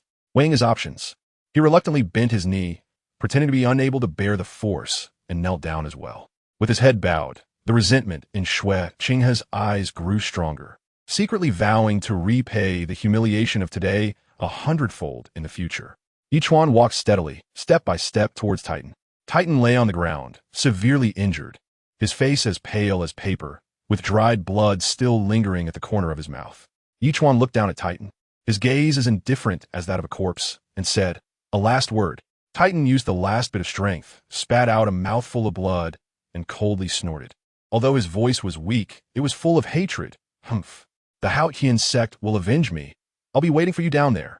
Ichuan, however, remained unmoved, with not a trace of pity on his face. He slowly lifted his foot, which gradually loomed larger in the Titan's eyes. The Titan widened his eyes, wanting to evade, but feeling powerless. Ichuan mercilessly stomped down, and with a dull sound, Titan's head instantly exploded, splattering blood and brain matter everywhere. The surrounding soldiers let out a terrified scream, instinctively retreating, unable to face this bloody scene. Ichuan just stood quietly in place, his cold eyes watching everything before him. The killer one must kill. That's it. Chapter 61. All parties withdraw. Ichuan looked down at Lu Erlong from above, with no trace of compassion in his eyes. Only endless coldness and indifference. "What's your last word?" Lu Erlong forced a bitter smile, filled with helplessness and desolation. She slowly raised her head to look at Ichuan, her eyes carrying a hint of plea. "Can you let Xiao Gang and the Blue Lightning Tyrant Dragon family go?" At that moment, Lu Erlong's hair was disheveled against her face, her clothes stained red with blood, appearing extremely disheveled, but her gaze was incredibly resolute. For the sake of Yu Xiaojiang and her family, she was willing to put aside all her dignity. Ichuan nodded slightly, his movements slow, yet carrying an undeniable decisiveness. "Sure, but I'm curious, do you know that Yu Xiaojiang has someone else he likes?" He squinted slightly, a hint of amusement flashing in his eyes, as if he were anticipating the shock that was about to come to Lu Erlong. Upon hearing this, Lu Erlong's body jolted, and an expression of disbelief appeared on her face. "What do you mean?" Lu Erlong's voice unconsciously rose, her eyes filled with confusion and panic, as if she couldn't believe what she had just heard. Ichuan's lips curled into a cold smile as he slowly spoke. "Yu Xiaojiang liked Her Majesty the Pope. That is Bibi Dong." Although Ichuan's voice was not loud, it was like a heavy bomb, stirring up waves of shock among the crowd. Instantly, everyone around showed expressions of astonishment. The weapons in the soldiers' hands unconsciously drooped, their faces filled with shock. The powerful Yifan couldn't help but gasp, especially Zhu Xuching, whose previously calm face was now filled with surprise, never expected to hear such news from Ichuan. He slightly opened his mouth, the light in his eyes flickering, as if processing the shocking secret. However, Lu Erlong shook her head, her expression gradually calming down, yet her eyes still sparkled with determination. "It doesn't matter. I love him." Her voice was weak, but it carried an unshakable resolve, as if at that moment she had buried all her pain and grievances deep within, leaving only her pure love for Yu Xiaojiang. Ichuan looked at Lu Erlong, a complex emotion flashing in his eyes, a mix of admiration and disdain. He didn't say anything more, slowly bending down, his movements gentle yet carrying a deadly danger. Ichuan's hand gently rested on Lu Erlong's neck. Lu Erlong did not resist, but quietly closed his eyes, waiting for death to arrive. With a crisp and cold crack, Lu Erlong's body slowly fell down. Ichuan stood up, brushed off the non-existent dust on his hands, as if he had just done something trivial. Beside him, Xuechinghe came back to his senses, a glint of ruthlessness flashing in his eyes, and said with a smile, "Young Master Yi, killing someone means silencing them, and when cutting grass, one must remove the roots." Ichuan slowly turned his head, his gaze precisely landing on Xuechinghe. A faint smile, seemingly ambiguous, appeared at the corner of his mouth, carrying a hint of amusement and an understanding of everything. "Your Highness, according to common sense, shouldn't you be advising me to sit down with them and talk calmly to maintain the stability of the Heavendo Empire? But it seems that you are actually more inclined to see us clash in battle. Is there some deeper meaning behind this?" As he spoke, Ichuan slightly squinted his eyes, a glint of cunning flashing within, as if deliberately testing Xuechinghe's reaction. Upon hearing this, Xuechinghe's expression darkened slightly, and he coldly snorted, openly stating, "Young Master Yi, do you still remember what happened before? You have seriously offended me. Naturally, I want you to suffer a bit, so you understand that in this vast Heavendo Empire, not everyone can be provoked by you at will." He crossed his arms over his chest, his chin slightly raised, his eyes filled with pride and displeasure. As the crown prince, he was accustomed to a life of luxury, and few dared to disrespect him in such a manner. Ichuan's actions undoubtedly touched his bottom line. Ichuan could not deny this, but he only shrugged lightly with an indifferent expression. He did not dwell on Xuechinghe's words, but took 2 steady and forceful steps forward, his gaze sweeping over the crowd like a torch. "I, Ichuan, have always been a man of my word." Ichuan suddenly raised his voice, resonating like a great bell in the air. "Titan and Lu Erlong attempted to kill me, but in the end, they were the ones who perished in my hands. As for today's events, I will no longer pursue them. From now on, we are clear of past grievances." Ichuan's gaze was firm and resolute. When he scanned the crowd, his eyes carried an undeniable authority, as if announcing to everyone that he would no longer dwell on this matter and would not allow anyone to trouble him because of it.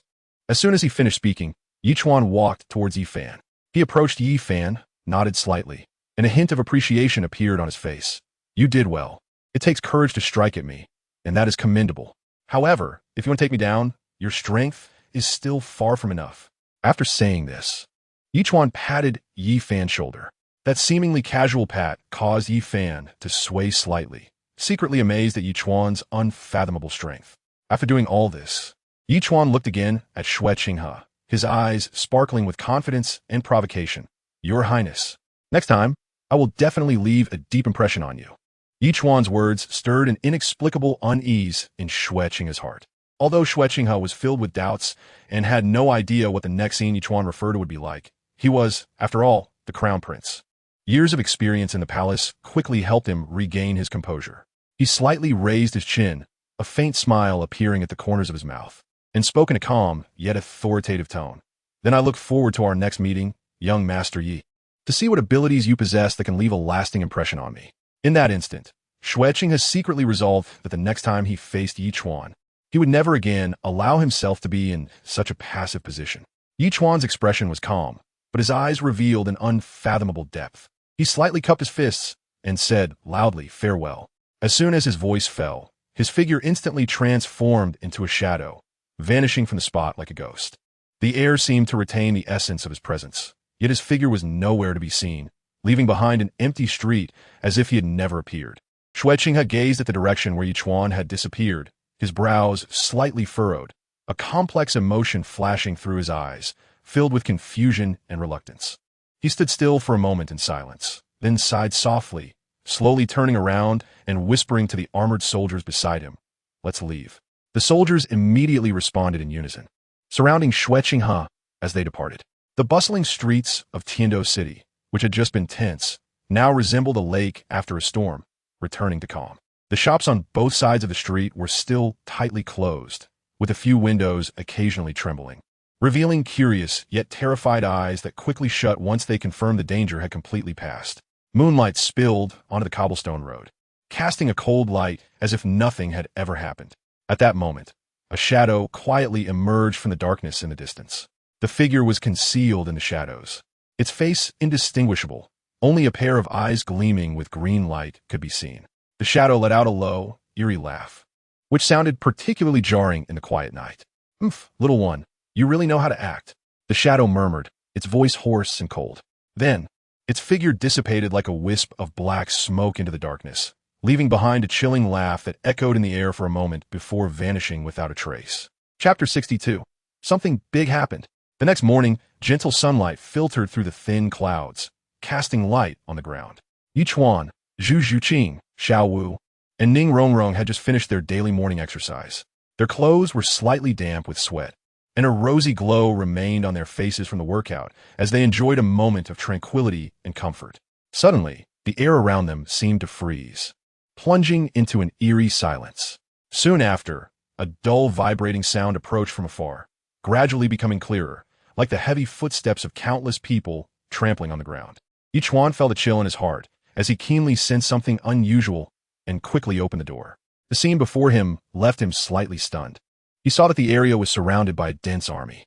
The streets, the houses, everywhere was filled with people, and at a glance, there were at least tens of thousands. The sunlight reflected off the soldiers' armor, casting a cold light and exuding a sense of murderous intent. The two leaders were none other than Prince Xuching, whom Ichuan was familiar with, and the avalanche standing beside him. Prince Xuching was dressed in splendid attire, and his eyes revealed a complex expression. Avalanche stood beside him, wearing a similarly complicated look.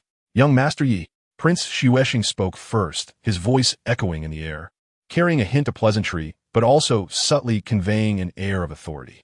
Ichuan's lips curled slightly, revealing a calm smile as he said unassumingly, "Long time no see. Your Highness, I wonder what brings you and so many people here."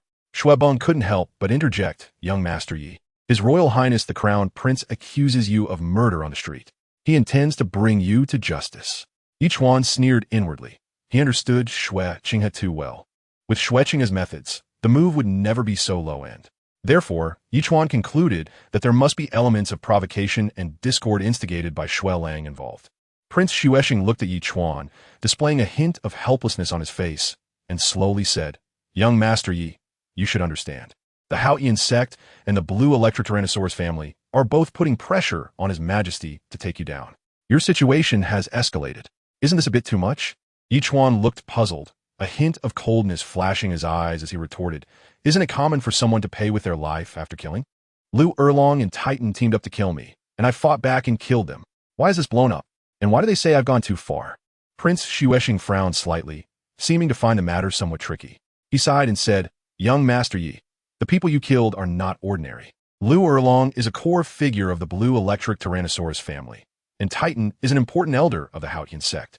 Both families hold significant positions on the Douluo Continent, and their united pressure cannot be ignored by His Majesty." Ichuan snorted coldly and said, "They want to kill me. Should I just sit and wait for death? I'm just acting in self-defense." Xuelang looked at Ichuan and questioned, "Young Master Yi, several people from the Blue Tyrant Academy have been poisoned to death. All the soul masters of the Li family have also been poisoned to death. Isn't this all you're doing? After all, you were assassinated last night." Ichuan's surprise at these words deepened instantly. His wide-open eyes and slightly parted lips all reflected his confusion at this moment. He instinctively furrowed his brows, as if trying to digest this shocking news, and then said eagerly, "What? How could this happen? I had no idea at all." Prince Xuching stood beside Xuebeng, his already serious face now even more frosted with coldness. He exchanged a glance with Xuebeng, both of them showing a hint of doubt in their eyes. The expression and tone of Ichuan did not seem like someone who was lying. Could it be that this matter really had nothing to do with him? Ichuan looked at their suspicious gazes and felt an inexplicable irritation rising in his heart. He said in a deep voice, "I, Ichuan, have always acted with integrity. Why should I explain myself to others? Moreover, they were all poisoned. Shouldn't you have suspected the poisoned Douluo first? You should know that I have no knowledge of poison techniques." As soon as these words were spoken, Prince Xuching and Xuebeng were momentarily speechless. Prince Xuching unconsciously touched his chin and slightly lowered his head, pondering the validity of Ichuan's words. Xuebeng bit her lip tightly, her anger gradually replaced by confusion. Silence spread in the air for a moment before Prince Xuching broke the quiet. He raised his head, fixed his gaze on Ichuan, and slowly spoke, "In that case, let's head to the palace and confront him. How about that? I believe that as long as we confront him, the truth will naturally come to light." Ichuan heard this and, without any hesitation, nodded decisively. "I'll go. I, Ichuan, am upright and don't fear any investigation." Soon, the army began to retreat. and the soldiers neatly put away their weapons and turned to leave. Ichuan followed Prince Xueching and Xuebing towards the direction of the imperial palace. The Taiji Hall of the imperial city, a solemn place where the Snow Knight Emperor handled state affairs and wielded imperial power, was currently filled to the brim with people. The candlelight flickered within the hall, casting a glow that danced on the faces of the crowd, revealing expressions of seriousness and curiosity. Douluo Bo sat alone in a corner, exuding an aura that discouraged approach, his cold gaze occasionally sweeping over the surroundings. Yu Yuanjin also sat upright, a gleam of brilliance flashing in his eyes. On the other side, the sixth elder of Haotian's sect, Tang Lai, had a stern expression and emanated a fierce aura, resembling an immovable mountain. All three were titled Douluo, holding significant positions in this world where soul masters were revered, thus qualifying them to sit before the Snow Knight Emperor. Behind them, the heads of the three major single-attribute families, Yang Wudi, Niu Gao, and Bai He, could only stand respectfully. The crown prince, Xueching He, stood straight with a smile, quietly observing from the side. At that moment, Prince Xueching and Xuebing strode into the hall, with Ichuan closely following. Prince Xueching stepped forward and respectfully said, "Your Majesty, young Master Yi has arrived." The voice echoed in the spacious hall, drawing the attention of everyone present. Ichuan stepped forward leisurely, elegantly bowed, and with a perfectly timed smile said, "I have seen your Majesty." The Snow Knight Emperor sat on the dragon throne, looking at Ichuan before him, and a kind smile appeared on his face as he exclaimed, "Indeed, heroes emerge from youth. To become a sole emperor at your age is truly unprecedented. It seems that the matters of the Blue Bada Academy and the Leaf family have nothing to do with you." His words were clearly biased, and his tone was relaxed, as if he had long been convinced of Ichuan's innocence. Ichuan understood that the Snow Knight Emperor was trying to win him over. Although he had a close relationship with the seven-treasure Glazed tile sect, the Snow Knight Emperor clearly believed there was still a chance to win him over. Ichuan slightly lowered her head, the corners of her mouth rising, and respectfully responded, "Your Majesty's praise is unwarranted. It is my honor to earn your Majesty's trust." Chapter 63. Exposing Identities. At that moment, Tang Lai beside her suddenly stepped forward, fists clenched, with unmasked anger and disdain on his face, and loudly exclaimed, "Humph! To annihilate an entire clan for such a small matter at such a young age is truly ruthless." Emperor Xuya straightened his posture slightly and introduced with a complicated expression, "This is the sixth elder of Haotian's sect, Tang Lai. Title, Liang." His words emphasized Tang Lai's identity, while seemingly reminding everyone to pay attention to the attitude of this powerful figure. Ichuan stood still, his tall figure exuding an air of composure, with a hint of mockery on his face. After hearing Tang Lai's words, he merely scoffed lightly, although the sound was soft. It seemed to carry an endless disdain. Then he fell silent, quietly observing the crowd, his gaze revealing an inscrutable depth. Seeing Ichuan's attitude, Tang Lai felt that his authority had been greatly provoked. His eyes widened in an instant, glaring fiercely, with the muscles on his face twitching slightly from anger. He immediately shouted angrily, "Arrogant! Do you think I, the Haotian sect, am nothing in your eyes?" His voice grew hoarse from rage, veins bulging on his forehead, clearly ready to resort to violence at any moment. Ichuan's expression was calm, merely nodding slightly. This simple action was like a spark falling into a powder keg, instantly turning Tang Lai's face a mix of anger and pale. Standing beside them, Douluo couldn't help but laugh at the tense scene, his laughter sounding particularly jarring in the hall and making the already strained atmosphere even more delicate. Seeing this, Xueching took a step forward at the right moment. He wore a smile, but his eyes held a hint of subtle cunning as he spoke. "Young Master Yi, last night, you killed Liu Erlong of the Blue Electric Tyrannosaurus Rex family and Titan of the Li Ji family.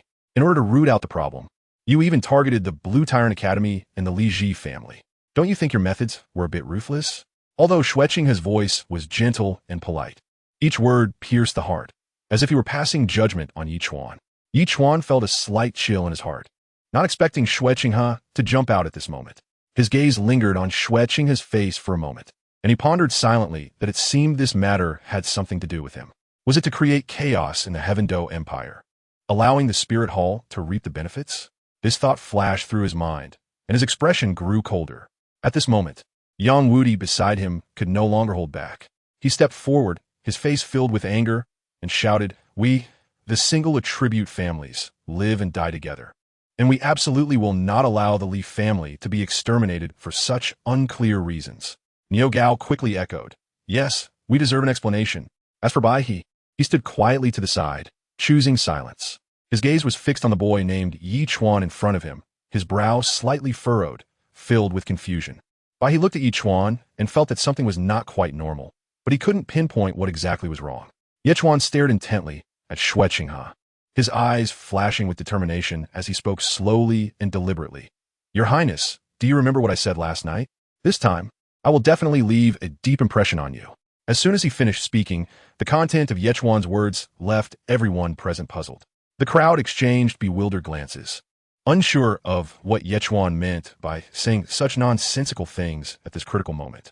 Xuching still wore a faint smile on his face, a smile as warm as the spring sun, but at this moment it felt somewhat elusive. He raised an eyebrow slightly, his tone calm and gentle. Oh, then I wonder what your insights are? As he spoke, Xuching slightly opened his hands, adopting a posture of eager listening. Ichuan's lips curled up slightly, revealing a meaningful smile as he spoke slowly. The former Pope Qin and the current Pope Bibidong have a daughter named Qianren. As soon as these words were spoken, a subtle stir arose in the crowd. The daughter of the former Pope and the current Pope was indeed an extremely sensitive topic. Ichuan paused for a moment and continued. When Qianren was 6 years old, she awakened her martial soul, the six-winged angel, with an innate full soul power of level 20. Innate full soul power of level 20? Tang Lai couldn't help but exclaim in disbelief, his face filled with incredulity. It is known that innate full soul power is already rare, and reaching level 20 is even more unheard of. Ichuan seemed to be unaware and continued. At the age of 9, Qianren infiltrated the Heaven Do Imperial Palace, using a disguised soul skill derived from a piece of angel suit soul bone to replace the identity of the eldest prince, Xuching. This statement was like a heavy bomb, instantly causing an uproar among the crowd. Everyone turned their gaze towards Xuching, their eyes filled with shock and doubt. Xuching, however, remained calm, though his hand at his side tightened slightly, his knuckles turning white from the force. At 14, Qianren secretly poisoned the second prince of the Heaven Do Empire, who was only 12 at the time, using a slow-acting poison. Ichuan's voice grew increasingly cold, every word like a sharp knife, piercing the hearts of everyone present. How is this possible? Xuelang exclaimed, his face filled with terror. At 15, Qianren once again poisoned the third prince, who had great talent in soul master cultivation. Ichuan's last words plunged the entire hall into a deathly silence. Everyone was stunned into speechlessness by this series of shocking revelations, staring in astonishment at Qianren, or rather, at the Qianren disguised as Xuching, especially the Night Emperor, whose face instantly turned as pale as paper, his eyes wide open, filled with anger and disbelief. His lips trembled as if he wanted to say something, but his rage choked him. Moments later, tears uncontrollably streamed from his eyes, a father's grief at losing his son, and the anger and humiliation of an emperor deceived for many years. Qianren knew she had been completely exposed. She sighed softly, her gentle smile vanishing in an instant, replaced by a cold indifference and determination. In that moment, a brilliant light erupted from behind her, and a pair of pure white, sacred six-winged angel martial souls slowly unfolded.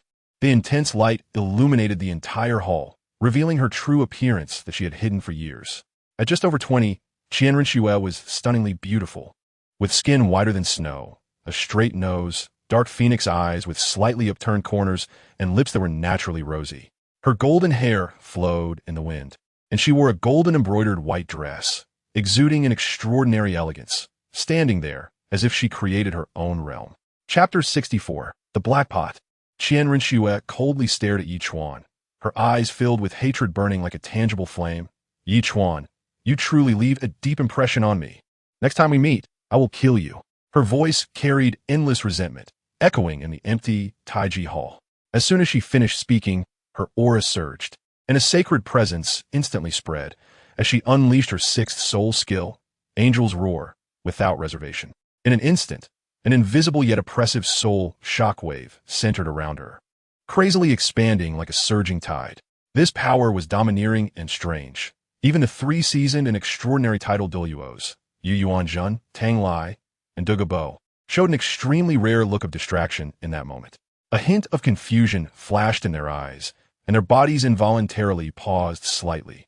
Seeing this, Qian Rinchue's lips curled into a triumphant cold smile, thinking to herself, if I don't escape now, when will I? Her figure instantly transformed into a streak of light, shooting towards the distance. However, just as Qian Rinchue thought she was about to successfully escape, a shadow appeared like a ghost, directly blocking her path. Girl, if you leave, who will take the blame for me? Ichuan's voice came with a hint of mockery, accompanied by the howling wind. His palm, infused with surging power, struck down like a giant axe, fiercely chopping towards Qian Rinchue's neck. Qian Rinchue had no time to react, only feeling a sharp pain in her neck. Everything went dark before she lost consciousness. Ichuan steadily held the unconscious Qian Rinchue, like a war god descending from the heavens, slowly returning to the ground. At this moment, Yu Yuanjin, Tang Lai, and Douluo finally came to their senses. Seeing the scene before them, they all wore expressions of disbelief. They widened their eyes, filled with shock and confusion.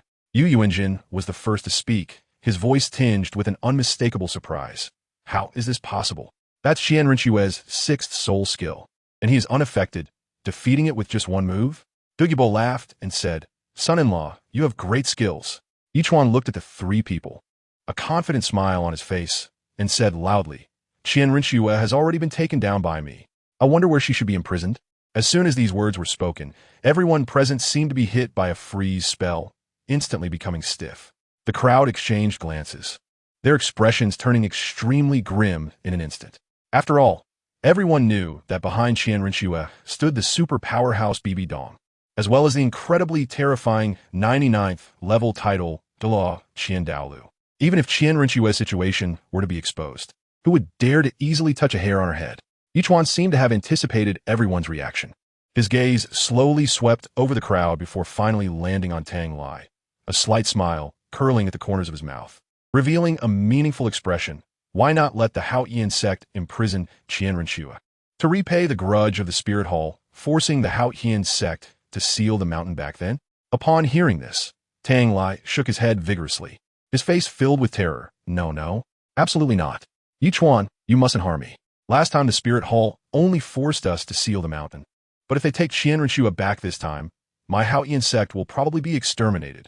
As he spoke, he retreated a few steps, as if Ichuan's words were some kind of great disaster.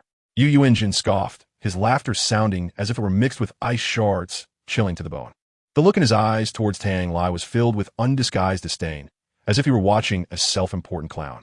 Seeing this, Ichuan shifted his gaze away from Yu Yuanjin, his expression grave as he spoke, "Can the blue electric Tyrannosaurus Rex family?"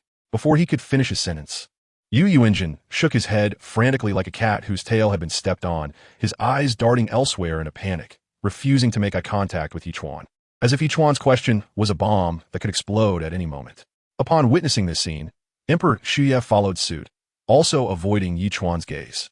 For a moment, everyone was tight-lipped about the matter of imprisoning Qian Rinchue, as if it were a hot potato. Ichuan looked at the few timid people and sighed helplessly, his voice filled with exhaustion and responsibility.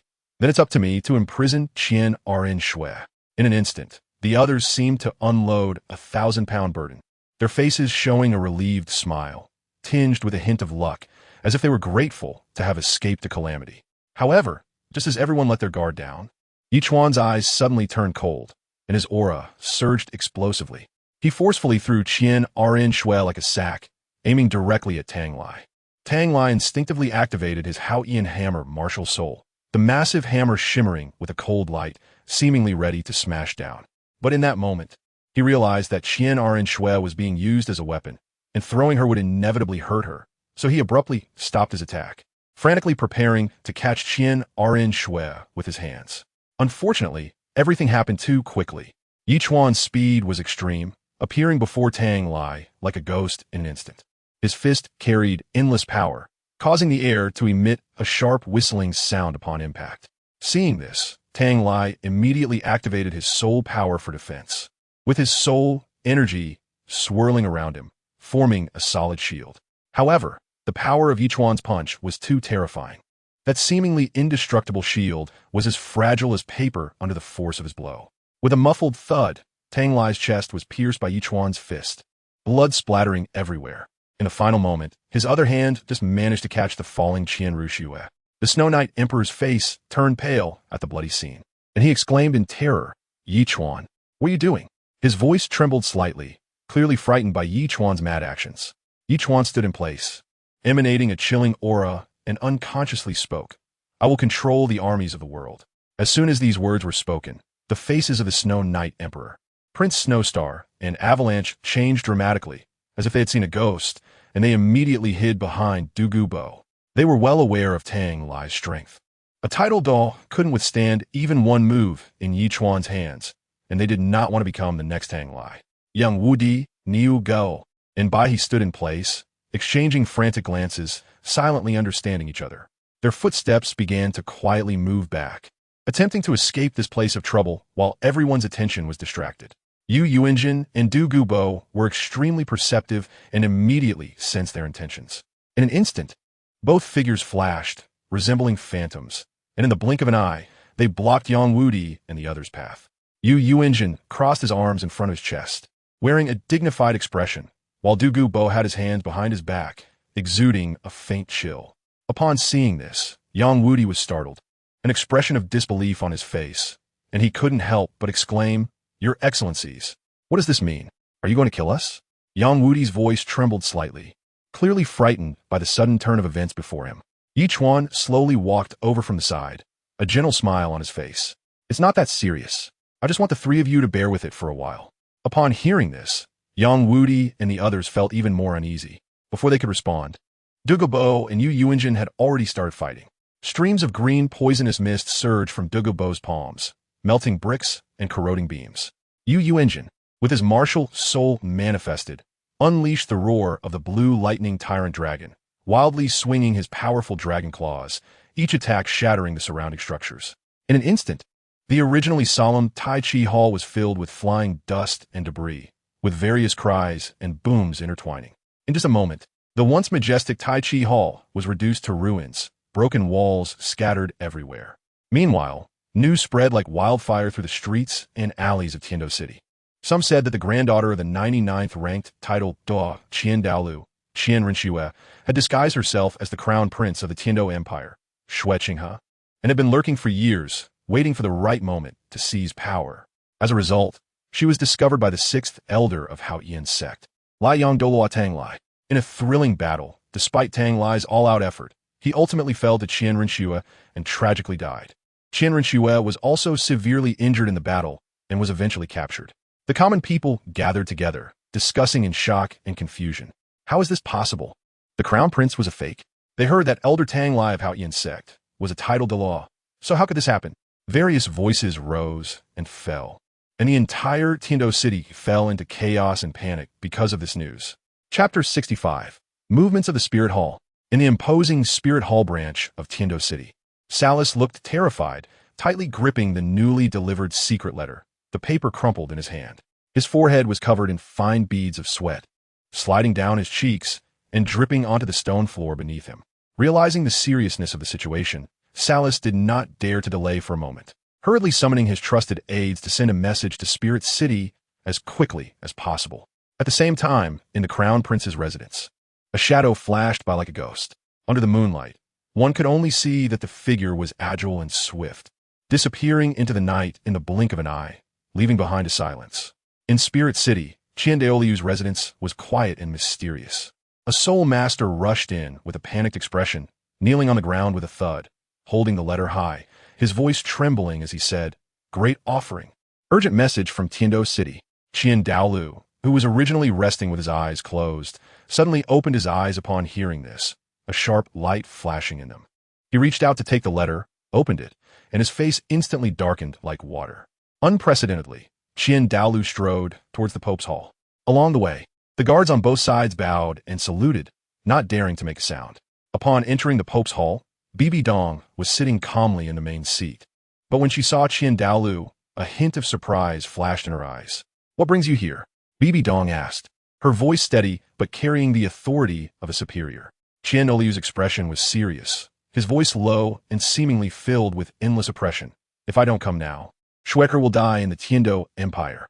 This statement exploded like a heavy bomb in the Pope's hall. Hearing this, Bibi Dong could no longer maintain her composure. Standing up from her seat and urgently asking what happened, her eyes revealed worry and confusion, staring intently at Qian Douluo.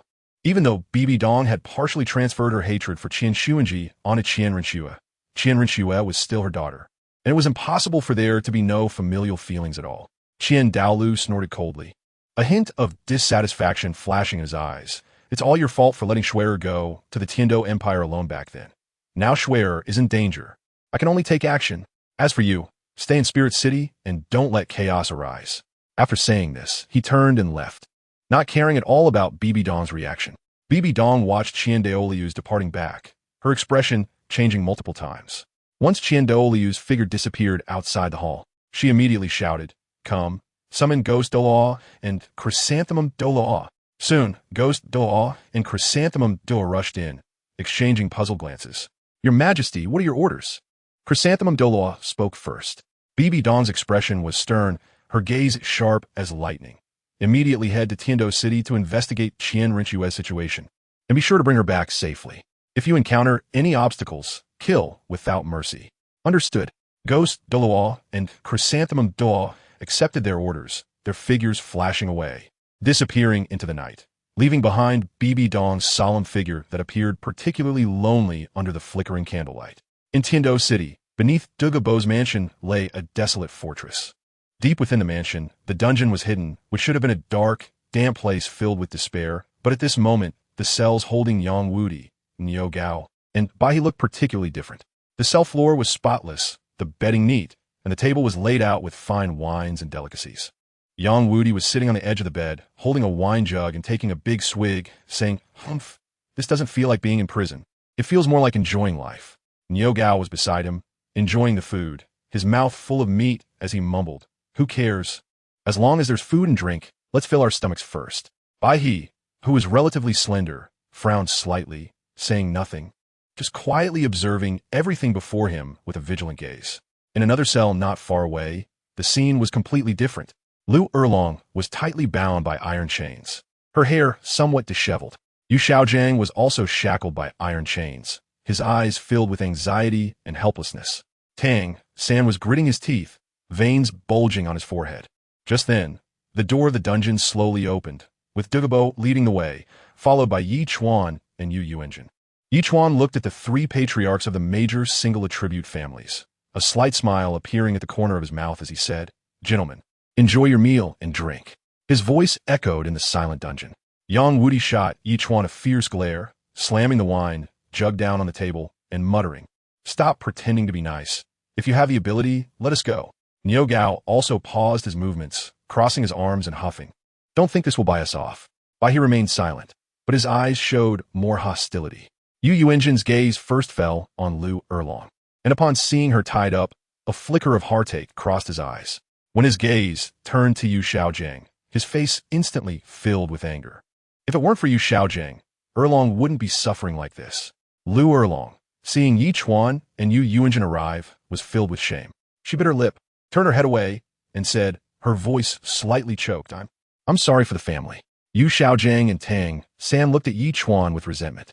With Tang San speaking first, his tone full of anger, "Ichuan, it's you again. What do you want?" Ichuan looked at them with a calm expression and said lightly, "Old poison master, your poison isn't that impressive." Douluo snorted coldly and replied, "Humph, I'm not as skilled as you in medicine. You can break a neck and still save a life." Hearing this, Ichuan raised his eyebrows slightly and followed Douluo's gaze to look at Tang San and said leisurely, "How is this little guy still alive?"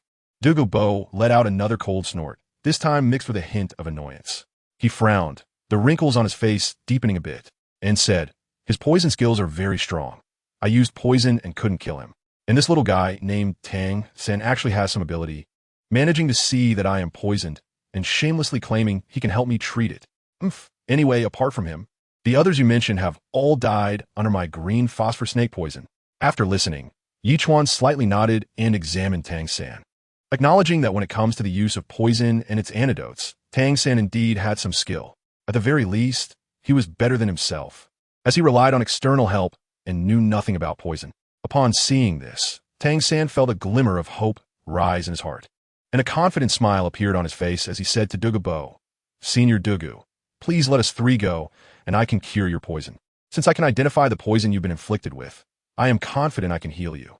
I swear on my reputation that if you let us leave, I will do my utmost to rid you of this tormenting poison." Douluo stopped in his tracks and turned to stare intently at Tang San. His eyes filled with scrutiny. "You brat, you do have some courage. But why should I believe you based on just your words?" Tang San responded calmly and assertively. "Senior Douluo, I, Tang San, have always kept my promises. Why not give me a chance? If I cannot cure your poison, you can do as you wish with me. But if I succeed, I hope you will keep your promise." Chapter 66. Tang, God King. D. Ichuan's lips curled into a mocking arc as he let out a sneer. "Xiao Sanzi, today I will make you understand what death feels like." His gaze was as cold as frost, tightly locking onto Tang San, intending to crush his last glimmer of hope. After speaking, Ichuan slowly took out a horse talisman from his bosom, his movements elegant yet undeniably forceful. His fingers were long and powerful as he gently placed the horse talisman on Douluo's chest. In that moment, time seemed to freeze, and everyone's gaze was drawn to the small talisman, their breaths held involuntarily. In an instant, a strange power surged within Douluo. He suddenly trembled and then spat out a mouthful of dark green blood, which splattered onto the cold ground with a dull thud. Everyone was taken aback, instinctively taking a few steps back. But before they could regain their composure, an even more astonishing scene unfolded. Douluo's originally pale complexion began to visibly redden, as if the parched land had finally received nourishing rain, rejuvenating with vibrant vitality. This scene directly shocked everyone present. Their eyes widened, mouths slightly agape, faces filled with disbelief, as if they were witnessing an absurd farce. Tang San stood frozen on the spot, his mind blank, as if the entire world had been turned upside down in that moment. Douluo also looked astonished. He slowly closed his eyes, furrowing his brow, fully concentrating on sensing his own body. After a long while, Douluo gradually opened his eyes, filled with incredulity, and murmured to himself, "What is happening? I feel like I've become several years younger, and my body feels much lighter. Has the poison in me been cured?" His voice trembled slightly, filled with both surprise and disbelief. Ichuan looked at everyone's reaction, the corners of his mouth slightly raised, revealing a hint of a smug smile. He gently nodded, his tone laced with a touch of mockery and a hint of pride. "I know nothing about medicine, but I am an unparalleled divine doctor." Instantly, the expressions of everyone present when they looked at Ichuan changed dramatically. The initial fear and doubt transformed into awe and desire. After all, no one can escape the cycle of life and death, and who wouldn't want a divine doctor to lend a hand in critical moments? Tang San, witnessing this, felt his worldview collapse. His lips trembled slightly as he kept murmuring, "How is that possible? How is that possible?" Ichuan looked at Tang San's lost and dejected expression, and a wave of satisfaction surged in his heart. He sneered and said, "All right, little San, I don't have a mood to play with you anymore. So let's see you play a role. Consider it a contribution you made by coming to this world. Bring me the brush, ink, paper, and inkstone." With Ichuan's command, the guards did not dare to hesitate for a moment and hurriedly ran out. Before long, they returned with the brush, ink, paper, and inkstone and placed them on the table. Suddenly, Ichuan's aura changed drastically. A strange light surrounded him, and the Holy Master's martial soul manifested, exuding a chilling pressure. Ichuan's expression was cold and stern as he unhesitatingly unleashed his second soul skill, Mirage. In an instant, an invisible force rapidly spread outwards from Ichuan. Tang San felt the scene before him twist, as if a powerful force had violently collided with his mind. His eyes instantly became hollow, his expression froze, and he fell into a dazed state, his body trembling uncontrollably. "Go! Release his chains." Ichuan's voice was like a cold arrow piercing the silence of the night. The guards, filled with fear and confusion, dared not hesitate for a moment and hurriedly stepped forward, flustered as they unlocked the chains binding Tang San. Once freed from his restraints, Tang San moved like a puppet controlled by invisible strings, mechanically walking to the table and slowly picking up a brush. His eyes were vacant and devoid of expression, merely instinctively obeying Ichuan's commands as he began to write. The brush glided across the paper, making a rustling sound that resonated clearly in the quiet dungeon. An hour passed in the blink of an eye, with only the sound of Tang San writing echoing in the dungeon. Finally, the Xiantian skill, Purple Extreme Demon Eye, controlling Crane and capturing Dragon, ghost, shadow, mysterious track.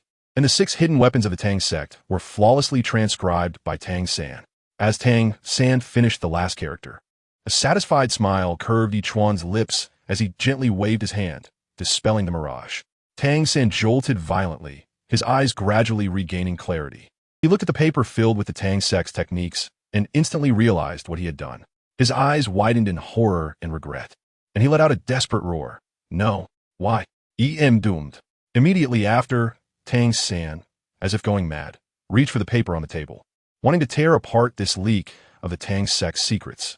However, before he could complete his action, a powerful soul pressure surged toward him from behind. Douluo snorted coldly, and his soul power erupted instantly, overwhelming Tang San with an immense sense of oppression. Tang San felt his body sink, his legs went weak, and he collapsed to the ground. His hands pressed against the floor, his nails digging deep into the ground as he tried to resist this powerful force. But it was all in vain. Ichuan looked at Tang San's disheveled appearance. A trace of disdainful smile appeared on his face, and he said lightly, "Old poison. Send him on his way. I'm too lazy to play anymore." Douluo nodded, his face showing no expression, and walked step by step towards Tang San. His footsteps were steady and slow, and with each step, Tang San's fear increased by 1 point. When Douluo reached Tang San, he slightly raised his hand, the palm gathering deadly power. Tang San raised his head, his eyes filled with despair. At this moment, he could never have imagined that he would die so easily here. Xiao Wu, seeing this, let out a heart-wrenching shout. His voice echoed in the prison, filled with despair and pain. At this moment, Xiao Wu frantically tugged at the iron chains, tried to rush over to stop Douluo, but the chains tightly bound him, preventing him from moving an inch. However, nothing could stop Douluo's actions. Without hesitation, he slapped down, and the powerful soul force instantly penetrated Tang San's body. Tang San's body flew back like a kite with a broken string, crashing heavily against the prison wall, then slowly sliding down, no longer making a sound. The child of luck, the destined protagonist of Douluo Continent, the future Tang God King, was thus simply killed by Douluo with a single palm, dying in the dungeon. Perhaps when this matter is over, Tang San's body will be casually discarded, and there will be no trace of his presence on Douluo Continent anymore. As for whether Tang San would continue to traverse, that was beyond Ichuan's control. Chapter 67, Dealing with Gongzi. Gongzi, Ichuan suddenly spoke, his voice not loud, but clearly spread throughout the entire dungeon. Do you want to experience the feeling Tang San had just now? Xiao Wu trembled violently, slowly raised his head, a trace of fear flashing in his eyes. He opened his mouth, but found his throat dry, unable to make a sound at all. At this moment, how could Xiao Wu not know what feeling Ichuan was referring to?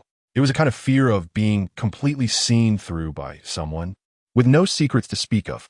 Ichuan ignored Xiao Wu's reaction and turned to look at Yu Engine. As the leader of the blue electric Tyrannosaurus family, Yu Engine was currently frowning, with a face full of helplessness and bitterness. Elder Yu, Ichuan's tone became polite. Is it all right if I deal with Xiao Wu? Yu Engine's heart tightened. Xiao Wu was a disgrace to the blue electric Tyrannosaurus family.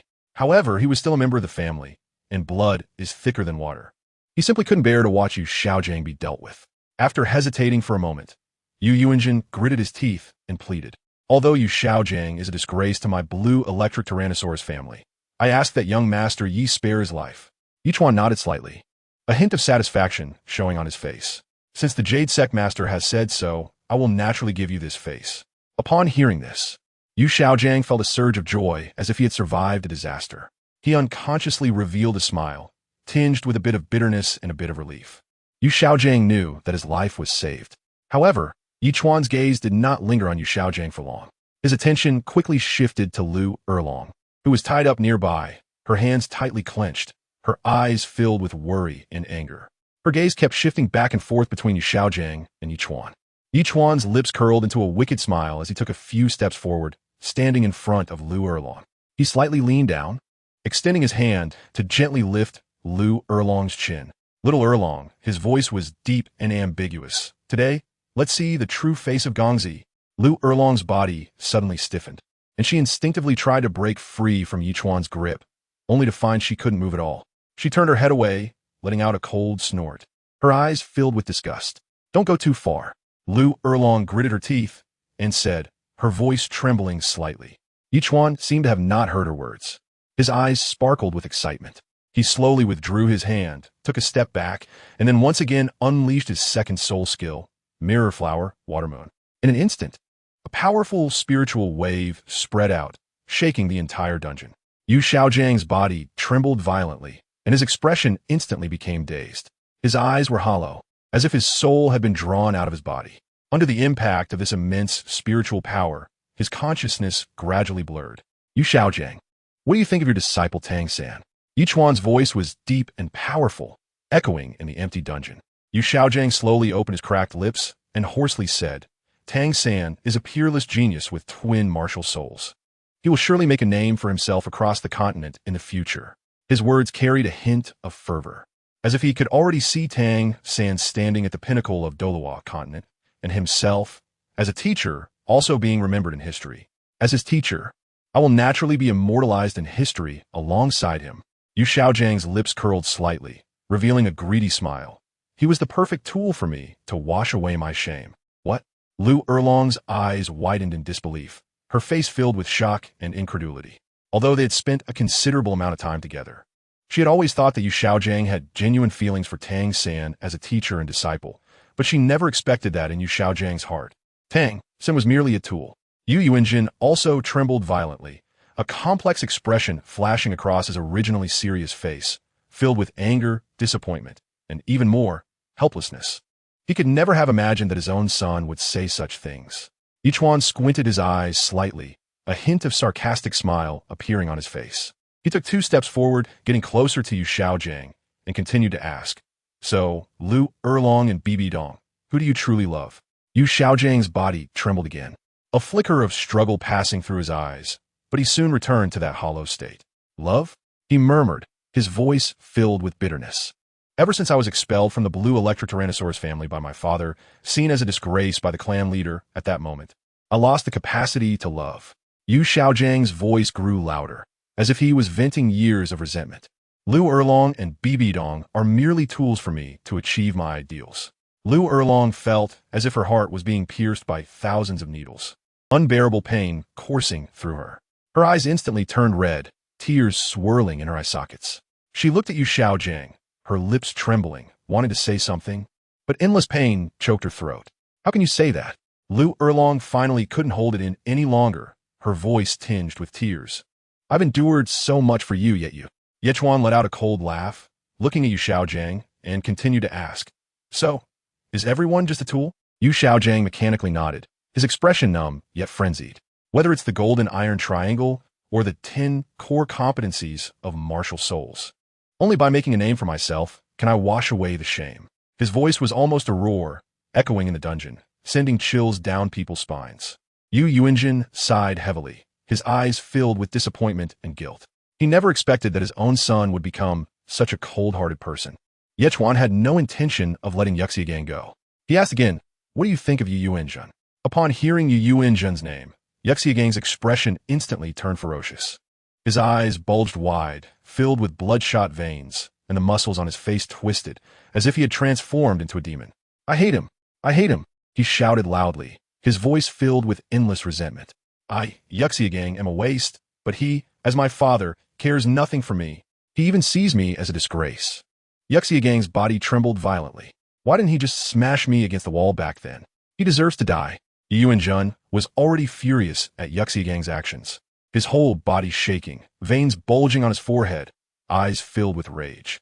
He suddenly took a big step forward, raising his right palm high, accompanied by a whistling sound, carrying all his anger and disappointment, and heavily slapped Yuxiagang on the back. This palm, infused with profound soul power, had tremendous strength. Yuxiagang didn't even have time to let out a muffled groan before he flew forward like a kite with its string cut, crashing heavily to the ground, unconscious, collapsing on the cold stone floor with a trickle of blood at the corner of his mouth. Only then did Yu Yuanjun's anger subside a bit. He slowly turned around to look at Ichuan, who appeared indifferent, and forced a smile that was more painful than crying. His voice trembled slightly, carrying a hint of flattery and helplessness as he said, Young Master Yi, you are magnanimous. Let's end this matter here. I will certainly punish this unfilial son, and he will never step out of the blue electric Tyrannosaurus family again in this lifetime, definitely not to offend your eyes. Ichuan's expression was calm as he gently nodded. Yu Xiaojang was just an insignificant little figure, and he wouldn't live for many days given that he was already poisoned. Chapter 68. This girl is quite charming. Ichuan shifted his gaze from Yu Yuanjin to the despondent Lu Erlong beside him. He casually pointed with his hand and spoke with a hint of indifference. What about her? How should she be settled? Upon hearing this, a complex expression emerged on Yu Yuanjin's aged face. He first cast a deep glance at Lu Erlong, then slowly sighed, his voice filled with helplessness and fatigue. Let Erlong follow you. She needs a new support now. Lu Erlong seemed to have lost her soul, her eyes vacant and unresponsive to Yu Yuanjin's words, neither nodding nor contradicting. Her hair was messily scattered around her cheeks, a few strands stuck to her pale face with sweat. Her gaze was filled with confusion and emptiness, as if everything around her was irrelevant, trapped in her own painful world. Seeing this, Yu Yuanjin looked at her deeply again. His lips moved slightly as if he wanted to say something, but in the end, he said nothing. He slowly turned around, taking heavy steps, leaving with a particularly weary silhouette. Soon, two petite maidservants cautiously approached Lu Erlong. One of them gently grabbed Lu Erlong's arm, her voice as soft as a spring breeze. Miss Lu, allow me to help you clean your wounds and freshen up. Please rest for a moment. Lu Erlong seemed not to hear, letting them support her as she vacantly followed them away. Once Lu Erlong's figure disappeared around the corner, Ichuan and Douluo walked side by side toward the dungeon. Along the way, Douluo's expression grew serious, his brows tightly knit together. As they reached the dungeon entrance, Douluo seemed to finally lose his composure. He stepped forward quickly, grabbing Ichuan's arm with urgency and confusion on his face. You brat. What exactly did you do to Yu Yuanjin? Why does he listen to you so obediently? Did you give him a soul bone? It can't possibly have a longer lifespan than the one you gave me. Ichuan looked at Douluo's anxious expression and couldn't help but find it a bit amusing. The corners of his mouth lifted slightly, revealing a faint smile as he teasingly said, It's nothing serious. Just a piece of soul bone that's tens of thousands of years old. Look how worried you are. What? A tens of thousands of years old soul bone is called garbage? Upon hearing this, Douluo's eyes widened like copper bells, his face filled with disbelief. He shook his head repeatedly, muttering, Profligate thing. Soul bones are extremely precious. How can there be such a thing as garbage? If this got out, it would surely drop a lot of jaws. As he spoke, Douluo seemed to think of something and sighed repeatedly, looking as if he had lost a piece of soul bone, his face full of pain. Ichuan looked at Douluo's expression and helplessly shook his head. Changing the subject, old poison, let's not talk about that for now. I want to ask you, how is the poison in Yu Xiaojang's body now? Upon hearing this, the pain on Douluo's face was instantly replaced by a hint of pride, his lips curling into a confident smile.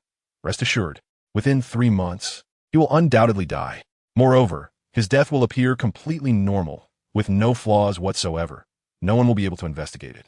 This is my masterpiece. Ichuan looked at Douluo's confident demeanor and felt assured of his professional abilities. He nodded slightly, a satisfied expression on his face. That's good. Everything is going according to plan. Douluo furrowed his brows, standing in front of Ichuan, his sharp eyes fixed on him, and asked in a deep voice, Kid, your actions during this time are truly puzzling. Today, you must make it clear to me what you are plotting. Why can't I understand anything at all? Ichuan stopped, a faint and elusive smile curling at the corners of his mouth. And he said in a calm tone, There's no scheme, just a habit ingrained in my bones. Upon hearing this response, Douluo couldn't help but feel a bit annoyed. He stepped forward, crossed his arms, and a hint of displeasure flashed in his eyes. Habit? You're making it sound too simple. From giving the soul bone to Yu Yuanjin, to arranging Lu Erlong's whereabouts, and now provoking the Spirit Hall and the Tiando Empire royal family. Every single thing is done flawlessly. This can't be explained away by just saying it's a habit. Don't underestimate me, old man. I've roamed the martial world for so many years. What kind of storms haven't I seen? You better not think you can hide your true intentions from me. Ichuan looked at Douluo's serious demeanor, gently patted his shoulder, and said in a relaxed tone, Old poison, you're overthinking it. I'm just going with the flow and doing what I think should be done. If there really is a long-term plan, I'll naturally tell you when the time is right. Just relax and don't worry about these things.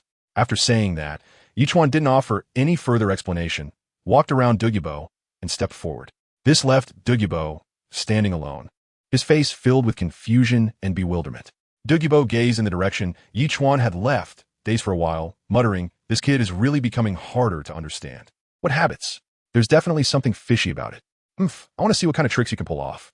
As night fell, the soft moonlight streamed through the window, casting a silver veil over the quiet space. Lu Erlong sat quietly by the bed, his gaze vacant as he stared ahead, lost in deep thoughts, completely oblivious to everything happening outside. At that moment, a gentle knock came from the door, followed by Ichuan pushing the door open. His steps were light yet firm, and his eyes revealed concern and tenderness for Lu Erlong. However, Lu Erlong remained silent, showing no reaction whatsoever. Seeing this, Ichuan furrowed his brow slightly and quietly walked over to sit beside Lu Erlong. He did not speak immediately, simply enjoying the moment of tranquility with her. The moonlight spilled over them, outlining their blurred yet beautiful silhouettes. After a long while, Ichuan slowly reached out and gently held Lu Erlong's hand. Her hand was somewhat cold, trembling slightly in his warm palm. Ichuan held her hand tighter, softly saying, "He isn't worth it, is he?" Lu Erlong slowly turned her head, her gaze meeting Ichuan's, filled with confusion and helplessness, her voice slightly hoarse. "I always feel trapped. Whether it's the experiences of the past or the current situation, it makes it hard for me to breathe." Ichuan gente embranjet Lu Erlong, resting his chin lightly on the top of her head. Lu Erlong leaned against Ichuan, listening to the strong beating of his heart, and her inner turmoil gradually faded away. Unconsciously, she clutched the hem of Ichuan's clothes, as if holding onto her last support. Ichuan gently released Lu Erlong, cupping her face with both hands, his thumbs softly caressing her cheeks, as he said tenderly, "Erlong, do you know? From the first moment I saw you, I was drawn to you. Your strength, your bravery, have captured my heart." Lu Erlong's cheeks flushed slightly, and she lowered her gaze, avoiding Ichuan's intense stare, quietly saying, "I've always felt like a person full of scars, unworthy of your kindness toward me." Ichuan shook his head, looked seriously in her eyes, and said, "In my eyes, you're the most perfect. Those scars are marks of your growth, and they only make me feel more heartache for you, wanting to protect you even more." As he spoke, Ichuan slowly leaned closer to Lu Erlong, his breath gently brushing across her face. Lu Erlong's heart suddenly raced. Her eyes slightly closed, and her long eyelashes trembled lightly. The moonlight still softly spilled into the room, witnessing the affectionate embrace of this pair of lovers. At this moment, time seemed to stand still, and the entire world seemed to consist only of the two of them. Chapter 69, Great Generals in the World. In the small courtyard of Ning Rongrong in Heaven Do City, gentle sunlight filtered through the dappled shadows of the trees, casting patches of golden light. At this moment, Qian Rinxue was surrounded by 3 women, her eyes showing a hint of helplessness and unwillingness. Ning Rongrong's eyes widened in surprise, her face full of astonishment. Her small mouth opened wide as if it could fit an egg. Her voice was crisp, filled with disbelief. "I can't believe my senior brother is actually a woman, and the daughter of His Holiness the Pope. I always thought it was truly unexpected." While speaking, Ning Rongrong gently covered her mouth with her hand, as if still digesting this shocking fact. Xiao Wu, with a playful smile, blinked and said cheerfully, "Brother Chuan is amazing. He recognized your identity at a glance. When he was so confident back then, I just knew there was something fishy going on." While speaking, Xiao Wu unconsciously mimicked Ichuan's movements at that time, her face full of admiration. Zhu Xuching stood to the side, arms crossed, her expression slightly gloomy, and with a hint of jealousy, she huffed, "Humph. I wonder if he figured it out first and then touched you, or if he touched you first and then figured it out." Her voice carried a trace of annoyance, and she cast a wary glance at Qian Rinxue, fearing another woman competing for her favor. The 3 women chattered endlessly, and Qian Rinxue felt her head spinning from the noise. She frowned, impatiently furrowing her brow, wanting to retort, but finding herself at a loss for words. After all, now that she had fallen into captivity, anything she said seemed pale and powerless. At this moment, Qian Rinxue sighed inwardly, feeling unwilling about this mission. She had been undercover for so long, putting in countless effort, only to ultimately fail, which left her feeling discontented. Just then, the door of the courtyard creaked open, and Ichuan walked in. He was slightly taken aback upon seeing this scene, and then a faint smile appeared on his face. Ichuan stepped forward, looked at Qian Rinxue, and said softly, "Don't worry, young girl, with your grandfather's strength, he will be here soon." Upon hearing this, Qian Rinxue let out a disdainful snort, raised her head, and with a hint of arrogance in her eyes, replied, "You little brat, just call me sister." Although she was in a difficult situation, her inherent pride remained undiminished. Ichuan felt a bit powerless to refute those words, rubbed his nose, and secretly sighed in his heart that Qianren was indeed a whole generation older than him. He couldn't help but recall the night he spent with Lu Erlong, a wave of complex emotions rising in his heart. Was he considered a small horse pulling a big cart? This thought flashed through his mind, and Ichuan quickly shook his head, casting those thoughts aside. Ning Rongrong's big eyes rolled around curiously, her rosy lips slightly pouting as she asked, "Then, Brother Ichuan, what do you mean by keeping senior brother trapped like this?" Ichuan's lips curled slightly upward, revealing a mysterious smile that seemed to hide countless secrets. He chuckled softly. "I'm afraid you'll find out soon." This was deliberately teasing Ning Rongrong's curiosity. Qianren stood nearby, her expression calm, neither agreeing nor disagreeing with Ichuan's words. She slightly raised her head, her eyes reflecting an innate pride. After all, with her background, even if it were exposed, no one would dare to touch her. Just then, a sudden sound of urgent hoofbeats came from outside, the clattering echoing clearly in the quiet courtyard. Following that, a loud voice called out, "Young Master Yi, His Majesty requests your presence." Upon hearing this voice, Qianren body stiffened slightly, a complex emotion flashing in her eyes. She was naturally very familiar with this voice, one she had once known all too well. Ichuan walked up leisurely and reached out to open the door. There stood Xuebing outside, dressed in magnificent brocade robes and wearing a jeweled crown, with a beaming smile on his face. When his gaze fell on Qianren, who was tightly bound, an involuntary smug smile appeared on his face. Xuebing's lips curled up high, and his eyes squinted into slits, as if he could already envision the moment he ascended to the throne. After all, he was the only legitimate heir to the throne of the Tiando Empire, and the emperor's seat was secured for him in the future. Qianren looked at the smug expression on Xuebing's face, feeling utterly disdainful. She snorted coldly, turned her head away, her eyes filled with contempt. With a useless person like Xuebing, how could he ever hope to secure the throne? It was simply a pipe dream. Ichuan looked at the scene before him, a faint smile still on his face. He chuckled softly. "Since your majesty has summoned me, I shall make an appearance." With that, he stepped forward and reached out to grasp Qianren's arm. His grip appeared gentle, yet it was impossible to resist. Qianren struggled for a moment, only to find that Ichuan's hand was like an iron clamp, making it impossible to break free. Ichuan pulled Qianren and got onto the carriage with the avalanche. The interior of the carriage was decorated very luxuriously, with soft cushions and exquisite silk curtains. Ichuan sat in the carriage, watching the avalanche with a perfectly timed smile, and said, "Your Highness Avalanche, I'm afraid the throne of the Heavendo Empire will belong to you in the future." Upon hearing this, Avalanche quickly waved his hand, feigning humility on his face, and said, "I'm not interested in that position. I just want to help my father govern the Heavendo Empire well and take care of the people." However, his eyes sparkled with uncontainable excitement and pride, and the smile at the corner of his mouth occasionally betrayed his true thoughts. Ichuan looked at Xuebing's demeanor and secretly found it amusing, but he did not show it on his face. He only nodded slightly and said, "Your Highness Xuebing, with your mindset on the world, it is truly a blessing for the Tiando Empire." Seeing Ichuan and Xuebing exchanging insincere pleasantries, Qianren felt a wave of annoyance in her heart. Unable to hold back, she scoffed lightly. Though her voice was soft, it was like a sharp dagger, piercing straight through, just a waist. She slightly raised her head, her eyes full of disdain, looking at Xuebing as if he were nothing more than a trivial ant. This scoff was particularly jarring in the quiet carriage. Xuebing's previously hypocritical smile instantly froze, his face alternating between white and red, as if he had been publicly slapped. His eyes widened in an instant, burning with anger, no longer caring about Qianren's former identity, nor wanting to maintain the superficial politeness.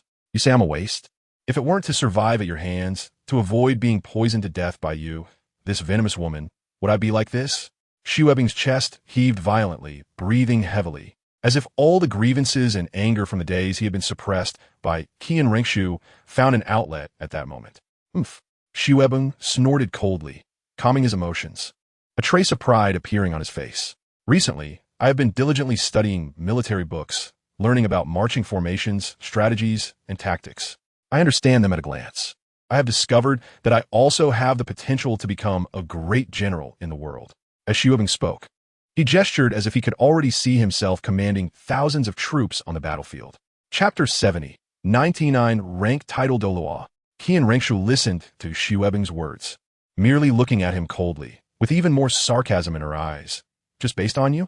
You think you could become a great general just by reading a few military books? The life and death struggles on the battlefield cannot be learned through mere theory. Saying this, Qian Rengshu slightly squinted her eyes, her tone full of contempt. You only have the opportunity to touch these things because of your royal identity. When it comes to the battlefield, you would probably be so scared that your legs would go weak. Xu Ebing was so enraged by Qian Rengshu's words that his whole body trembled.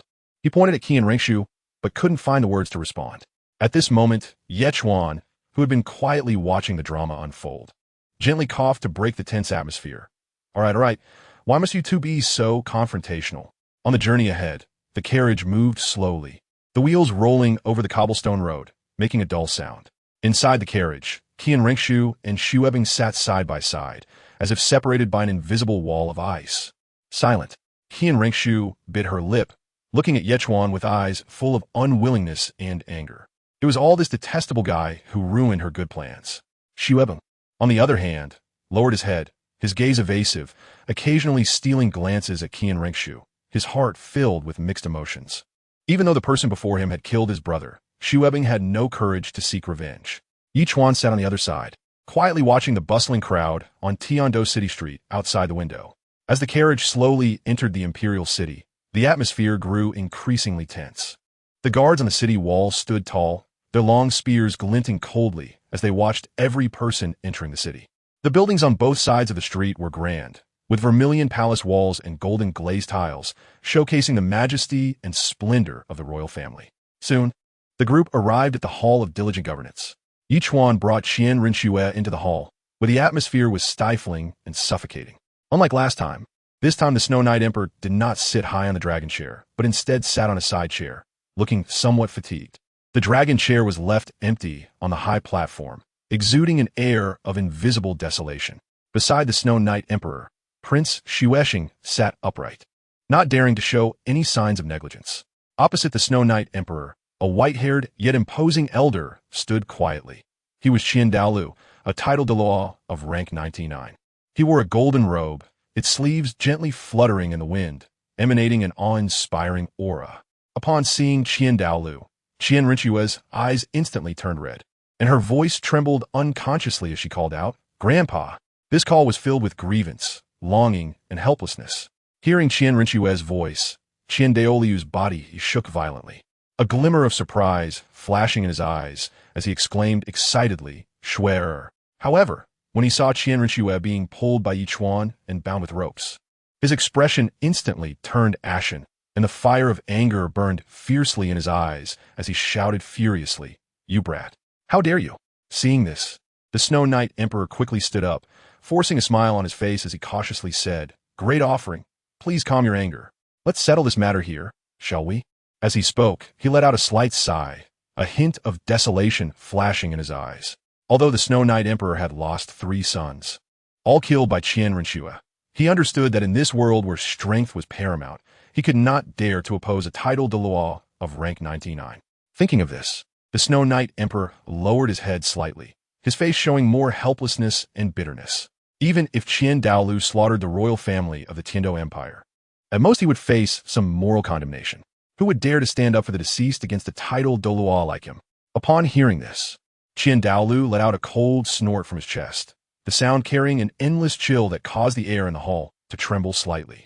He flicked his sleeves and slowly returned to his seat, yet the imposing aura around him showed no signs of diminishing, like a volcano on the verge of erupting, suppressing the anger that could explode at any moment. Seeing this, Ichuan still wore a calm smile on his face and spoke with neither humility nor arrogance. "I am Ichuan. I have long admired the great honor of your esteemed presence. To meet you today is truly a privilege." He slightly bowed and performed a simple greeting, then changed the subject. "However, Miss Schwer has stirred quite a storm in our Tiando Empire, throwing the entire situation into chaos.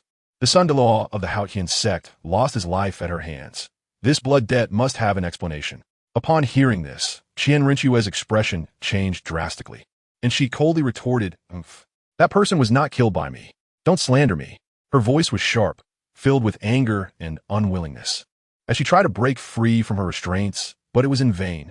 Nearby, Emperor Shuya, Prince Xueching, and Xuebing all changed their expressions upon hearing Ichuan's ruthless words.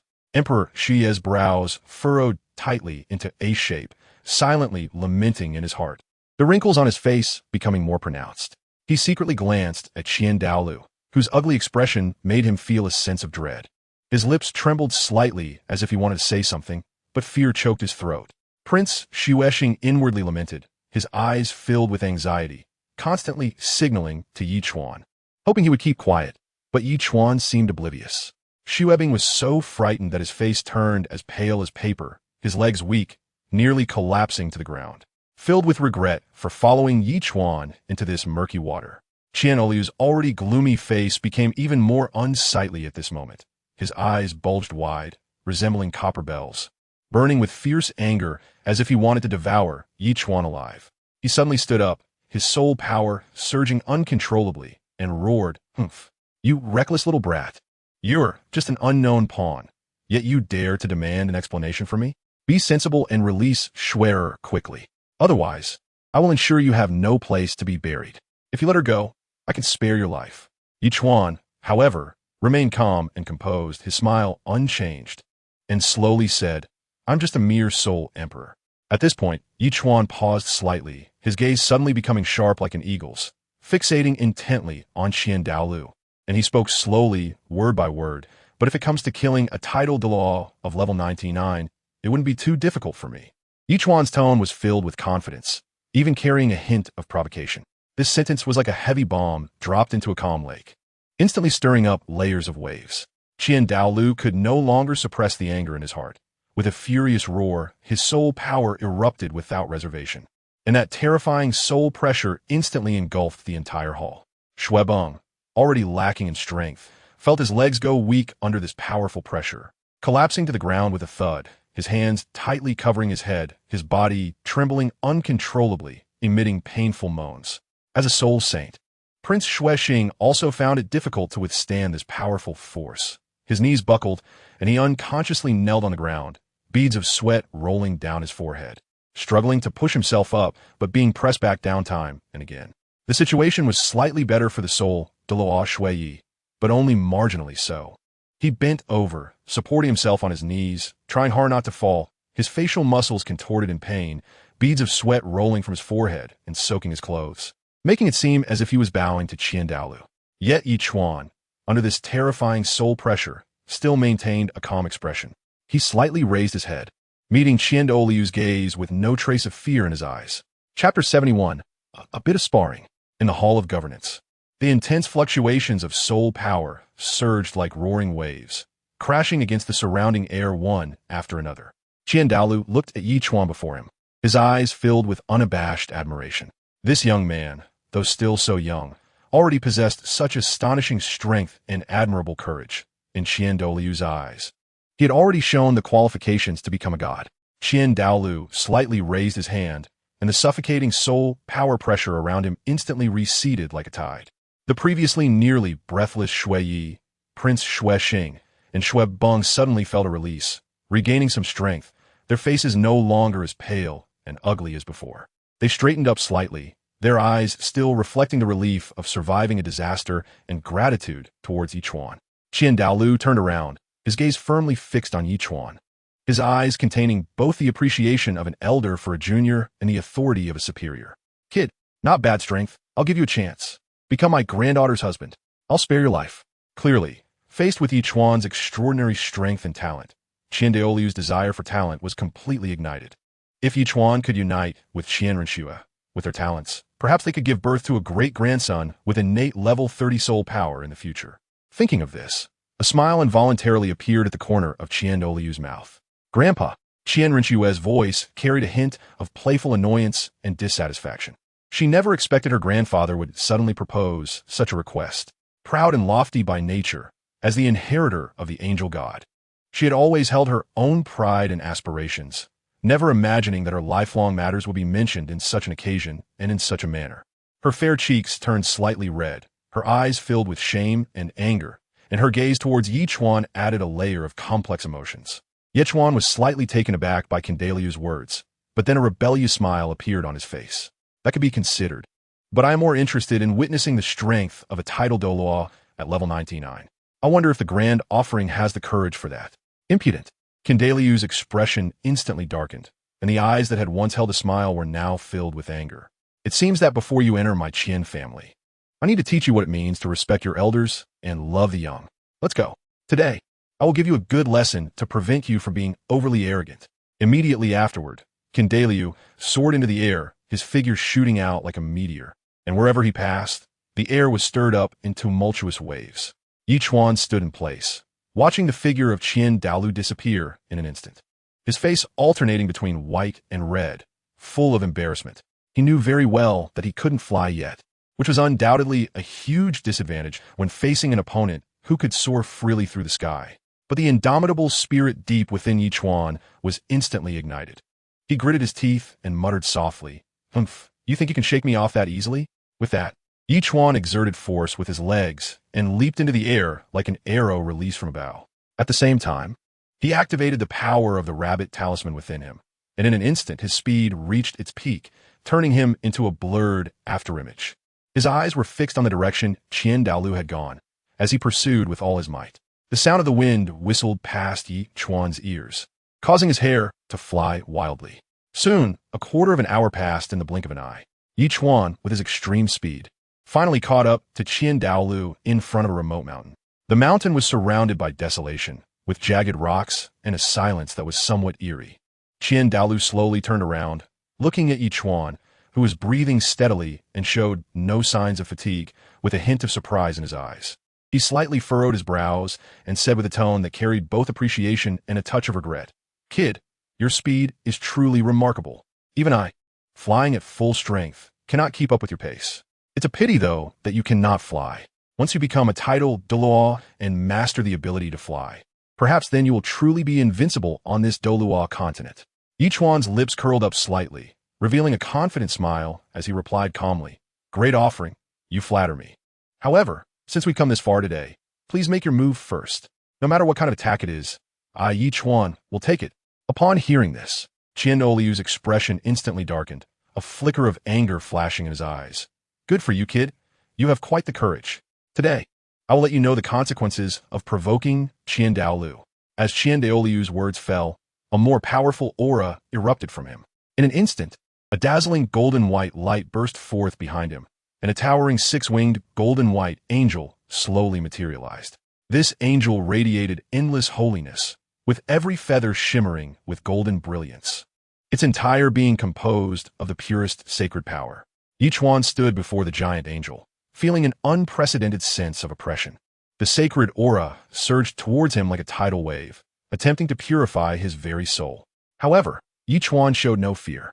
He took a deep breath, activating the power of the horse talisman within him, and in an instant, a gentle force circulated through his body, dispelling the sacred aura. Immediately after, Ichuan boldly activated his holy master martial soul.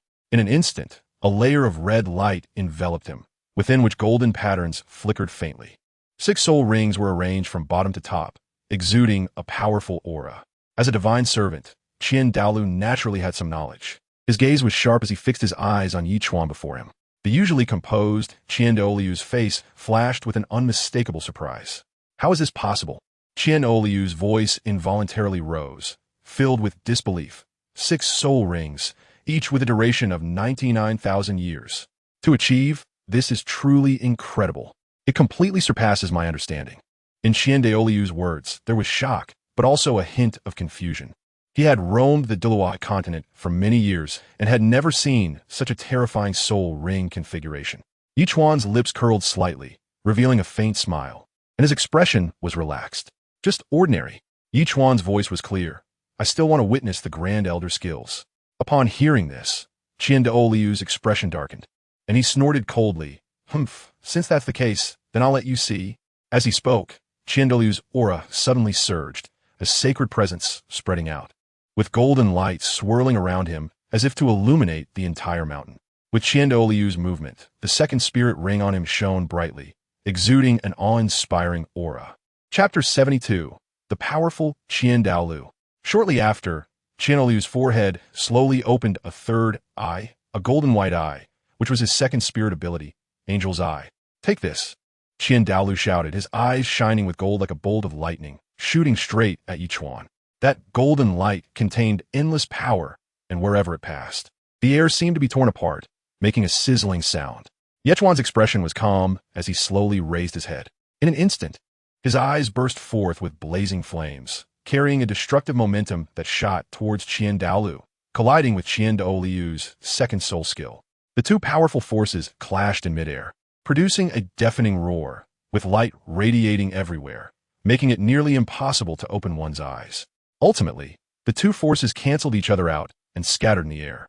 Ichuan's lips curled up slightly, revealing a confident smile as he said loudly, "Great offering, perhaps it's better not to test it any further. At this level of engagement, it's hard to truly distinguish between us."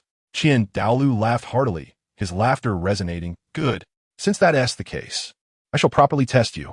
Let us see just how capable you are."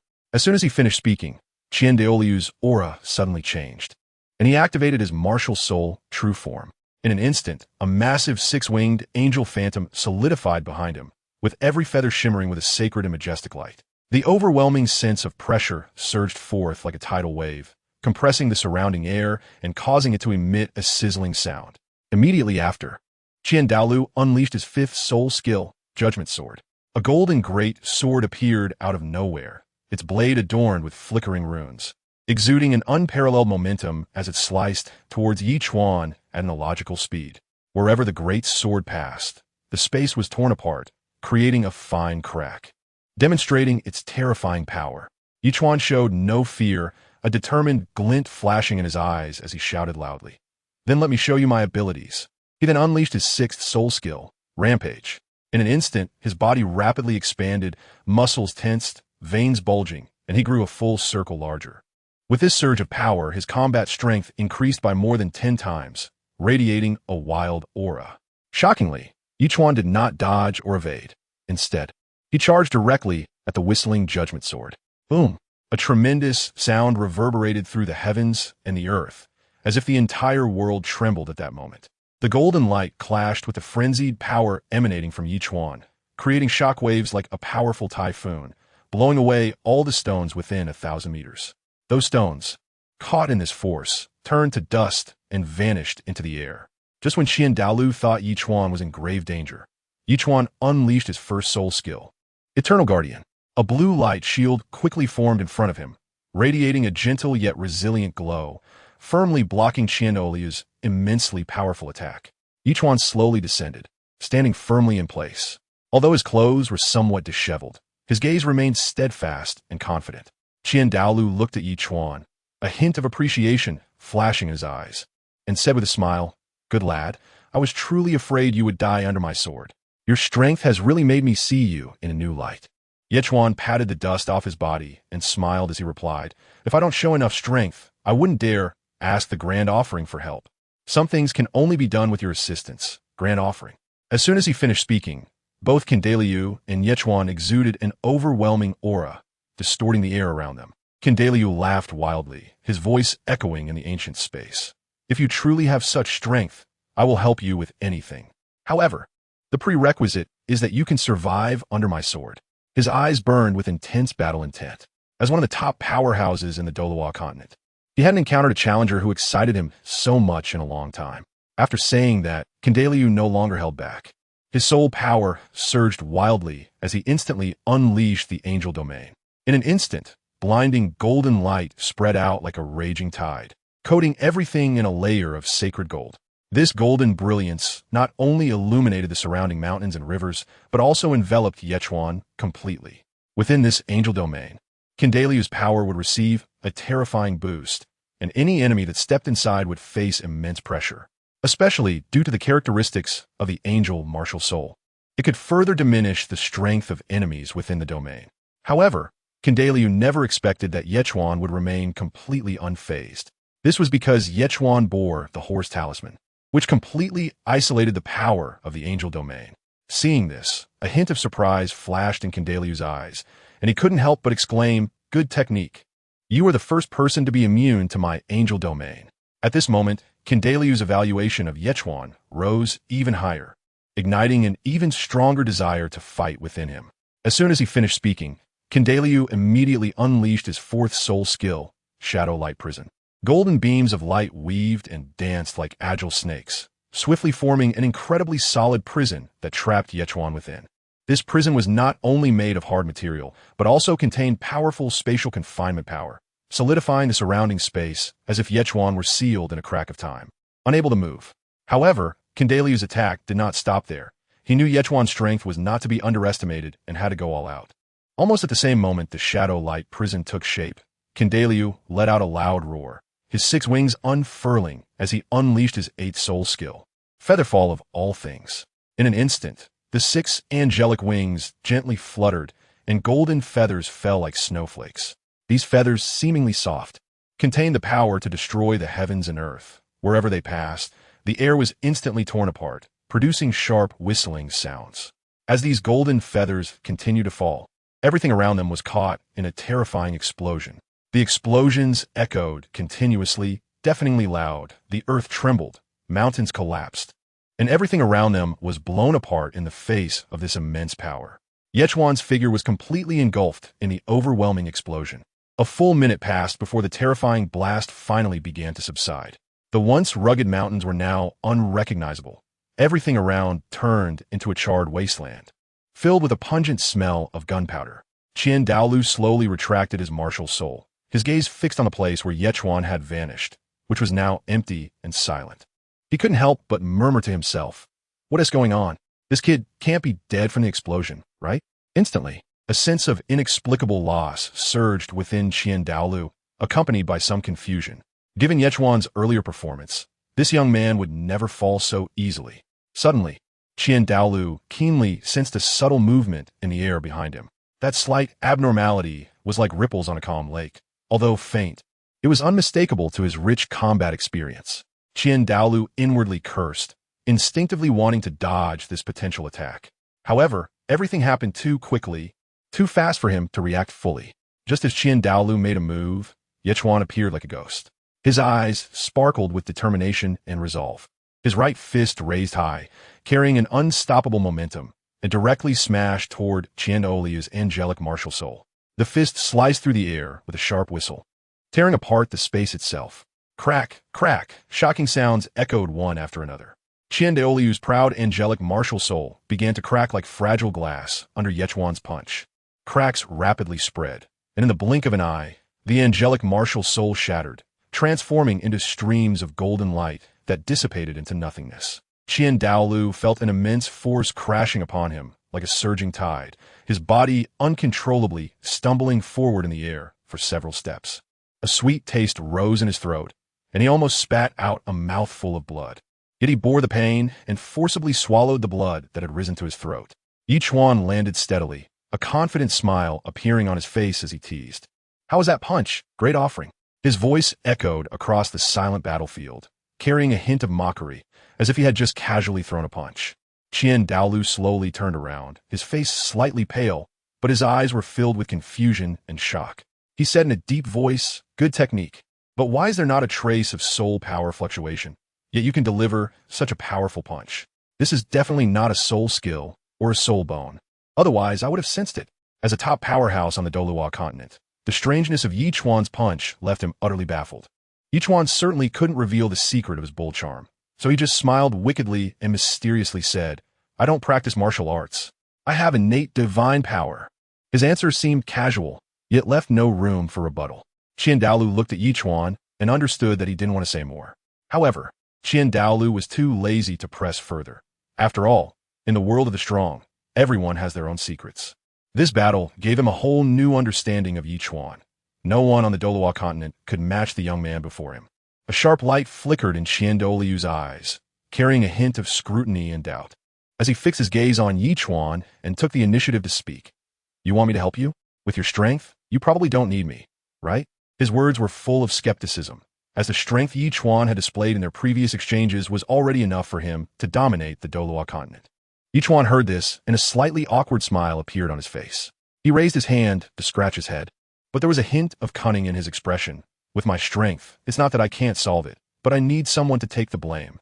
As soon as these words were spoken, Douluo's brows instantly furrowed into a shape, and a strong sense of foreboding surged in his heart. Having stood in the Douluo Continent for many years and weathered countless storms, he knew that this statement must conceal a huge secret. After all, at their extraordinary level of power, if Ichuan was going to such lengths to plan for someone to take the blame, it must be a significant matter.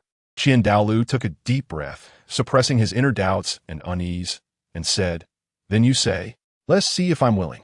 Ichuan's mouth curled up slightly, revealing a meaningful smile as he slowly said, "I have a grudge against the Haotian Sect. I hope the Great Elder can help me destroy the Haotian Sect." This simple sentence resonated like thunder on the tranquil mountaintop. Douluo's body jolted, his face filled with shock, and his originally sharp eyes widened in disbelief as he looked at Ichuan. He never expected that what Ichuan sought was to annihilate the Haotian Sect. Reflecting on his own past, he had only forced the Haotian Sect to close its mountain, while this seemingly young boy was so ruthless as to want to wipe out the entire sect. Douluo steadied himself, calming the turmoil within, and asked, "Why? What kind of grudge do you have against the Haotian Sect? You want to wipe out an entire family?" He truly found it hard to understand what kind of deep-seated hatred could drive Ichuan to take such drastic measures. Ichuan's smile grew deeper, carrying a hint of mystery and self-satisfaction. "I killed Haotian Tang Hao, which could be considered as avenging your son. As for the Haotian Sect, I don't care about it. What matters is that 3 months later, the master of the Doa Hall of the Spirit Hall, the Great Offering, the 99th ranked titled Douluo, will slaughter the entire Haotian Sect." After saying this, Ichuan quietly watched Douluo, his eyes revealing an elusive gleam. Upon hearing this, Douluo felt a wave of confusion wash over him, unable to grasp Ichuan's intentions. He understood that this matter was far from simple. But Ichuan's words felt like a heavy hammer, striking hard at his heart. Killing Tang Hao to avenge his son? This seemingly reasonable reason undoubtedly concealed other conspiracies. Douluo couldn't help but fall into deep thought, his gaze shifting back and forth on Ichuan, trying to find a clue from his expression. Ichuan's lips curled slightly, revealing a confident yet somewhat sly smile as he slowly spoke. "This matter must be done by the Grand Offering, whether he likes it or not. Otherwise, I can't guarantee Miss Schwenner's safety." Douluo's expression instantly darkened, his already deep-set eyes seeming to burn with rage. His aura suddenly surged, and a powerful sense of oppression surged towards Ichuan like a tidal wave as he roared, "Kid, you're seeking death." As a top-tier title de law at level 99 on the Douluo Continent, Douluo had never been threatened like this, especially not when the threat was against his most cherished granddaughter, Rinxue. Ichuan remained unfazed, still wearing that calm smile on his face. He then tilted his head slightly and said casually, "You can't kill me, can you? On the contrary, I can take your life, and even Miss Schwerer's." As he spoke, a sharp glint flashed in his eyes, sending a chill down Douluo's spine. A wave of helplessness surged in Douluo's heart. He had to admit that this seemingly young boy's strength was unfathomable. With his own abilities, he truly couldn't do anything to him. Thinking of this, Douluo's brows furrowed tightly. Chapter 74. To do or not to do. Do you know that the Haotian Sect also has a title Douluo at the 99th level? Name Douluo. He tried to find a glimmer of hope, wanting Ichuan to understand that this matter was not so simple. However, before he could finish his sentence, Ichuan interjected, "Tang San. He is not in the Haotian Sect, and unless something unexpected happens, he will never return to the Haotian Sect in his lifetime." Douluo's heart jolted, and his eyes were filled with astonishment. He looked at the boy before him in disbelief, with even more questions swirling in his mind. At Ichuan's age, how could he possibly know so much about Tang San's situation? As a legendary figure of the Haotian Sect, Tang San's whereabouts had always been a mystery, and even he himself knew nothing about it. Yet Ichuan could speak of it so casually, which was truly hard to grasp. After a moment of silence, Douluo slowly spoke. "Who exactly are you? How do you know so much about these matters? Are you perhaps the reincarnation of God?" Ichuan nodded slightly, then slowly shook his head. That ambiguous gesture deepened Douluo's confusion. Soon after, Ichuan spoke, his voice steady and powerful. "Just tell me whether you will do this or not." Douluo's brows furrowed into a shape, his mind caught in extreme turmoil. He weighed the pros and cons in his heart. If he agreed to this matter, it would stir up a storm on the Douluo Continent. But if he did not agree, his granddaughter Rinxue's safety would also hang by a thread. After contemplating for a long time, Douluo gritted his teeth and said, I can do it, but only if you marry Shuai. If Ichuan could become his granddaughter's husband, then there might still be room for negotiation. And it would also provide a future guarantee for his granddaughter. Ichuan heard this, and without any hesitation, immediately nodded. A faint smile appeared on his face. He certainly wouldn't refuse such an offer from a beautiful woman. Douluo, upon seeing this, showed a hint of surprise in his eyes and couldn't help but blurt out, Don't you mind? A genius like you should be disinterested in women, right? In his understanding, a powerful figure like Ichuan, with such extraordinary talent, would typically invest all their energy in a cultivation and be indifferent to matters of love. Ichuan couldn't help but laugh, a hint of recklessness in his voice. That's not it. I have quite a few confidants. I just want to give them a home. Douluo looked at Ichuan, a look of disdain suddenly appearing on his face. He secretly scoffed in his heart, thinking that although this guy was exceptionally talented and a rare genius, when it came to matters of the heart, he was worlds apart from himself. He had been devoted to one person throughout his life, loyal to love, while Ichuan was so flirtatious and romantic. Douluo snorted softly, calming his inner emotions, and said, All right, I agree. 3 months later, the Haotian sect will be destroyed. Everyone on the Douluo Continent will know it was my doing. At this moment, there was a hint of determination in Douluo's voice. Since he had made a decision, he would not hesitate any longer. In the Zhengzheng Hall, the atmosphere was heavy and oppressive, as if an invisible gloom hung over everyone. Emperor Xia sat in his chair, looking anxious. Prince Zhu Xuching stood nearby, his brows tightly knitted, occasionally glancing outside the hall, his eyes filled with worry. Xu Ebing stood awkwardly in a corner, his hands unconsciously clenched, beads of sweat forming on his forehead. The three of them had no confidence in the outcome of Ichuan's meeting with Douluo. After all, Douluo, as a 99th level title Douluo, was a legendary figure standing at the peak of power on the Douluo Continent. In their minds, it would already be a blessing if Ichuan returned unscathed. However, Xianren was completely different. She stood quietly to the side, wearing a confident smile. She had full faith in her grandfather, Douluo, in her understanding. A 99th level title Douluo was equivalent to an invincible existence, and Ichuan had no room to resist in front of her grandfather. Just as everyone was lost in their thoughts, a faint sound of wind suddenly came from outside the hall. Soon after, a figure slowly descended from the sky. The crowd widened their eyes in surprise as they saw Douluo and Ichuan entering the Zhengzheng Hall, chatting and laughing. Douluo wore a faint smile, and Ichuan looked relaxed. How is this possible? Xianren couldn't help but exclaim, her eyes filled with disbelief. In her imagination, her grandfather should have returned forcefully, while Ichuan would either escape in shame or be subdued by her grandfather. But the scene before her was completely beyond her expectations. When Emperor Xia saw Douluo return safely and show no signs of anger, he immediately breathed a sigh of relief. His back had long been soaked with sweat. He had just been worried that if Douluo became angry, the royal family of the Tiando Empire would likely be doomed, and the entire Tiando Empire might fall into an irretrievable abyss. Seeing this, Ichuan quickly stepped forward and untied Xianren. At the moment her hands were freed, Xianren was still in shock, her gaze shifting back and forth between Ichuan and Douluo. Prince Zhu Xuching, unable to contain his eagerness, hurriedly asked, Young Master Yi, is everything settled? Ichuan smiled confidently, saying, Of course, I hit it off with the grand offering at first sight. We had a great conversation. Everyone looked puzzled, and their gazes turned to Douluo. Douluo nodded slightly, supporting Ichuan's statement. This only increased the surprise in everyone's hearts. Douluo slowly turned around, his gentle gaze landing on Xianren's face, his tone soft yet carrying an undeniable firmness. Shuai, you and this brat Ichuan should get along well, and I will come to see you again in some time. Upon hearing this, Xianren's face instantly showed a look of confusion, her once clear eyes filled with bewilderment. She took a step forward and asked anxiously, Grandpa, what do you mean by that? In her understanding, her grandfather had always been the one who loved her the most. So how could he suddenly say such things, urging her to get along well with Ichuan? This was truly beyond her expectations.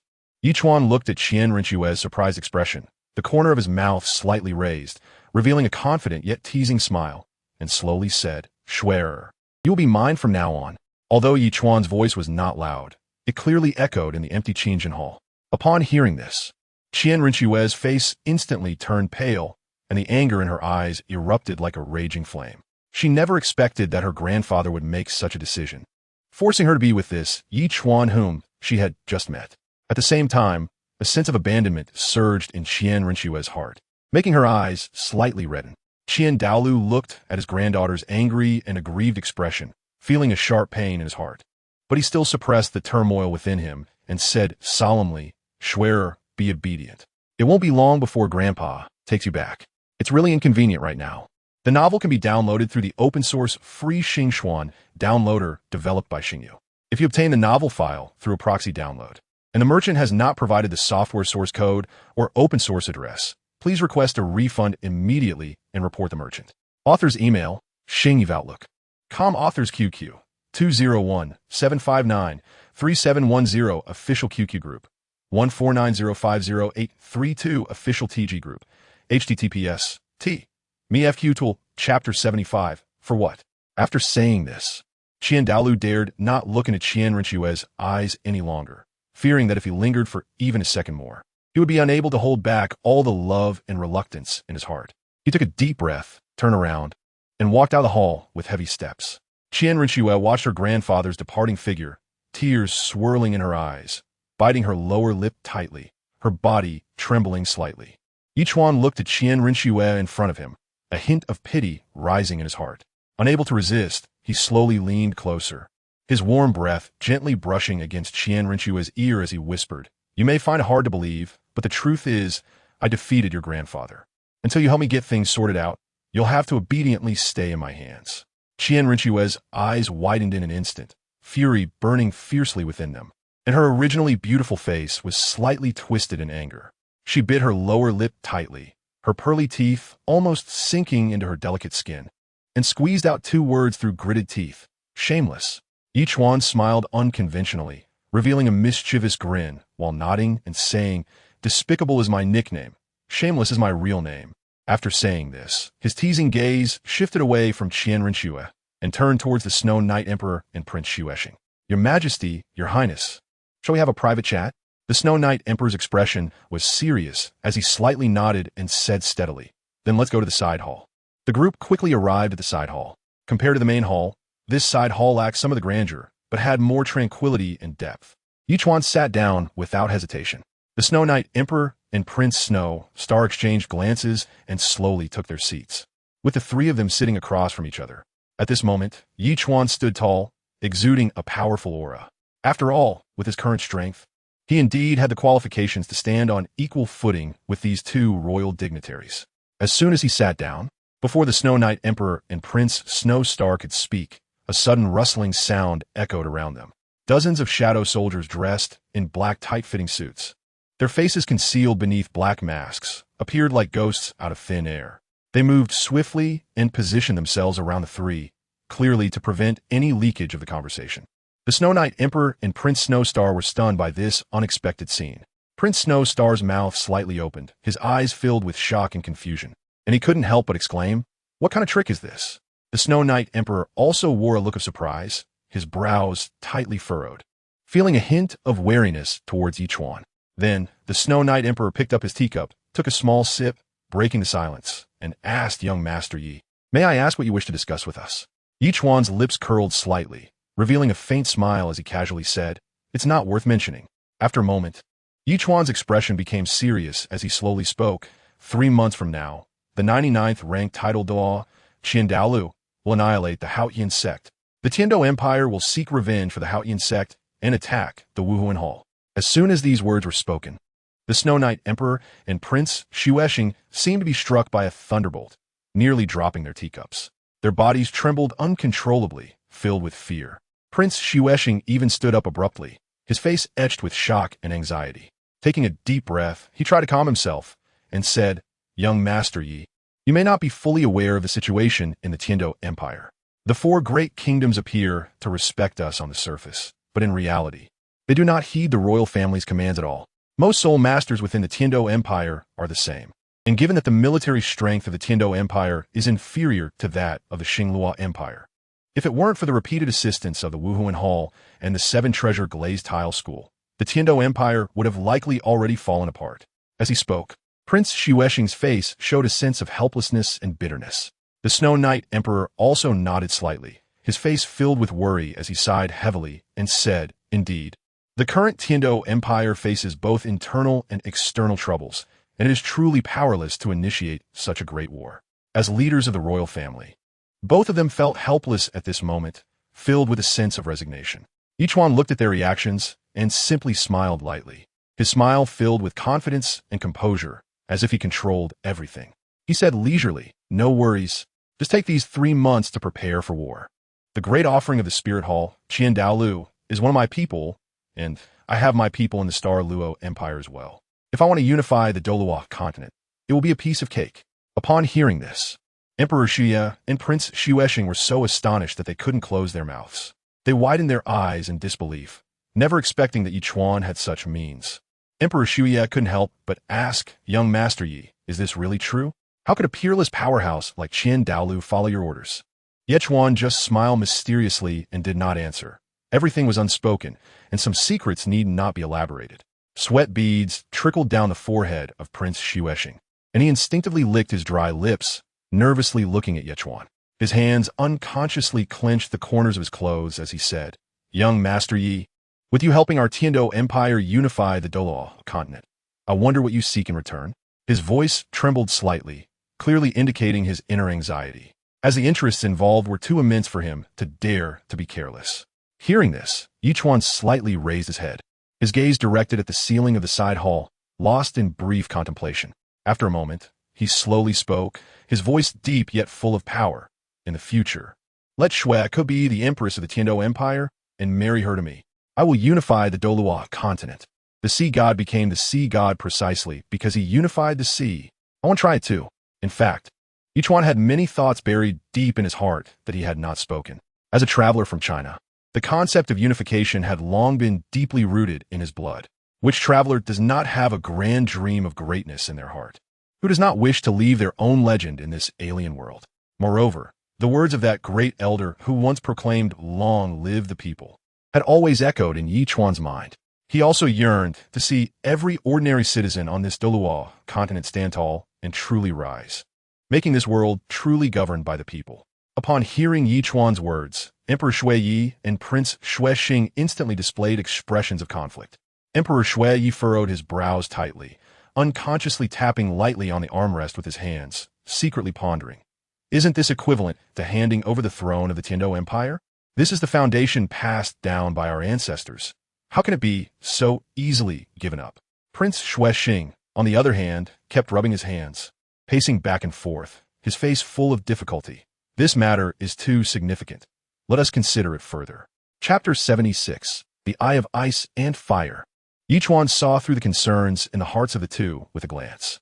He smiled gently and said unhurriedly, "Shrek, child, will also be of royal blood. My other beautiful acquaintances are not interested in this. In the future Douluo Continent, it will still be in your royal family's hands. But I need to become a god first."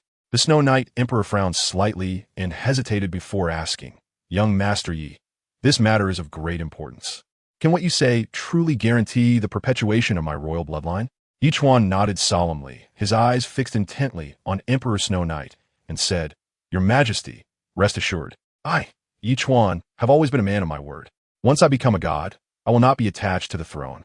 Prince Snowstar still felt a bit uneasy and pressed on. "But if Snowcomb marries you, what will you?" Ichuan interrupted him and said calmly, "Prince Xueching need not worry. I will treat Xueka well. As for the matters of the future, I will fulfill what I have said today." The secret chamber fell into a brief silence once again. The Emperor of Shuya and Prince Xueching exchanged glances, their eyes filled with consideration and conflict. Their gazes quickly swept over Ichuan, and the powerful strength that Ichuan had previously displayed flashed through their minds. After a glance, they sighed helplessly and nodded slowly, filled with both caution and respect for Ichuan. Upon returning to the main hall, the Emperor of Shuya sat on the throne with a solemn expression, while Prince Xueching stood beside him. Both of them wore a subtle smile that seemed to carry deeper meaning under the flickering lights. At this moment, Xueching stood joyfully in the hall, completely unaware of the unusual atmosphere around him, and had no idea that he was now utterly distanced from the throne. Ichuan stepped forward, his expression calm, and cupped his hands as he said, "Since the matter has been settled, I will not stay any longer and will take my leave now." Qian Rinxue quietly followed behind Ichuan, her eyes revealing a hint of complex emotions. The Snow Knight Emperor nodded slightly and said, "Young Master Yi, take care on your journey. When you return, it will be the time for us to embark on grand endeavors." Prince Xuexing also smiled and echoed, "Yes, young Master Yi. We look forward to your swift return to discuss great affairs together." Ichuan slightly bowed to show his gratitude, then turned and strode away with Qian Rinxue. Watching Ichuan's departing figure, the Snow Knight Emperor and Prince Xuexing's smiles instantly vanished, replaced by serious expressions. The Snow Knight Emperor slowly rose and paced back and forth in the hall, speaking in a deep voice. "Xuexing, this battle with the Spirit Hall is likely unavoidable. We must prepare as soon as possible." Prince Xuexing nodded and replied, "What your majesty says is very true, but 3 months is really too short. The preparation of supplies, troop deployment, and many other matters require careful planning." The Snow Knight Emperor furrowed his brow, his gaze looking into the distance as if he could already see the impending brutal war. "No matter how urgent the situation is, we cannot afford any slack. This great battle concerns the life and death of the Tiando Empire, and we absolutely cannot lose." The two then began to discuss various matters regarding war preparations. As a storm was about to sweep across the entire continent, in the sunset forest, Ichuan tightly gripped the map given to him by Douluo and walked in alone. His figure weaved through the dense jungle, with the occasional roar of soul beasts echoing around him. After an unknown amount of time, Ichuan finally arrived at the edge of a cliff. Below the cliff, mist swirled, making it difficult to see clearly. Ichuan stood at the edge of the cliff, took a deep breath, and thought to himself, according to the map given by the old Toxin Master, this should be the destination. Without hesitation, he slightly bent his legs and leaped down, his figure disappearing into the vast fog in an instant. Time seemed to stand still at that moment. Each second felt incredibly long. Finally, after 10 breaths, Ichuan landed steadily on the ground. He slowly opened his eyes, and the sight before him left him in awe. Countless celestial herbs were blooming wildly on this land, their colorful light interweaving like a dream. At the center of these herbs, red and blue lights merged together, resembling a Tai Chi pattern. It was the legendary ice and fire duality eye. "This is it," Ichuan murmured excitedly. He quickly walked to the ice and fire duality eye, crouched down, and carefully selected 2 celestial herbs. "These 2 herbs contain the most concentrated energy, so I choose you." After saying that, Ichuan sat cross-legged, swallowed the herbs, and began to absorb the pure energy within them. During the absorption process, Ichuan could feel a powerful and pure force flowing within him. But he didn't care about the dangers, as he was protected by the horse talisman, immune to all harm. An hour passed, and Ichuan slowly opened his eyes, letting out a long sigh. He could clearly feel that his soul power had made a qualitative leap, now reaching level 70. "If I absorb another soul ring, I'll become a soul saint." Ichuan clenched his fists excitedly, his eyes shining with light. He stood up, took a glance at the ice and fire duality eye, realizing that it wasn't time to jump into it yet. He wasn't in a hurry.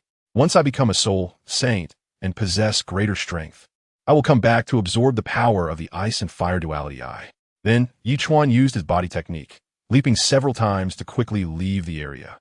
The ice and fire duality eye returned to calm, as if everything that had just happened had never occurred.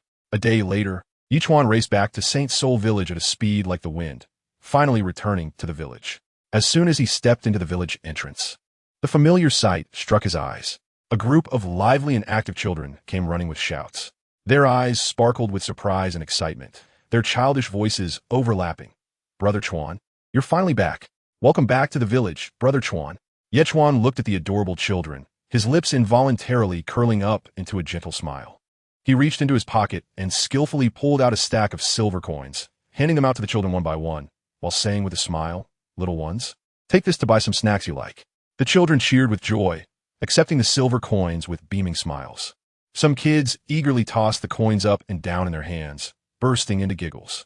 The noise at the village entrance quickly spread like ripples, attracting a group of villagers who gathered around. Everyone exchanged greetings enthusiastically. "Xiao Chuan, we've been waiting for your return. We can't wait for you to become a titled Douluo so we can change the village's name." Ichuan responded with a smile, while warmly shaking hands with the villagers. Soon, old Jack, surrounded by the crowd, walked out with steady steps. The years had etched deep wrinkles on his face, but his eyes remained bright, filled with concern for Ichuan. "Xiao Chuan, you're back." Old Jack's voice was tinged with excitement and relief. Chapter 77. Entering the Eye of Ice and Fire. Ichuan hurriedly stepped forward, respectfully shook old Jack's hand, and smiled, saying, "Grandpa Jack, I'm back to see everyone and to settle the wages." Old Jack gently patted Ichuan's hand and pretended to scold him, saying, "What wages? That brat Wang Sheng already paid them long ago. Everyone is truly grateful to you for opening the lumber mill in the village, which has provided us with a livelihood. As for the statue you wanted, everyone has been working non-stop, eagerly hoping to finish it soon to give you a surprise." Ichuan smiled and said, "Grandpa Jack, thanks to everyone's help, the lumber mill has been running smoothly. Everyone has worked hard, and I've been thinking about the statue as well." The villagers gathered around, chatting with Chuan one after another. Finally, after old Jack's persuasion, everyone dispersed. Old Jack took Chuan home, chatting along the way with concern. "Xiao Chuan, you're too straightforward.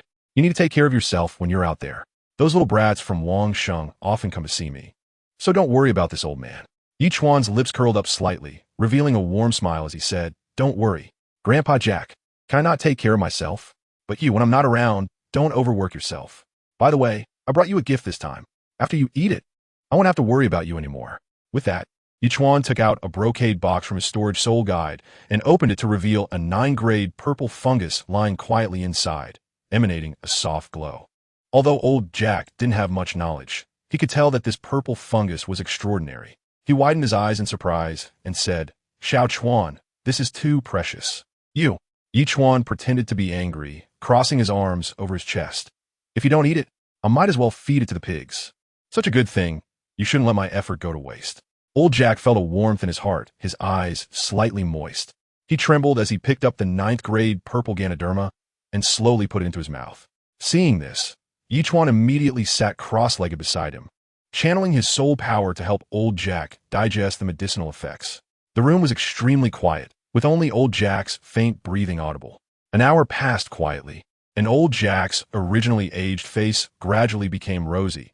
His head of white hair also turned to a mix of black and white, and the wrinkles on his face seemed to have diminished significantly, making him look like he had rejuvenated by 20 years. Once he had digested the medicinal effects, old Jack slowly closed his eyes and fell into a deep sleep. The next morning, as the sunlight began to shine on the rooftops of the Holy Soul village, Ichuan got up early and headed towards the back mountain of the village. His destination was the area that had now become a lumber factory.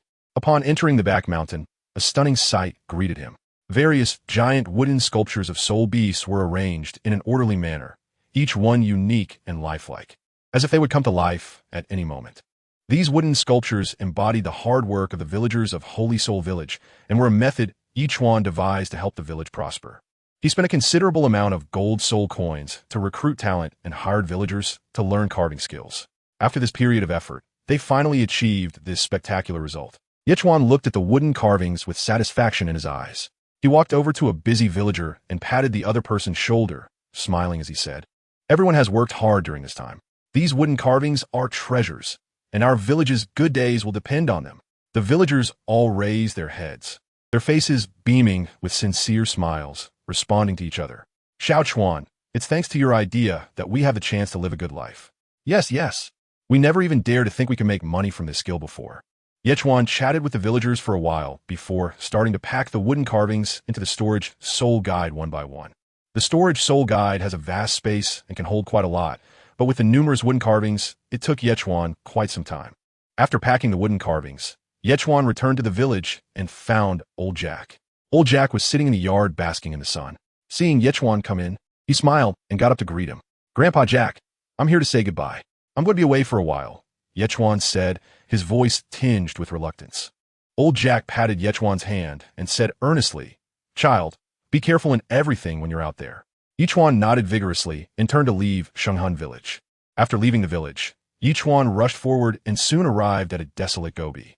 This place was deserted, with strong winds howling and sand and stones flying about. Ichuan took out the mouse talisman and resurrected the deep-sea demon whale king once again.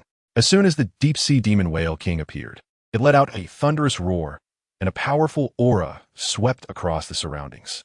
Ichuan's eyes narrowed, and without hesitation, he killed the deep-sea demon whale king. Before he could catch his breath, Ichuan hurriedly sat cross-legged to absorb the 990,000-year old soul ring.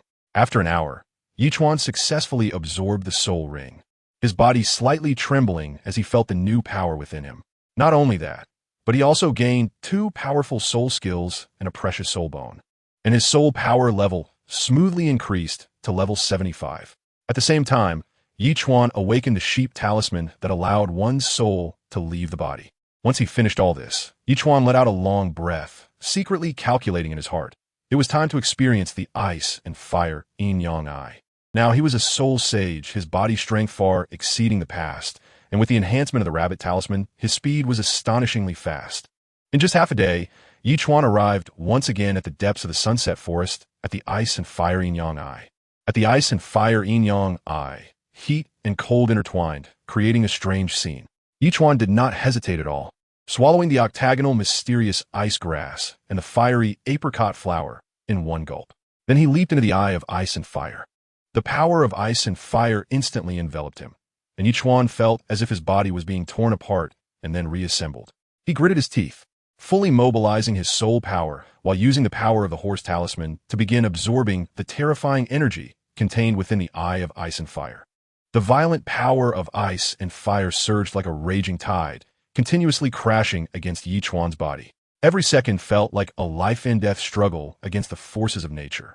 Time seemed to stretch infinitely in this extreme environment, with each passing moment feeling incredibly heavy. Ichuan's consciousness remained highly alert throughout the long 7 days and nights. During this time, his body acted like a precise container, continuously absorbing and integrating the energies of the ice and fire eyes. Finally, at the last moment of the 7th day, Ichuan felt that the energy within him had reached a saturated state. The originally violent ice and fire power had now been tamed by him and had become a part of his body. Ichuan suddenly opened his eyes, a brilliant light flashing in them, and then his power leaped out from the ice and fire duality eyes. Chapter 78, Soul Douluo. At this moment, Ichuan had undergone a complete transformation. His soul power level had successfully broken through to level 80, radiating a strong and mysterious aura. More importantly, during the harsh training process in the ice and fire duality eyes, Ichuan's physical quality had been enhanced to an unprecedented level. His muscles became firmer and filled with explosive power, and his skin became incredibly tough, as if he had donned an invisible armor. With a gentle swing of his arm, Ichuan could feel the sound of air being torn apart. Ichuan once again used the mouse talisman, took out the carved sculpture of the deep-sea magic whale king, resurrected it again, and killed it. He quickly sat cross-legged, operated his soul power, and absorbed the 990,000 year soul ring into his body. Finally, after more than half an hour, with Ichuan's aura suddenly skyrocketing, the absorption of the soul ring was completed. Ichuan once again obtained 2 soul skills and a soul bone, and his soul power rose to level 83. He then turned his attention to the immortal herbs he knew, and after properly storing all the familiar immortal herbs in a specially made storage device, Ichuan let out a long breath. Immediately afterward, his soul power surged around him, and with a light tap of his feet on the ground, he soared into the vast world beyond the sunset forest like a soaring eagle, his figure gradually disappearing into the horizon. In the city of Tiando, a magnificent mansion stood quietly, with flying eaves and bracket sets, intricately carved beams and painted rafters, showcasing its grandeur.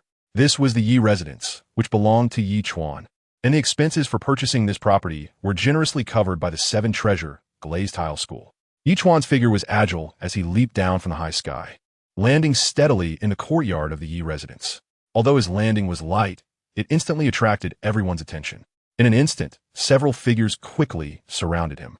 At the forefront was the graceful Lu Erlong, who stood out even in a crowd.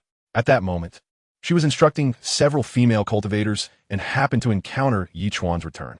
Ichuan raised his eyes and scanned the crowd, but unexpectedly spotted 2 familiar figures among them. He couldn't help but be slightly taken aback, then joyfully called out, "Yin'er, Sister Shueka, what are you doing here?" Dugian, upon hearing this, glanced lightly at the Lu Erlong beside her, the corners of her mouth curving up slightly as she playfully and somewhat maturely replied, "Sister Erlong is here to carefully teach everyone how to cultivate. Grandpa said I can't fall behind others, so he sent me here." Shueka, on the other hand, had a flushed face, slightly lowered her head, and unconsciously tugged at the hem of her clothes. Her voice was as soft as a mosquito's buzz. "Brother Ichuan, I will be yours in the future." Although her voice was small, it clearly reached everyone's ears. and her shy appearance evoked a sense of affection in those who saw her. Ichuan was momentarily at a loss for words upon hearing this. He opened his mouth, but didn't know how to respond, feeling very helpless and forced to accept this fact, revealing a hint of a bitter smile on his face. Qianrenxue, seeing this, showed a look of disdain and secretly cursed him as a scumbag.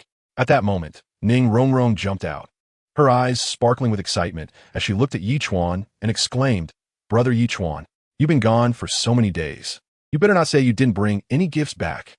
Otherwise, you won't be able to climb into anyone's bed today." Her voice was clear and loud, utterly unrestrained, instantly making everyone blush, especially Zhu Xuching and Shrek, who turned beet red upon hearing this, shyly lowering their heads and not daring to meet anyone's gaze. Zhu Xuching, looking helpless, quickly reached out to pull Ning Rongrong back and softly scolded, "Rongrong, be a bit more reserved. What you said is too straightforward."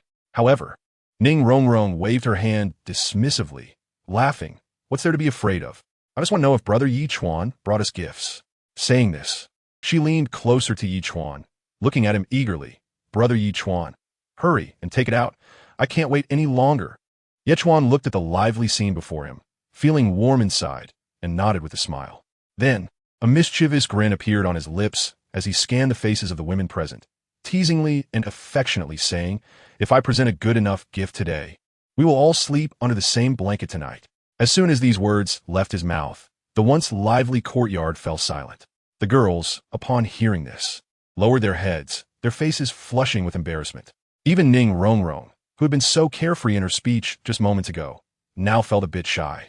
She bit her lower lip slightly, her fingers unconsciously tugging at the hem of her clothes, her head lowered almost to her chest. Seeing this, Ichuan no longer kept them guessing.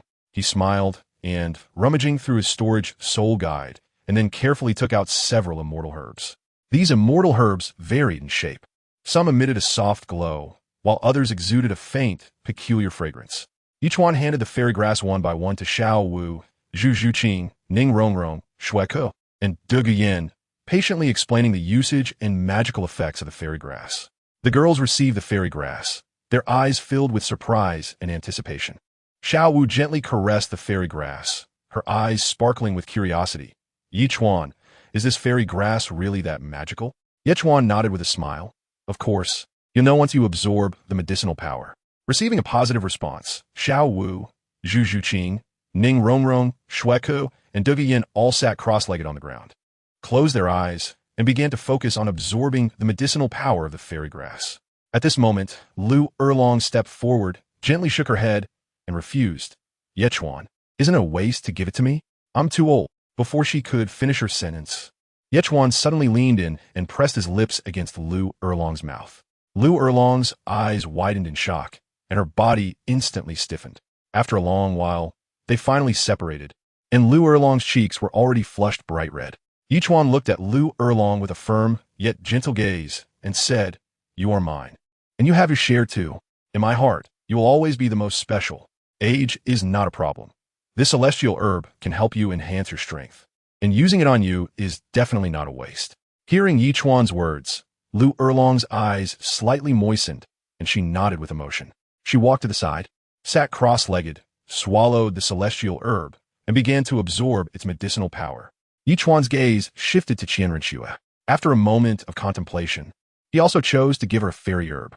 Upon seeing the fairy herb presented to her, Qianrenxue's eyes flashed with surprise, and she couldn't help but ask, "You give me a fairy herb? Aren't you afraid that I'll surpass you?" Hearing this, Ichuan confidently smiled and said, "I am already an 83rd level soul Douluo. I believe in my own strength, and I also hope you can become stronger." Qianrenxue couldn't help but lightly scold, "Monster," but the corners of her mouth slightly lifted, revealing a barely noticeable smile. Since the benefits were presented to her, Qianrenxue didn't hesitate any longer, took the celestial herb, and began to swallow and absorb its medicinal power. Ichuan saw that the few women had begun to absorb the medicinal power, so he slowly sat down in the center of the courtyard to guard them. Chapter 79. The Sleepless Qianrenxue. As a soul sage, Lu Erlong's aura was the first to stabilize. She slowly opened her eyes, and the fatigue that had slightly lingered in her gaze was instantly replaced with vibrant energy. She seemed to be infused with new vitality, her spirit revitalized, and her skin became tighter and smoother, as if she had become several years younger. Lu Erlong slowly stood up, her gaze fixed on Ichuan. Her eyes were filled with gratitude as she softly said, "Thank you, Ichuan." As she spoke, she took light steps to approach Ichuan, slightly lifted her toes, and placed a fragrant kiss on his cheek. After that, Lu Erlong turned around and prepared to leave. Ichuan couldn't let her leave just like that. He reached out his long arm and pulled Lu Erlong over. Lu Erlong stumbled and almost fell into Yichuan's embrace. She looked at Yichuan in surprise and said reproachfully, "What are you doing?" Yichuan's lips curled into a mischievous smile as he said, "It's a deal. We will share the bed tonight. You can't back out now." Lu Erlong's cheeks instantly flushed red as she shyly replied, "That's what you said, Rong. I never agreed." As she spoke, she tried to break free from Yichuan's grip, only to find that his hand was gripping her wrist like a vice. "Let go of me. This is inappropriate," Lu Erlong exclaimed, feeling both embarrassed and anxious. Yichuan remained unmoved, still grinning mischievously. "I don't care. You can't leave. We have to stick together no matter what today." Lu Erlong struggled to break free, feeling both angry and frustrated, but could only stand there, her chest rising and falling violently, unsure if it was due to anger or embarrassment. At that moment, Yichuan turned his gaze to Qian Rushui on the ground, his smile still gentle. "Get up, Miss Shui, the ground is cold." Qian Rushui, who had been pretending to absorb the fairy grass, slowly opened her eyes upon hearing this. She gradually stood up, brushed off non-existent dust from her body, and looked at Yichuan with a hint of displeasure in her eyes. "There's no way I would share a bed with you, dream on," Qian Rushui said coldly, her tone laced with disdain. Hearing this, Yichuan burst into laughter. "Ha ha, I won't force you, as long as you can sleep well. But in such a big place, don't regret it later." Qian Rushui, hearing this, spat at Yichuan disdainfully and huffed, "I want to see what I could regret." After saying that, she walked aside, crossing her arms over her chest, her eyes filled with determination. 2 hours later, Duguyan's eyelashes fluttered slightly, and she slowly opened her eyes, sparkling with surprise and excitement. She felt the surging soul power within her and broke into a radiant smile. "I did it. I actually improved my soul power by 5 levels. Duguyan murmured excitedly. She couldn't wait to stand up and eagerly searched for Yichuan's figure in the courtyard. When she saw Yichuan standing nearby, looking at her with a satisfied smile, Duguyan walked over without hesitation, tiptoed, and gently placed a fragrant kiss on his cheek. "Thank you, Ichuan. If it weren't for you, I wouldn't have made such a huge breakthrough," she said softly, a hint of shyness in her voice. At the same time, Ning Rongrong, Xiao Wu, and Zhu Xuching also completed the absorption of the fairy herb one after another. Ning Rongrong slowly opened her eyes, feeling a significant increase in her soul power, and displayed an expression of disbelief. However, when her gaze fell on the martial soul in her hand, she was completely stunned. The original 7-treasure glazed tile had now transformed into the 9-treasure glazed tile. "Is this real?" Ning Rongrong's voice trembled with excitement. She suddenly stood up and rushed towards Ichuan, directly hanging onto him, wrapping her arms tightly around his neck. "Ichuan, look at my martial soul. It really turned into the 9-treasure glazed tile. I'm so happy. You are my great benefactor." Xiao Wu and Zhu Xuching also stood up, their faces beaming with joyful smiles. Zhu Xuching didn't say anything, but looked at Ichuan with eyes full of gratitude. Shrek was the last to finish her absorption. She slowly opened her eyes sparkling with a lively glow. "Wow, I feel so powerful now. I've improved several levels of soul power," Shrek exclaimed, jumping up excitedly. Her gaze landed on Ichuan, her face flushing slightly. "Ichuan, tonight I can also sleep in the same big bed with you." As soon as this sentence came out, the courtyard instantly fell silent, and everyone looked at Shui Ku in astonishment. No one expected that the youngest, Shui Ku, would say such a thing. Ning Rongrong's eyes widened, her mouth agape in disbelief. Xiao Wu and Zhu Xuching exchanged glances, their eyes filled with surprise. Ichuan was taken aback by Shui Ku's words.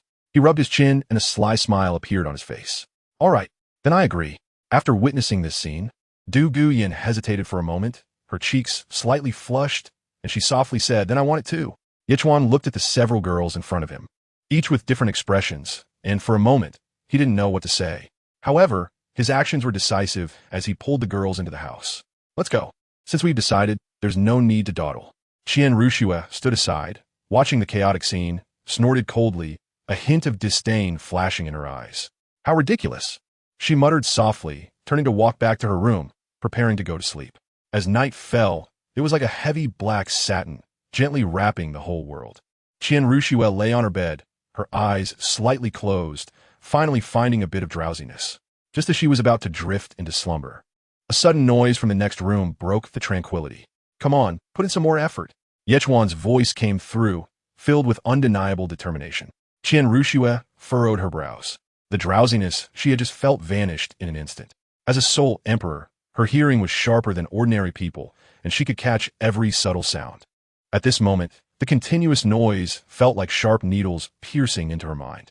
She turned over in bed, instinctively rubbing her legs, regretting her powerful abilities. If only her hearing weren't so acute. "Ah, I can't hold on much longer," came the youthful yet stubborn voice of Shueka. Upon hearing this, Qian Ruxue immediately understood that they were likely engaged in some kind of training or competition. Anger surged in her heart, and she shouted loudly toward the next room. "Do you have no sense at all? It's late at night. Are you trying to keep everyone awake?" Her shout momentarily silenced the room. However, not long after, Ichuan's slightly apologetic voice came through. "I'm really sorry, Shui. We're at a critical point in our training. We really can't stop now." Qian Ruxue snorted coldly. "How shameless. Knowing it would disturb others, you still act so recklessly." But it seemed that the noise next door showed no signs of stopping and continued unabated. Qian Ruxue sighed helplessly, sitting up with her eyes filled with irritation and helplessness. This night, she feared she would have a hard time sleeping, and could only quietly wait for the commotion next door to come to an end. Chapter 8. The Starfall Empire. 2 months passed by quietly like a trickling stream. But Qian Ruxue's days were full of torment. Every night, she lay in bed, staring at the dark ceiling, her thoughts tangled like a mess, making it impossible for her to sleep. Scenes that made her blush kept flashing in her mind, each fragment like a needle stabbing at her heart. In the morning, when the first ray of sunlight struggled to shine through the window onto her face, her appearance showed signs of exhaustion, dark circles under her eyes. Her gaze filled with fatigue and confusion, as if the 2 months had drained all her energy. During these 2 months, Qian Ruxue had cursed Ichuan countless times. Meanwhile, in the Tiando Empire, Ning Fengji learned that the 7-treasure glazed tile pagoda martial soul had miraculously transformed into the 9-treasure glazed tile pagoda, and his shock and joy were beyond words. This was a matter concerning the future of the 7-treasure glazed tile school, and he was so excited that his hands trembled slightly. He waved his hand and sent over 1,000,000 gold soul coins to Ichuan.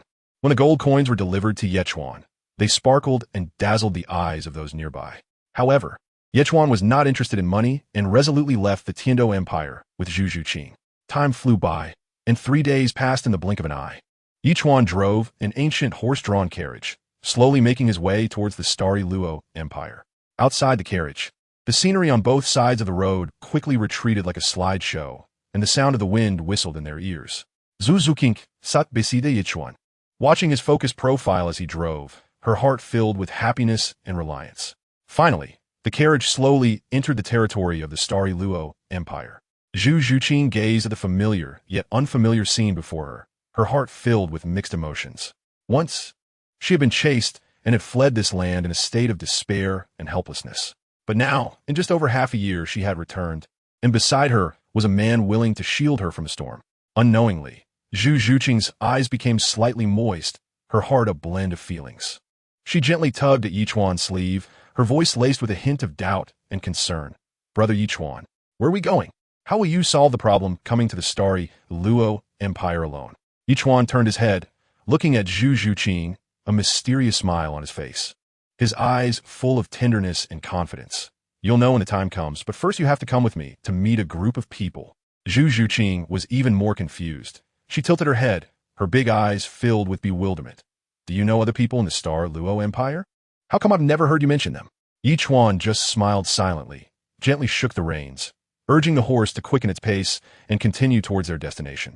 Zhu Xuching looked at Ichuan's mysterious smile, and although she was filled with doubts, she couldn't help but feel a sense of security in her heart for some reason. At the foot of the Ninefold Mountain, the tranquility was broken. Ichuan steadily drove the carriage, bringing Zhu Xuching to this place. However, the sight of the Ninefold Mountains surprised both of them. They saw over 1,000 cavalrymen neatly stationed at the foot of the mountain, their armor shimmering with a cold light under the sunlight, completely blocking the only passage. These cavalrymen stood tall and disciplined, clearly a well-trained elite force. Ichuan frowned slightly, a hint of confusion flashing in his eyes, and couldn't help but speak. How could there be cavalry from the Xingluo Empire here? Zhu Xuching raised her delicate brows, and, after pondering for a moment, said, Brother Ichuan, the bandits of Jiuzhong Mountain have gathered, and the mountain has 9 peaks, each with running water, making it easy to defend but hard to attack. The Xingluo Empire has sent troops to encircle and suppress them multiple times, but they haven't been able to eliminate all the bandits. They might be here to hunt down the bandits. Her voice was gentle, yet clear and logical, indicating that she was quite knowledgeable about the situation in this area. Ichuan snorted softly, a faint smile of confidence appearing at the corner of his mouth. Whether it is or not, we'll know as soon as we go up and take a look. With that, Ichuan gently shook the reins, and the carriage slowly moved towards the checkpoint. As they approached the checkpoint, 2 soldiers quickly stepped forward. Their long guns crossed to block their path. One of the soldiers shouted loudly, Halt! This area is sealed off, and unauthorized personnel are not allowed to approach. Ichuan's expression was calm as he spoke loudly and unhurriedly. Let your leader come out to see me. The soldiers looked at Ichuan, and seeing his imposing presence and extraordinary demeanor in his eyes, they did not dare to be the slightest bit negligent and immediately reported back to the camp. Soon, 2 figures strode out from the camp. The one in front was a handsome old man, whose hair was already graying at the temples, but his eyes remained sharp, bearing some resemblance to Dai Mubai. His every gesture exuded the authority of someone in power. Following him was a stout middle-aged man, built robustly, clad in heavy armor, and each step he took made a dull sound, clearly a seasoned warrior. Zhu Xuching leaned slightly forward, lowered her voice, and said to Ichuan beside her, Dai Tianli, a member of the royal family of the Xingluo Empire, the emperor's brother, and also a prince with real power. Ichuan frowned slightly, his gaze following the direction pointed out by Zhu Xuching, a hint of curiosity flashing in his eyes. Do you know the general beside him? Zhu Xuching bit her lips slightly, hesitating for a moment before softly saying, He is my clan uncle, Zhu, a level 63. Don't be fooled by his sturdy physique. He has speed that doesn't team match his size. Before long, Dai Tianli and Zhu arrived at the front of the carriage. Dai Tianli was the first to lift his head, his gaze landing on Zhu Xuching in the carriage, a hint of surprise crossing his face. Xuching, you're back? Zhu also raised his head, revealing a complex expression on his face, a mix of joy and confusion. Who is this? His gaze fell on Ichuan, his tone carrying a hint of scrutiny. Zhu Xuching's cheeks flushed slightly, but her eyes were filled with determination. She gently linked her arm with Ichuan's, shyly saying, This is my man, Ichuan. As soon as these words were spoken, the air seemed to freeze instantly. Dai Tianli and Zhu's expressions darkened, a flash of anger appearing in their eyes. Dai Tianli furrowed his brows into a. Taking a step forward and speaking in a deep voice, Xuching, do you know what you're saying? The direct descendants of the Zhu and Dai families have always intermarried. Yet you want to marry an outsider now. Where does that leave the Zhu family? And what about the royal family's reputation?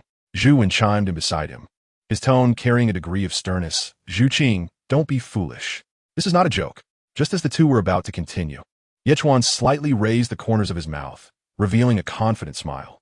In an instant, a powerful aura erupted from his body, the holy master martial soul slowly manifesting.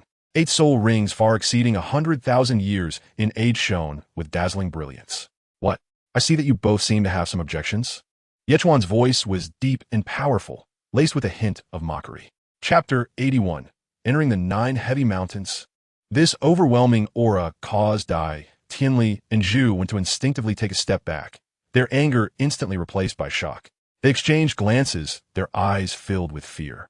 In the face of such absolute strength, they chose to remain silent. Dai Tianli's facial muscles twitched slightly, secretly amazed at the terrifying talent of the young man before him. Zhu swallowed hard, the sternness on his face disappearing in an instant, replaced by a fawning smile. It's a misunderstanding, all a misunderstanding. Dai Tianli quickly waved his hand, forcing a smile onto his face. Young Master Yi's talent is so exceptional. It's truly a match made in heaven for him to be with Xuching. Zhu also smiled apologetically from the side. Yes, we were quite rude just now. I hope young Master Yi won't hold it against us. Ichuan felt a surge of disdain upon hearing Dai, Tianli, and Zhu's words. He snorted coldly, then fell silent, crossing his arms and standing stoically to the side with a stern expression. Zhu Xuching furrowed her brows slightly, stepped forward, and scanned Dai Tianli and Zhu Wan with concern, asking, "Your Highness, Uncle, I heard that there are bandit troubles again in Jiucheng Mountain." Dai Tianli's expression grew serious as he slowly raised his head to look towards Jiucheng Mountain, letting out a heavy sigh filled with fatigue and helplessness. "Sigh, I have been ordered to negotiate with these bandits." Zhu Wan stepped forward and added, "This is truly the Emperor's reluctant decision. About a year ago, 6 young men arrived at Jiucheng Mountain and established the 6B Sect. They are quite capable, having cleared out all the bandits from the 9 peaks of Jiucheng Mountain, achieving unification and even absorbing refugees and bandits, totaling over 100,000, specifically opposing the court since then." Zhu Xuqing's beautiful eyes widened in surprise as she listened. She never expected that in just 1 year, such a formidable force would emerge in Jiucheng Mountain. How could this be? In just a year, they have developed to such a scale. Zhu Xuching murmured to herself, her tone filled with disbelief. After a moment of contemplation, she asked, "If that's the case, why not send strong warriors to exterminate them? With the power of the Xingluo Empire, can't we deal with this small 6B sect?" Zhu Wan sighed helplessly again, his worried expression deepening. Their soul power is not high. Most are only at the Soul Master or Soul King level. But the key is that they possess a special transformation secret technique. Once activated, they can transform into a creature resembling a dragon. In that form, their strength greatly increases, making it difficult for ordinary titled Douluo to handle them. As he spoke, Zhu Wan shook his head, his expression filled with apprehension. Dai Tianli added, "Moreover, they are actively recruiting talents, and now the 6B sect has transformed into the 8B sect, making them even harder to deal with. My royal brother truly had no other choice but to send me to persuade them to surrender." After saying this, Dai Tianli and Zhu Wan exchanged glances, both filled with helplessness and worry, and then sighed in unison. It was clear that they were at a loss regarding the troublesome bandit situation in Jiucheng Mountain. Feeling deeply powerless, Ichuan's mouth slightly curled up, revealing a confident smile, with a gleam in his eyes that showed determination. He said with great interest, "Since that's the case, let me go in and take a look. If I can persuade them to surrender, I wonder what position His Majesty the Emperor will grant me." Upon hearing this, Dai Tianli's eyes instantly lit up, and his excitement was evident on his face. He stepped forward, his hands trembling slightly with enthusiasm, and eagerly said, "With young Master Ye's talent, you are already a distinguished guest of our Xingluo Empire. If you can persuade the bandits of Jiucheng Mountain to surrender, that achievement alone would be enough to grant you a noble title." Ichuan nodded in satisfaction, a hint of barely noticeable pride flashing in his eyes. "Since that's the case, then I will take on this matter." Dai Tianli quickly turned around, carefully took the imperial edict from his attendant's hands, and handed it to Ichuan with both hands. Afterwards, he hurriedly instructed someone to prepare a set of luxurious attire that showcased status. The attire was made of exquisite materials and embroidered with fine craftsmanship, making Ichuan appear even more imposing when worn. Ichuan drove a beautifully decorated carriage. Raising the whip with a crack, the clear sound of the whip echoed in the air. The carriage slowly started, taking Zhu Xuching to continue towards the 9 heavy mountains. The wheels rolled, kicking up a cloud of dust, gradually disappearing from the sight of Dai Tianli and Zhu Wan. Zhu Wan watched the 2 figures fade away, his brows slightly furrowed, a look of confusion in his eyes, unable to help but speak out. "Your Highness, isn't it inappropriate to entrust this matter to an outsider? Moreover, this young master Yi has already become a Soul Douluo at such a young age. Wouldn't it be better for us to win him over?" Dai Tianli curled his lips into a mocking smile, sneering, "Powerful at such a young age, yet he doesn't take us seriously. If the surrender of the 9 heavy mountains succeeds, the royal family won't mind having another powerful marquis. If it fails, and he is defeated by the 8 Beast Sect, then it would be easy for me to win him over again, and he would be even more grateful." As he spoke, he laughed with satisfaction, as if everything was under his control. After hearing this, Zhu Wan's face showed a look of realization, and then he gave a thumbs up, saying with admiration, "Your Highness, brilliant, truly brilliant." Meanwhile, Zhu Xuching on the carriage also showed a puzzled expression. She gently bit her lower lip, her eyes filled with confusion as she looked at Ichuan and softly asked, "Brother Ichuan, why are we taking on this task? There's no benefit at all." Ichuan turned his head and looked at Zhu Xuching, his smile becoming even gentler. He reached out and gently stroked Zhu Xuching's head, saying softly, "Don't worry. Even if no one is here today, I will still take the initiative to seek refuge in the Star Luo Empire. Otherwise, how can I protect you? Upon hearing this, Zhu Xuching felt a warmth in her heart, but pretended to be annoyed and said, "Hypocritical man." Ichuan wore a confident smile on his face, and his eyes sparkled with determination as he gently held Zhu Xuching's hand and said softly, "Don't worry, this will surely succeed." After entering the Ninefold Mountains, the road became increasingly rugged and difficult to traverse. The carriage jolted along the winding mountain path, with grotesque rocks on either side, each taking on different shapes. Some shot up like sharp swords piercing the sky, while others lay like ferocious beasts, seemingly showcasing the majesty of nature to any intruders. "This road is really hard to walk," Zhu Xuching said softly, slightly furrowing her brows. Ichuan smiled and said, "It won't be long before someone comes to pick us up." In the distance, many villages were scattered in an orderly manner, with wisps of smoke rising from the rooftops, blending with the clouds and mist in the mountains, resembling a peaceful pastoral painting. Surrounding the villages were lush green fields, with paths crisscrossing like the veins of the earth. People were busy working in the fields, creating a scene reminiscent of paradise. Chapter 82. Yangdaxiang. The sun hung high in the sky, and the scorching sunlight poured down unreservedly on the winding dirt road, where a lavishly decorated carriage was slowly moving forward. The wheels rolled over the dry ground, kicking up layers of dust. Suddenly, a figure darted out like a ghost from the bushes on either side of the road, followed by hundreds of figures seemingly emerging from the ground, rushing out from behind rocks and trees, surrounding the carriage in an instant. These people were ragged, but armed, their eyes filled with ferocity and greed. The leader was a young man, tall and sturdy, with a square and honest face, but at that moment, his expression was filled with coldness and hostility. His gaze was like a torch, fixed directly on Ichuan, as he shouted loudly, "People from the court? Is there no one left in the Xingluo Empire? Did they send just you to eliminate us?" Ichuan's expression remained unchanged, the corners of his mouth slightly raised, revealing a faint smile as he said slowly, "Who are you? Why don't you let Wangshin come out to see me?" Upon hearing this, the boy's face instantly flashed with anger, his originally honest features twisted by rage. The hundreds of bandits behind him also ignited like barrels of gunpowder, all filled with righteous indignation, brandishing their weapons and shouting curses in succession.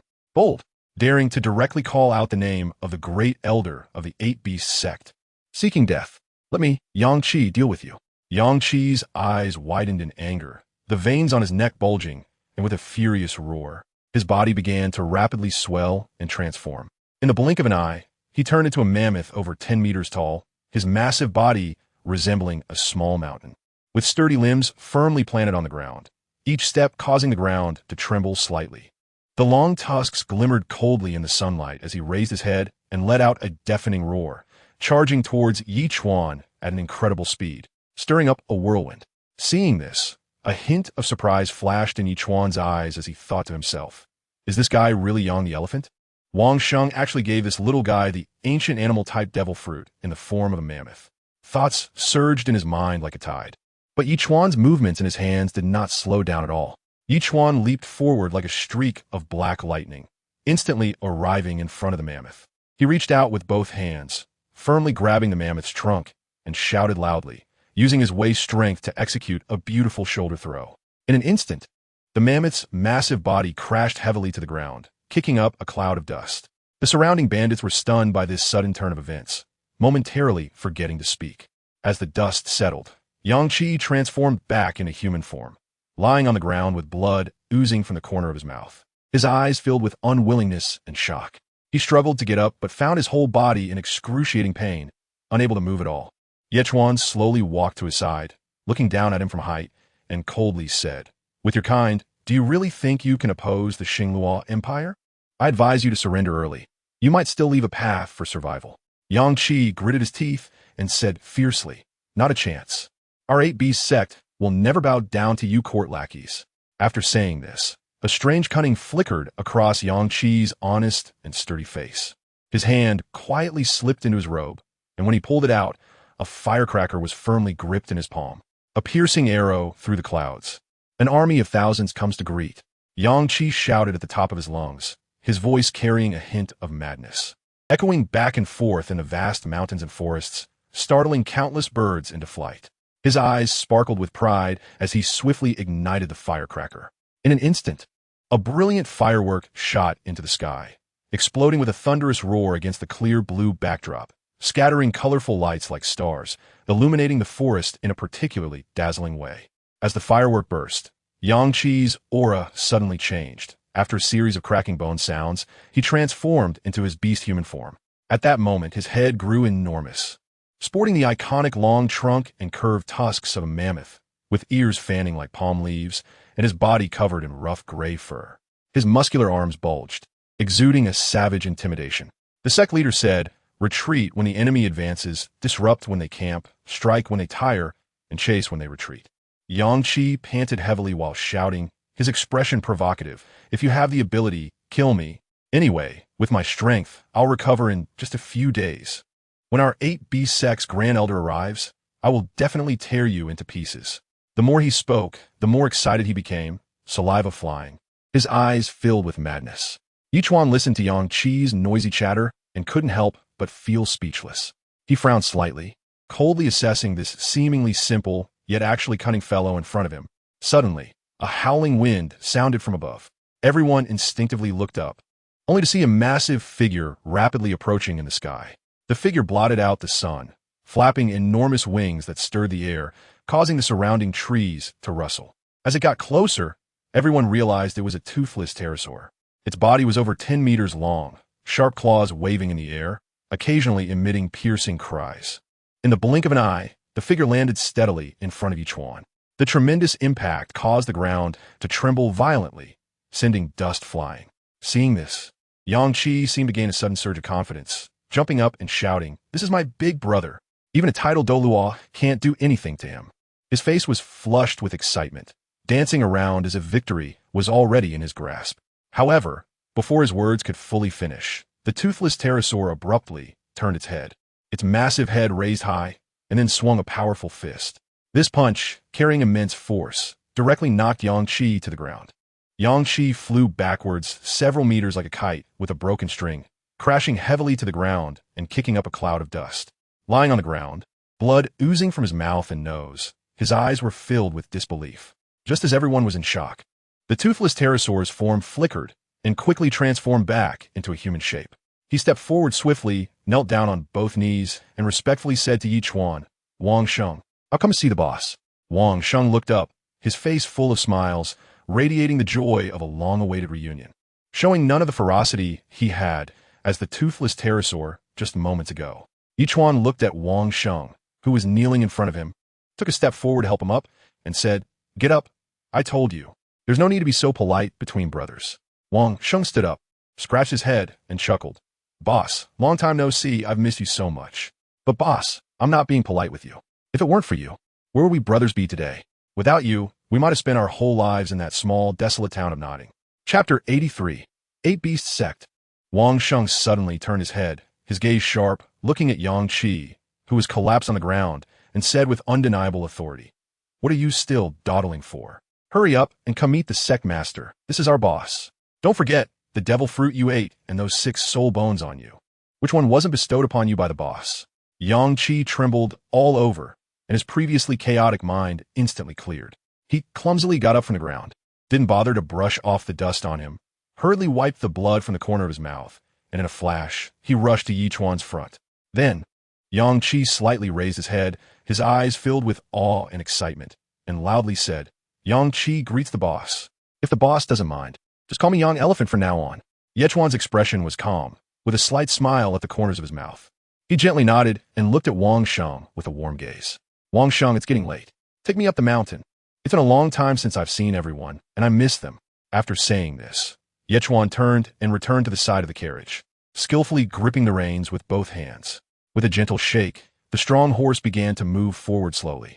Zhu Xuching sat quietly in the carriage, curiously watching everything through the window. Wang Sheng and Yang Qi immediately followed beside the carriage, one on each side, standing tall like 2 loyal guardians. Especially Yang Qi, who walked while occasionally looking up at Yichuan with a face full of admiration, his eyes filled with disbelief. At that moment, Yang Qi's mind was racing with thoughts. He never expected that the stories he had heard about the boss would come from someone who seemed so young, thinking he was a formidable and mature figure. He couldn't believe that the legendary all-powerful boss was actually a youth around his age. The carriage slowly traveled along the winding mountain road, the wheels crunching against the ground, making a creaking sound. Ichuan drove the cart while casually chatting with Wang Sheng. Wang Sheng, how are you all doing in the Nine Layers Mountain? Ichuan asked with a slight frown, his expression showing concern. Wang Sheng quickly straightened his posture and respectfully replied, Boss, don't worry, everything is fine. However, the situation in the Nine Layers Mountain is becoming increasingly complicated. Ichuan raised an eyebrow and asked curiously, Oh, how is it complicated? Tell me more. Wang Sheng sighed and said with a serious expression, You know, the Ninefold Mountains are a great place to hide troops, easy to defend but hard to attack. However, the Xinghua Empire has never managed to establish effective control here. I had my suspicions about that, but couldn't figure out the reason. Please explain, Ichuan said, gently pulling the reins to slow the cart down. Wang Sheng continued, There are many intricacies involved. Although the Ninefold Mountains are not large, there are numerous factions. The civil and military officials of the Xinghua Empire, along with royal relatives, almost all maintain a group of assassins here to act as their proxies. These forces engage in both open and covert struggles, competing with each other, and no one submits to another. We have spent 3 months here just cleaning up the local people. Ichuan quietly listened to Wang Sheng's narration, his expression calm, only gently nodding. A trace of barely perceptible relief flashed in his eyes. After all, each of the few people before him was equipped with 6 pieces of 990,000 year soul bones. The hardships behind this were known only to him. To gather these soul bones, the Sea Devil Whale King had been resurrected by him countless times using the Mouse Talisman spell and had been killed over 100 times. But Ichuan felt it was a mindless grind, very dull and tedious. Moreover, these individuals all possessed an ancient animal-type devil fruit with such a formidable configuration. Capturing the small Ninefold Mountain was simply a piece of cake. Ichuan pondered silently, thinking that if Wang Sheng and the others were given enough time, conquering the Xinghua Empire would not be a difficult task. Along the way, although everyone was walking quickly, they maintained an orderly pace. Soon, they arrived at the foot of the main peak of the Ninefold Mountains. Looking up at the towering peak that reached into the clouds, Wang Sheng's face was filled with pride as he stepped forward and respectfully introduced, Boss, the Ninefold Mountains consist of 9 peaks, and this one in front is the main peak named Beasthead Peak. This will be your territory from now on, and I have been managing it all along. Currently, the Ninefold Mountains have taken a total of 150,000 displaced people, and we have 10,000 soldiers under our command. But the number of soul masters is pitifully small, barely reaching 100. Ichuan nodded slightly, his gaze lingering on Wang Sheng for a moment, feeling quite satisfied with his performance. This brother, who had once shared drinks with him, had managed to organize this place so well, which was no easy feat. When they reached the halfway point of Beasthead Peak, a wide and vast square came into view. The square was already filled with people, densely packed and bustling. At the forefront were 6 individuals, 5 of whom were Ichuan's former underlings from the 7th dormitory. As soon as they saw Ichuan, their eyes lit up with excitement, and they uniformly knelt on one knee, shouting in unison, We see you, boss. The sound echoed through the sky, resonating in the mountains for a long time. Wang Sheng stepped forward, pulling out a slightly younger boy from the group, and said with a smile, Boss, this is Ichuan. He was the one who consumed the saber-toothed tiger fruit, and he's also our youngest underling here. Ichuan looked at Ichuan with interest, noticing his strong physique and the stubbornness in his eyes that revealed a spirit of not giving up. Ichuan genti patit Ichuan shuldev. A warm smile on his face as he said, Not bad. At such a young age, you have this kind of opportunity. Your name is also quite good. Ichuan. Ichuan, the future is promising. Ichuan felt a rush of warmth to his cheeks from Ichuan's praise, feeling both nervous and excited as he stammered. Thank you. Thank you for the compliment, boss. Wang Sheng watched this scene and smiled as well, then said, Boss, after all this traveling, you must be tired. We've prepared food and drinks in the main hall. Let's go in and chat. With that, Wang Sheng led the way, and Ichuan and Zhu Xuching walked side by side behind him, entering the main hall together. As soon as they stepped into the hall, a rich aroma of wine and food greeted them. Inside, there was a huge dining table filled with a dazzling array of delicious food and wine, steaming and appetizing. Wang Sheng stood in the center of the hall, tall and straight, his eyes revealing a hint of competence and respect.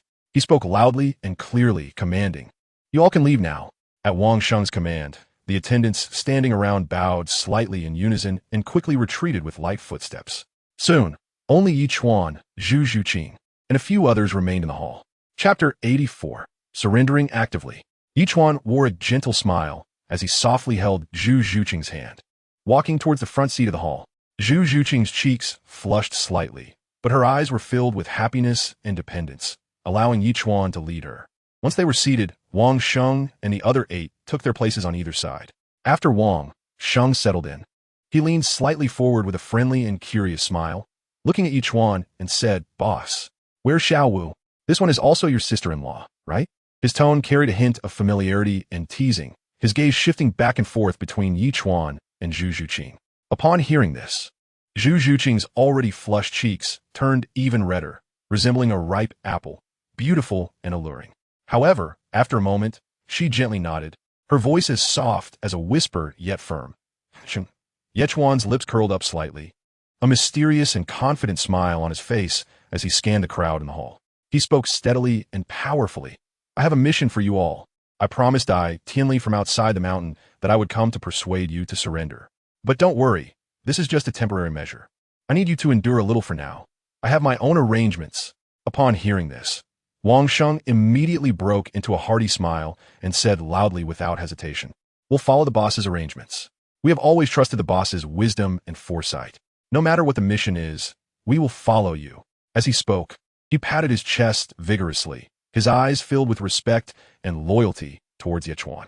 Yang Qi and Mu Chen exchanged glances, a hint of doubt flashing in their eyes. Yang Qi furrowed his brow slightly, scratched his head, and was the first to ask, "Boss, this surrender business sounds a bit suspicious. Are we really going to do this?" Mu Chen also gently nodded in agreement, saying, "Yeah, boss, although we trust you, we still feel a bit uneasy. There won't be any risks involved, right?" Ichuan looked at them and patiently explained, "Brothers, I know you are worried. This matter is indeed a bit complicated, but I assure you, this is for our long-term planning, to achieve greater success in the future.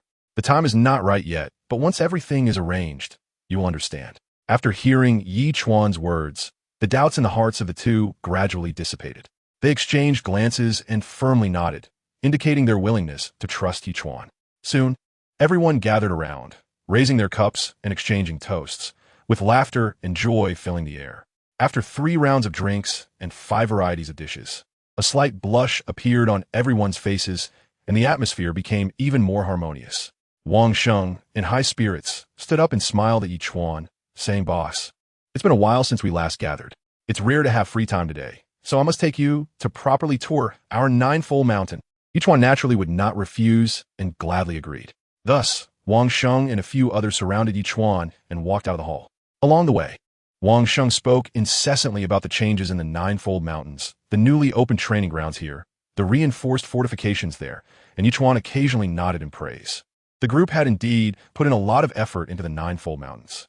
The next morning, sunlight filtered through the thin clouds, gently illuminating the earth. Ichuan led Wang Sheng, Yang Qi, and Mu Chen down the mountain.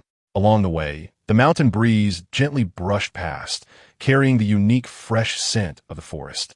As soon as they emerged from the mountain, they saw Zhu Wen had been waiting at the foot of the mountain. Upon seeing Ichuan and the others behind him, Zhu Wen's eyes brightened, and a smile spread across his face as he quickly approached. He clasped his hands together and bowed repeatedly to Ichuan, saying, "Good, good, good. Young Master Yi truly lives up to expectations and has successfully subdued the 9 heavy mountains. This achievement is enough to confer a marquee title." After speaking, he turned to the cavalry beside him and commanded with a stern expression, "Quickly go and inform the prince, saying that young Master Yi has accomplished a great feat." The cavalry accepted the order and immediately mounted their horses, galloping back. Subsequently, Zhu Wen enthusiastically led Ichuan and the others into the camp.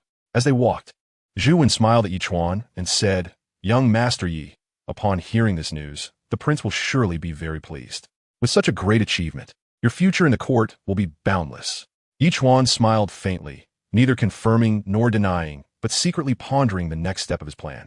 Soon, the heavy curtain of the central military tent was lifted from the inside, and Tianli stepped out, striding towards Wang Sheng with a friendly smile on his face. In a loud voice, he said, "This must be the Grand Elder Wang Sheng of the 8-Beast Sect. I've long heard of your great name, and seeing you today, you truly have an extraordinary presence." After saying this, he fixed his gaze on Wang Sheng, his eyes filled with admiration and praise. Wang Sheng, upon hearing this, remained calm, nodded slightly, and said little, only gradually shifting his gaze towards Ichuan. Dai Tianli keenly caught this subtle movement and couldn't help but feel a stir in his heart. He carefully observed Ichuan and noticed that everyone's positions and expressions all showed that they regarded Ichuan as their superior.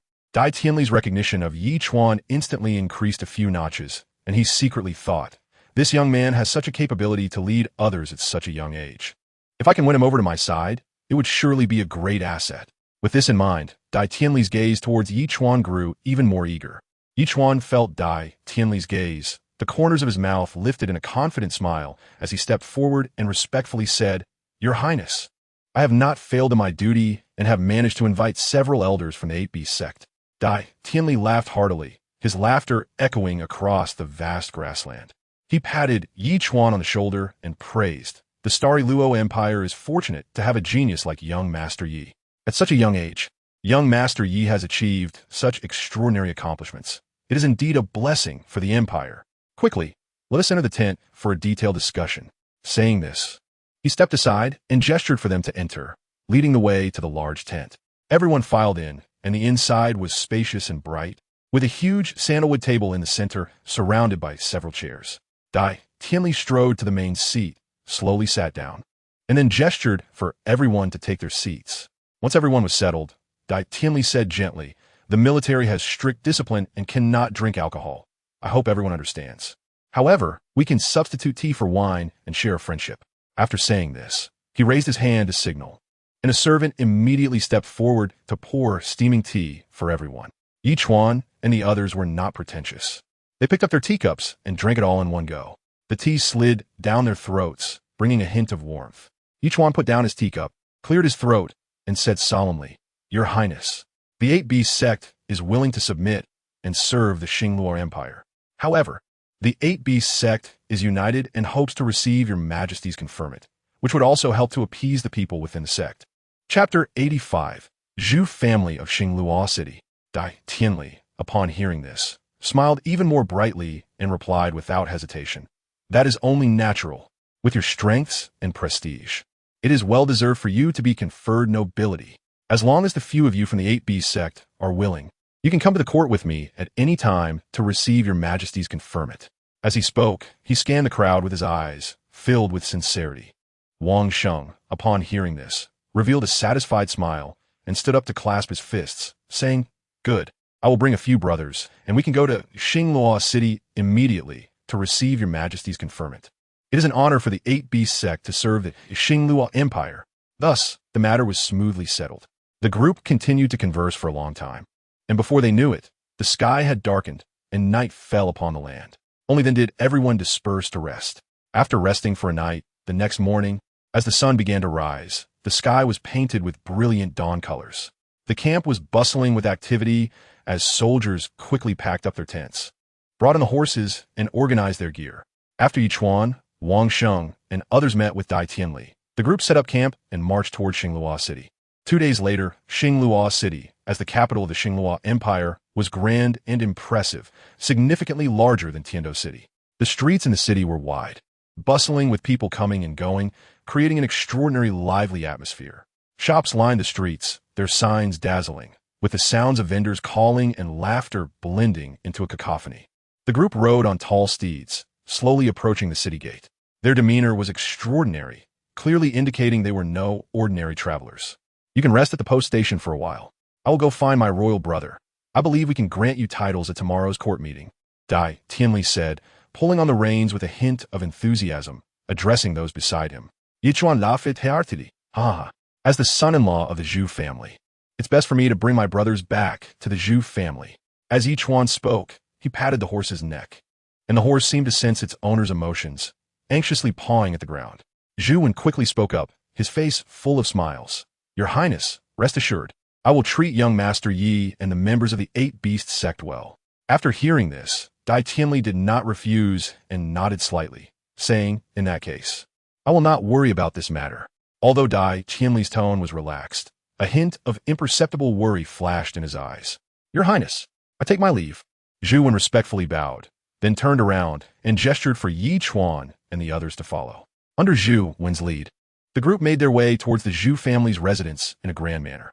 The sound of hooves clopped rhythmically, kicking up a cloud of dust. Dai Tianli watched the departing figures, his brows slightly furrowed, his eyes filled with vigilance. The Dai family was able to maintain its royal status in the Xingluo Empire largely due to the marriage alliance with the Zhu family. The two powerful families were closely linked through marriage, greatly increasing their strength and stabilizing the imperial power. However, times had changed. The Dai family's influence used to be greater, as it was the royal family controlling the highest power of the empire. But now, if the Eight Beasts Sect and Ichuan stood with the Zhu family, their power would undoubtedly surpass that of the Dai family. A chill ran through Dai Tianli's heart as he pondered. Would the Zhu family still be as loyal as before? Thinking of this, Dai Tianli couldn't help but sigh. He knew that this matter was urgent and that he must return to the palace quickly to discuss countermeasures with his majesty. Thus, he lightly urged the horse, which galloped towards the palace, leaving a trail of dust behind.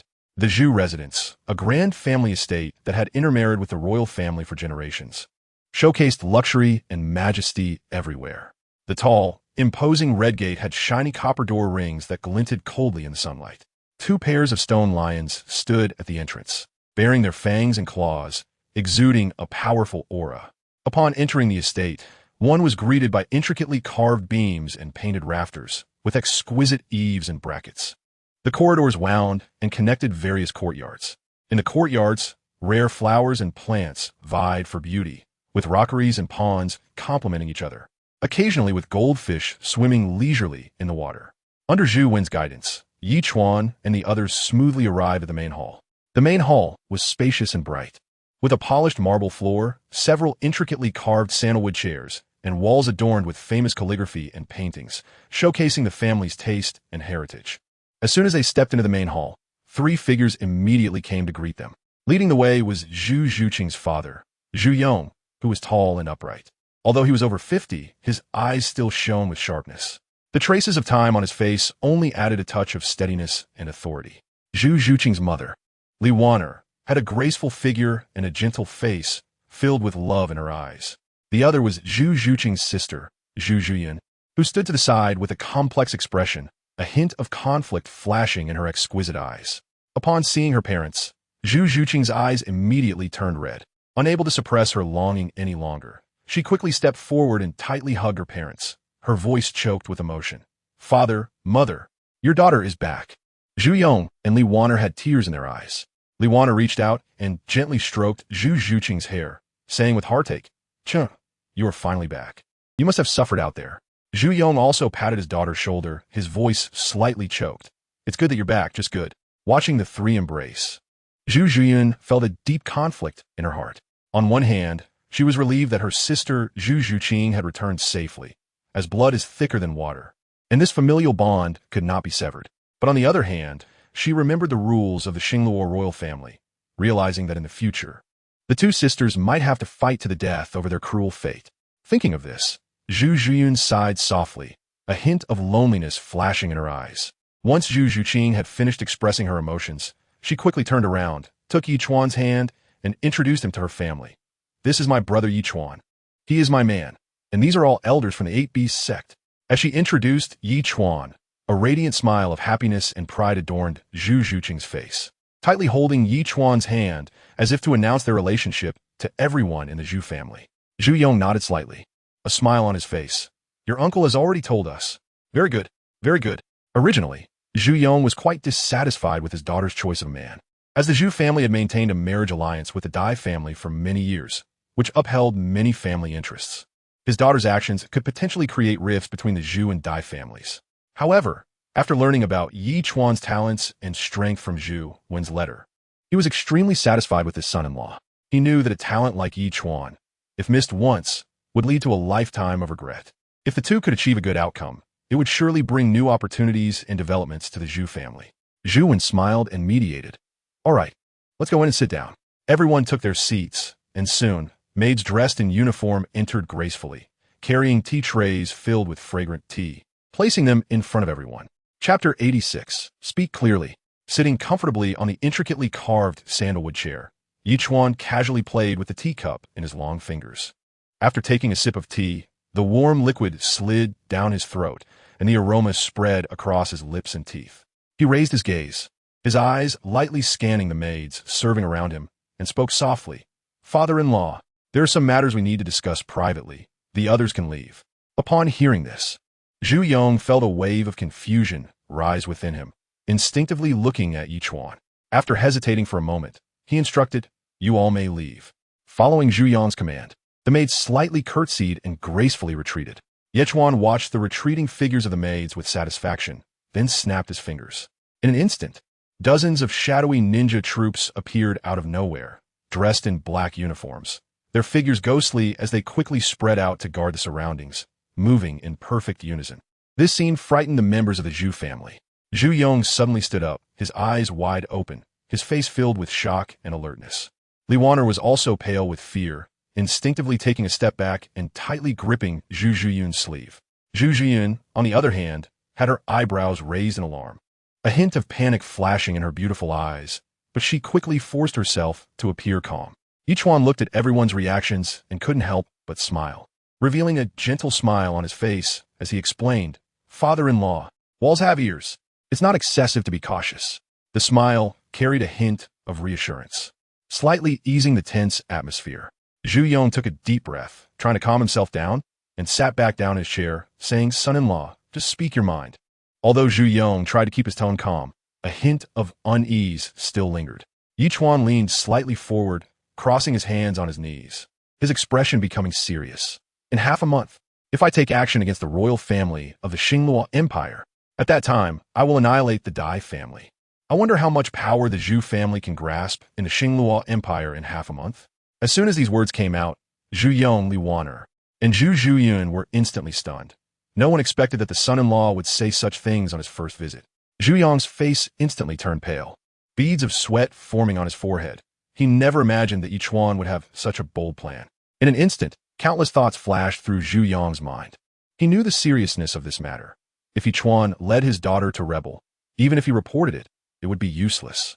The Dai family had a vast and deep-rooted influence in the Xinglua Empire, and they would surely do everything possible to eliminate him, even resorting to all means to eradicate the Zhu family. Thinking of this, Zhu Yong felt a chill rising from his feet to his heart. He struggled to swallow, his voice trembling as he said, "Son-in-law, this matter is not trivial. Have you thought it through?" Ichuan looked steadfastly at Zhu Yong and slowly said, "Father-in-law, since I dare to speak out, I have naturally given it much thought. Whether the Zhu family decides to take action against the Dai family or not, I will certainly strike at the Dai family. What I want is a chaotic Xinglua Empire." Zhu Yong remained silent for a long time. Now that Ichuan proposed this plan, although it was risky, it might also be an opportunity to change the current situation. Weighing the pros and cons in his heart, Zhu Yong finally gritted his teeth and said, "Son-in-law, since you are determined, the Zhu family is willing to fully support you. However, time is tight in this half-month, and the Zhu family can control at most 30 of the military power of the Xinglua Empire." Ichuan smiled with relief upon hearing this. "My dear father-in-law is very wise. With the support of the Zhu family, this matter is already halfway successful. Next, we will take action, and the Zhu family can just sit back and enjoy the benefits." Wang Sheng leaned slightly forward, a confident smile on his face, and said in a steady and powerful voice, "Rest assured, the head of the Zhu family, we, the 8-Beast Sect, will collaborate with the Zhu family. We have already established an invincible position." Zhu Yong frowned slightly, a hint of hesitation flashing in his eyes, his fingers unconsciously tapping lightly on the armrest of the chair. Although the 8-Beast Sect is formidable, this matter is of great importance. And the royal family of the Xinglua Empire. Ichuan's gaze was deep as he stared at the candlelight in the hall, slowly speaking, "Father-in-law, the royal family of the Xinglua Empire is like a pile of dirt before me, easily crushed. You just need to consider how to better take control of the Xinglua Empire." The three engaged in another intense discussion, meticulously examining every detail and deliberating over each plan. In the end, all matters were settled, and everything was finalized. Zhu Yong let out a long breath, stood up, and his eyes revealed determination. "There's no time to lose. I will contact the Zhu family members across the Xinglua Empire, as well as those close to the Zhu family, to prepare for the upcoming great change." With that, he strode out of the conference hall, his figure hurried and resolute. Meanwhile, Zhu Xuching ran to Ichuan's side, grabbing his arm with a pure smile. "Brother Ichuan, come on, accompany me to stroll around the Zhu family." Zhu Xuching, watching them, had a slight smile at the corners of her mouth, with a hint of helplessness, but silently followed, clearly a big light bulb in the situation. Walking through the courtyard of the Zhu family, a gentle breeze blew, carrying the scent of flowers. Zhu Xuching raised her eyes, filled with concern and trust. "Brother Ichuan, I don't know what you're plotting, but even if father reports you, I will always stand by your side." Ichuan felt a warmth in his heart and reached out to gently stroke Zhu Xuching's face, reassuring her, "Don't worry. In the future, you will understand my good intentions." At that moment, Zhu Xuching suddenly stopped, her expression a bit complicated. After hesitating for a moment, she said, "Sister, I'm sorry." Zhu Xuching lowered her head, her voice carrying a hint of guilt and self-reproach. Zhu Xuching was momentarily stunned, staring blankly at Zhu Xuching, seemingly completely unprepared for her sudden apology. Seeing this, Ichuan stepped forward, first taking Zhu Xuching's hand, which was slightly cool and trembling, and then grasping Zhu Xuching's hand. Placing them together, his gaze was firm yet gentle. "This is not your fault. It's the Dai family's fault. It's their disgusting succession law that has burdened the daughters of the Zhu family." Zhu Xuching's eyes turned red. She could no longer hold back and collapsed into Ichuan's arms, her shoulders shaking slightly as she quietly sobbed. Zhu Xuching, witnessing this, hesitated for a moment before slowly leaning in, collapsing into Ichuan's embrace, her tears soaking his clothes. Ichuan gently patted their backs, as if comforting two injured kittens. Time quietly passed like a stick of incense, and Zhu Xuching and Zhu Xuching leaned in Ichuan's arms, their slightly trembling shoulders gradually calming down, and their sobs slowly ceased. Zhu Xuching raised her face, her eyes still carrying a faint redness, like a peach blossom hit by frost. She blinked her watery big eyes and suddenly said, "Ichuan, brother, do you have a crush on my sister?" Chapter 87. Coercion. Zhu Xuching's words were like a stone thrown into a calm lake, instantly creating ripples. Zhu Xuching's face turned bright red in an instant, from her ears all the way down to her neck, like a ripe tomato. She hurriedly lowered her head, her hands unconsciously tugging at the hem of her clothes, looking just like a startled fawn. Ichuan was also slightly taken aback. A hint of barely noticeable embarrassment flashed across his face, and he awkwardly chuckled, saying, "Where is that?" The denial sounded somewhat lacking in confidence at that moment. Zhu Xuching pouted, her brows slightly furrowed, and pretended to be angry as she asked, "Then why are you still holding her?" This questioning, filled with playful anger, startled Zhu Xuching into breaking free from Ichuan's embrace. She lifted her head and shot Ichuan a fierce glare, her eyes filled with both reproach and shyness. Then, like a gust of wind, she ran away, leaving only a flurry of hurried footsteps behind. Ichuan watched Zhu Xuching's departing figure, smiling wryly as he shook his head and sighed helplessly. "Why do I have to suffer this unwarranted disaster?" However, Zhu Xuching didn't pay much attention to Ichuan's words. She bit her lower lip, hesitated for a moment, and then spoke again, her voice soft and tinged with a hint of shyness. "Brother Ichuan, actually, I can accept it. If it weren't for the royal rules of the Xinglua Empire, my sister and I should be the closest sisters. If you have the ability, I wouldn't mind." After saying this, she slightly lowered her head, her fingers drawing circles on the ground casually, not daring to look into Ichuan's eyes. Upon hearing this, Ichuan's eyes lit up as if he had discovered something interesting. A playful smile appeared on his face, and the thoughts that had been suppressed in his heart were instantly ignited. How could Ichuan not be interested in the proposal of having a sisterly meal with Zhu Xuching and Zhu Xuching? Ichuan's lips curled up slightly as he said with a strange smile, "You know very well whether I have the ability or not." The smile contained a hint of teasing and a touch of ambiguity. Zhu Xuching's cheeks instantly flushed red, like the evening glow on the horizon. She shot Ichuan a glance filled with playful reproach, then stomped her foot and chased after Zhu Xuching, mumbling, "Always bullying me."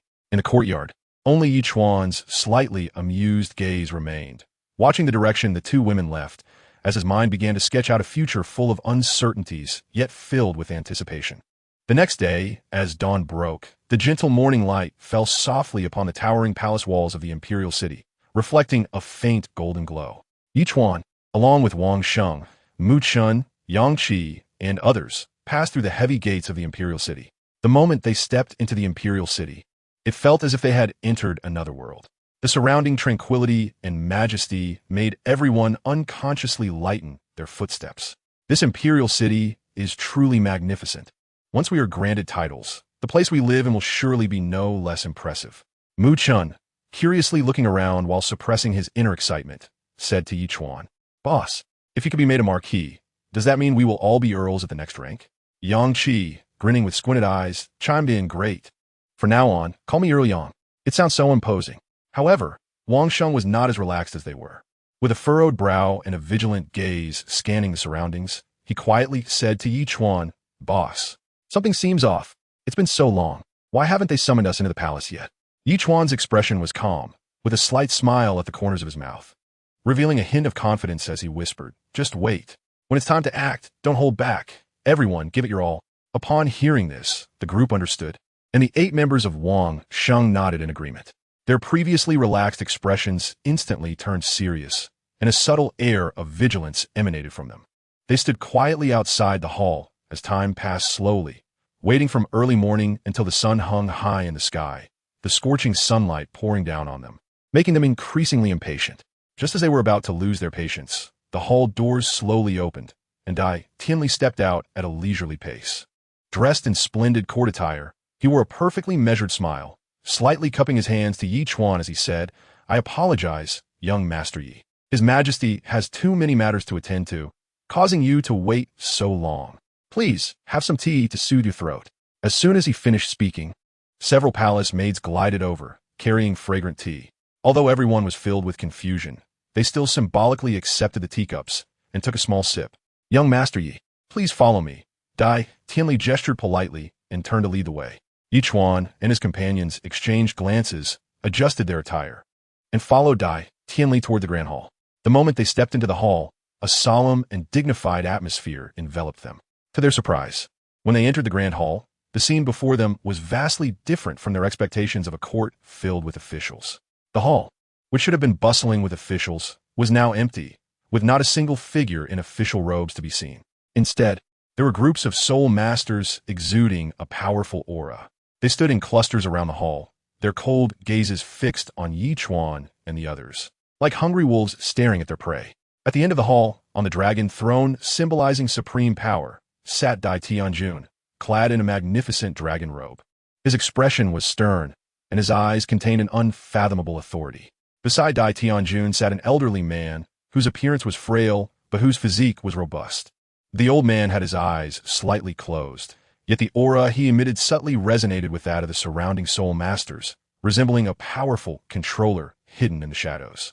Although Yi Chuan and his companions were filled with doubts and vigilance, they still followed the etiquette and respectfully bowed to Dai Tianjun on the dragon throne. Dai Tianjun's gaze pierced through them like a blade, his tone laced with obvious hostility and probing.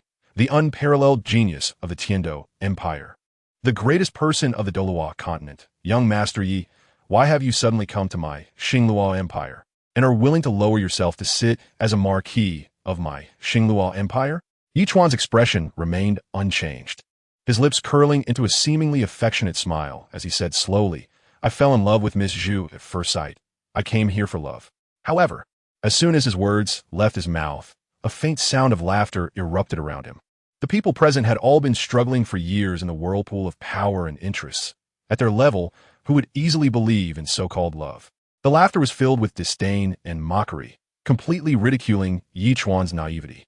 Dai Tianjun also laughed, but there was no warmth in his smile. With the relationship between young Master Yi and the Zhu family, it must be extremely close. It can also be considered a deep connection with our star Luo Empire royal family. I wonder if young Master Yi is willing to pledge his loyalty to show his sincerity? A glimmer of greed and calculation flashed in his eyes, waiting for Yi Chuan to fall into the trap he had set. Chapter 88. Direct Action. As soon as Dai Tianjun finished speaking, Wang Sheng and the others turned pale. A strong sense of unease surged in their hearts, and a feeling of being plotted against spread within them. Mu Chan sensed something was wrong and could no longer hold back, shouting angrily, "Dog Emperor, you actually poisoned our tea. Why can't I mobilize my soul power?" Mu Chen's voice was filled with anger and resentment, his body trembling slightly with rage. Dai Tianli's face, which had originally held a hypocritical smile, instantly darkened. He pointed at Mu Chun and the others, shouting angrily, "You bandits really think you can become nobles of my star, Luo Empire? Just stay as your mud-legged people, living honestly for the rest of your lives. Do you really want to go against the heavens?" Dai Tianli looked at the few of them with disdain and disgust, as if he were looking at a group of insignificant ants. After finishing, Dai Tianli turned his gaze back to Ichuan, his face once again wearing that hypocritical smile, but his tone carried a hint of threat. "Young Master Yi, kill these 8 rebels. My star Luo Empire offers the title of Duke. Otherwise—" He did not finish his sentence, but the unspoken threat seemed to freeze the air. Ichuan stood in the slightly dim hall, the flickering lights casting shadows on his stern face. At this moment, he had already clarified the seemingly obscure but actually obvious intentions of the royal family of the Xingluo Empire. This was clearly a ruthless 2 birds with 1 stone scheme. On one hand, he and Wang Sheng, along with a few others, appear to have close ties with the Zhu family, and the royal family must have long regarded them as thorns in their side. Eliminating Wang Sheng and the others would effectively curb the Zhu family's future growth and cut off their potential wings. On the other hand, the royal family had long coveted Jiucheng Mountain.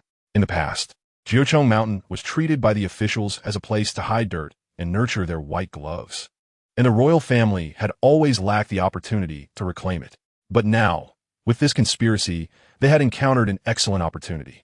Thinking of this, Ichuan suddenly curled the corners of his mouth into a mocking arc and laughed aloud. "I refuse." As soon as the words fell, Ichuan's figure moved like lightning. He quickly took out a horse talisman from his bosom, and in an instant, radiance flickered around him.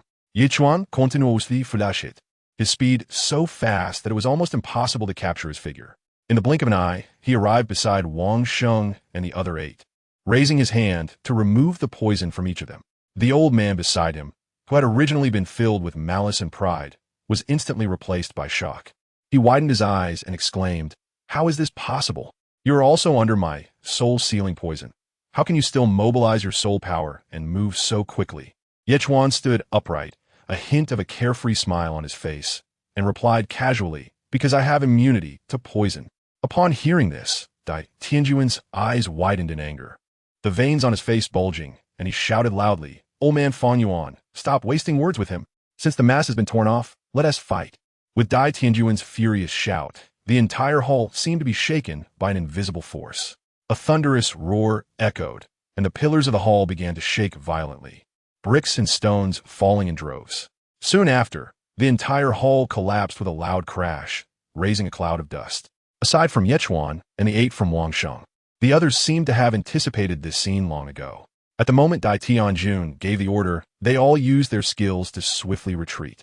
Watching the collapsed hall and the swirling dust, Dai Tianli furrowed his brow and said, "Will it be effective?" Outside the hall, Davis stood there, dressed in luxurious attire, his eyes reflecting a cold sharpness. He slightly lifted his chin and responded, "Your Highness, the soul skills of over 1,000 soul masters will bring down the hall. Those few inside will either be dead or severely injured."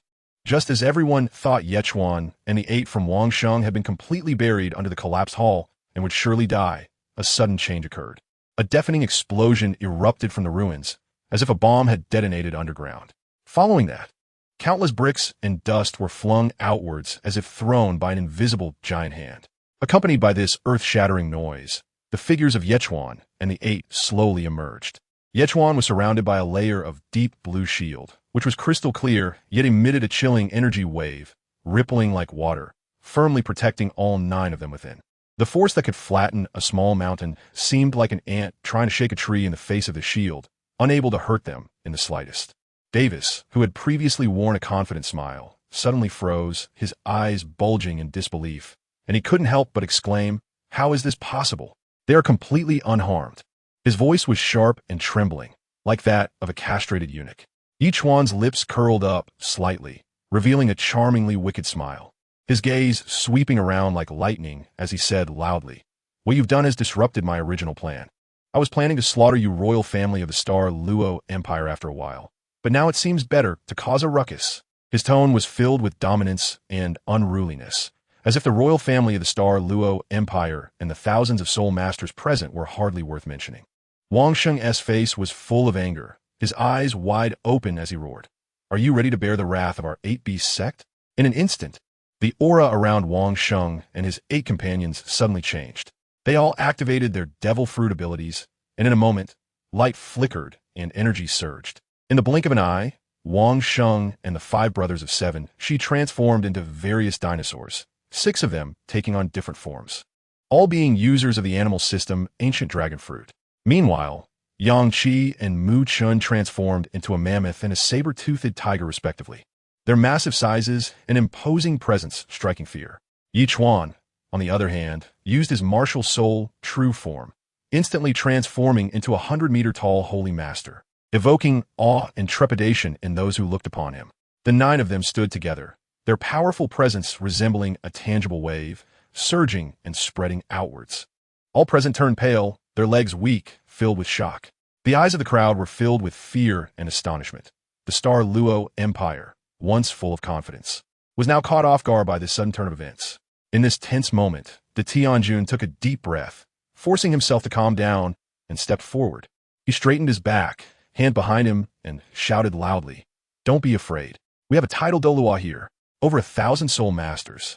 And there are also 30,000 troops transferred from the imperial city. We will eliminate the traitors of the 8-beast sect. We will surely win." Clearly, the Tianjun was trying to use these impassioned words to rekindle the morale of his side. Chapter 89. The Great Battle. Begin. Ichuan scoffed when he heard Dai Tianjun using numbers to boost his momentum, filled with disdain. Numbers? If numbers were useful, why would I bother getting stronger? His voice was deep yet powerful, each word like a heavy hammer striking the hearts of the crowd, the arrogance and confidence in his tone impossible to ignore. As soon as he finished speaking, Ichuan's holy master martial soul suddenly moved. The speed was beyond ordinary imagination, like a flash of yellow lightning, tearing through space in an instant. In the blink of an eye, he appeared before the elderly man named Feng Yuan. Ichuan raised his arm high, the muscular limb radiating a golden light, tense with power. Without hesitation, he threw a punch, this blow carrying endless soul power, the air howling sharply as it was forcefully torn apart. In that moment, Feng Yuan seemed to be tossed into a raging storm, his form twisted and swaying, and he directly vanished from sight. Before the crowd could react, they saw Feng Yuan's figure appear 1,000 meters away. The sudden teleportation made those around gasp in shock.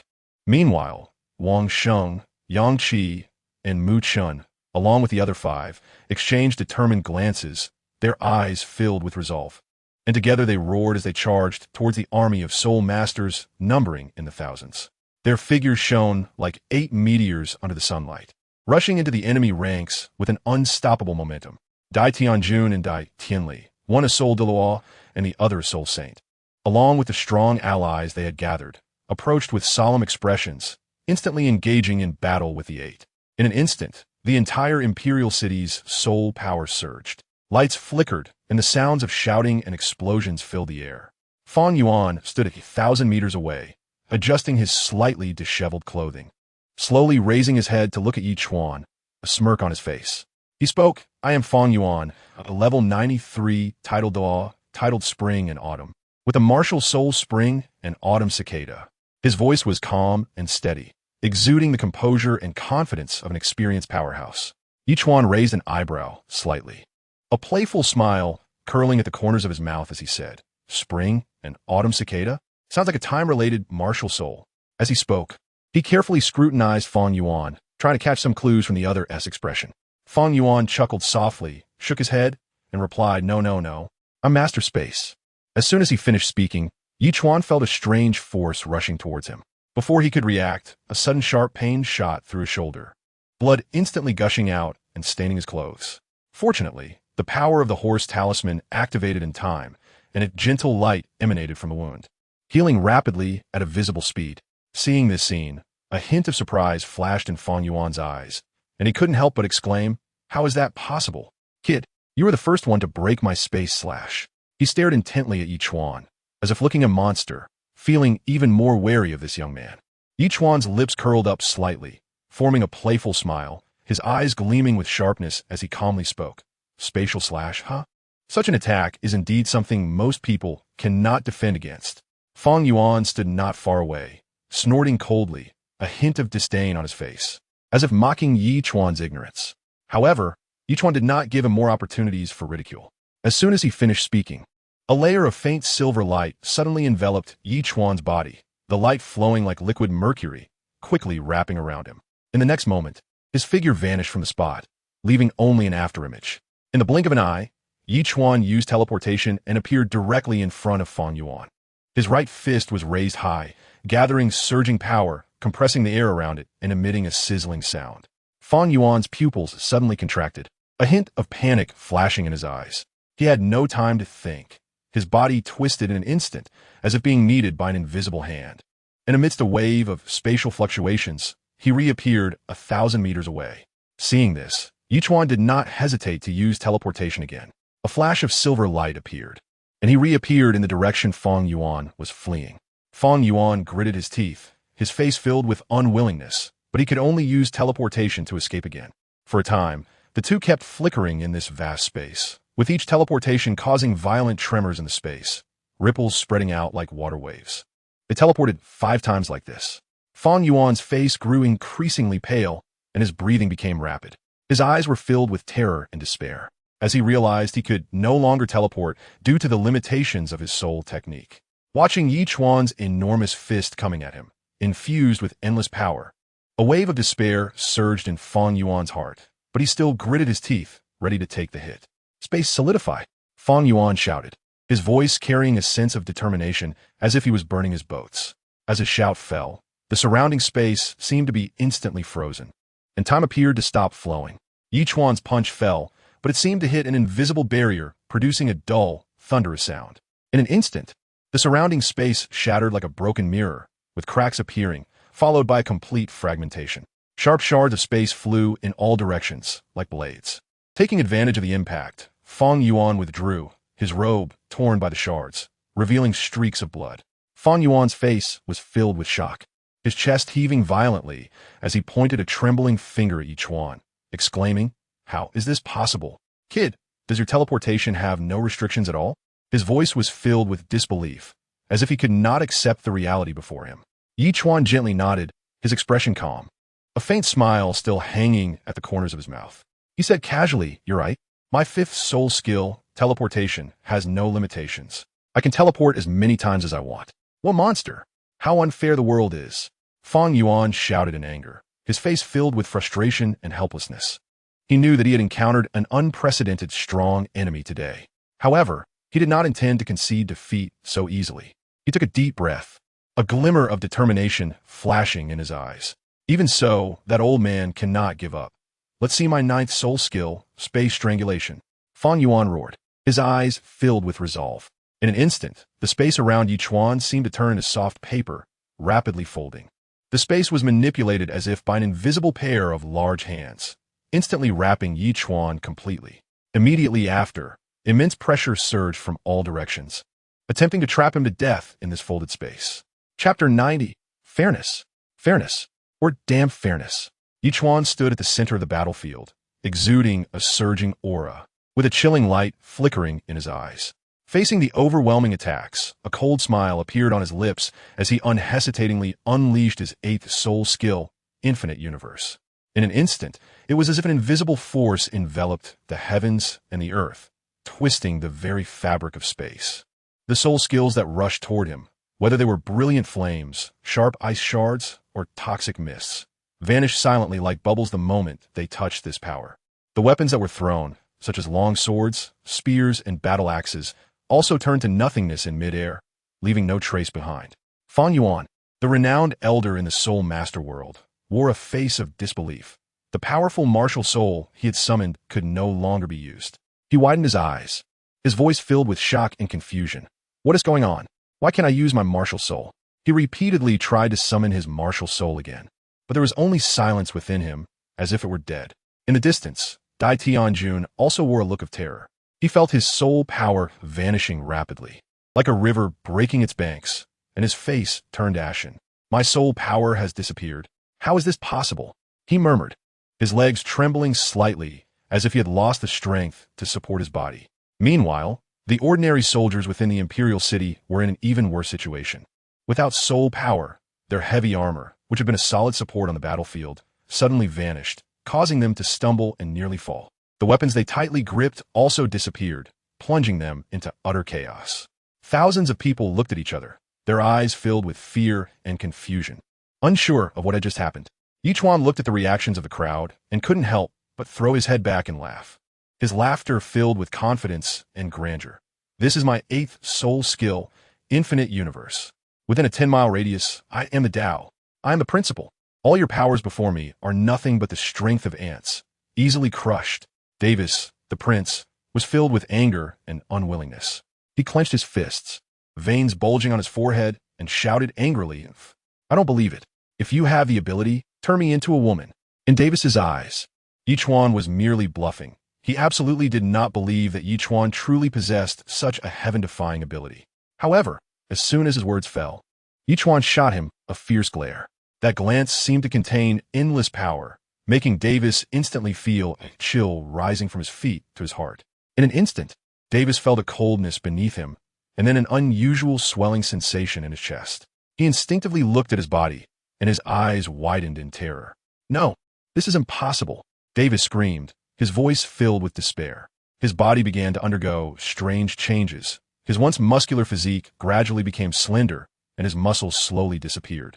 In a panic, Davis covered his chest with both hands, his legs went weak, and he fell directly to the ground. "Change me back, young Master Yi. Spare me, young Master Yi."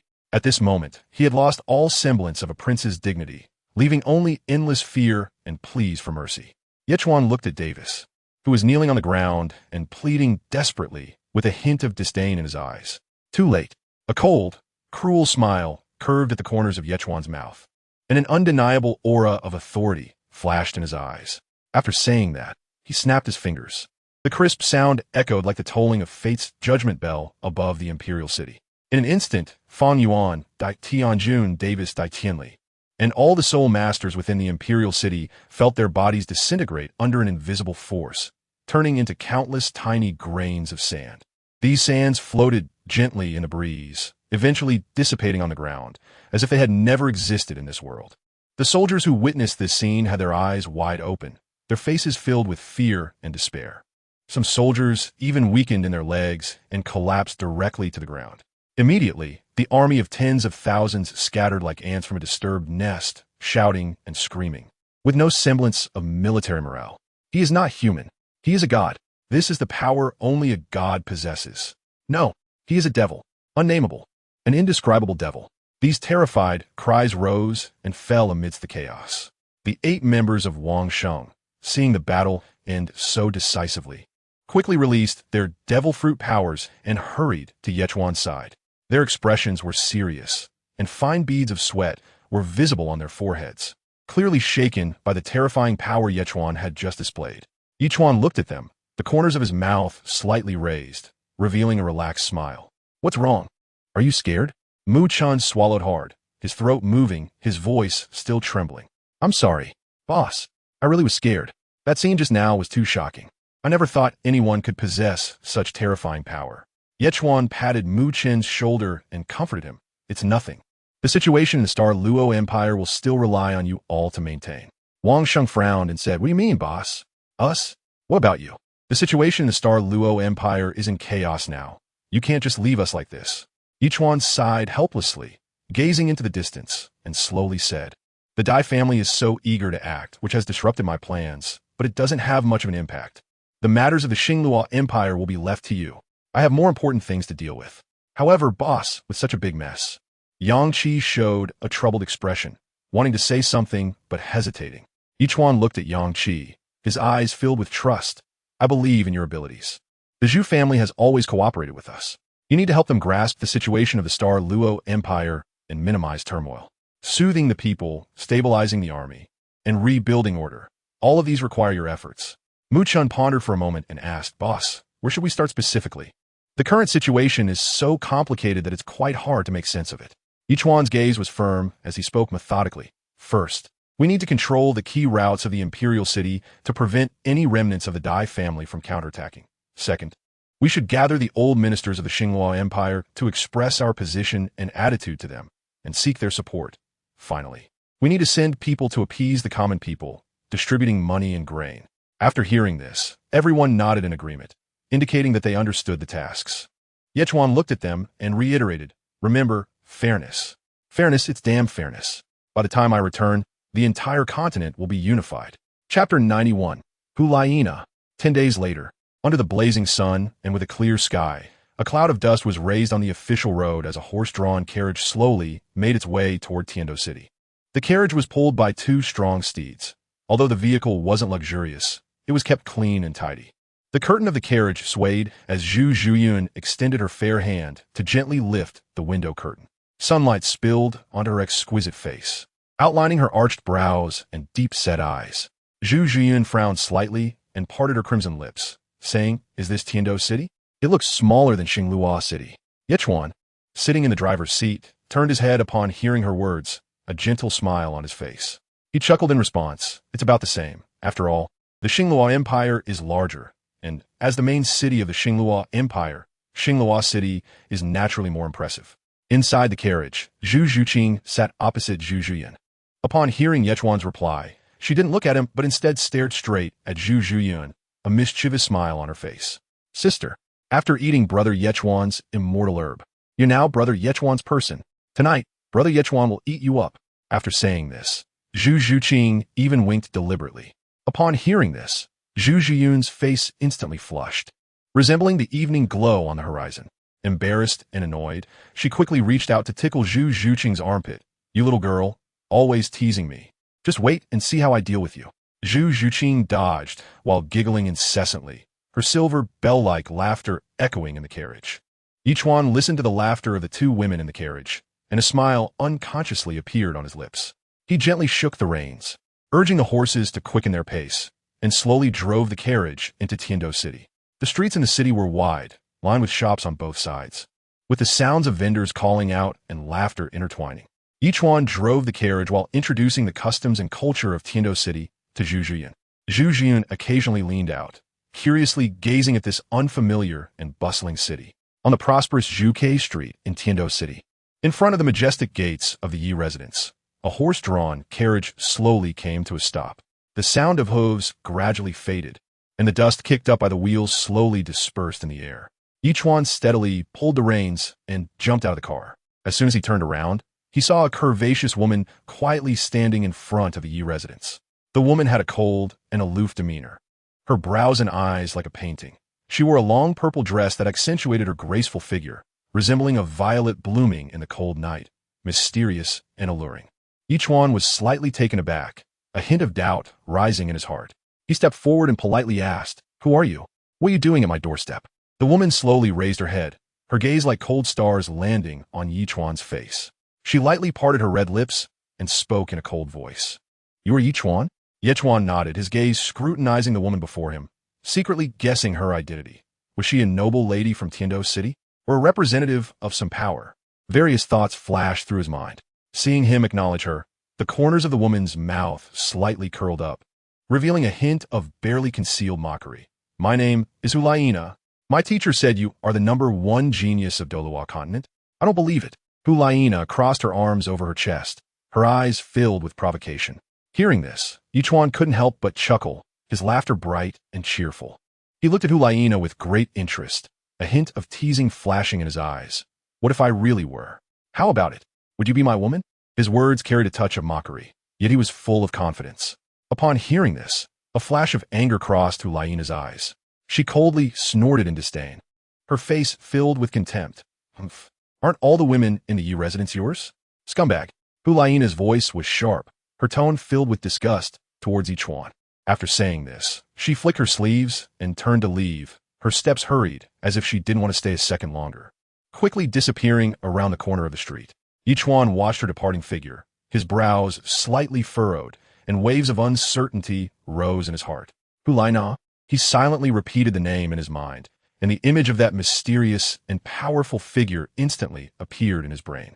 Could she be more formidable than Bibi Dong in Tiando City? What hidden purpose lay behind this sudden visit? With a heart full of doubts, Ichuan turned back to the carriage and helped Zhu Xuching and Zhu Xuching down. The 3 of them walked into the Yi residence together. As soon as they stepped through the door, many female members of the household immediately came to greet them.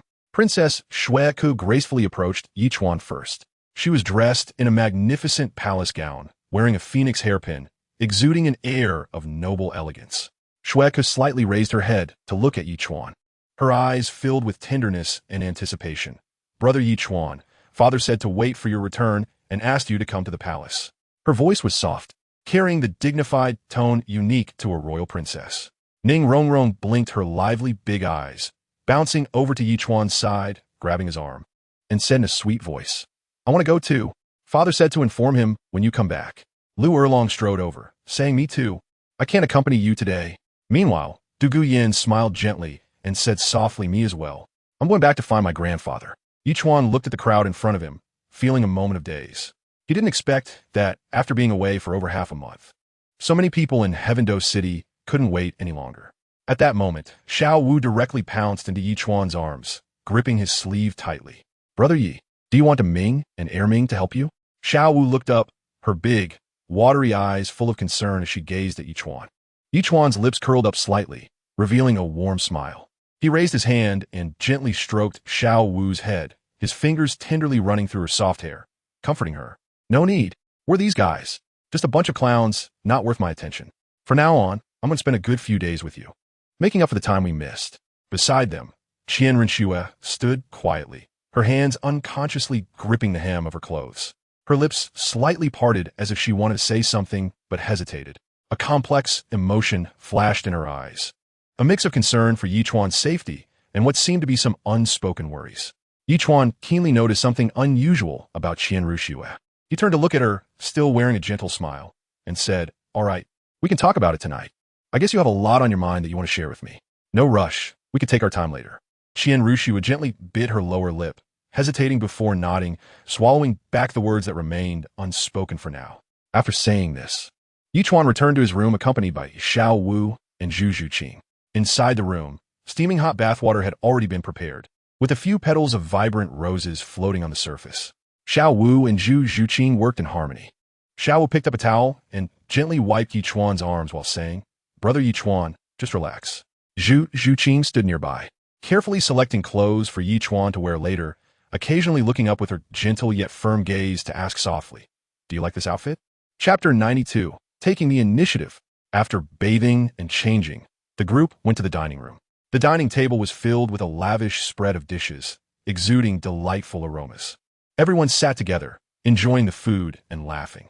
Shrek, who was like a lively little sprite, constantly serving Ichuan food while chattering, Brother Ichuan, this is really delicious. You should eat more. Sister Erlong taught me this. Just after finishing the meal, Qian Rinxue eagerly walked over to Ichuan, gently tugging at his arm to pull him aside. Sister is here. It seems she is looking for you. Ichuan naturally understood who Qian Rinxue was referring to, and his gaze instantly sharpened, but soon returned to calm. Ichuan nodded, his expression calm, as if everything was within his expectation. I knew that the Pope's disciple was waiting for me, right at the door. Qian Rinxue looked worried, her brows tightly furrowed, and asked anxiously, what are you planning to do? She came with such intensity this time, and I didn't know what to do. After saying that, Qian Rinxue unconsciously tightened her grip on Ichuan's arm, unsure whether she was worried about Ichuan or about Bibi Dong. Ichuan's lips curled into a confident smile as he teased, bring on. I'll be waiting for her to make a move. We'll deal with whatever comes our way. Suddenly, without any warning, Ichuan stretched out his arms and pulled Qian Rinxue tightly into his embrace. His movement was powerful, carrying an irresistible force. Qian Rinxue was taken aback by this sudden action, her eyes wide with surprise, and her hands instinctively pressed against Ichuan's chest, trying to push him away. Ichuan gently rested his chin on Qian Rinxue's head, his voice deep and laced with tenderness and expectation as he softly asked in her ear, Rinxue, have you thought of me? In those days we were apart, I often thought of you. His breath lightly brushed against Qian Rinxue's hair, causing her heartbeat to instantly lose its rhythm. Qian Rinxue struggled fiercely for a moment, her cheeks flushed with anger and embarrassment. But Ichuan's embrace was as unyielding as steel, making it impossible for her to break free. After several fruitless attempts, Qian Rinxue gradually gave up her struggle, her body trembling slightly, filled with complex emotions, and allowed Ichuan to hold her. She tilted her head slightly, her gaze fixed on Ichuan's eyes, her own shining with a complex light, anger, reluctance, and a hint of indescribable feelings. She bit her lower lip and spoke with a slight tremor in her voice. I don't know. There are few men in this world who can catch my eye. You are strong, Your stature is upright like a pine tree.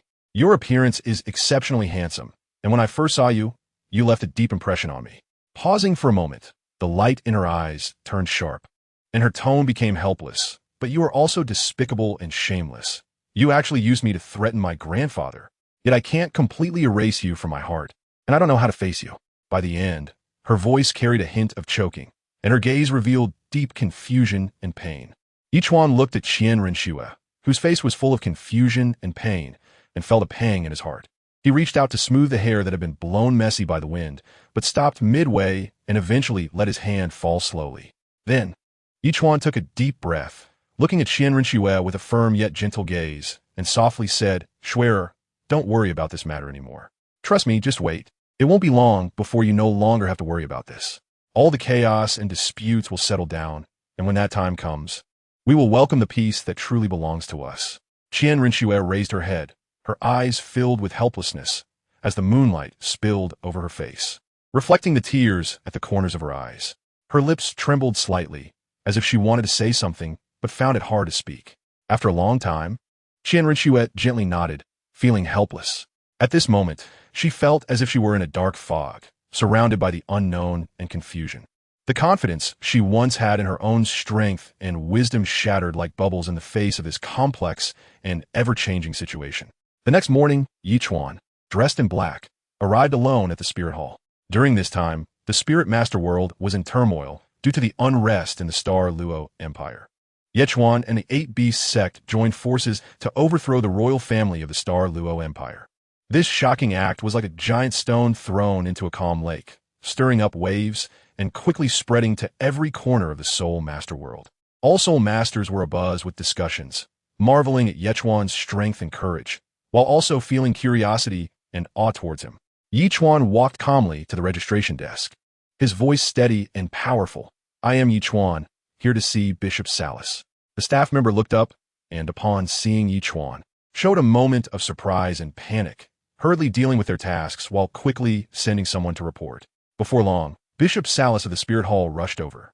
He was nearly 80 years old, with neatly styled gray hair, a professional smile on his face, and a long robe embroidered with golden patterns that swayed gently with his steps.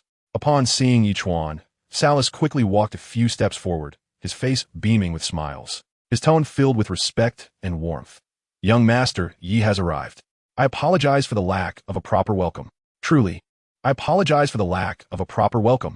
As he spoke, he slightly bowed and performed a standard noble greeting. Ichuan's expression was calm as he slightly nodded in acknowledgement, then leaned closer to Salas, his gaze piercing and direct as he asked, "Is His Holiness the Pope available?" Upon hearing this, a fleeting moment of hesitation crossed Salas's face, barely noticeable, but he quickly regained his composure, nodded, and said, "His Holiness the Pope is in the hall. Young Master Yi, please follow me." After saying this, he stepped aside to gesture for Ichuan to enter, then personally took Ichuan's arm and led him into the spirit hall. This scene left the nearby staff stunned. As a Soul Douluo, Salas held a prestigious position in the spirit hall and usually maintained an air of superiority. Now, he was being so courteous to a young man, even subtly treating him with respect, which was truly hard to believe. Along the way, Ichuan maintained a calm demeanor, his eyes scanning everything around him. The spirit hall was solemn and dignified, with beautifully carved patterns on the walls, showcasing the hall's long history and glorious achievements. Soon, Salas and Ichuan arrived at a secluded and elegant courtyard. The environment here was tranquil, with flourishing flowers and plants, and a winding stone path leading to an ancient building. Before they could approach, a figure quickly emerged from the building. It was Hulaina. Hulaina was dressed in a purple long dress today, with exquisite golden patterns embroidered on the hem, accentuating her graceful figure. Upon seeing Salas, Hulaina immediately bowed respectfully, saying, "Greetings, Bishop Salas." Salas nodded, a hint of a smile on his face, and said, "Young Master Yi is here to see His Holiness the Pope." Upon hearing this, Hulaina slightly turned her head to look at Ichuan and said, "Please follow me." Ichuan nodded and followed behind Hulaina, steadily walking into the main house. Chapter 93, Pope Bibi Dong. Inside the main house, the atmosphere was as heavy as if it were tangible. The moment Ichuan stepped in, his gaze was firmly drawn to the figure sitting majestically in the high seat. Bibi Dong, the Pope, was dressed in an opulent golden robe, every inch of its texture seeming to flow with power and authority. The perfectly tailored cut outlined her proud figure, with her long legs crossed, straight and slender, exuding an irresistible charm. Her features were stunningly beautiful, her fair skin as smooth as mutton fat jade, with a high nose and lips that seemed naturally tinted red. Her deep-set eyes reflected the unique sharpness and coldness of someone in a position of power. The first time Ichuan saw her, hundreds of postures flashed uncontrollably through his mind, those fantasies galloping wildly like untamed wild horses. Beside him, Hulaina, already displeased with Ichuan, was even more furious to see him staring at Bibi Dong in such a lost manner. Her willow-like brows stood up, her apricot eyes widened, and she exclaimed angrily, "When you see His Holiness the Pope, why aren't you paying your respects?" Yet Ichuan seemed to be oblivious, his gaze still fixated on Bibi Dong's long legs. A slight smirk playing on his lips, carrying a hint of a reverent amusement as he murmured, "I could play with these legs for a year." As soon as these words were spoken, it was as if a stone had been thrown into a calm lake, stirring up waves. Bibi Dong's expression instantly darkened, a flicker of disgust flashing in her eyes. In her long life, no one had ever dared to openly speak such frivolous words to her. At that moment, Bibi Dong only felt that Ichuan was a thoroughly lustful individual, and her aversion towards him grew even stronger. Shameless, Hulaina was so enraged that her body trembled. As the direct disciple of the Pope, she had never encountered such a bold and audacious person. With her words still hanging in the air, she raised her palm, a gust of wind accompanying her as she fiercely struck towards Ichuan, the power of her palm evident, clearly intending to show him a lesson. Ichuan watched as Hulaina charged towards him, not dodging or avoiding, with an unrestrained smile still on his lips. When Hulaina reached him, his movements were as swift as lightning. He gently pinched with his thumb and index finger, and in an instant, a flick sent a snap to Hulaina's head. The crisp sound echoed clearly in the quiet main room. Hulaina felt as if her head had been struck by a heavy hammer. A sharp pain surged through her, and tears instantly filled her eyes as she uncontrollably covered her head and began to cry. She never expected that, as a dignified soul master, she would be so easily taught a lesson. "All right, Nana, you can go down now." Bibi Dong spoke, her voice calm, yet undeniable. Her gaze towards Hulaina carried a hint of disappointment. "Yes, teacher." Hulaina sobbed, her voice filled with grievance. She shot a fierce glare at Ichuan, her eyes seeming to want to cut him into 1,000 pieces, before reluctantly turning to leave, looking back 3 times. In the main room, only Ichuan and Bibi Dong remained, the atmosphere growing increasingly oppressive. Bibi Dong fixed her gaze on Ichuan, her eyes sharp like needles. After a long moment, she slowly spoke, her voice deep yet laced with an undeniable sense of pressure. "You are interested in Shuer. Do you dare to be interested in me as well?" Ichuan's heart tightened. He certainly had some fantasies about the taboo thought of a mother-daughter rice bowl, but at this moment, reason told him that he absolutely could not admit it. So Ichuan decided to change the subject and must not get entangled in this dangerous topic. Ichuan took a deep breath, put on a seemingly harmless smile, and said, "Your Holiness, you are the legendary dual-martial soul possessor and have undergone the divine test of the Rakshasa god, with the intention of becoming the Rakshasa god. Is this true?" As soon as these words were spoken, Bibi Dong's expression instantly darkened like the sky before a storm, a flicker of shock and vigilance flashing in her eyes. Her dual martial soul and divine test had always been the most secretive confidential matters of the Spirit Hall. How could this boy know about them? The air in the main room seemed to freeze instantly, oppressive to the point that it was hard to breathe. Seeing this, Ichuan felt secretly pleased, knowing that he had made the right move. He continued to speak confidently, his tone becoming even more assured. "In my opinion, gods are just people who are a bit more powerful. Inheriting someone else's divine position and being bound by established rules. What is the point? It's just weaving a cocoon for oneself. Arrogant." Bibi Dong shouted angrily, suddenly standing up. Her golden robe swirled with her movement, and her aura surged, an invisible pressure sweeping towards Ichuan. However, Ichuan showed no fear, remaining calm and composed in place, with a faint smile even lingering at the corner of his mouth. Bibi Dong stared at him, her anger gradually fading, replaced by a hint of appreciation. She slowly sat back down, her gaze examining Ichuan as she recalled the astonishing talent he had displayed. "But little guy, do you have the right to say such things?" Bibi Dong's voice regained some calmness, yet it was mixed with complex emotions. She had to admit that Ichuan's talent truly made even her, the Pope, feel incredulous. Ichuan smiled and pressed on. I also know, Your Holiness, you are determined to establish the Spirit Empire and unify the Douluo Continent. At this moment, Bibi Dong could no longer maintain her composure. Her eyes were filled with surprise and disbelief. Establishing the Spirit Empire and unifying the Douluo Continent was her most grand and secret ambition buried deep in her heart. How on earth did this young man come to know about it? Bibi Dong looked at Ichuan, a hint of unease flickering in her eyes. Ichuan did not directly answer her question, but straightened his back, his expression confident and flamboyant. It's too late.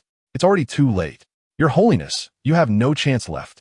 Let me tell you, next, I will defeat the Spirit Hall, annex the Star Luo Empire, and unify the Douluo Continent. Only I can do this. As for becoming a god, I will let your Holiness see how fragile a god can be. Bibi Dong stared intently at Ichuan, her heart stirred by waves of shock. This young man, with his confidence and ambition, made her feel an unprecedented threat. Then, Bibi Dong quickly collected herself, regaining her usual majesty and arrogance. She narrowed her eyes, a glint of coldness flashing within, and let out a soft snort before speaking.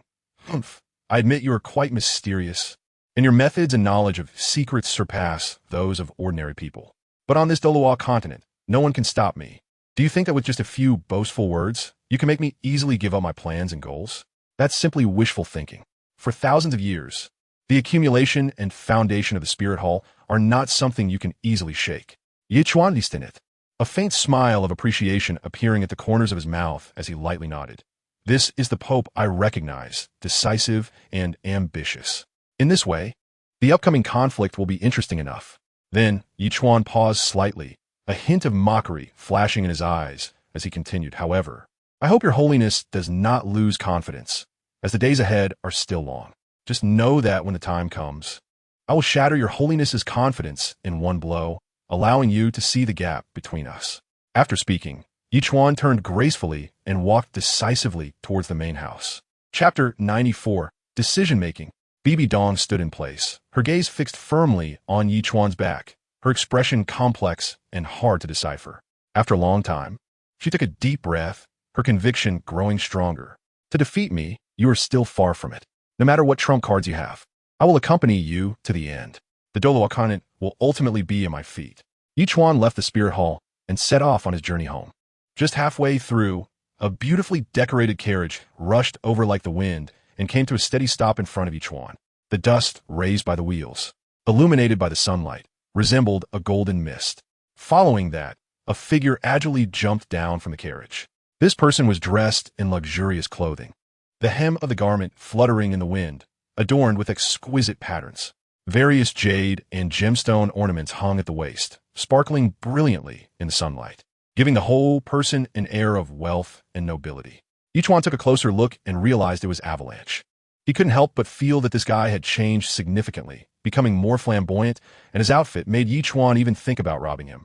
Avalanche wore a wide smile on his face, almost obsequious, as he quickly walked up to Ichuan and respectfully said, "Young Master Yi, His Majesty and several lords are waiting for you in the Imperial City. Please, young Master Yi, get in the car." As he spoke, Avalanche even stepped forward, carefully supporting Ichuan's arm, fearing that he might inadvertently offend this formidable figure. Ichuan watched Avalanche's actions with a slight smile on his lips, teasingly saying, "Avalanche, it's been a few days since we last met, and your demeanor seems to be growing more impressive." Hearing this, Avalanche's smile became even brighter. But there was also a hint of nervousness as he quickly replied, "Young Master Yi is joking. It's all thanks to you." In reality, Avalanche felt a deep sense of fear towards Ichuan. He had already learned of Ichuan's shocking act of annihilating the royal family of the Xingluo Empire. A bloody and shocking event. Just thinking about Ichuan's ruthless and decisive methods made Avalanche shiver. The entire royal family of the Tiando Empire had privately reached a consensus, designating Ichuan as an existence that must not be provoked. Soon, the carriage arrived at the Imperial City. Under Avalanche's lead, Ichuan strode towards the Hall of Diligent Administration. As Ichuan stepped into the hall, he immediately felt a powerful aura. He saw that all the top experts from Tiando City had gathered here. Upon seeing Ichuan, the Snow Knight Emperor immediately stood up, with a warm smile on his face, and greeted enthusiastically, "Young Master Yi, You have finally arrived. Ichuan nodded in response, his gaze sweeping over the few titled Douluo present, momentarily unsure of how to address them, as his relationship with them was somewhat complicated. Ning Fengji sat upright in his chair, wearing a gentle smile as he looked at Ichuan, his eyes filled with admiration and trust. Son-in-law, just speak your mind. Everyone is waiting for you. Ichuan stood up, nodded slightly, and scanned the crowd with a determined gaze, saying in a deep voice, "The time is almost right. Next, we will unify the Douluo Continent." As his words fell, it was as if a giant stone had been thrown into a calm lake, stirring up 1,000 waves. The crowd was initially taken aback, but soon an uncontrollable excitement surged on their faces. Unifying the Douluo Continent was a goal that countless people had longed for but found unattainable. For thousands of years, no one had been able to accomplish this great feat, yet now it was being proclaimed so resolutely by Ichuan. How could it not ignite their passion? Prince Zhu Xuching couldn't wait to stand up, took 2 steps forward with an eager and excited expression, and loudly said, "Rest assured, young Master Yi, following your orders, the million-strong army of the Tiando Empire has already set out and will launch an attack upon reaching the designated location." Emperor Shuya also nodded slightly, a look of satisfaction on his face as he echoed, "With young Master Yi disrupting the Star Luo Empire, there is no nation that can interfere with us now." Ichuan nodded again and clearly laid out the plan. This time, each team will be led by a titled Douluo, uniting the various kingdoms and principalities under the banner of the Heaven Do Empire, including the Star Luo Empire. We must ensure that there are no mistakes, exchanging the smallest cost for the greatest victory. Upon hearing this, Douluo couldn't help but burst into hearty laughter, his voice vibrant and bold. "Good. It's time for my poison skills to once again shake the continent." After speaking, Douluo stroked his beard, his eyes sparkling with eagerness, as if he couldn't wait to showcase his abilities on the battlefield. However, beside him, Yuanjin furrowed his brow slightly, his expression hesitant. He stepped forward and said with some concern, "Young Master Yi, what about the territories controlled by the Spirit Hall?" As soon as these words were spoken, the originally enthusiastic atmosphere suddenly came to a halt, and the morale of the crowd seemed to be doused with cold water, instantly deflating. The issue of the Spirit Hall weighed heavily on everyone's hearts like a massive stone. The Snow Knight Emperor frowned deeply and slowly spoke, his voice laced with worry. "Everyone understands that the strength of the Spirit Hall is too terrifying. They have 7 offerings, 9 elders, and, with Pope Bibi Dong, that makes a total of 17 titled Douluos. This power is unparalleled on the Douluo Continent." Ning Fengji nodded slightly, taking over the conversation, his face full of gravity, especially since the Spirit Hall controls 70% of the Soul Masters on the continent. Although these Soul Masters are scattered throughout the continent, there are definitely no less than 30,000 Soul Masters in the Spirit City alone. Such a force cannot be matched by just a few titled Douluos present here. As he spoke, he gently shook his head, his eyes revealing deep helplessness. For a moment, the meeting hall fell silent, and everyone sank into contemplation. Suddenly, Sword Law Chuan Xian stood up, exuding a sharp sword aura, and said in a deep voice, "At this point, we cannot retreat an inch, even against the Spirit Hall. I will draw my sword and cut them down." Bondelaw also stood up, nodding vigorously, agreeing, "Yes, we, the 7 Treasure Glazed Tile School, will hold them back. No matter the cost, we cannot back down." Just as the emotions of the crowd were ignited, Ichuan suddenly shook his head, his tone calm, yet filled with immense confidence. "I don't need so many people, just give me an army of 10,000. I alone will defeat the Spirit Hall." As soon as these words came out, the entire venue erupted in an uproar. Ning Fengji immediately exclaimed, "This is impossible. Ichuan, I know you are strong, but this is more than a dozen titled Douluos and 30,000 Soul Masters. This is absolutely not something one person can resist. Please don't be impulsive." The others around exchanged glances, hesitant to speak. Everyone present found it hard to believe that Ichuan could defeat the Spirit Hall alone. It sounded utterly absurd. Ichuan looked at everyone's reactions and calmly explained, "Rest assured, everyone, since I dare to say this, I naturally have a trump card. Although the Spirit Hall is strong, we are not without our chances. At worst, we can engage in a war of attrition against the Spirit Hall. They may have many Soul Masters, but we are numerous and have plenty of resources. Are we really afraid we can't outlast them?" After hearing Ichuan's explanation, the originally dim expressions of the crowd gradually brightened. The Snow Knight Emperor nodded slightly, revealing a hint of a comforting smile. "Since young Master Yi is confident, Then we shall go all out. The morale of the crowd instantly recovered. After all, with so many people, they were least afraid of a war of attrition. At this moment, the atmosphere in the hall became lively again as everyone began to discuss battle plans anew. A great battle was already inevitable. Chapter 95. The Destruction of Haotian Sect. On the morning 7 days later, outside the Haotian Sect, mist swirled,